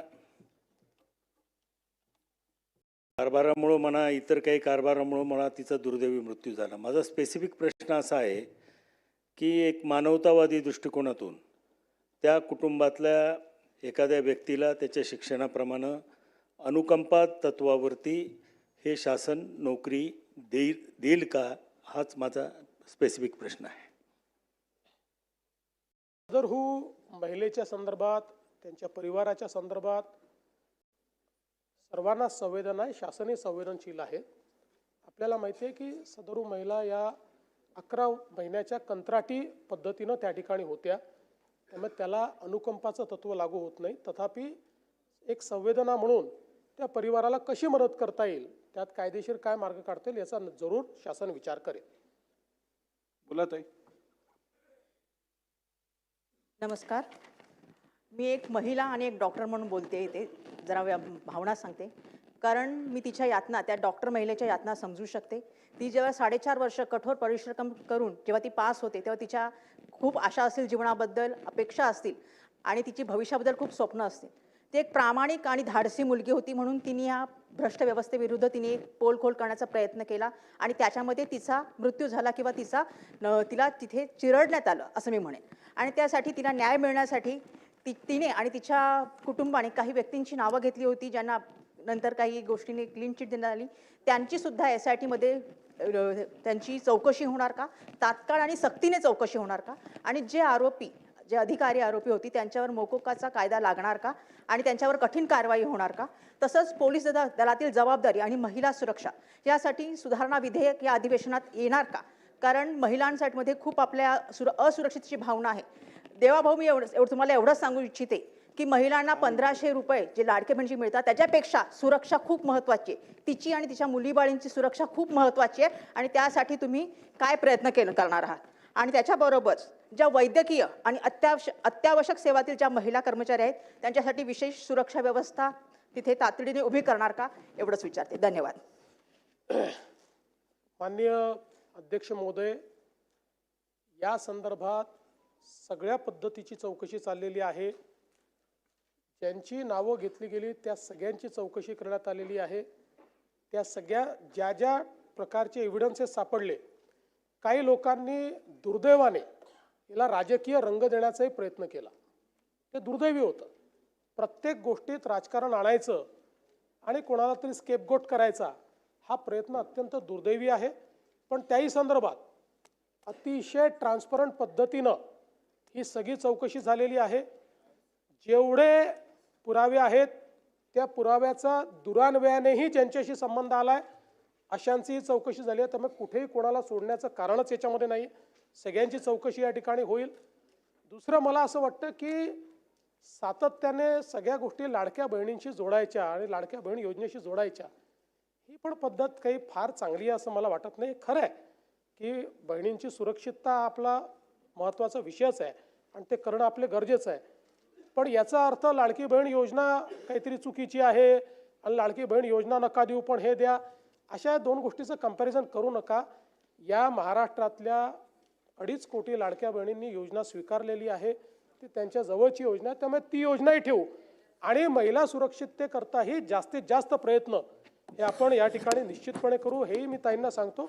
आणि त्यांनी जो मुद्दा मांडलेला आहे तोही महत्त्वाचा आहे की ज्या अशा प्रकारे नोकरी करतात, व्यवसाय करतात किंवा ड्युटी करतात अशा महिलांच्या सुरक्षिततेच्या दृष्टीने आपल्याला अधिक सजग व्हायची आवश्यकता आहे. तर मला आपल्या लक्षात आणून द्यायचं आहे की आता जे नवीन केंद्र सरकारने 3 कायदे तयार केलेले आहेत, या कायद्यांमध्ये याचं विशेष लक्ष देऊन अशा पद्धतीचे जे काही ऑफेन्सेस आहेत किंवा अशा पद्धतीचं ज्या अडचणींना महिलांना सामोरं जावं लागतं त्याबद्दलची शिक्षा देखील आता कडक करण्यात आली आहे.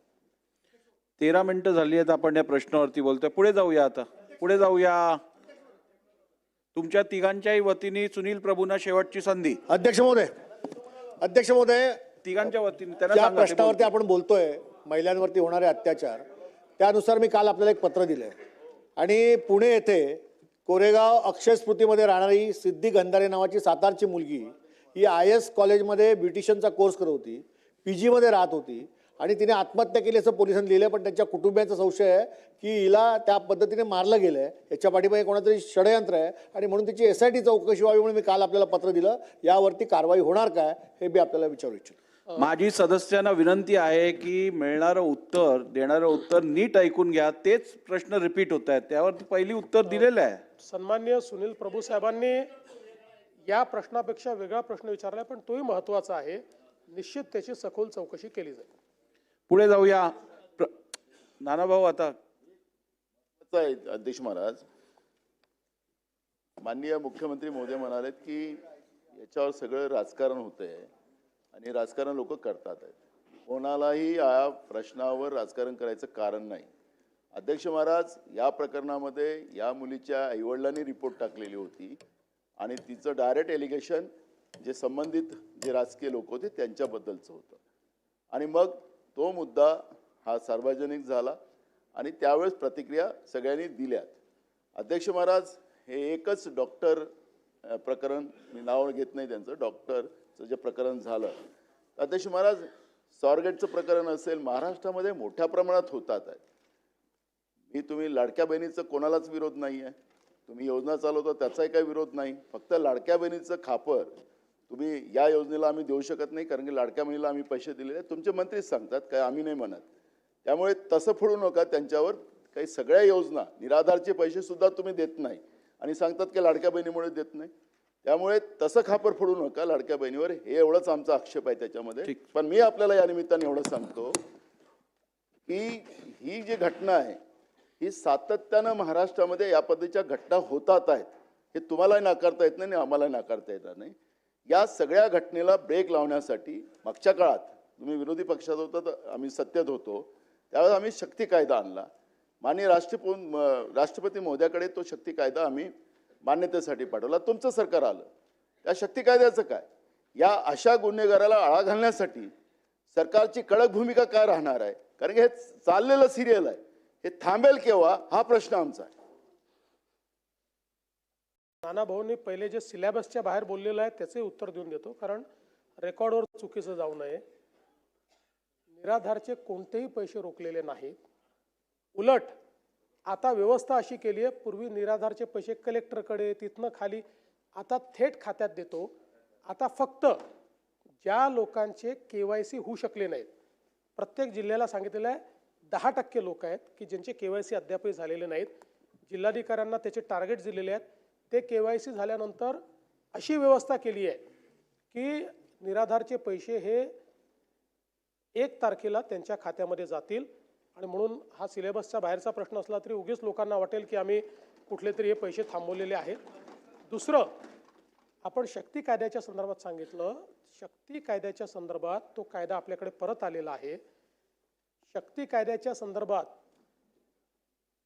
आपण कुठलाही कायदा करत असताना संविधानाने राज्याला आणि केंद्राला काही अधिकार दिलेले आहेत आणि राज्याचे अधिकार हे केंद्रीय कायद्यांवर अधिक्षेप करू शकत नाहीत. काही प्रमाणात जिथे कॉन्करंट लिस्ट आहे तिथे ते अधिक्षेप झाले तर त्याला राष्ट्रपती मान्यता देऊ शकतात. त्या पद्धतीनं आपला जो कायदा आहे हा कायदा हा संविधानाने आपल्याला दिलेल्या अधिकारांचा अधिक्षेप करणारा आहे आणि म्हणून त्यांनी आपल्याला परत केला. आणि आपलाच नाही तर ज्या कायद्याकडे बघून आपण हा कायदा तयार केला तोही कायदा मंजूर होऊ शकला नाही आणि म्हणून आता त्याच्यावर आम्ही वर्किंग करतोय. विशेषतः आता आपण जे शक्ती कायद्यामध्ये काही गोष्टी केल्या होत्या त्यातल्या काही गोष्टी या ऑलरेडी नवीन 3 कायदे आहेत त्या कायद्यांमध्ये आलेल्या आहेत. काही गोष्टी अशा आहेत की ज्या सुप्रीम कोर्टाने दिलेल्या रुलिंगमध्ये बसत नाहीत. तर त्या गोष्टी वगळून ज्या गोष्टी राहिलेल्या आहेत त्या गोष्टी आपल्याला कायद्यात कशा आणता येतील याच्यावर आम्ही आता प्रयत्न करतो. प्रश्न क्रमांक 2. राज्यामध्ये बनावट दिव्यांग प्रमाणपत्र प्रकरण व बदली प्रक्रियेतील अनियमिततेबाबत. प्रश्न नंबर 2. आपल्याप्रमाणे 16,775. ठीक आहे. छापपणे. अध्यक्ष महोदय, ज्या पद्धतीनं राज्यामध्ये दिव्यांगांच्या बाबतीत घटना घडत आहेत ते यापुढे अशा प्रकारच्या घटना घडू नये म्हणून याकरता शासन COP तयार करणार का? दुसरा माझा प्रश्न आहे की बनावट दिव्यांग प्रमाणपत्र सादर करून लाभ घेतलेल्या व्यक्तींच्यामुळे वंचित राहिलेल्या व्यक्तींना लाभ मिळण्यासाठी आपण काय करणार? आणि तिसरा प्रश्न असा आहे की अनेक दिव्यांग व्यक्तींनी प्रमाणपत्र मिळण्यासाठी अर्ज करून त्यांना अनेक महिने प्रमाणपत्र मिळण्यासाठी प्रतीक्षा करावी लागते.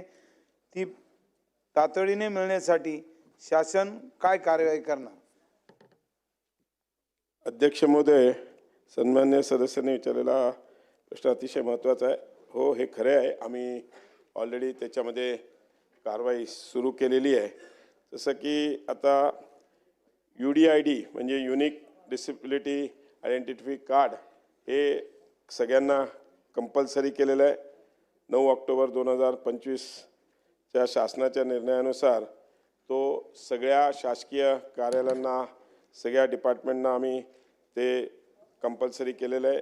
नोकरीत जसं आरक्षण किंवा प्रमोशन किंवा कोणत्याही प्रकारच्या सवलती घेण्याकरता आज जर हे असेल तर UDID कार्ड जे आहे ते कंपल्सरी GR काढून केलेलं आहे आणि त्याचा अहवाल सगळ्यांना म्हणजे पूर्वी केंद्र शासनाने पण त्यामध्ये 1 वर्षाचा वेळ दिला होता, पण नंतर आपण 3 महिन्याचा ऑक्टोबरमध्ये त्यांना पिरियड दिलेला आहे आणि त्या 3 महिन्यात त्यांनी सादर केला पाहिजे, कंपल्सरी केलेलं आहे आणि ते असेल तरच पुढे त्यांना. आणि सर समजा जसं आता दुसरा प्रश्न जो विचारला की ज्या लोकांनी काही बोगस सर्टिफिकेट्स वगैरे दिले असतील तर त्यांच्यावर पण कारवाई करण्याकरता आम्ही कारवाई करण्याकरता म्हणजे हे केलेलं आहे. आमच्याकडे काही कंप्लेंट्स आल्या होत्या त्या पण स्पेसिफिकली आम्ही व्हेरीफाय केलेल्या आहेत आणि 3 महिन्याचा वेळ दिलेला आहे. तो जवळजवळ जानेवारी एंडपर्यंत सगळ्या शासनाच्या सगळ्या डिपार्टमेंटला आम्ही पत्र व्यवहार केलेला आहे आणि सांगितलं आहे की 3 महिन्यात म्हणजे जानेवारी एंडपर्यंत ज्या पद्धतीने केंद्र शासनाने सांगितलं होतं त्या पद्धतीने जर त्या हा UDID त्यांनी नसेल तर त्यांच्यावर कारवाई करण्यात. त्याच्यात मॅन्डेटरी आहे की 40% डिसेबिलिटी पाहिजे, 40%पेक्षा जर खाली असेल. आणि सर्व शासकीय रुग्णालयाला पण आम्ही पूर्वी जो 1च दिवस होता तो किमान 2 दिवस तरी त्यांनी सर्टिफिकेशनसाठी द्यावा, ज्या माध्यमातून हे करण्यात येईल असा आमचा प्रयत्न आहे. लोणीकर साहेब बोला. अध्यक्ष महोदय, दिव्यांगांसाठी नोकरी लागण्यासाठी किंवा बदलीसाठी जे काही प्रमाणपत्र असतं, असे बोगस प्रमाणपत्र ज्या अधिकाऱ्यांनी दिली आहेत त्यांच्यावर मंत्री महोदय काय कारवाई करणार, आणि जे मूळ दिव्यांग आहेत ज्यांना तिथं नोकरी लागणार होती यांना डावलून बोगस प्रमाणपत्राच्या आधारे खोटे प्रमाणपत्र घेऊन नोकरी मिळवली आहे, अशा लोकांवर फौजदारी गुन्हे दाखल करणार काय?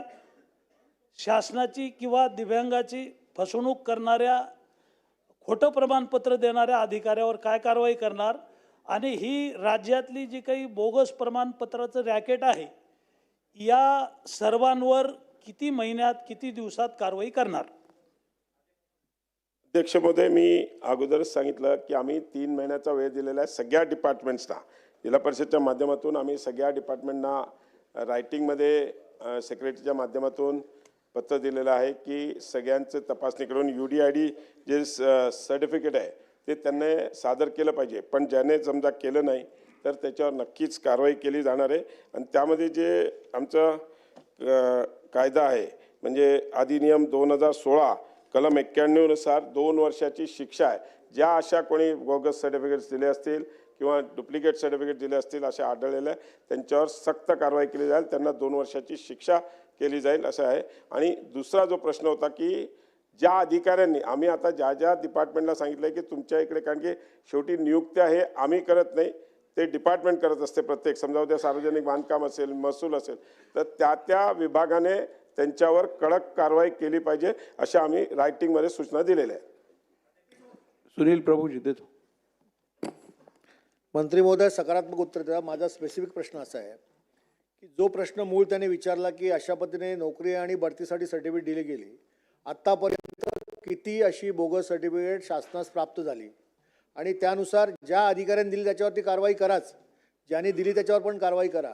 परंतु ही बोगस जी सर्टिफिकेट आहे ती देणाऱ्या ज्या कोणी संस्था असतील त्यांच्या मुळापर्यंत आपण गेलो आहे का, त्यांची नावं सापडली आहेत काय, आणि त्यांना शोधून त्याच्यावर किती दिवसात कारवाई करणार, हे खरं महत्त्वाचं मला वाटतं अपेक्षित उत्तर आहे याला.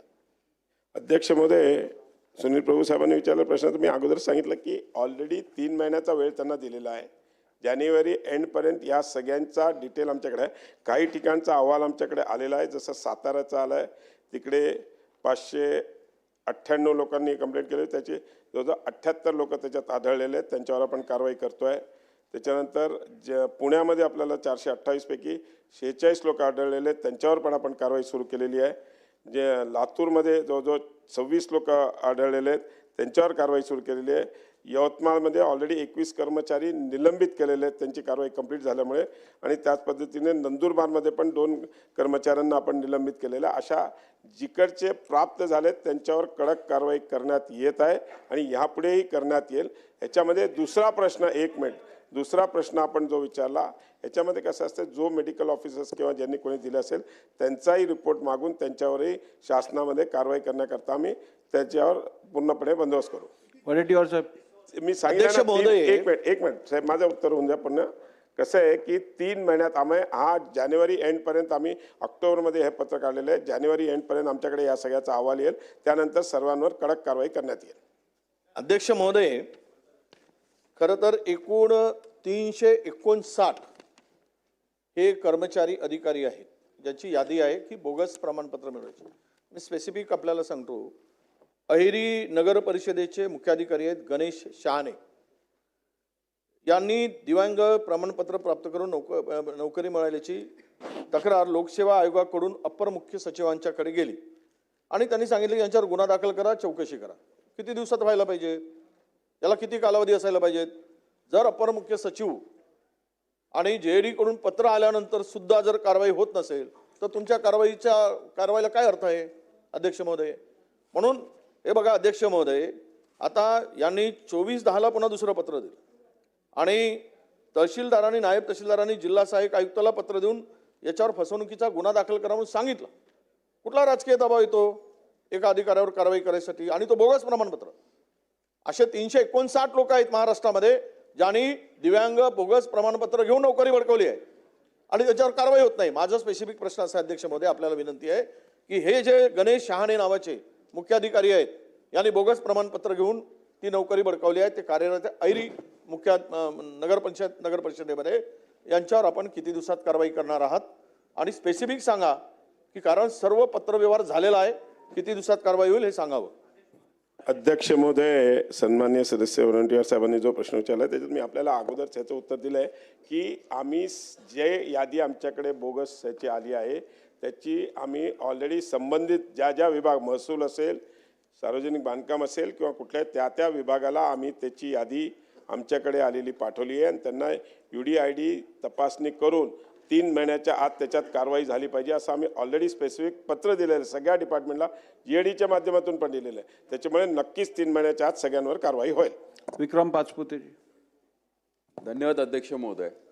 आता जे काही आदरणीय मंत्री महोदयांनी उत्तर दिलं त्याच्यामध्ये एक सांगण्यात आलेलं आहे की डिसेबिलिटी सर्टिफिकेट निघाल्यानंतर त्याची व्हॅलिडेशन हे 3 महिन्यामध्ये होणं अपेक्षित आहे. पण दुर्दैवाने जसं आपण जात पडताळणी देत असताना जातीचं प्रमाणपत्र SDO असतील, कलेक्टर या लेवलला दिलं जातं, पण पडताळणीसाठी सेपरेट एजन्सी आहे.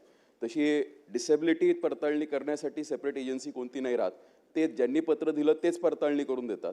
जर मुळात जर फ्रॉड हा पत्र देताना किंवा जे सर्टिफिकेट देताना झाला असेल तर त्याची पडताळणी ही योग्यच होणार आहे. त्यामुळे ही पडताळणी करण्यासाठी एखादी दुसरी एजन्सी असणं अतिशय गरजेचं आहे. आणि मध्ये आपण काही वृत्तपत्रातून बातम्याही पाहिल्या होत्या की आता हे सगळं ऑनलाईन झालं आहे आणि ऑनलाईन होत असताना मधल्या काळामध्ये ह्या पोर्टलचे पासवर्डसुद्धा ऑनलाईन लोकांना म्हणजे जाहीर उपलब्ध झाले होते सोशल मीडियावरती. जर इतकी ही दुर्दैवी परिस्थिती असेल तर याच्यामध्ये कुठेतरी मार्ग निघणं अतिशय गरजेचं आहे. त्याचबरोबर काही डिसॅबिलिटीज आहेत महत्त्वाच्या, ज्याच्यामध्ये बुद्धिबळ अथवा बौद्धिक विकलांग म्हणजे इंटेलेक्च्युअल डिसॅबिलिटी, त्याचबरोबर मानसिक आजार किंवा मानसिक विकृतीशी संबंधित विकलांग म्हणजे मेंटल बिहेवियर डिसॅबिलिटी आणि मेंटल इलनेस, अशा आजारांना कृपया करून आपण या शासकीय नोकऱ्यांमधनं कुठेतरी वगळलं पाहिजे. कारण हे लोक ज्यावेळेस आपण काम घेऊन जातो याला काहीतरी मार्गही निघणं तेवढं गरजेचं आहे. अध्यक्ष महोदय, सन्मान्य सदस्यांनी सांगितलं कसं आहे की UDID साठी एक नॉर्म्स ठरवलेले आहेत आणि त्या नॉर्म्सच्या बाहेर ते केंद्र शासनापासून सगळ्या राज्य शासनानं ते सगळे एक्सेप्टेड केलेले आहेत. त्याच्यामुळे त्याच्यामध्ये काही खूप बदल करणं हे प्रॅक्टिकली पॉसिबल नाही आहे. ते करायचे असेल तर आपल्याला केंद्र शासनाकडून त्याची मान्य, कारण की याची मान्यता जी आहे ती तिकडून मिळालेली आहे. त्याच्यामुळे याच्यामध्ये बदल करायचे असेल तर ते रेकमेंड करून आपण पाठवू. नक्कीच यांच्या सूचना आपण. शेवटचा प्रश्न घ्या. हेमंत उगिले. अध्यक्ष महोदय, अहिल्यानगर सिव्हिल हॉस्पिटलमध्ये वैश्विक दिव्यांग प्रणालीचा पासवर्ड आणि ID हे चोरले गेलेले आहेत आणि हे चोरून दिव्यांग प्रमाणपत्र 50,000 रुपये घेऊन प्रत्येकाला दिले गेलेले आहेत. त्यामुळे आपण जी आकडेवारी दिली आहे ती ऑफिशियली असेल, पण जी ऑफिशियली अशी जी आकडेवारी झालेली आहे हे ती किती आहे आणि याच्यावरती आपण हे जे ज्यांनी पासवर्ड आणि ID चोरलेले आहेत त्यांच्यावरती आपण काय कारवाई करणार आता? धन्यवाद. अध्यक्ष महोदय, असे पासवर्ड चोरी गेलेला आहे याची माहिती माझ्याकडे आता मिळाली.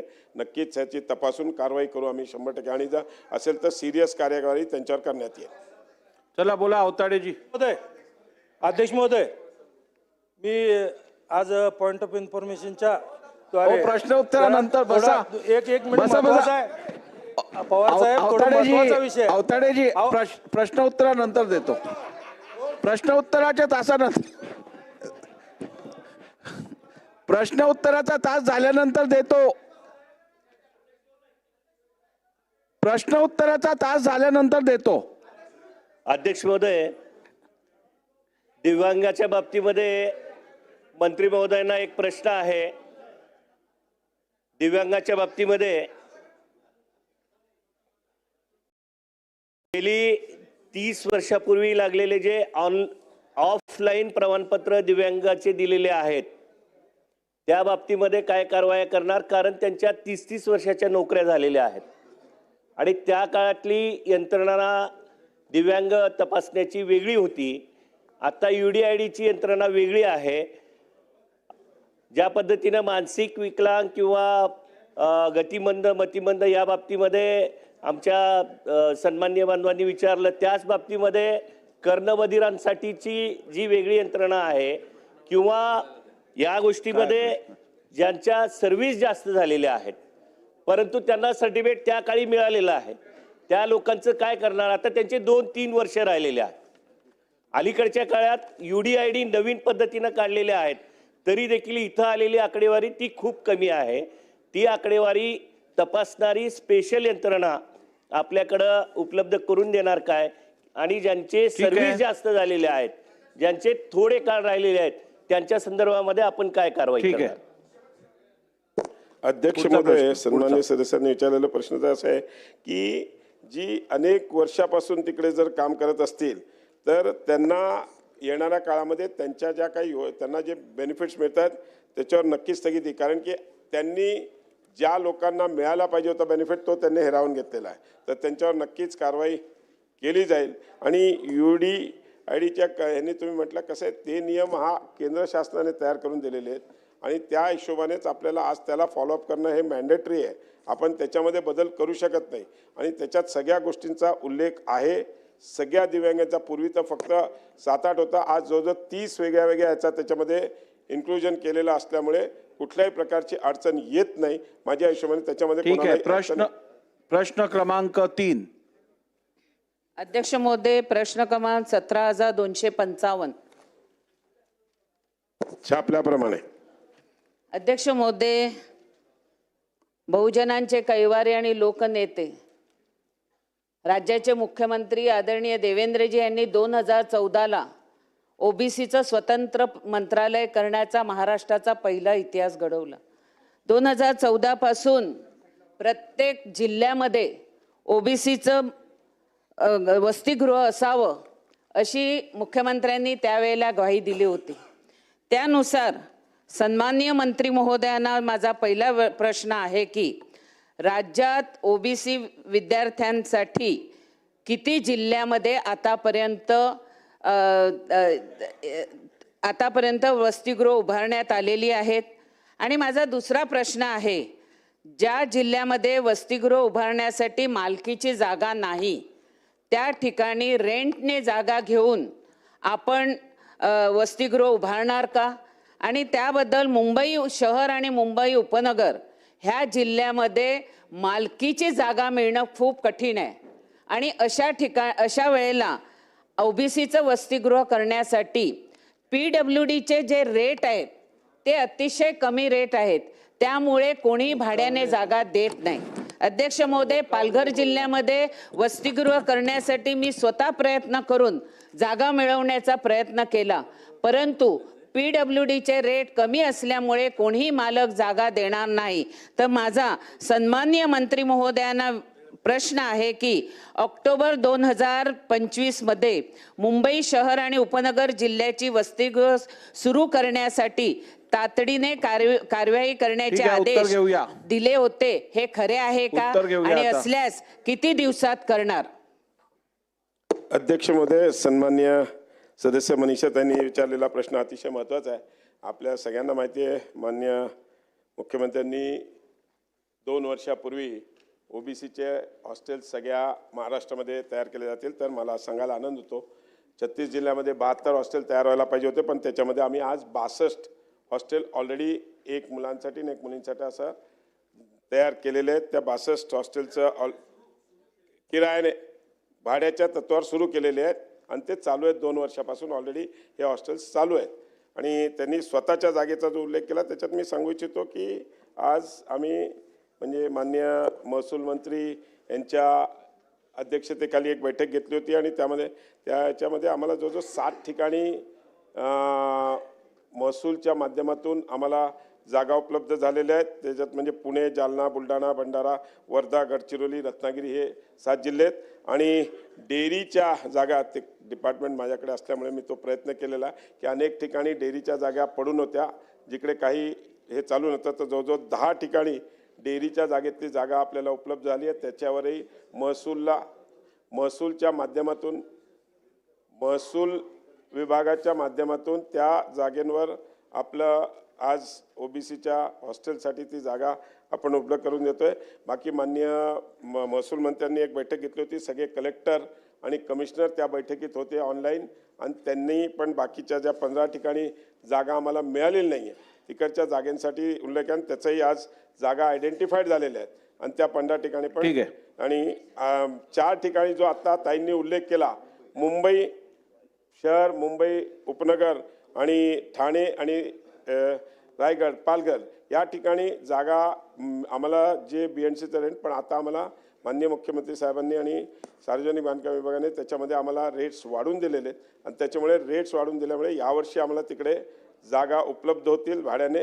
यात ऑलरेडी आम्ही उल्हासनगर आणि वसईमध्ये जागा आयडेंटिफाय केलेल्या आहेत. त्या आपण या पुढच्या 2-3 महिन्यात ते हॉस्टेल्स आम्ही सुरू करायचा प्रयत्न करू. ठीक. धन्यवाद अध्यक्ष महोदय. अध्यक्ष महोदय, या वसतिगृहांकरता मुंबई आणि मुंबई उपनगर येथे जागा असणं अत्यंत आवश्यक आहे आणि याकरता मंत्री महोदयांनी सकारात्मक उत्तर दिले आहे की या इथे वसतिगृह सुरू करण्याकरता संबंधित जिल्हाधिकाऱ्यांना सूचना देण्यात आलेल्या. माझा स्पेसिफिक प्रश्न आहे की जिल्हाधिकाऱ्यांना आपण सूचना दिल्यात, परंतु याकरता काही कालबद्ध कार्यक्रम आपण आयोजित करणार आहात का आणि एक ठराविक मुदतीत ही जमीन उपलब्ध करून देण्याचे आदेश आपण जिल्हाधिकाऱ्यांना देणार आहात का? अध्यक्ष महोदय, महसूल मंत्र्यांनी 6 महिन्यात या सगळ्या इम्प्लिमेंट कराव्या अशा सर्व कलेक्टर आणि डिव्हिजनल कमिशनरना आदेश दिलेले आहेत. ठीक आहे. राहुल कुल.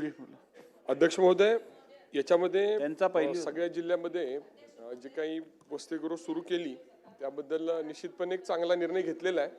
परंतु पुणे, पिंपरी चिंचवड, मुंबई शहर, मुंबई अशा ठिकाणी जी काही क्षमता आहे त्याची वाढीचा आपण काही विचार करणार का? कारण त्या ठिकाणी विद्यार्थ्यांची संख्या जास्त आहे, मागणी जास्त आहे. क्षमता वाढीचा विचार करणार का? हा माझा पहिला प्रश्न आहे. आणि दुसरा प्रश्न, आपण जागा ताब्यात घेतल्यानंतर ही वसतिगृह पूर्ण करण्याचा कालबद्ध कार्यक्रम, जो आता जागा ताब्यात घेण्याच्या संदर्भातली चर्चा झाली, परंतु वसतिगृहची बांधकामं पूर्ण करण्यासंदर्भातला कालबद्ध कार्यक्रम काय हाती घेणार का? अध्यक्ष महोदय, सन्मान्य कुलसाहेबांनी जो प्रश्न विचारला त्याच्यात विषय असा आहे की आम्ही 100 मुलं आणि 100 मुलींचे हॉस्टेल सुरू केले. ह्याच्या व्यतिरिक्त जर ॲडिशनल विद्यार्थी असले तर आमची आधार आणि स्वयं अशा 2 योजना आमच्या डिपार्टमेंटच्या माध्यमातून चालवल्या जातात. त्याच्यामध्ये पण आम्ही प्रत्येक जिल्ह्यामध्ये आधारच्या माध्यमातून 600 आणि स्वयंच्या माध्यमातून 600 अशा विद्यार्थ्यांना आम्ही डायरेक्ट DPTच्या माध्यमातून त्यांना मदत करतो. दुसरा विषय त्यांनी विचारला तो प्रोजेक्ट्सचा. सर, आम्ही त्याच्यामध्ये PMC, टाटा कन्सल्टन्सी सारख्या PMCला आम्ही अपॉइंट करत होतो आणि त्या माध्यमातून सगळ्या या प्रोजेक्ट्सचा PMCच्या माध्यमातून DPR तयार करून पुढे त्याचा लवकरात लवकर आम्ही त्याचं टेंडर काढू. अमित देशमुखजी, शेवटचा प्रश्न. अध्यक्ष महोदय, पुढे जाऊया. महोदयांनी चौथा महत्त्वाची उत्तरं दिलेली आहेत. चौथा मंत्री महोदयांना माझा एक स्पेसिफिक प्रश्न आहे की राज्य सरकारचं जे विद्यार्थिनींसाठी इतर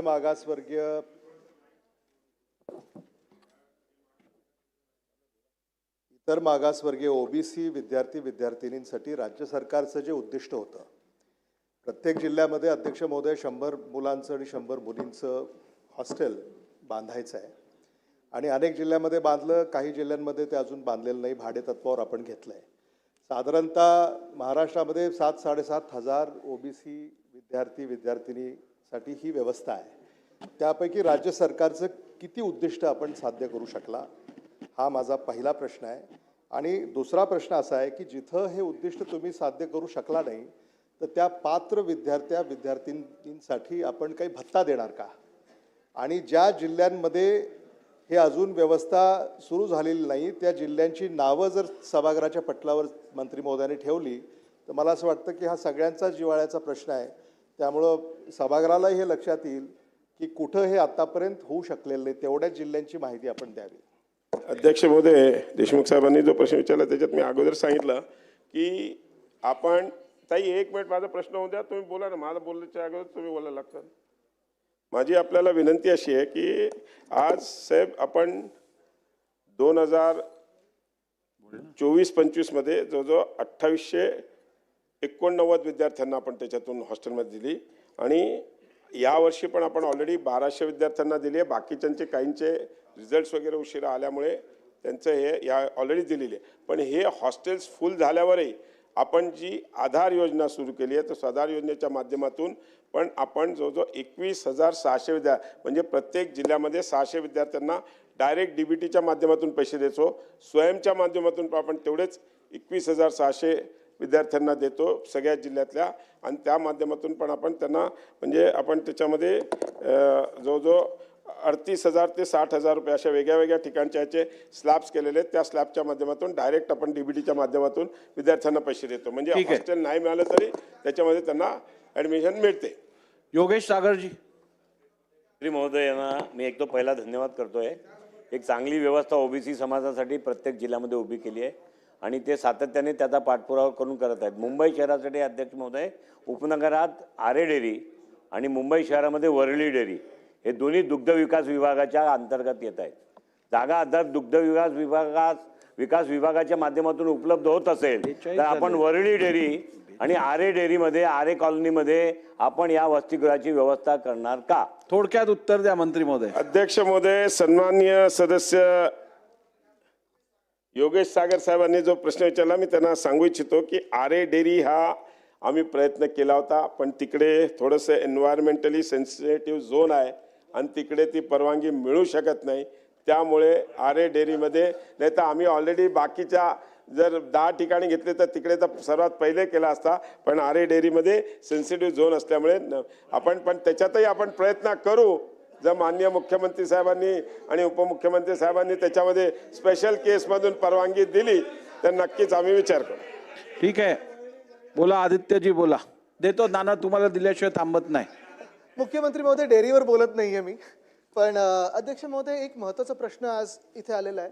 नवीन वसतिगृह असेल, अभ्यासिका असेल, पण जे आत्ता आहेत त्याची जर आपण क्वालिटी पाहिली तर त्याच्यावर मंत्री महोदय फ्लाइंग स्क्वॉड करून तिथे नीट बाथरूम आहेत का, कॅन्टीन ठीक आहेत का, तिथे पाईपचं लिकेज आहे का कुठे, तिकडचं ह्या सगळ्या चेक्ससाठी मंत्री महोदय फ्लाइंग स्क्वॉड म्हणजे आपण ज्यांना देतो हे वसतिगृह त्यांना राहण्यासाठी नीट आहे का हे बघतील का, आणि अर्थात सेफ्टी सिक्युरिटी. चला मंत्री महोदय, भरारी पथक. अध्यक्ष महोदय, सन्माननीय सदस्यांनी जो प्रश्न विचारला आहे, आम्ही मुलींच्या सगळ्या हॉस्टेल्समध्ये CCTV कॅमेरे ऑलरेडी लावलेले आहेत ज्याच्या माध्यमातून तपासणी होते. बाकी फ्लाइंग स्क्वॉडचा विषय तर नक्कीच त्याची आम्ही बजावणी करू. याकडे दोघंही ओबीसीवर. आता कोण तुम्ही ठरवा नेता कोण. अध्यक्ष महाराज, महत्वाचा प्रश्न आहे अध्यक्ष महाराज. माझा याच्यामध्ये स्पेसिफिक 2 प्रश्न अध्यक्ष महाराज की महाराष्ट्रामध्ये ओबीसीची संख्या अगर जनगणनेचा आधार घेतला आपण अध्यक्ष महाराज तर ते आज 55% जवळपास आहेत अध्यक्ष महाराज. त्यापेक्षा जास्त होऊ शकतं. पण अध्यक्ष महाराज आज जे काही हॉस्टेल 65 हॉस्टेल यांनी चालू केलेले आहेत असं हे सांगत होते आता मंत्री महोदय. अध्यक्ष महाराज, ह्या हॉस्टेलचं तुम्ही एक विधिमंडळाची कमिटी बनवा म्हणजे हॉस्टेलची स्थिती काय आपल्याला त्या ठिकाणी झालं. आता ते किराया म्हणजे अध्यक्ष महाराज आपण पैसे देतोय, आपण सांगतोय की ओबीसीच्या मुलामुलींसाठी आम्ही हॉस्टेल उघडलेले आहेत.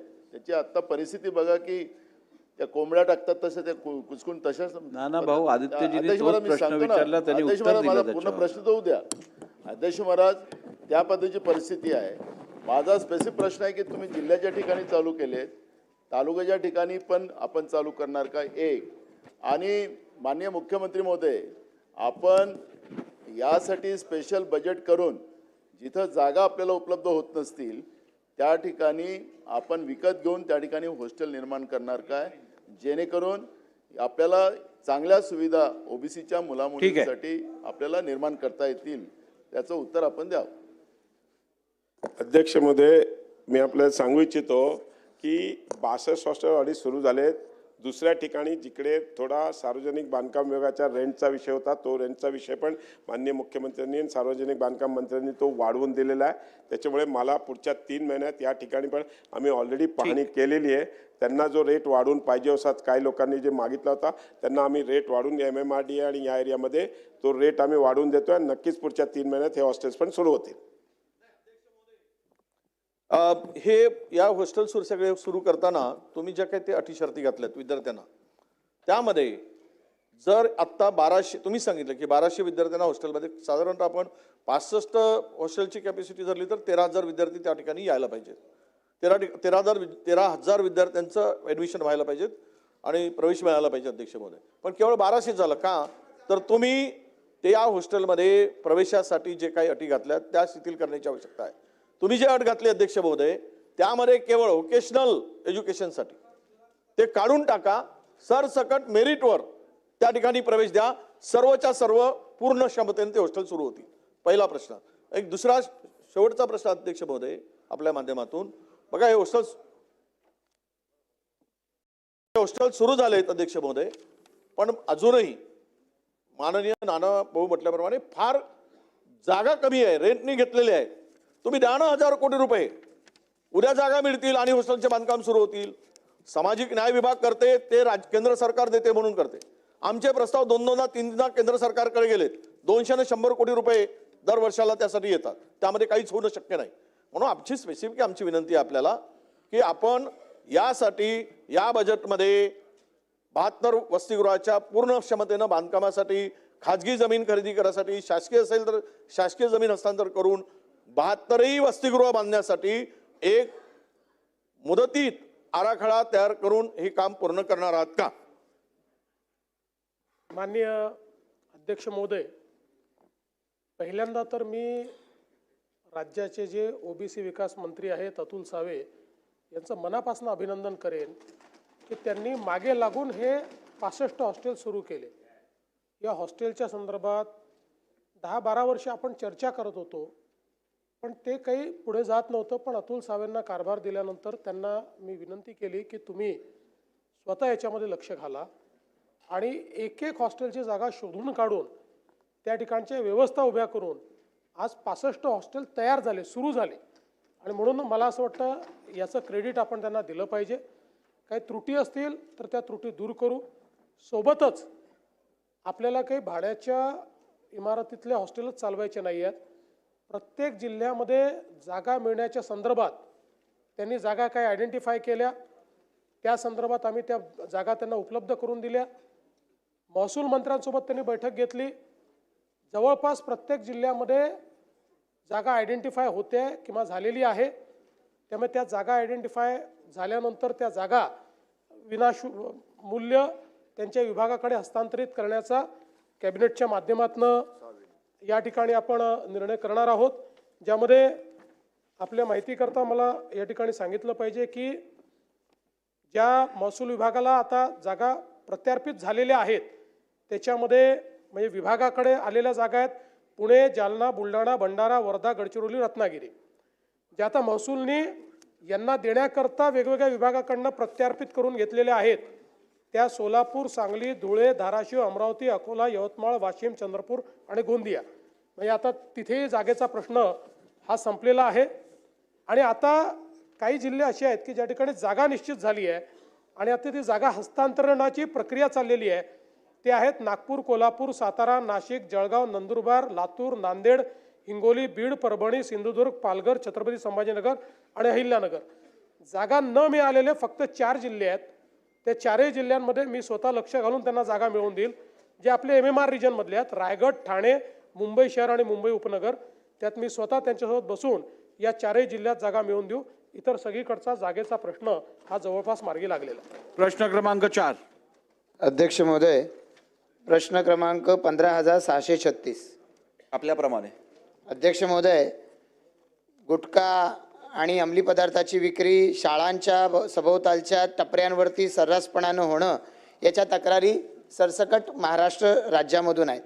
पण अध्यक्ष महोदय, या संदर्भामध्ये जे उत्तर दिलेलं आहे की त्याच्यामध्ये या शाळा आणि महाविद्यालयाच्या 100 मीटर परिसरामध्ये गुटखा, तंबाखू, सिगरेट विक्री करणाऱ्या पानटपऱ्या, जनरल स्टोअर, किराणा दुकान यांचं अतिक्रमण काढण्याकरता स्थानिक स्वराज्य संस्था, ग्रामपंचायत, नगरपालिका, महापालिका यांच्यासोबत पोलीस ठाणे प्रभारी यांनी पत्रव्यवहार करावा आणि संयुक्त कारवाई पथकं नियुक्त करण्यात आलेली आहेत असं उत्तरात म्हटलंय.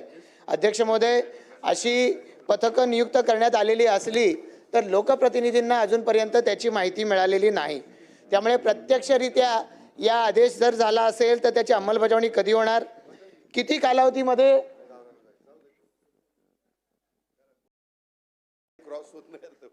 कालावधीमध्ये असं पथक नियुक्त केलं जाणार आहे आणि असं पथक नियुक्त केल्याचे नाव, नंबर यांच्या संदर्भातली माहिती त्या शाळा महाविद्यालयांच्या परिसरामध्ये लावण्याची आवश्यकता आहे. अध्यक्ष महोदय, मग जसं माहिती अधिकाराचे फलक लागलेले असतात तसं या फलक त्याचे सदस्य, त्यांचे कॉन्टॅक्ट नंबर्स, जिथे तक्रार केली पाहिजे असे नंबर्स, असे फलक त्या शाळांच्या परिसरामध्ये लावले जाणार का? आणि जर यानंतर तक्रार केल्यानंतर देखील अशी पानटपरी किंवा असा आस्थापना जर हटवली जाणार नसेल तर या पथकाला जबाबदार धरलं पाहिजे ठीक आहे. अध्यक्ष महोदय, ठीक आहे, उत्तर. आणि त्यांच्यावर गुन्हे दाखल केले पाहिजेत. असे गुन्हे दाखल केले जाणार का? उत्तर घेऊया. अध्यक्ष महोदय, सन्माननीय सदस्य प्रशांतजी ठाकूर यांनी जो प्रश्न मांडला त्याच्या अनुषंगानं माहिती देताना सांगतो की गुटख्यावरती बंदी असताना देखील काही ठिकाणी अवैध पद्धतीनं त्या ठिकाणी गुटखा विक्री होते. या संदर्भात संपूर्ण महाराष्ट्रामध्ये पोलिसांनी वेगवेगळ्या ठिकाणी कार्यवाही केली. जसं नवी मुंबईमध्ये 1144 ठिकाणी, अहिल्यानगरमध्ये 185 ठिकाणी, जालन्यामध्ये 90 ठिकाणी, अकोल्यात 35 ठिकाणी, नाशिकमध्ये 131, चंद्रपूर 230, सोलापूर 108, बुलढाणा 664, नागपूर व यवतमाळला 1706 एवढे गुन्हे त्या ठिकाणी दाखल करण्यात आलेले आहे. या संदर्भात विशेष आढावा राज्याच्या मुख्यमंत्र्यांनी घेतला आणि याच्यावर जर का अशा पद्धतीनं अवैध गुटखा विक्री ज्या ज्या ठिकाणी होते त्याच्यावर कठोर कारवाई करण्याचे निर्देश स्वतः सन्मान्य मुख्यमंत्री महोदयांनी दिलेले आहे. दुसरं, आजचा प्रश्न जो उपस्थित या ठिकाणी प्रशांतजी ठाकूर यांनी केला की शैक्षणिक संस्था म्हणजे शाळा आणि महाविद्यालयाच्या 100 मीटरच्या परिसरामध्ये अशा पद्धतीच्या घटना नाही घडल्या पाहिजे याच्याकरिता पोलीस प्रशासना त्या ठिकाणच्या एक मिनिट अभिमन्यू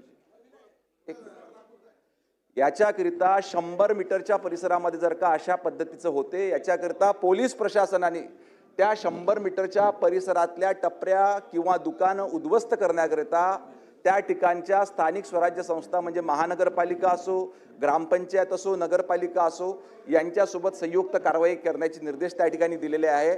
लोकप्रतिनिधींना याच्याबद्दल माहिती देण्याकरिता तातडीनं त्या ठिकाणच्या पोलीस आयुक्तांना, पोलीस अधीक्षकांना त्या पद्धतीचे निर्देश देऊन तशी माहिती त्या ठिकाणी देण्यात येईल आणि लवकरात लवकर याची माहिती सर्व लोकप्रतिनिधींना उपलब्ध होईल. ठीक आहे.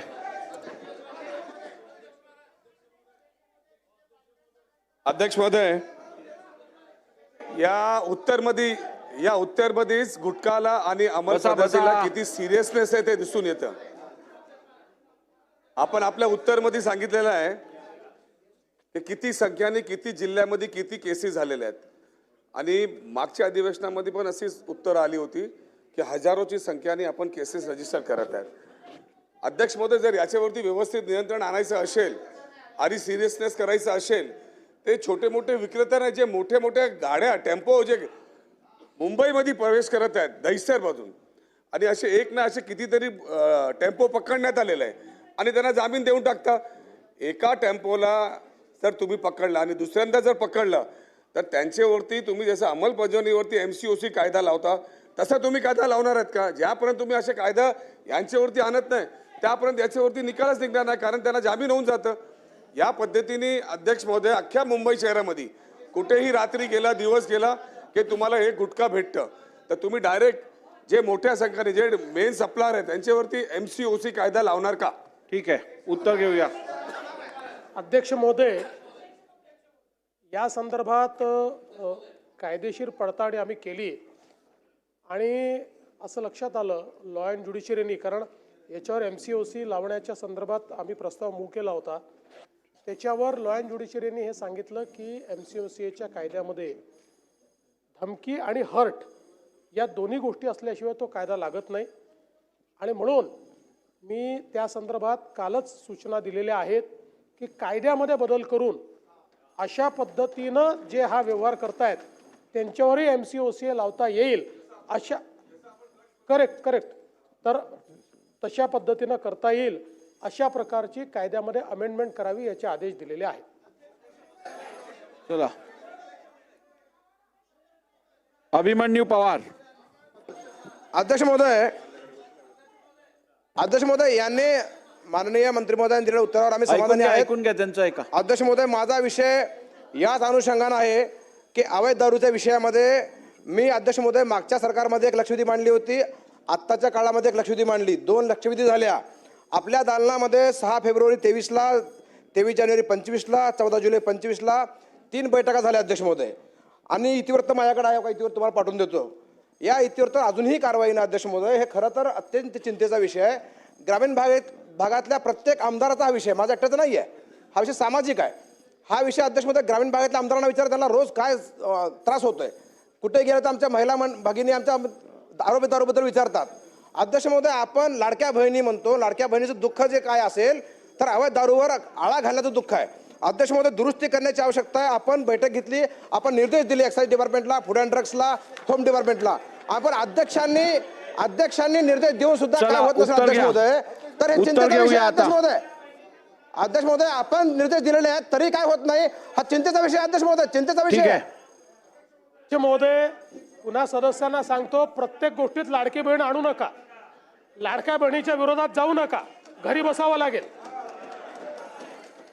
प्रत्येक गोष्टीत लाडकी बहीण, लाडक्या बहिणींचे पैसे चालूच राहतील, ती योजना सुरूच राहील. त्या योजनेला दुसऱ्या योजनेशी कम्पेअर करता येत नाही, हे आपण लक्षात ठेवा. दुसरं, माननीय अध्यक्ष महोदय, आपण जर काही निर्देश दिले असतील आणि त्याची अंमलबजावणी झाली नसेल तर तात्काळ ती करण्यात येईल. ठीक है. रईस शेख. अध्यक्ष महोदय, ड्रग्स के मामले में अध्यक्ष महोदय, सम्माननीय मुख्यमंत्री जी है, भिवंडी जो है अध्यक्ष महोदय, भिवंडी जो है मेजर ट्रांजिट पॉइंट बन गया है ड्रग्स के और ये जो गुटखा के ट्रांसपोर्ट के लिए. अध्यक्ष महोदय, मुख्यमंत्री जी यहाँ पर है. मुख्यमंत्री जी, भिवंडी के अंदर गुटखा गाड़ी को पकड़कर चोरी करने के FIR हो रहे. गुजरात से जो गुटखा आ रहा है ना, वही गुटखा जो है ट्रांसपोर्ट और डिस्ट्रीब्यूशन भिवंडी से हो रहा है. पोगांव के अंदर एक फैक्ट्री पकड़ी गई जिसमें गुटखा बन रहा था, उस पर भी कार्रवाई नहीं हुई. Bhiwandi is a major transit point. उसके अंदर सर आप देखिए कि आपको देखना पड़ेगा कि ट्रांसपोर्ट का पूरा हब बना हुआ है, गोडाउन है. मेरे क्षेत्र में पोगांव में फैक्ट्री मिली मुख्यमंत्री जी, लेकिन आज बेल पे लोग घूम रहे हैं. आप जब तक ये ट्रांसपोर्ट के नेटवर्क को डिस्ट्रॉय नहीं करेंगे, ये सारे प्रश्न आते रहेंगे. अध्यक्ष महोदय, मैं उम्मीद करता हूं कि एक टास्क फोर्स भिवंडी के अंदर ये नेटवर्क को डिस्ट्रॉय करने के लिए मुख्यमंत्री जी अनाउंस करेंगे. धन्यवाद. रईसभाईंनी जे सांगितलं हे खरं आहे की याच्यामध्ये ज्यावेळेस संपूर्ण मी माहिती घेतली तर आपला कायदाच इतका कमकुवत आहे की या लोकांना लगेच बेल मिळते. यांना म्हणून हे वारंवार अशा प्रकारचे ऑफेन्स करतात आणि म्हणूनच हा कायदाही आपण कडक करतोय. MCOCA खाली देखील हा गुटख्याचा सगळा व्यवसाय आणतोय. आणि आपण जे सांगितलं भिवंडीच्या संदर्भात आपल्याकडनंही माहिती घेऊ आणि इतरही ठिकाणून माहिती जमा करून स्पेशल कारवाई भिवंडीत करण्यात येईल. अमीन पटेल जी. धन्यवाद अध्यक्ष महोदय. अध्यक्ष महोदय, मैं आपके माध्यम से सम्मानीय मुख्यमंत्री का धन्यवाद देना चाहता हूं कि उन्होंने ये जो गुटखा बेचने वाले हैं कायदे में तरतूद करके मौका लगाने का आज एक ऐतिहासिक निर्णय लिया है. अध्यक्ष महोदय, गुटखा के साथ साथ में चरस, गांजा, अफीम, गरद, MD ये भी बड़े पैमाने पे मुंबई में बिक रहा है. इसके भी कायदे मुख्यमंत्री महोदय, गुटखा के साथ साथ में दूसरे ड्रग्स भी मुंबई और महाराष्ट्र में बड़ी तादाद में बिक रहे. जिस तरह से आपने एक ऐतिहासिक निर्णय लिया सभागृह में कि आप मौका कायदा लगाने के लिए कायदे में तरतूद करेंगे, तो जो दूसरे ड्रग्स है जिससे आने वाली नस्ल खराब होती है उसके कायदे को भी कड़क करके कायदे को अमलबजावनी करने के लिए शासन और पुलिस क्या कार्रवाई करेंगी. एक पहला प्रश्न है अध्यक्ष महोदय. दूसरा प्रश्न है कि जो हमारे नौजवान बच्चे और बच्ची ड्रग्स में आदत में आ गए, प्रश्न उत्तराचा तास संपलेला असला तरी या प्रश्नाचं उत्तर संपेस तोपर्यंत प्रश्न उत्तराचा तास वाढवण्यात येत आहे. रिहैबिलिटेशन सेंटर बनाने के लिए हर डिस्ट्रिक्ट के अंदर सरकार क्या कार्रवाई करेगी और ड्रग्स के प्रिवेंशन के लिए बच्चों ड्रग्स ना ले उसके लिए पुलिस और सरकार क्या प्रयत्न करेगी. अमीन भाईंनी महत्त्वाचा प्रश्न मांडलाय. प्रश्न जरी या प्रश्नापेक्षा वेगळा असला तरी देखील मागच्याच काळात ड्रग्सच्या संदर्भात आपण मकोका तरतूद केली आहे. आता त्या संदर्भातली कारवाई सुरू झालेली आहे. आपण MPD आणि मकोका या दोन्हीमध्ये त्या संदर्भातली कारवाई करतो. त्यामुळे तिथे आता कायद्याची अडचण नाही आहे.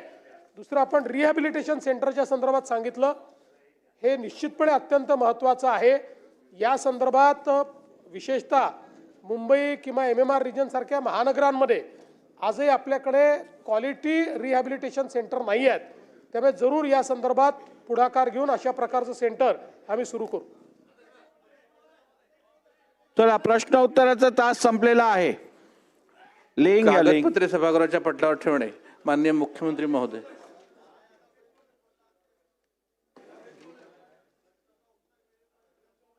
बोला. महोदय, मी आपल्या अनुमतीने कंपनी अधिनियम 2013 लेख झालं की ते कलम लेख झालं. 395 पोट कलम 1 अन्वये महाराष्ट्र विमानतळ विकास कंपनी मर्यादित यांचा सन 2022-23 वार्षिक अहवाल सभागृहासमोर ठेवतो. अहवाल सभागृहासमोर ठेवण्यात आला. माननीय संसदीय कार्यमंत्री. माननीय अध्यक्ष महोदय, मी आपल्या अनुमतीने विधानसभेच्या सन 2025च्या दुसऱ्या पावसाळी अधिवेशनात दिनांक 30 जून 2025 ते दिनांक 18 जुलै 2025 या कालावधीमध्ये माननीय मंत्री, माननीय राज्यमंत्री महोदयांनी विधानसभा सभागृहात दिलेल्या एकूण 1147 आश्वासनांची यादी तसेच 2025चे दुसरे पावसाळी अधिवेशन संस्थगित झाल्यानंतर आतापर्यंत पूर्तता करण्यात आलेल्या एकूण 271 आश्वासनांच्या पूर्ततेची विवरणपत्रे यादीसह सभागृहाच्या पटलावर ठेवतो. एकूण 271 आश्वासनांच्या पूर्ततेची विवरणपत्रे यादीसह सभागृहाच्या पटलावर ठेवण्यात आली. माननीय जलसंपदा मंत्री.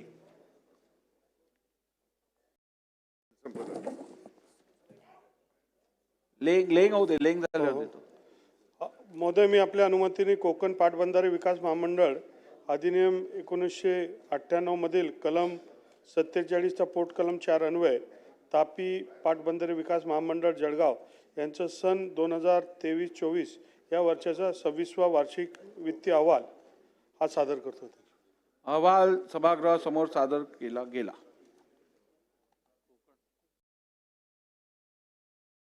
अध्यक्ष महोदय, मी आपल्या अनुमतीने कोकण तापी पाटबंधारे विकास महामंडळ सांगितलं ना जळगाव. अध्यक्ष महोदय, मी आपल्या अनुमतीने कोकण पाटबंधारे विकास महामंडळ ठाणे यांचा सन 2023-24च्या वार्षिक वित्तीय अहवाल व लेख्यावरील भारताचे नियंत्रक व महालेखापाल यांचा अलग लेखा अहवाल सभागृहासमोर ठेवतो. सदर अहवाल विधानसभेच्या पटलावर ठेवण्यास झालेल्या विलंबाचे कारण सोबत जोडलेले आहेत. अहवाल सभागृहासमोर ठेवण्यात आला. माननीय खनिकर्म मंत्री. सन्माननीय अध्यक्ष महोदय, मी आपल्या अनुमतीने कंपनी अधिनियम 2013च्या कलम 395च्या पोट कलम 1 खंड ब अन्वये मॉयल लिमिटेड यांचा सन 2024-2025 या वर्षाचा 63वा वार्षिक अहवाल सभागृहासमोर ठेवतो. अहवाल सभागृहासमोर ठेवण्यात आला. नियम समितीचा अहवाल सादर करणे. माननीय अध्यक्ष महोदय, मी आपल्या अनुमतीने महाराष्ट्र विधानसभा नियम समितीचा अहवाल सभागृहात सादर करत आहे. अहवाल सभागृहासमोर ठेवण्यात आला.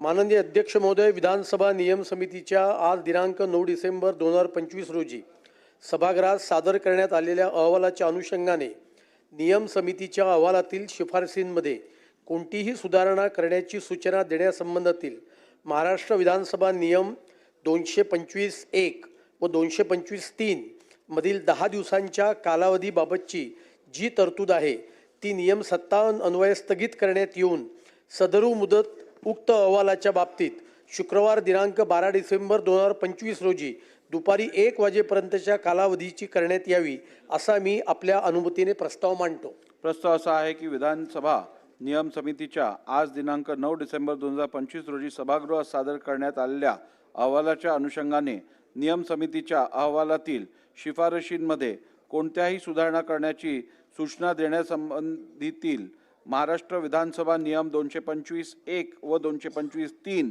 अन्वये 10 दिवसांच्या कालावधीबाबतची जी तरतूद आहे ती नियम 57 अन्वये स्थगित करण्यात येऊन सदरू मुदत उक्त अहवालाच्या बाबतीत शुक्रवार दिनांक 12 डिसेंबर 2025 रोजी दुपारी 1 वाजेपर्यंतच्या कालावधीची करण्यात यावी.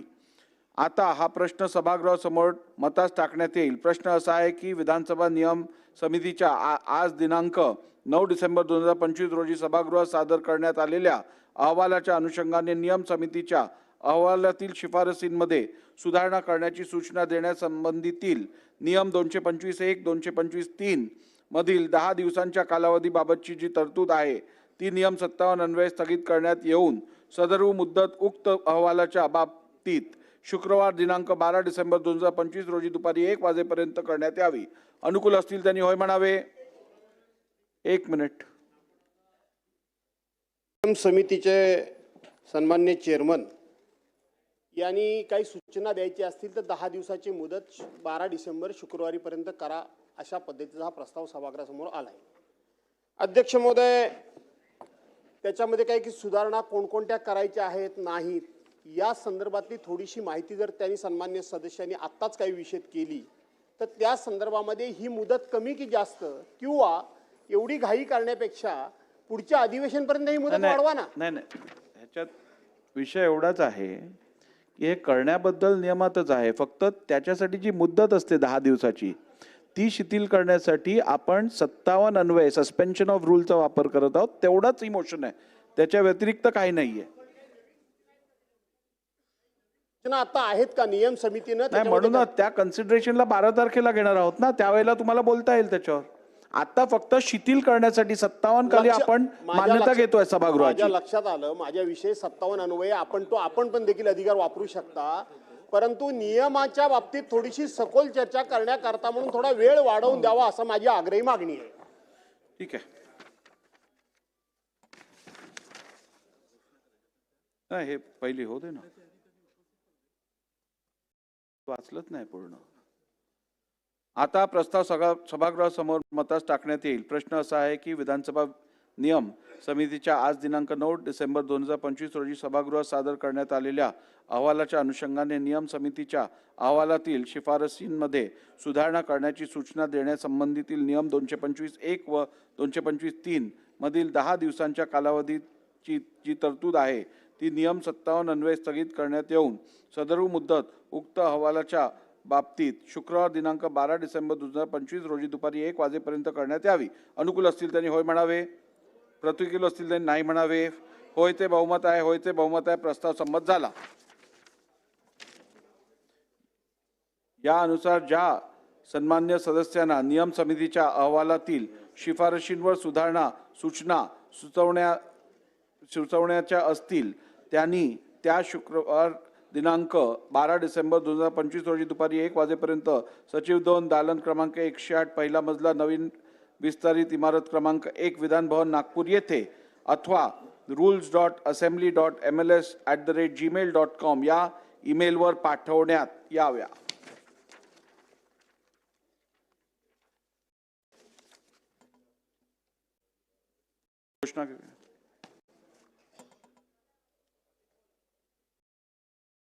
घोषणानंतर घोषणा.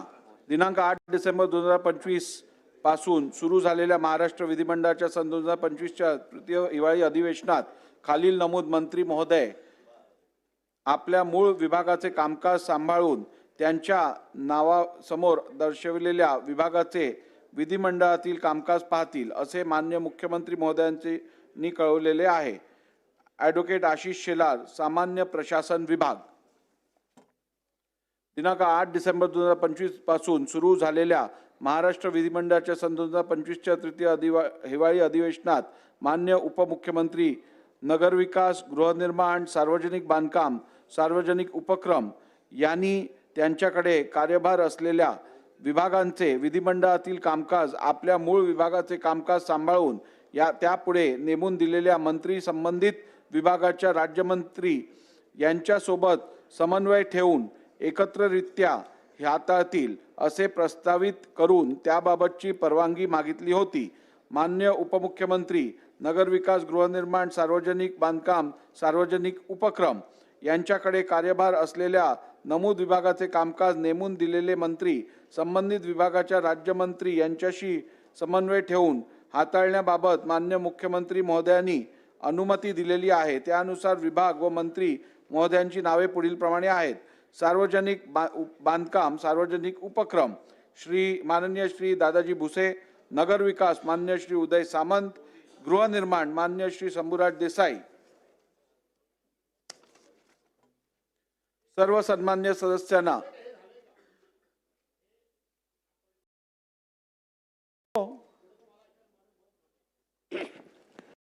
अध्यक्ष महोदय, हा थोडासा विषय आता समोर आला तो मागच्या वेळेला सभागृहामध्ये संबंधित खात्याचे मंत्री हजर असताना सुद्धा इतर मंत्री या संदर्भामध्ये त्यांच्या संबंधित विषयाची उत्तरं देत होते.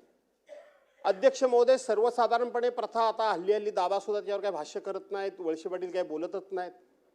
सर्वसाधारणपणे प्रथा अध्यक्ष महोदय अशी आहे की एखादा मंत्री ह्या विधान भवनाच्या आवारामध्ये नसेल, तो जर बाहेर कुठे असेल तर त्याचं कामकाज किंवा त्याच्या विषयासंदर्भामध्ये किंवा त्याच्या खात्यासंदर्भामध्ये एखाद्या मंत्र्याला उत्तर देण्याचं किंवा त्याचं कामकाज पाहण्याचं अध्यक्ष महोदय परवानगी देण्याची ही प्रथा पूर्वीपासून आहे. आपण काय नवीन पाडली अशातला भाग नाही.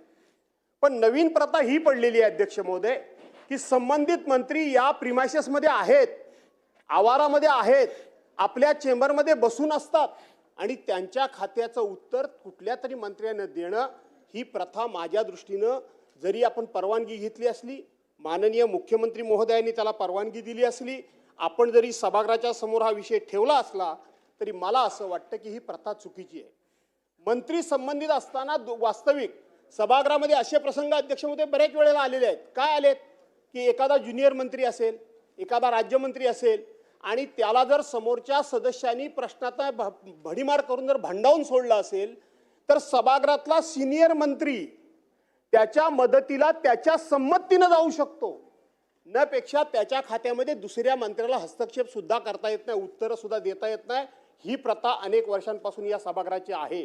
आणि म्हणून माझं म्हणणं एवढंच आहे की तुम्ही त्यांना परवानगी देत असताना ते जर या प्रिमायसेसमध्ये नसतील, चेंबरमध्ये नसतील, विधिमंडळाच्या आवारामध्ये नसतील तर जरूर परवानगी द्या. न पेक्षा ते जर इथे असतील तर संबंधित मंत्र्यांनीच उत्तर दिलं पाहिजे, असं आपण अध्यक्ष म्हणून निर्देश द्यावे असा माझा आग्रह आहे.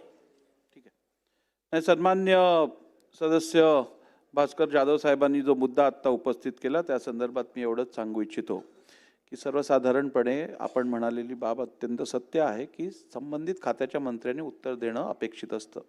पण संविधानात दिलेल्या तरतुदीनुसार आपल्या सगळ्यांना कलेक्टिव्ह रिस्पॉन्सिबिलिटी, सामूहिक जबाबदारीची संकल्पनेची कल्पना आहे. तसं असल्यामुळे नियमानुसार इतर मंत्र्यांना उत्तर देण्यापासून मी काय थांबवू शकणार नाही. एक. नंबर 2, उत्तर देत असताना केवळ आपण एक्सटेम्पो उत्तर देत नसतो, त्या संदर्भातलं ब्रीफिंग घेत असतो. ब्रीफिंग घेतल्यानंतर जबाबदारीपूर्वक उत्तर देत असतो. त्यामुळे एखाद्या खात्याचं जर का भार, उत्तर द्यायचा भार जर एखाद्या मंत्र्याकडे सोपूत केला असेल आपण, तर त्या मंत्र्यांनी ब्रीफिंग घेऊन अधिक प्रभावशाली उत्तर देणं जर शक्य होणार असेल तर मला वाटतं या गोष्टीत कुठची अडचण नाही आहे. त्यामुळे आपण आता पुढे जाऊया. चला, आता झालं ना आपण रुलिंग त्याबद्दल काही आमचं कुणाचं काही दुमत असण्याचं कारण आहे अध्यक्ष महोदय. शेवट त्या स्थानी आपण बसले आहेत अध्यक्ष महोदय. अध्यक्ष महोदय, काही वेळा सभागृहामध्ये संबंधित खात्याचे मंत्री उपस्थित असताना सुद्धा आपणच ठरवा, आपण त्या आपल्याला अधिकार आहे त्या सदृश सभागृहात. साहेब, मी आपण मांडलेल्या प्रश्नाचं उत्तर आता दिलेलं आहे, रुलिंग दिलेलं आहे. आता ह्याच्यावरती अजून किती बोलायचं आपण? बरोबर नाही. सर्वसामान्य सदस्यांना पुनश्च कळवण्यात येते की भारतीय गणराज्याच्या 75व्या वर्षपूर्तीनिमित्त भारताच्या संविधानाची गौरवशाली अमृत महोत्सवी वाटचाल या विषयावर दिनांक 26 मार्च 2025 रोजी विधानसभा सभागृहात झालेल्या चर्चेला माननीय मुख्यमंत्री श्री देवेंद्र फडणवीस यांनी उत्तरादाखल केलेले भाषण पुस्तक स्वरूपात महाराष्ट्राचे माननीय राज्यपाल श्री आचार्य देवव्रतजी यांच्या शुभ हस्ते आज मंगळवार दिनांक 9 डिसेंबर 2025 रोजी सायंकाळी 6:30 वाजता मान्य राज्यपाल महोदयांचे कार्यालय व निवासस्थान लोकभवन सिव्हिल लाईन्स नागपूर येथे समारंभपूर्वक प्रकाशित करण्यात येत आहे. सर्व सन्मान्य सदस्यांनी या पुस्तक प्रकाशन सोहळ्यास उपस्थित राहावे. कार्यक्रमाची निमंत्रण पत्रिका संबंधित विधिमंडळ पक्ष कार्यालयाकडून आपल्याला वितरित करण्यात आली आहे. कार्यक्रमस्थळी 15 मिनिटे अगोदर आसनस्थ व्हावे. परत एकदा आठवण करून देतोय, तुम्ही यावं असा माझा आग्रह आहे. त्यासाठी सर्व सन्मान्य सदस्यांना कळवण्यात येते की काल काही सन्मान्य सदस्यांनी प्रवेश पास नसलेल्या व्यक्तींना विधान भवनामध्ये सोबत आणल्याबाबत मुख्य सुरक्षा अधिकारी यांनी माझ्याकडे अहवाल सादर केला आहे. अधिवेशनाच्या पहिल्या दिवस लक्षात घेता सन्मान्य सदस्यांची नावे जाहीर करण्यात मला उचित वाटत नाही. तथापि भविष्यात अशा प्रकरणाची पुनरावृत्ती घडल्यास त्या सन्मान्य सदस्यांची नावे सभागृहात जाहीर करण्यात येतील व त्याबाबत पुढील योग्य ती कारवाई करण्यात येईल.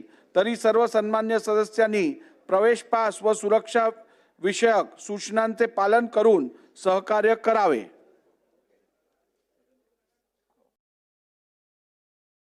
स्थगन प्रस्तावाच्या सूचना. सदन नंतर आज प्राप्त झालेल्या सर्व स्थगन प्रस्तावांच्या सूचनांना मी दालनात अनुमती नाकारलेली आहे. माझी आपल्याला नम्रपणे विनंती आहे की आपण दालनामध्ये जरी नाकारला असला तरी एक अत्यंत महत्त्वाचा विषय मी आपल्या निदर्शनात आणून देऊ इच्छितो.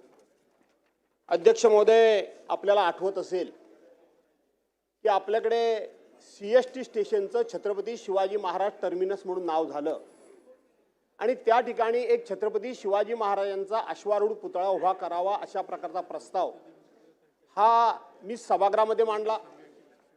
अध्यक्ष महोदय, आपण सांगितलं की तो BSc मध्ये विषय आला पाहिजे. आपण तो BSc मध्ये विषय ऐकून घेतला. त्यानंतर सभागृहामध्ये इथं माननीय मुख्यमंत्री महोदय हजर असताना अध्यक्ष महोदय तो विषय आपण सभागृहामध्ये उपस्थित केला.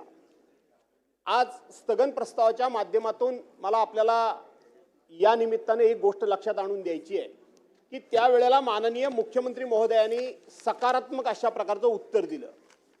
त्यांनी दिलेलं उत्तर आज आपल्याकडे रेकॉर्डवर आहे, माझ्या हातामध्ये आहे. त्यांनी सांगितलं की जुनं VT स्टेशन आहे त्याचं नवीन नामकरण छत्रपती शिवाजी महाराज टर्मिनस झालं आणि त्या ठिकाणी अतिशय भव्य पुनर्विकास सुरू आहे. त्या माध्यमातून आयकॉनिक स्टेशन तयार करण्यात येत आहे. या प्रकल्पाच्या आराखड्याचा एक भाग म्हणून सदर ठिकाणी छत्रपती शिवाजी महाराजांचा एक भव्य पुतळा उभारण्यात येणार आहे आणि म्हणून भास्करराव, सभागृहाचा आता वेगळा ठराव करण्याची गरज नाही असं माननीय मुख्यमंत्री महोदयांनी सांगितलं, कारण आपला हेतू साध्य होतोय आणि आपण तो सभागृहाचा ठराव आपण अध्यक्ष या नात्यानं तो आपण करावा असा जो माझा आग्रह होता तो करण्याची त्यावेळेला आपल्याला काही आवश्यकता भासलेली नाही. परंतु आमचे सन्मान्य अरविंदराव सावंत हे आमचे पार्लमेंटमध्ये उद्धव बाळासाहेब ठाकरे पक्षाचे गटनेते आहेत. ते ह्या विषयाची सातत्यानं पाठराखण अध्यक्ष महोदय करत होते आणि त्यांना तिथले रेल्वे राज्यमंत्री जे आहेत त्यांनी एक लिखित स्वरूपाचं पत्र दिलेलं आहे. त्यांनी त्यांना असं दिलं अध्यक्ष महोदय की या ठिकाणी छत्रपती शिवाजी महाराजांचा पुतळा उभारण्याचं काम हे आमच्या अखत्यारीत येत नाही तर ते रेल्वेच्या अखत्यारीत येतं, रेल्वे प्रशासनाच्या अखत्यारीत येतं आणि म्हणून तो विचार शासनाच्या विचाराधीन नाही. आणि म्हणून अध्यक्ष महोदय, पुन्हा एकदा हा विषय वादाचा, चर्चेचा, प्रतिष्ठेचा माझी करण्याची अजिबात इच्छा नाही. माझी या स्थगन प्रस्तावाच्या माध्यमातून आपल्याला पुन्हा विनंती आहे, माननीय मुख्यमंत्री महोदयांना पुन्हा विनंती आहे, ही सगळी कागदपत्र मी आपल्याला देतो.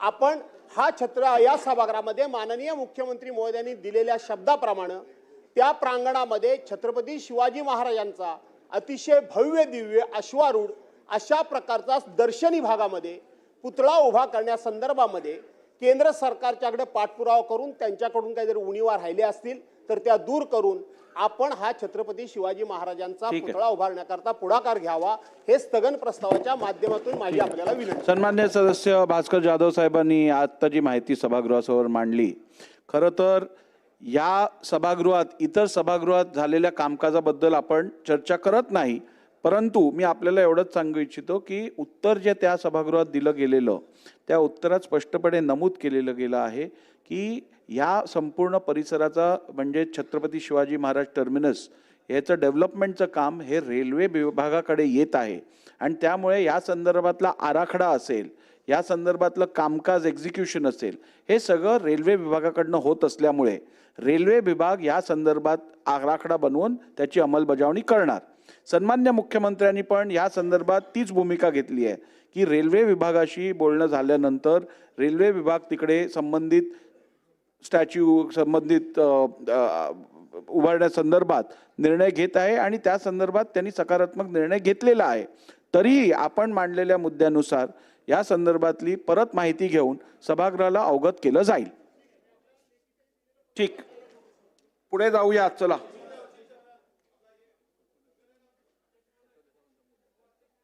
हो देतो. काय बोला लवकर. चला. अध्यक्ष महोदय, देतो अध्यक्ष महोदय, एक एक घेतो. नानाभाऊ एक काय मिनिट. तुमचं काय काय अध्यक्ष काय? महोदय, आज 9 डिसेंबर आहे. अध्यक्ष हो, देतो. महोदय, औचित्य आहे ना तुमचं. महाराष्ट्र विधान अध्यक्ष महोदय, एक मिनिट. स्थगनवरती ते बोलले, तुम्हाला परत बोलायचं आहे का? स्थगनच आहे. अध्यक्ष महाराज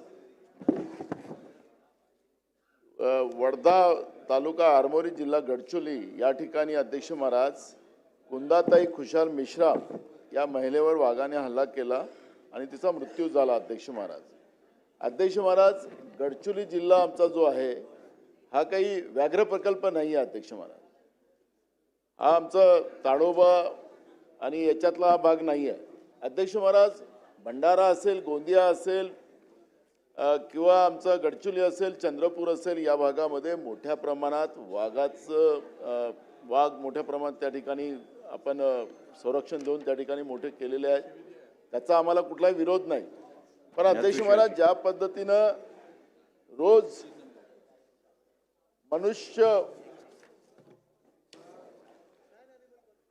मनुष्य आता वाघाचा घास खायला लागलेला आहे. नानाभाऊ, आपण थोडक्यात बोला, कारण 3 नंबरची लक्षवेधी ह्याच विषयावरती आहे. अध्यक्ष महाराज, आता मनुष्य हा वाघाचा घास व्हायला लागला.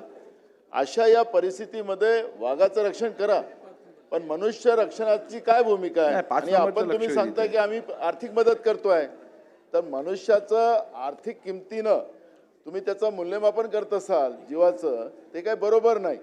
आणि म्हणून मदत आपण जे करायचं ते अजून मदतही या लोकांना केलेली नाही. पण दुसरा महत्त्वाचा प्रश्न आहे की आपण या सगळ्या सुरक्षेच्या बाबतचं वन विभागाच्या माध्यमातून काय उपाययोजना करणार आहे ते एकदा आपण सांगितलं पाहिजे. एवढंच माझा या स्थगनाच्या बद्दलचा विषय आहे. ठीक आहे, चला पुढे जाऊया. बोला. अध्यक्ष महोदय, नाकारल्यात. आपण किती वेळ स्थगनला देणार? आता दोघांना संधी दिली. अध्यक्ष महोदय, आज 9 डिसेंबर आहे. महाराष्ट्र विधानसभेच्या अध्यक्षपदी दुसऱ्यांदा निवड होऊन 1 वर्ष पूर्ण झाल्याबद्दल मी आपल्या अभिनंदनाचा ठराव मांडित आहे. अध्यक्ष महोदय, महाराष्ट्र विधिमंडळ हे केवळ कायदे बनवणारी संस्था नसून ते देशातील लोकशाहीचे मूल्याचे जतन करणारे एक पवित्र मंदिर आहे. महाराष्ट्र विधानमंडळाने घेतलेले निर्णय आणि येथील कामकाज पद्धती देशातील इतर राज्याच्या कायदे मंडळासाठी नेहमीच दिशादर्शक ठरली आहे. अशी दैदिप्यमान परंपरा असलेल्या विधानसभेच्या अध्यक्षपदी आपली दुसऱ्यांदा निवड होऊन आज 1 वर्ष पूर्ण होत आहे. अध्यक्ष महोदय, मला या निमित्तानं आजच्या 9 डिसेंबर या दिवशी 9 डिसेंबर 1946 रोजी भारतीय घटना समितीची पहिली बैठक दिल्ली येथे भरवण्यात आली होती. याच 9 डिसेंबर या तारखेला आमच्या सगळ्यांचे मित्र व सन्माननीय अध्यक्ष श्री राहुल नार्वेकर यांची सलग दुसऱ्यांदा विधानसभा अध्यक्षपदी निवड झाली. ही आपल्या सर्वांसाठी आनंदाची आणि अभिमानाची बाब आहे. या निमित्ताने आपल्या अभिनंदनाचा प्रस्ताव मांडताना अध्यक्ष महोदय, मला काही बाबी नमूद कराव्याशा वाटतात. आपण स्वतः कायद्याचे पदवीधर आहात. अनेक वर्ष वकिली व्यवसायात कार्यरत होतात. याच प्रत्यक्ष लाभ सभागृहाचे कामकाज चालवताना दिसून येतो. संविधानातील तरतुदी आणि विधानसभा नियमांचे अचूक अर्थ लावण्यात आपला हातखंडा आहे.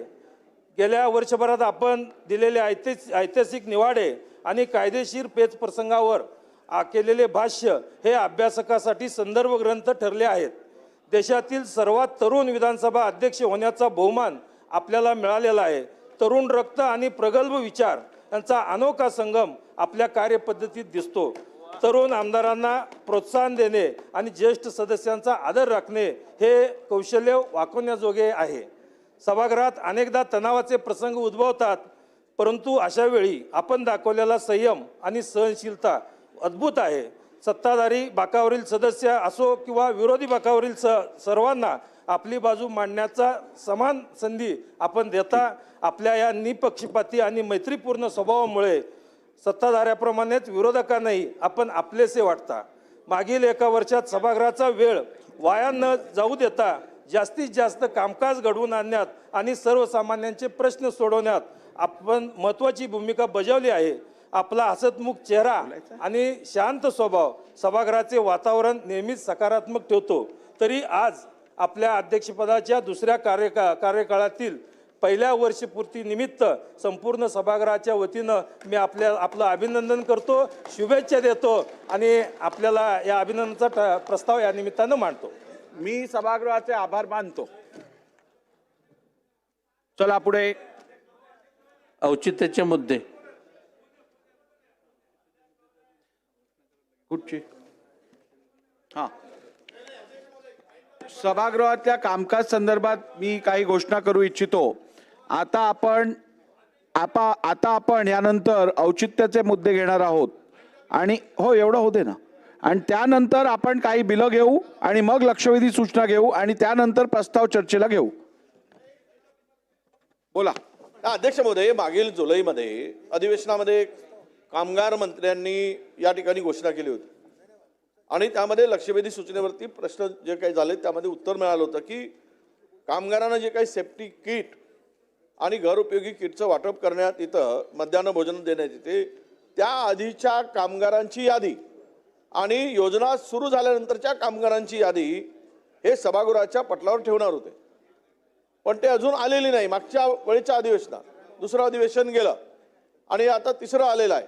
म्हणून मी आपल्याला सभागृहास निदर्शनास देऊन येतो आपले अध्यक्ष महोदय की माननीय मंत्री महोदयांनी अशी कोणती यादी सभागृहात ठेवलेली नाही, तरी आपणास आमची विनंती आहे की ती यादी इथे घोषणा केल्याप्रमाणे सभागृहात ठेवावी. सन्मान्य सदस्य विजय वडेट्टीवार साहेबांनी आत्ता जी माहिती सभागृहासमोर मांडली त्याची शासनाने नोंद घेऊन योग्य ती पूर्तता करावी. औचित्याचे मुद्दे. औचित्य घ्या ना आता. बोला ताई बोला.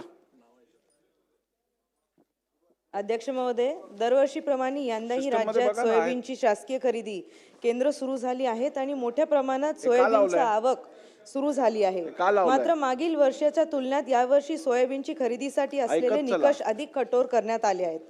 मराठवाडा आणि नांदेड जिल्ह्यात यावर्षी झालेल्या अतिवृष्टी लक्षात घेता प्रत्यक्ष हे निकष थोडे शिथिल होणे अपेक्षित होते. मात्र त्याऐवजी ते कठोर झाल्याने शासकीय खरेदी केंद्रावर सोयाबीनची खरेदी होत नसल्याची शेतकऱ्यांची तक्रार आहे. यामुळे शेतकऱ्यांनी खुल्या बाजारात मिळणे त्या भावाने सोयाबीन विकण्याशिवाय पर्याय त्यांना राहिलेला नाही. यातून शेतकऱ्यांचे आर्थिक नुकसान होत आहे. शासनाने सुरू केलेले केंद्रीय खरेदी केंद्र लॅब त्यांना मिळत नाही आहेत. या गंभीर विषयावर सरकारने तातडीचं दखल घेऊन सोयाबीनच्या शासकीय केंद्राची खरेदीचे निकष शिथिल करण्याबाबत पावलं उचलावीत हीच विनंती. ठीक आहे. औचित्याचे मुद्दे श्री राजेश वानखडे. अध्यक्ष महोदय, राज्यातील औष्णिक विद्युत प्रकल्पातून निघणारी निशुल्क राख उपलब्ध करून देण्याचे शासनाचे स्पष्ट धोरण आहे. अमरावती जिल्ह्यातील माझ्या तिवसा मतदारसंघातील रतन इंडिया विद्युत प्रकल्पाद्वारे शासकीय धोरणाला हरताळपासून व्यवस्थापनाकडून शुल्काच्या नावाखाली प्रतिवाहनामागे 1350 रुपये अवैधरित्या वसूल केले जातात. एकीकडे सरकारी प्रकल्पासाठी शासनातर्फे राखेच्या वापराला प्रोत्साहन दिले जाते आणि अशा हैसियतच या वाहनांकडून 1350 रुपये घेऊन फक्त 350 रुपयाची पावती दिली जाते. या औष्णिक औचित्याच्या मुद्द्याच्या अनुषंगाने यामध्ये राखेचे व्यवस्थापन करणारी कंपनी SS कन्स्ट्रक्शन व रतन इंडियाचे वरिष्ठ अधिकारी संगनमताने काळाबाजार करीत आहे. या सर्व याच्यावर कारवाई होणे आवश्यक आहे. त्याचप्रमाणे विद्युत प्रकल्पातून निघणारी राख दरवर्षी शेतकऱ्याचं आजूबाजूच्या शेतकऱ्यांचे नुकसान होते. कृषी विभागाद्वारे नुकसानीचे मूल्यांकन करून सुद्धा अद्यापही त्यांची नुकसानीची भरपाई शेतकऱ्यांना देण्यात येत नाही. की तातडीने देण्याचे निर्देश आपल्या माध्यमातून करीत आहे.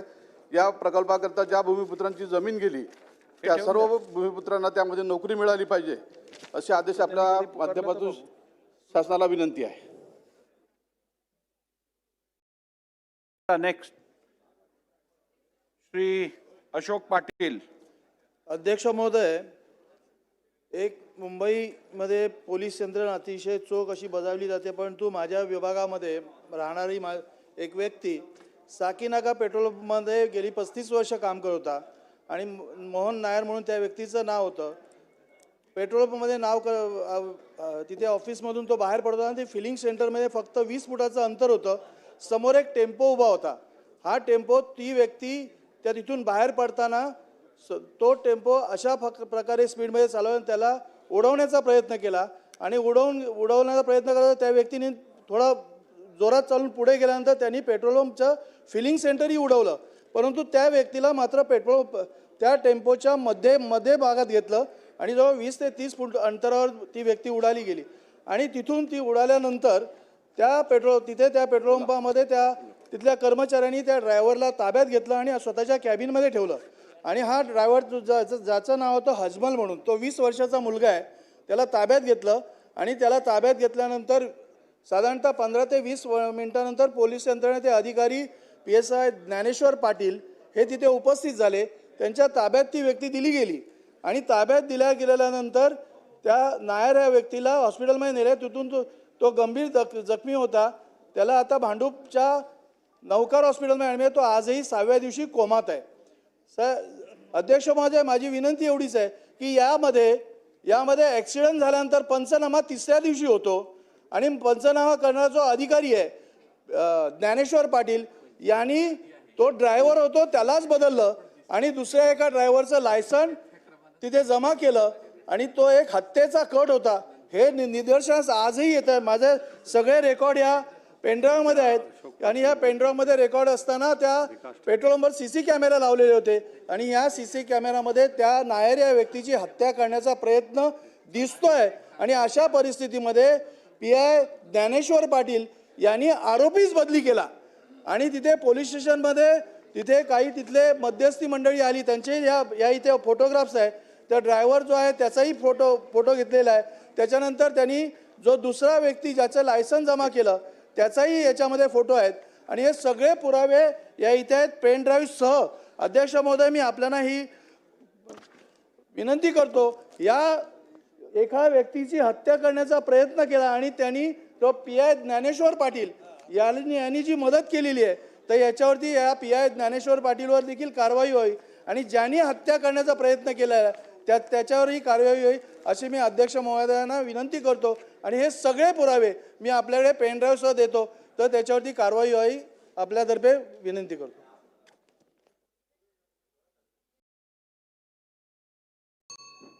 विकास ठाकरे.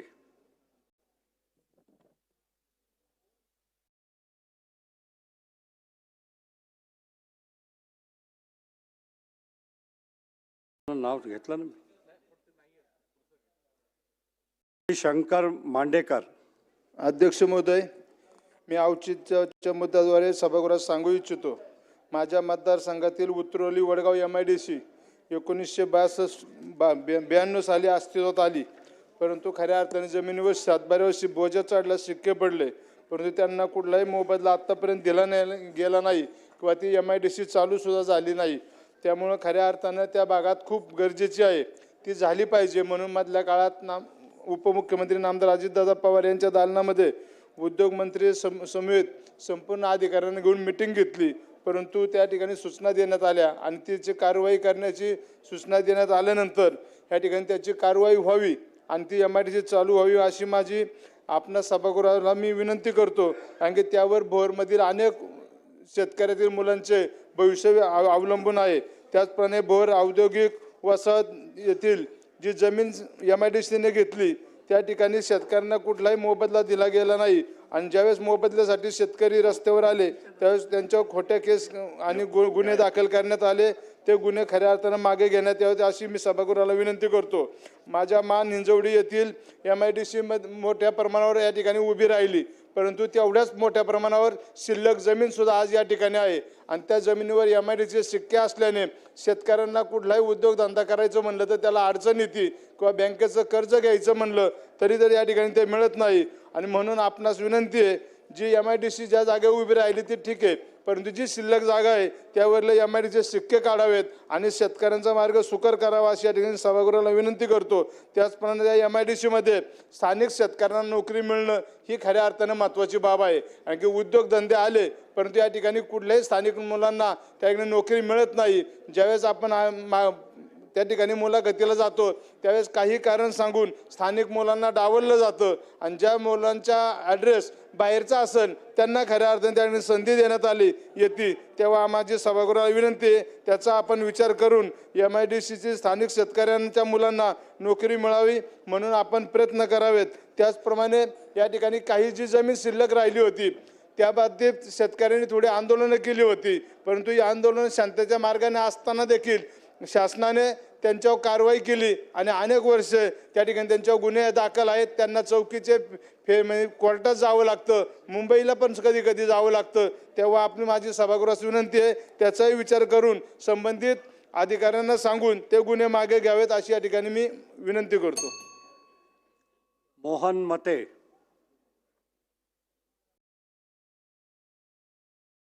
अजय चौधरी. धन्यवाद अध्यक्ष महोदय. अध्यक्ष महोदय, मुंबईतील अभिनयनगर काळाचौकी येथील म्हाडा वसाहतींचा पुनर्विकास गेल्या अनेक वर्षापासून रखडलेला आहे.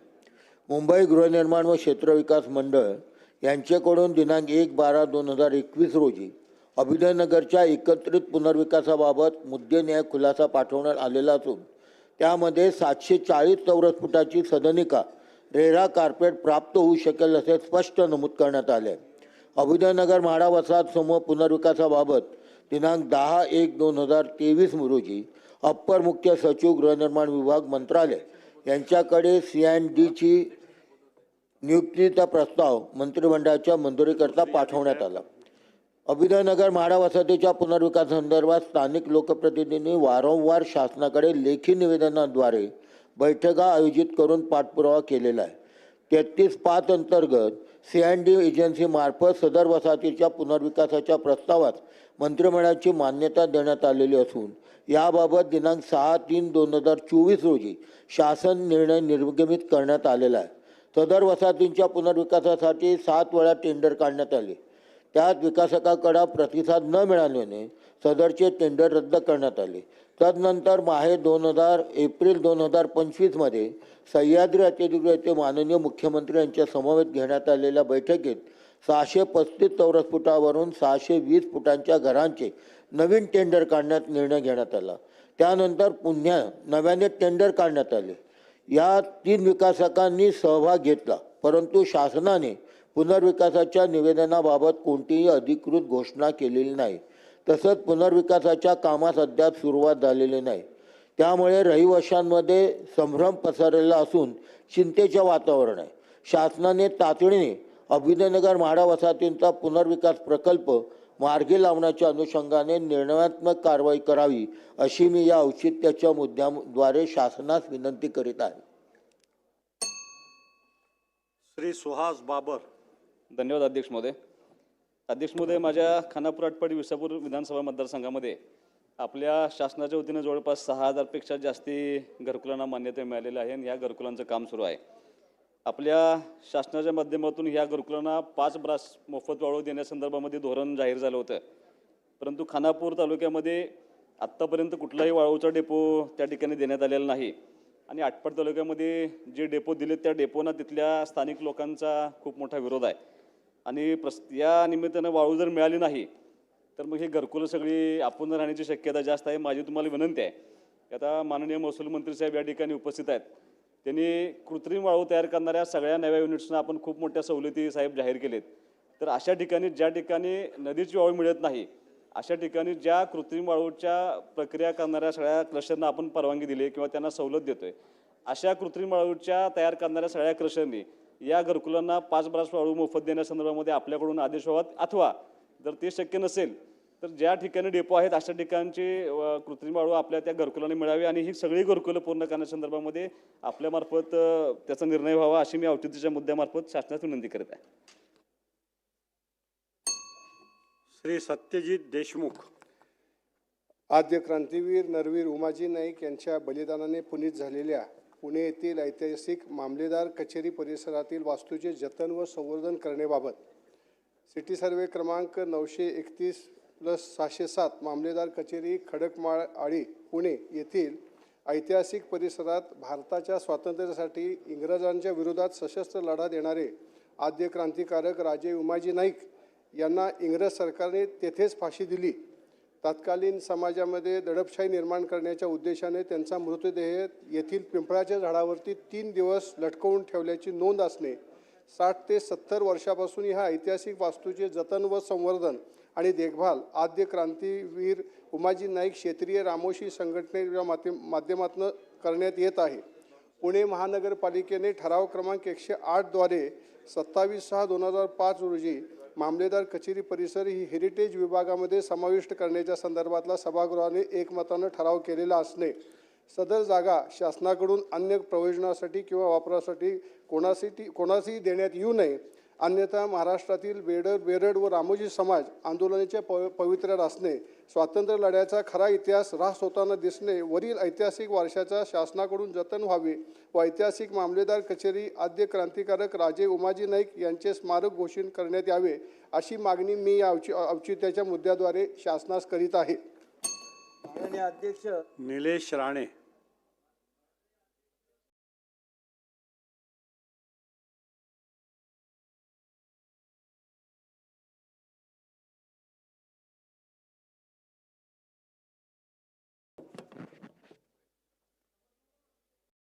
निलेश राणे नाव घेतलं.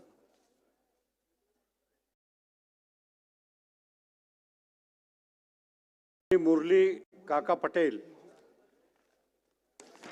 अध्यक्ष महोदय, मुंबई झोपडपट्टी मुक्त करण्यासाठी झोपडपट्टी पुनर्वसन योजना राबविली जात आहे, परंतु खाजगी मिळकतीवर असलेल्या अनेक झोपडपट्टी पुनर्वसन योजना मिळकतीच्या मालकी वादामुळे भूसंपादन न झाल्याने रखडलेले आहेत. खाजगी मिळकतीचे वारस रूपाने किंबहुना एकाहून अधिक मालक असल्याचे वाद असल्यामुळे योजनेस खाजगी मालकाकडून संमती नाहरकत मिळत नाही. परिणामी अनेक वर्षापासून झोपडपट्टी पुनर्वसन योजना रखडलेल्या असून सदरच्या योजना मार्गी लावण्यासाठी तसेच भविष्यातील खाजगी मिळकतीवरील योजना तातडीने पूर्ण करण्यात यावे, यासाठी खाजगी मिळकतीवरील मालकाच्या संमती नाहरकतबाबत निश्चित धोरण निर्माण करण्याची नितांत आवश्यकता असून शासनाने याबाबत तात्काळ निर्णयात्मक कार्यवाही करावी, अशी या औचित्य मुद्द्यावरून शासनाकडे विनंती करीत आहे. श्रीमती रजनाताई जाधव. अध्यक्ष महोदय, मी अतिशय गंभीर आणि तातडीच्या मुद्द्यावर औचित्याचा मुद्दा सभागृहात या ठिकाणी उपस्थित करते आहे. अध्यक्ष महोदय, सप्टेंबर 2025 मधील मुसळधार अतिवृष्टीने कन्नड सोयगाव तालुक्यातील पिके, माती आणि उपजीविका उद्ध्वस्त केली. नद्या, नाले, पाझर तलाव वर्षानुवर्ष गाळाने भरल्यामुळे पाण्याची वहन क्षमता कमी झाली आणि पावसाचे थेट पाणी शेतात गेल्याने मोठ्या प्रमाणात या ठिकाणी नुकसान झाले. या परिस्थितीचे खरे मूळ कारण म्हणजे जलस्रोत व्यवस्थापनातील दुर्लक्ष. खोलीकरण न झाल्यामुळे ओसरणारे पाणी आणि बदलणाऱ्या नद्यांचे पात्र हे शेतकऱ्यांसाठी संकटाचे प्रमुख कारण ठरले आहे. म्हणूनच मी औचित्याच्या मुद्द्याद्वारे सरकारकडे ठोस मागण्या करते. कन्नड सोयगाव तालुक्यातील सर्व जलस्रोतांचे वैज्ञानिक सर्वेक्षण करून तात्काळ खोलीकरण करावे. पूरग्रस्त शेतकऱ्यांना तातडीने नुकसान भरपाई द्यावी आणि जमीन खरडलेल्या शेतांचे पुनर्सर्वेक्षण करून पुनर्बांधणीसाठी निधी द्यावा. प्रत्येक धरण, तलाव, नदी, नाल्यांचा GIS नकाशा तयार करून दरवर्षी गाळ पाणी पातळीची तपासणी करावी. पावसाळ्यापूर्वी अनिवार्य खोलीकरण मोहीम राबवावी, एवढी मी आपल्यास विनंती करते. धन्यवाद. श्री चरण सिंग ठाकूर. अध्यक्ष महोदय, औचित्याच्या मुद्द्याद्वारे आपल्या मार्फत शासनास विनंती करतो की हंगाम 2025-26 करता नागपूर जिल्ह्यात NCCF मार्फत सोयाबीन खरेदीची प्रक्रिया राबवण्यात येत आहे. सदर प्रक्रियेसाठी शासनाने नागपूर जिल्ह्याची सोयाबीन उत्पादकता केवळ प्रति क्विंटल 7.5 क्विंटल 50 किलो इतकी निश्चित केली आहे, परंतु ही उत्पादकता वास्तव परिस्थितीशी विसंगत असून अत्यंत कमी आहे. नागपूर जिल्ह्यातील विशेषतः नरखेड व काटोल तालुक्यातील सोयाबीन पिकाचा पेरा मोठ्या प्रमाणात होत असून प्रत्यक्ष उत्पादनही उल्लेखनीयरित्या जास्त आहे. त्यामुळे कमी उत्पादकतेच्या आधारावर खरेदी झाल्यास शेतकरी बांधवांचे मोठ्या प्रमाणात नुकसान होणार आहे आणि या संबंधात वखारी व दिदार संस्थेकडून तीव्र नाराजी व्यक्त केली जात आहे. नागपूर जिल्ह्याच्या शेजारीत अमरावती, वर्धा, भंडारा या जिल्ह्यामध्ये प्रत्यक्ष पेरीची परिस्थिती सारखीच असूनही अमरावती जिल्ह्याला 17 क्विंटल आणि वर्धा जिल्ह्याला 15 क्विंटल आणि भंडारा जिल्ह्याला 10 क्विंटल अशा प्रकारची ही जी निश्चिती केलेली आहे. त्याकरता माझी विनंती आहे की शेतकऱ्यांच्या हिताला बाधा असणारा निर्णय दूर करून नरखेड आणि काटोल तालुक्याकरता प्रत्यक्ष उत्पादन हे सरासरी प्रति हेक्टरी 17 ते 18 क्विंटल इतके येत असल्याचे शेतकऱ्याकडून सतत निदर्शनास येत आहे. त्यामुळे विद्यमान उत्पादकच्या आधारे खरेदी करणे अव्यवहार्य ठरत असून शेतकरी वर्गामध्ये असंतोष वाढत आहे. वरील बाबीचा विचार करता नागपूर जिल्ह्याची सोयाबीनची उत्पादकता प्रत्यक्ष उत्पादनाशी सुसंगत राहण्यासाठी 2025-26 साठी प्रति हेक्टरी 17 ते 18 क्विंटल इतकी निश्चिती करण्याकरता कृषी विभाग आणि पणन विभागाने त्वरित निर्णय घ्यावा अशी शासनास आपल्याद्वारे विनंती करतो. डॉक्टर नितीन राऊत. डॉक्टर नितीन राऊत. श्री शिवाजी पाटील. श्रीमती सरोज अहिरे.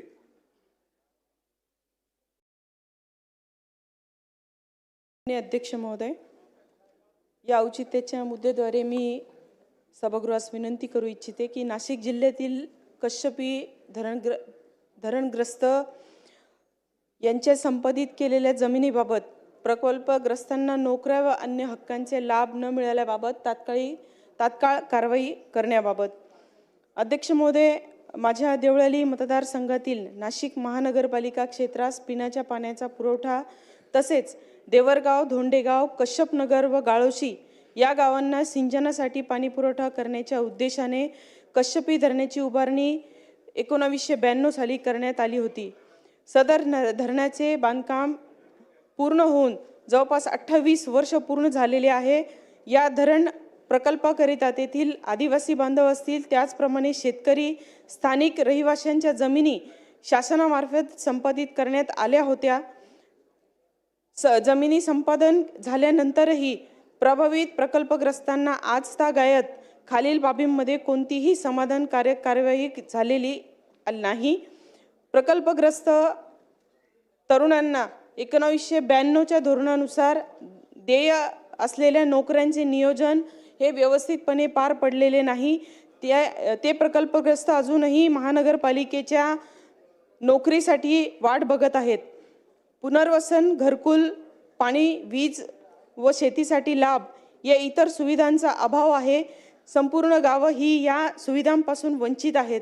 शासन स्तरावर आदेश जारी होऊनही स्थानिक यंत्रणेमार्फत प्रत्यक्ष कुठलीही अंमलबजावणी न होणे ही बाब अतिशय गंभीर आहे.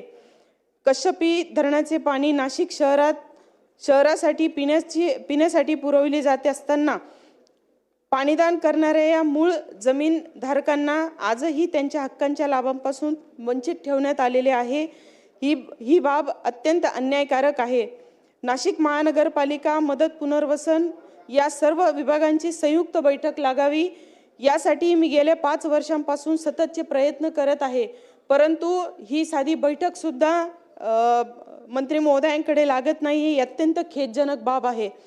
कश्यपी धरणग्रस्तांना नोकरी, नियुक्ती, नुकसान भरपाई, पुनर्वसन व लाभ योजनांची प्रत्यक्ष अंमलबजावणी तात्काळ करण्यात यावी. शासनाने 1992च्या धोरणानुसार जारी केलेल्या आदेशांची अंमलबजावणी संबंधित प्रशासनाकडून त्वरित पूर्ण करून धरणग्रस्तांच्या नोकरीबाबत होत असलेली दिरंगाई, मानसिक व आर्थिक होत असलेली अडचण दूर करावी ही माझी या औचित्याच्या मुद्द्याद्वारे सभागृहास विनंती आहे. धन्यवाद. श्री गोपीचंद पडळकर. धन्यवाद अध्यक्ष महोदय.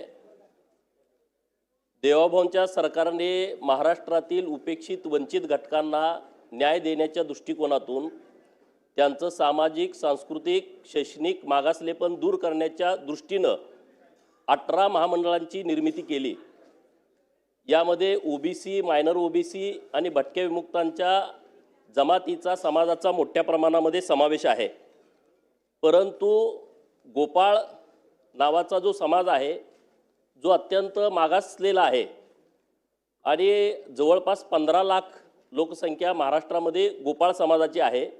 पशुपालक हा मुख्य व्यवसाय या समाजाचा आहे आणि म्हणून राज्य सरकारच्या निदर्शनास ही बाब आपल्या माध्यमातून आणायची आहे. नोव्हेंबर महिन्यामध्ये गोपाळ समाजाच्या वतीनं आंदोलन करण्यात आली गेली की इतर समाजाला ज्या पद्धतीनं आर्थिक विकास महामंडळ स्थापन केली तशा पद्धतीचं आर्थिक विकास महामंडळ हे गोपाळ समाजासाठी स्थापन करून गोपाळ समाजातील जे युवक आहेत त्यांच्यासाठी योजना, महिलांच्यासाठी आणि विद्यार्थ्यांच्यासाठी चांगल्या पद्धतीच्या योजना या महामंडळाच्या माध्यमातून आणाव्यात अशी गोपाळ समाजाची मागणी आहे. मी आपल्या माध्यमातून सरकारकडे औचित्याच्या मुद्द्याद्वारे गोपाळ समाजाचं आर्थिक विकास महामंडळ स्वतंत्र स्थापन करावं अशी विनंती करतो. श्री संजय पुराम.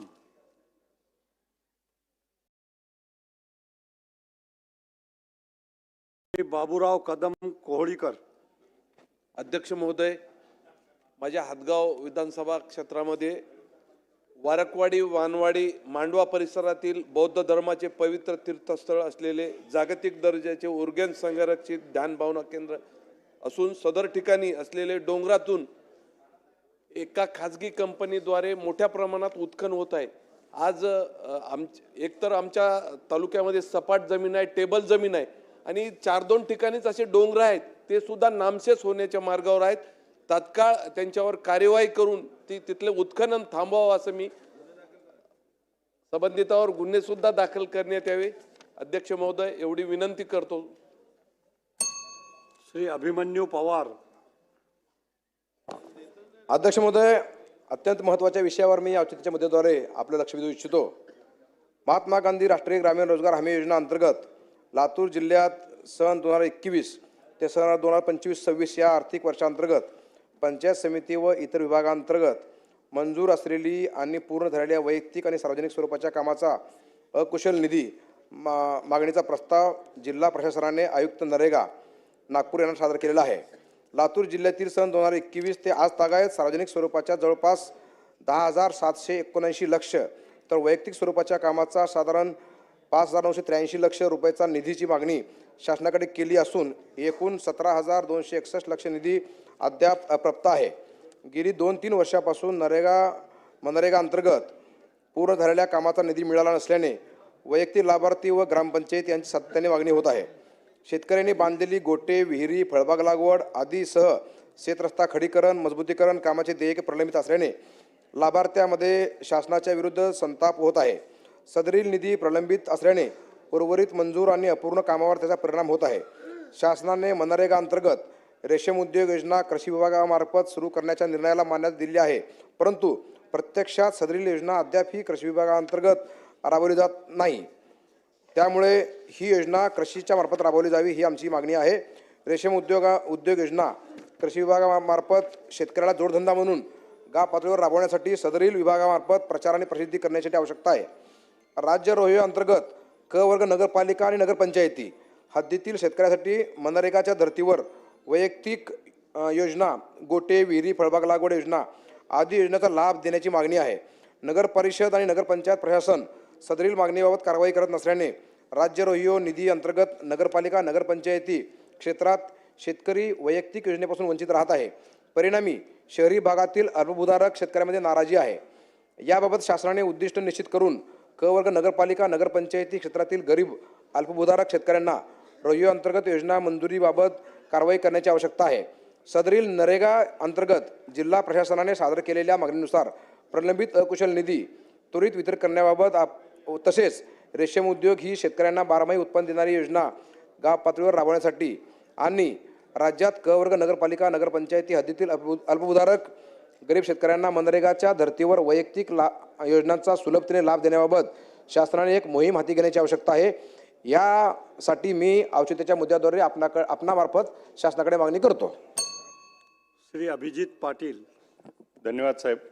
औचित्याच्या मुद्द्याच्या माध्यमातून आपल्यापुढं मागणी करतो की सार्वजनिक जीवनामध्ये काम करत असताना महाराष्ट्रामध्ये शेतकऱ्यावरती सर्पदंश झाल्यानंतर गेल्या वर्षभरामध्ये 42,026 महाराष्ट्रामध्ये सर्पदंशाचे रुग्ण आढळले आणि त्यातील एका वृत्तपत्राने छापल्याप्रमाणे 81% लोक ही घरगुती आणि शेतकरी होती आणि त्यातला 71% आकडा हा ग्रामीण भागातील सर्पदंश झालेला पैकी. परंतु जी महात्मा ज्योतिबा फुले योजना आहे याच्यामध्ये मात्र ह्याला घेतलं जात नाही आणि त्याच्यासाठी सुरुवातीला 30 ते 40 हजार रुपयाची इंजेक्शन औषधं देणं गरजेचे असतात आणि याच्यामध्ये सगळे हॉस्पिटल घेण्यासाठी टाळाटाळ करतात आणि याच्यामध्ये मोठ्या प्रमाणामध्ये यामध्ये शेतकऱ्याचा मृत्यू होतोय. याचबरोबर जे ट्रॅक्टरवरती काम करणारे, कडबाकुट्टी करणारे असे जे शेतकरी आहेत आणि यांचा ज्यावेळेस अपघात होतो त्या अपघातात मात्र त्याला त्या योजनेचा लाभ मिळत नाही आणि ह्याच्यामुळं अनेक शेतकऱ्याला त्या ठिकाणी मोठं आर्थिक नुकसान होतं, कधीकधी जीव जातो आणि त्याच्या आर्थिक नुकसानीला ही सरकारच्या योजनेमध्ये हे समाविष्ट करणं गरजेचं आहे आणि सुसाईड केसेसमध्ये देखील त्या ठिकाणी यांचा समावेश नसल्यामुळं या अशा रुग्णांचा खूप मोठा त्रास होतो. दुसरा औचित्याच्या माध्यमातून मुद्दा असा आहे की सध्या राज्यामध्ये मका ह्याचं प्रमाण खूप त्या ठिकाणी उत्पादन वाढलंय आणि मके खरेदी केंद्र त्या ठिकाणी सुरू नाहीत आणि मका खरेदी केंद्रामध्ये जिथं सुरू आहेत तिथं हेक्टरी 23 क्विंटल मका फक्त त्या ठिकाणी घेतली जाते आणि उत्पन्न मात्र त्या ठिकाणी 40 ते 45 क्विंटल होत आहे आणि मग आज बाजारातले भाव त्या ठिकाणी 1400 ते 1500 रुपयावर आलेत आणि आपला MSP त्या ठिकाणी 2200-2300 रुपये असल्यामुळं ते सर्व केंद्र चालू करून सगळी शेतकऱ्याची जेवढी असेल तेवढी मका खरेदी करणं आवश्यक आहे. ही सरकारला या निमित्तानं विनंती करतो की लवकरात लवकर सुरू करा. श्रीमती सई डहाके. नमस्कार अध्यक्ष महोदय. माझ्या कारंजा मानोरा विधानसभा मतदारसंघात सध्या महाराष्ट्र राज्य वीज वितरण कंपनीचा उपविभाग कार्यरत आहे. परंतु उपविभागाचे विभागात रूपांतर श्रेणीवर्धन करण्याचे जे काही निकष असतात ते सर्व पूर्ण होऊन देखील तसेच संबंधित अकोला परिमंडल विभागाने शासनाकडे वाशिम विभागाचे विभाजन करून वाशिम व कारंजा हे नवीन विभाग निर्माण करण्याबाबत पाठवलेल्या प्रस्तावाला अद्यापही मंजुरी मिळालेली नाही. सर्वाधिक वीज ग्राहक संख्या असलेला माझा कारंजा व मानोरा तालुका आणि येथील ग्रामीण व शहरी भागातील वीज ग्राहक अनेक वीज समस्यांना सामना करत आलेले आहे. प्रशासकीयदृष्ट्या देखील वाशिम विभागाचे विभाजन होऊन नवीन कारंजा व वाशिम विभाग निर्माण झाल्यास या समस्यांचे निवारण होण्यास मदत होणार असल्याने शासनाने या विषयात तातडीने लक्ष घालून महावितरणाच्या अकोला परिमंडलने सर्व त्रुटींची पूर्तता करून शासनास सादर केलेल्या प्रस्तावानुसार वाशिम विभागाचे विभाजन करून नवीन वाशिम व कारंजा विभाग निर्माण करणे, वाशिम उपविभागाचे विभाजन करून वीज वाशिम उपविभाग व वाशिम उपविभाग 1 निर्माण करणे, कारंजा उपविभागाचे विभाजन करून नवीन कारंजा उपविभाग व कामरगाव उपविभाग निर्माण करणे, तसेच रिसोड उपविभागाचे विभाजन करून नवीन रिसोड उपविभाग 1 निर्माण करणे व वाशिम विभागाअंतर्गत 11 नवीन केंद्रे वितरण केंद्रे निर्मित तसेच नवीन निर्माण होणाऱ्या कारंजा विभागाअंतर्गत सर्वे करून नवीन वीज वितरण केंद्रे निर्माण करण्याबाबत प्रस्तावाला तात्काळ मंजुरी देणे, यासाठी मी हा औचित्याचा मुद्दा सभागृहात उपस्थित करीत आहे. धन्यवाद अध्यक्ष महोदय. श्री नानाभाऊ पटोले. अध्यक्ष महाराज, आपण आम्हाला सभागृहातल्या सन्मान्य सदस्यांना औचित्याचे मुद्दे मांडायला संधी देतं त्याबद्दल आपला धन्यवादच आहे. पण अध्यक्ष महाराज, गेल्या अधिवेशनामध्ये मांडलेले औचित्याच्या मुद्द्याचे अजूनपर्यंत उत्तर आलंच नाही आम्हाला. मी विधानसभा अध्यक्ष असताना त्यावेळेस आम्ही आदेश दिले होते की 30 दिवसाच्या आत हे उत्तरं सन्मानित सदस्यांना पोहोचलं पाहिजे. एकदा तालिकेचे आदेश ते कायम असतात अध्यक्ष महाराज, काही त्याच्यानंतर काही तुम्ही नियम बदलले असतील तर मला माहिती नाही. पण अध्यक्ष महाराज, औचित्याच्या मुद्द्याचे हे सगळे उत्तरं सन्मानित सदस्यांना मिळाले पाहिजे याची मी पुन्हा भूमिका आपल्यासमोर मांडतो आणि आपण त्या पद्धतीचे निर्देश द्यावे एक, अध्यक्ष महाराज, पुणे शहरातील खराडी परिसरात पुणे पेठ पार्क प्रकल्पामध्ये लिफ्ट प्रत्यक्षात न उभारता तात्कालीन लिफ्ट निरीक्षकांनी अवैधरित्या लिफ्ट परवाने व लायसन्स जारी केल्याबाबतचा हा औचित्याचा मुद्दा अध्यक्ष महाराज माझा आहे. आपण पाहिलं अध्यक्ष महाराज की गोव्यामध्ये पबमध्ये काही निर्दोष लोकांचे जीव आता परवाच गेले. अध्यक्ष महाराज, जे काही अधिकारी आहेत या पद्धतीनं काम न होता चुकीचे परवाने देऊन त्या पद्धतीच्या त्या ठिकाणी परवानग्या देतात आणि निर्दोष लोकांचा जीव जातो. अध्यक्ष महाराज, माझ्या औचित्य मुद्द्यामध्ये असं मी त्या ठिकाणी भूमिका मांडलेली आहे की पुणे शहरातील खराडी परिसरातील पुणे पेठ IIT पार्क प्रकल्पामध्ये लिफ्ट प्रत्यक्षात न उभारता तात्कालीन लिफ्ट निरीक्षकांनी अवैधरित्या लिफ्ट परवाने व लायसन्स जारी केल्याची बाब जुलै 2025च्या सुमारास निदर्शनास येणे. या प्रकल्पात 18 लिफ्टसाठी परवाना घेऊन प्रत्यक्षात केवळ 10 लिफ्ट उभारल्या गेल्या असणे ही कारवाई लिफ्ट नियमावली 2017 आणि भारतीय विद्युत नियमाचे उल्लंघन असणे. अशा गंभीर निष्काळजीपणाबद्दल जबाबदार निरीक्षक व उपविभागीय अधिकाऱ्यावर शासनाने चौकशी करून निलंबनाची कारवाई करणे अपेक्षित असताना केलेले दुर्लक्ष याशिवाय पुणे महापालिकेच्या अनेक प्रकल्पात लिफ्टच्या तपासणीशिवाय ना हरकत प्रमाणपत्र देण्याचे घोटाळे झालेले असणे, मुंबईतील लिफ्ट निरीक्षकाकडेच हे अधिकारी एकवटलेले असणे, या विभागातील अतिरिक्त अधिकारी कर्मचारी यांचे समायोजन न झाल्यास बसून पगार घेत असणे, परिणामी लिफ्ट तपासणी प्रक्रियेत अशा प्रकारच्या कार्यक्षमता पारदर्शकतेचा अभाव तसेच आर्थिक संगनमत यामुळे नागरिकांचे सुरक्षेला गंभीर धोका निर्माण होत असणे. यामुळे भविष्यात अशा प्रकारचे प्रकार टाळण्यासाठी महाराष्ट्र शासन लिफ्ट परवाना प्रक्रिया विकेंद्रीकरण, ऑडिट ट्रेल सिस्टीम, निरीक्षकाच्या जबाबदाऱ्या व दायित्व निश्चित करणारी नवीन सुधारित नियमावली आणावी होत असलेली मागणी. तरी याबाबतचा हा औचित्याचा मुद्दा अध्यक्ष महाराज आहे.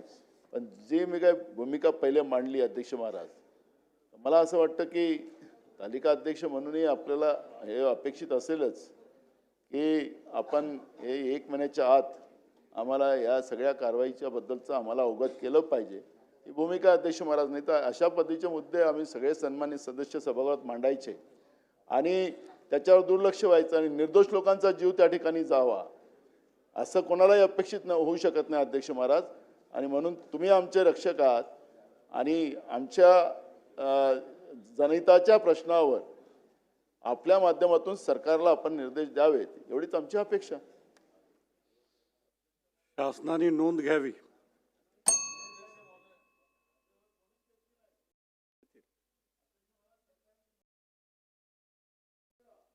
अध्यक्ष महोदय,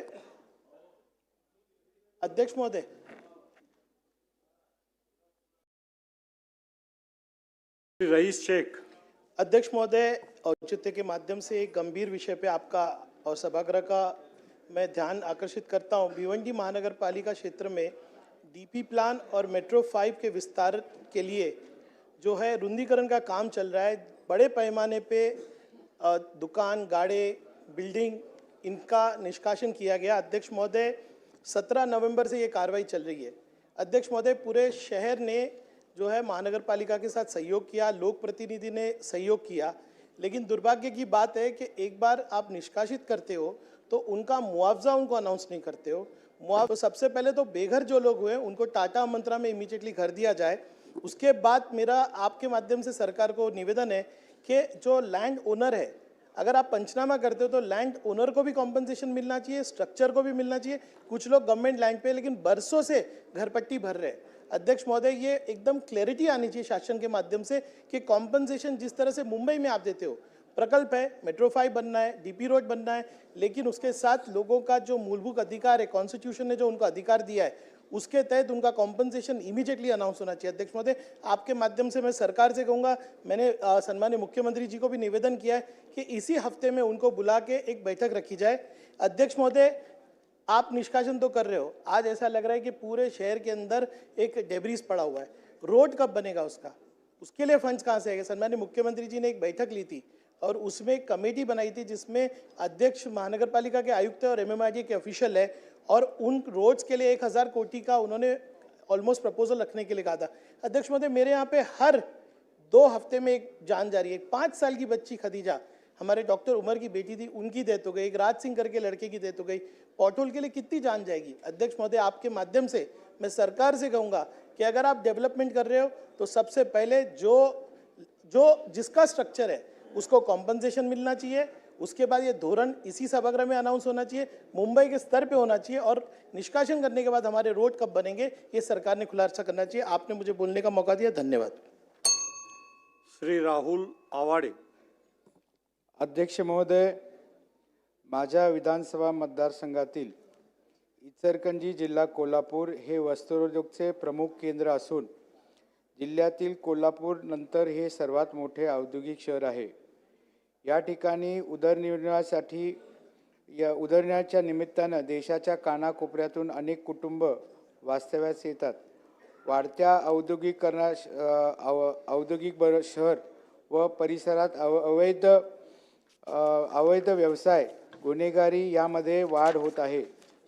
शहरात यापूर्वी गुन्हेगारांचा चाप लावण्यासाठी या इचलकरंजीमध्ये LCBचं स्थानिक गुन्हे अन्वेषक स्वतंत्र कार्यालय या ठिकाणी होते, ते काही कारणास्तव बंद झाले आहे। या गुन्ह्यावरती ताबा किंवा त्याच्यावरती चाप लावण्यासाठी परत LCBचे नवीन स्वतंत्र कार्यालय इचलकरंजीमध्ये या ठिकाणी उभं राहावे ही माझी शासनाकडे विनंती आहे। श्री विठ्ठल लंघे। पदाध्यक्ष महोदय, अध्यक्ष महोदय, शासनाने प्रत्येक शेतीसाठी रस्ता या धोरणातून बळीराजा शिवपानंद रस्ते ही संकल्पना पुढे करून वहिवाटीसाठी असणाऱ्या रस्त्यांना नंबर देऊन प्रत्येक बांधावर जाण्यासाठी रस्ता उपलब्ध करून देण्यासाठी शासनानं जो निर्णय घेतला त्याबद्दल मी प्रथमतः शासनाचे या ठिकाणी अभिनंदन करतो, आभार मानतो। या शासन निर्णयाची खालच्या स्तरावर व्यवस्थित अशी अंमलबजावणी होताना दिसून येत नाही आणि म्हणून काही सूचना या ठिकाणी निश्चितपणानं मी या ठिकाणी करतो। यामध्ये तहसीलदार आणि मंडल अधिकाऱ्यांना शेत रस्ता मंजूर करण्यासाठी निर्विकारपणे पूर्ण अधिकार मिळावेत। शेत रस्ते खुले करताना तहसीलदार आणि मंडल अधिकाऱ्यांना पोलीस संरक्षणाचा स्वतंत्र अधिकार द्यावे, जेणेकरून अडथळ्याशिवाय रस्ते या ठिकाणी मोकळे होतील। त्याचबरोबर पोलीस संरक्षण लवकर मिळत नाही आणि या प्रक्रियेला गती द्यावी। जिल्हा स्तरावर कार्यालयाकडे अर्ज करण्याची वेळ येऊ नये। स्थानिक पोलीस स्टेशनला यावर निर्णय घेण्याचे अधिकार द्यावे। शेत रस्त्याची विनाशुल्क मोजणी आणि अतिक्रमण मुक्त करण्यासाठी विनाशुल्क पोलीस बंदोबस्त यासाठी देण्यात यावा। शेत रस्त्यावर अतिक्रमण करणाऱ्यांवर कारवाई करण्यात यावी। शेत रस्त्या बाबतीत सर्व निर्णय महसूल विभागाने घ्यावेत, जेणेकरून या ठिकाणी त्याच्यात अधिक स्पष्टता त्या ठिकाणी येईल। ग्रामपंचायत कार्यालयामध्ये व तलाठी कार्यालयामध्ये शेत व शिवपालन रस्त्यावरून शेतकऱ्यांना त्याच्यामध्ये अधिक माहिती त्या ठिकाणी मिळेल। शेतकऱ्यांना शेत रस्त्यावर मुरुम व गौण खनिज टाकण्यासाठी रॉयल्टी भरण्याची आवश्यकता पडू नये। त्याचबरोबर या ठिकाणी विशेष करून अनेक वर्षांचे रस्ते प्रलंबित असल्यामुळं शासनानं त्याला विशेष निधी त्या ठिकाणी उपलब्ध करून द्यावा। तहसीलदारांना रस्ता मंजूर केल्यानंतर तो निर्णय अंतिम असावा, जेणेकरून पुन्हा अर्ज स्वीकारून वेळ वाया घालू नये असा कायदा शासनानं त्या ठिकाणी करावा। आणि पुन्हा एकदा मी या ठिकाणी आदरणीय मुख्यमंत्री, उपमुख्यमंत्री महोदय, महसूल मंत्री महोदय यांचं या ठिकाणी खूप खूप आभार मानतो की अनेक वर्षांचे प्रलंबित रस्त्याचा प्रश्न हा मार्गी लागलेला आहे, परंतु त्याला स्वतंत्र निधी त्या ठिकाणी शासनानं उपलब्ध करून द्यावा। धन्यवाद।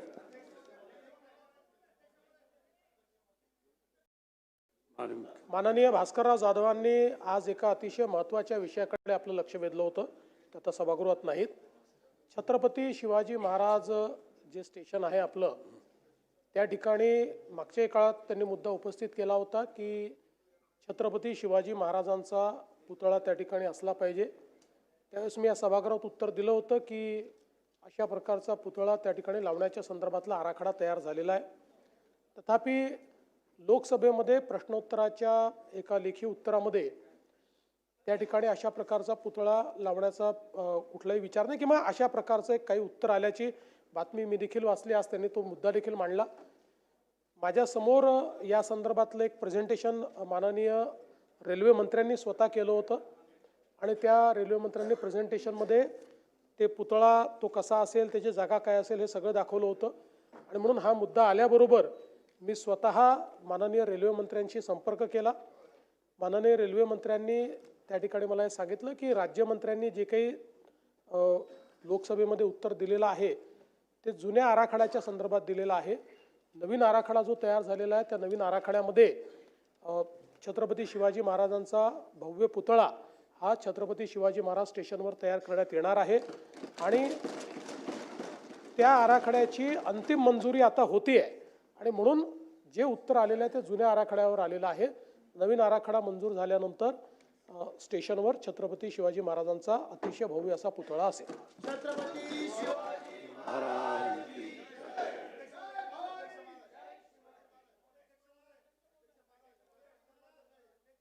श्री मोहन मते,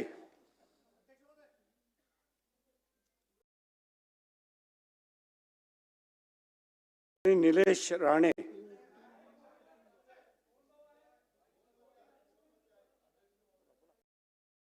आहे का?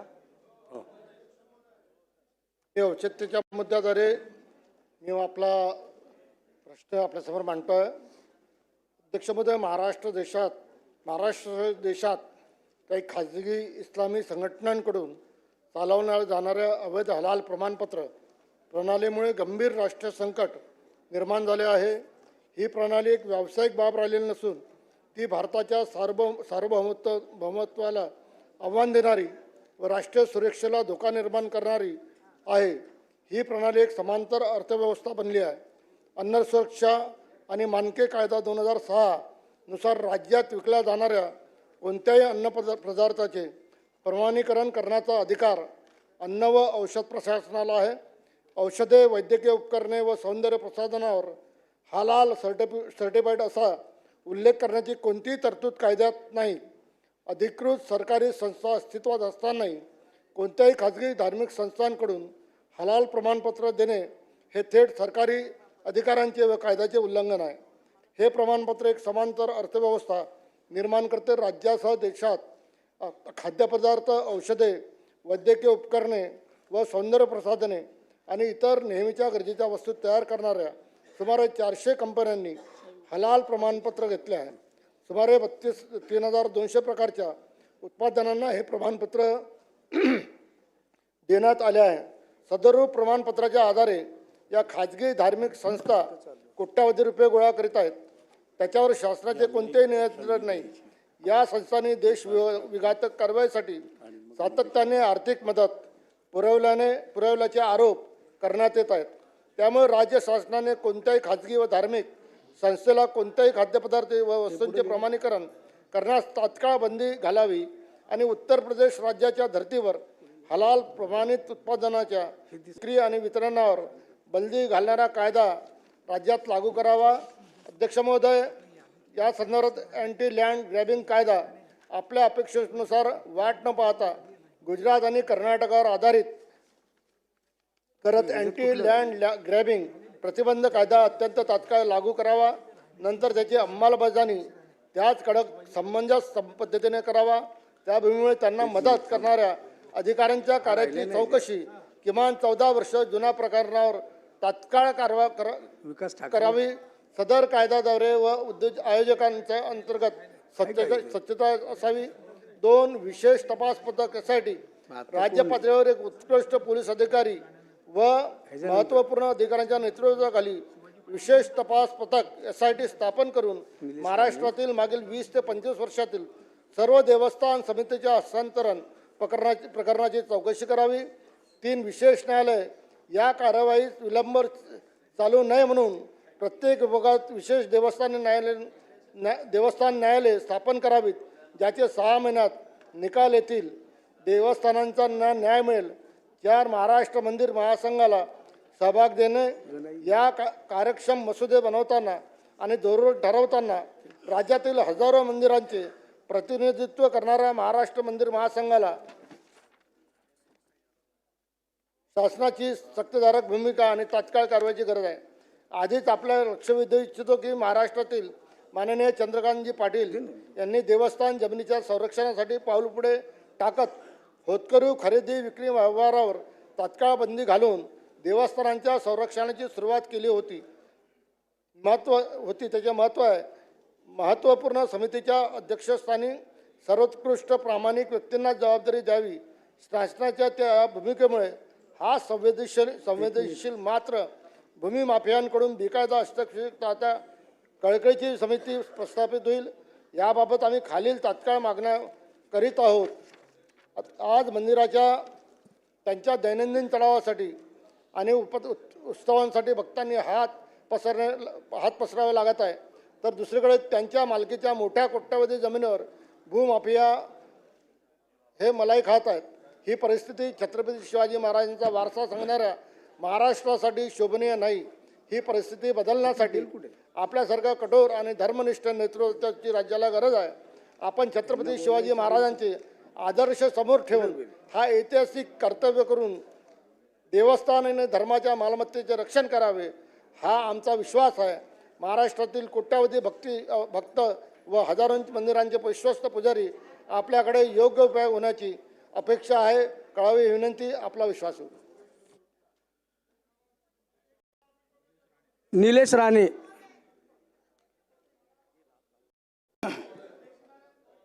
सार्वजनिक बांधकाम विभागाकडून राज्यातील राज्यमार्ग, प्रमुख जिल्हा मार्ग, इतर जिल्हा मार्ग यावर देखभाल दुरुस्तीसाठी खर्च केला जातो.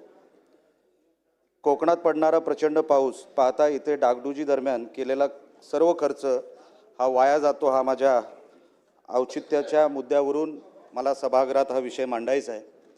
साहेब, या वर्षी कोकणामध्ये पाऊस साधारण मे 19च्या दरम्यान पडला आणि तो नोव्हेंबर 9पर्यंत म्हणजे जवळपास 6 महिने कोकणामध्ये भरपूर पाऊस होता, मोठ्या प्रमाणामध्ये पाऊस होता. 6 महिने कोकणामध्ये पाऊस पडला. तुम्ही विचार करा त्या रस्त्यांची अवस्था काय झाली असेल. आम्ही कॉन्ट्रॅक्टरांना जेव्हा विचारतो त्यांच्याकडे काय उत्तरं नाही, आम्ही अधिकाऱ्यांना विचारतो त्यांच्याकडे काय उत्तरं नाही. 6 महिने पाऊस पडला त्यामुळे काय झालंय, अधिकारी आणि कॉन्ट्रॅक्टर ढगांकडे बोट दाखवतोय.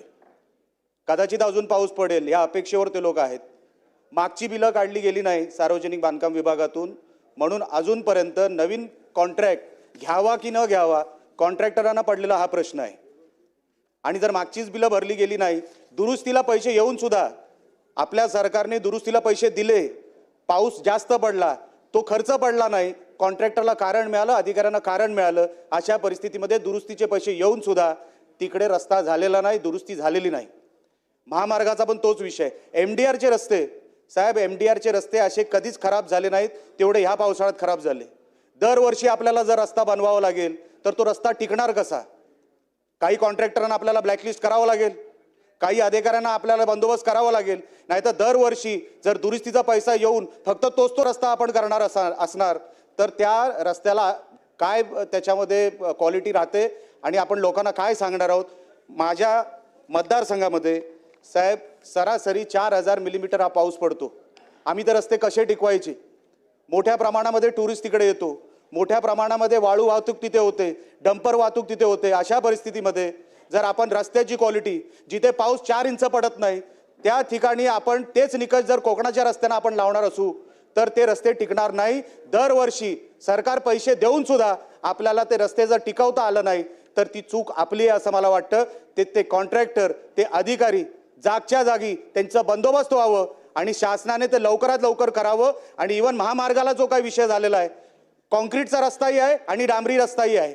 जिथे डांबरी रस्ता झालेला आहे तिथे डांबरी रस्ता खराब झालेला आहे. खड्डे एवढ्या मोठ्या प्रमाणात आहेत, ॲक्सिडेंट वाढलेत.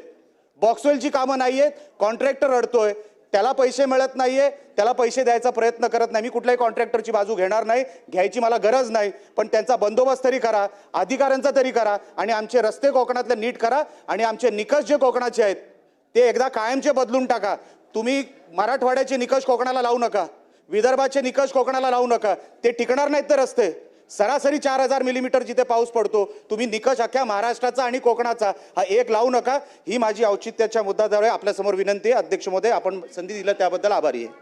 डॉक्टर नितीन राऊत. अध्यक्ष महोदय, मी आपल्या माध्यमातून महाराष्ट्रातील कोट्यावधी नागरिकांच्या आर्थिक सुरक्षिततेशी आणि राज्य सरकारच्या नियंत्रणाखालील संस्थांच्या अनागोंदी कारभाराशी संबंधित एका अत्यंत गंभीर आणि तातडीच्या प्रश्नाकडे लक्ष वेधू इच्छितो. अध्यक्ष महोदय, आपल्याकडे महाराष्ट्र वीज नियामक आहे आणि महावितरण या दोघांनी मिळून यावेळेला कायदेशीर जनसुनावणी प्रक्रिया धाब्यावर बसवून वारंवार केलेली अन्यायकारक दर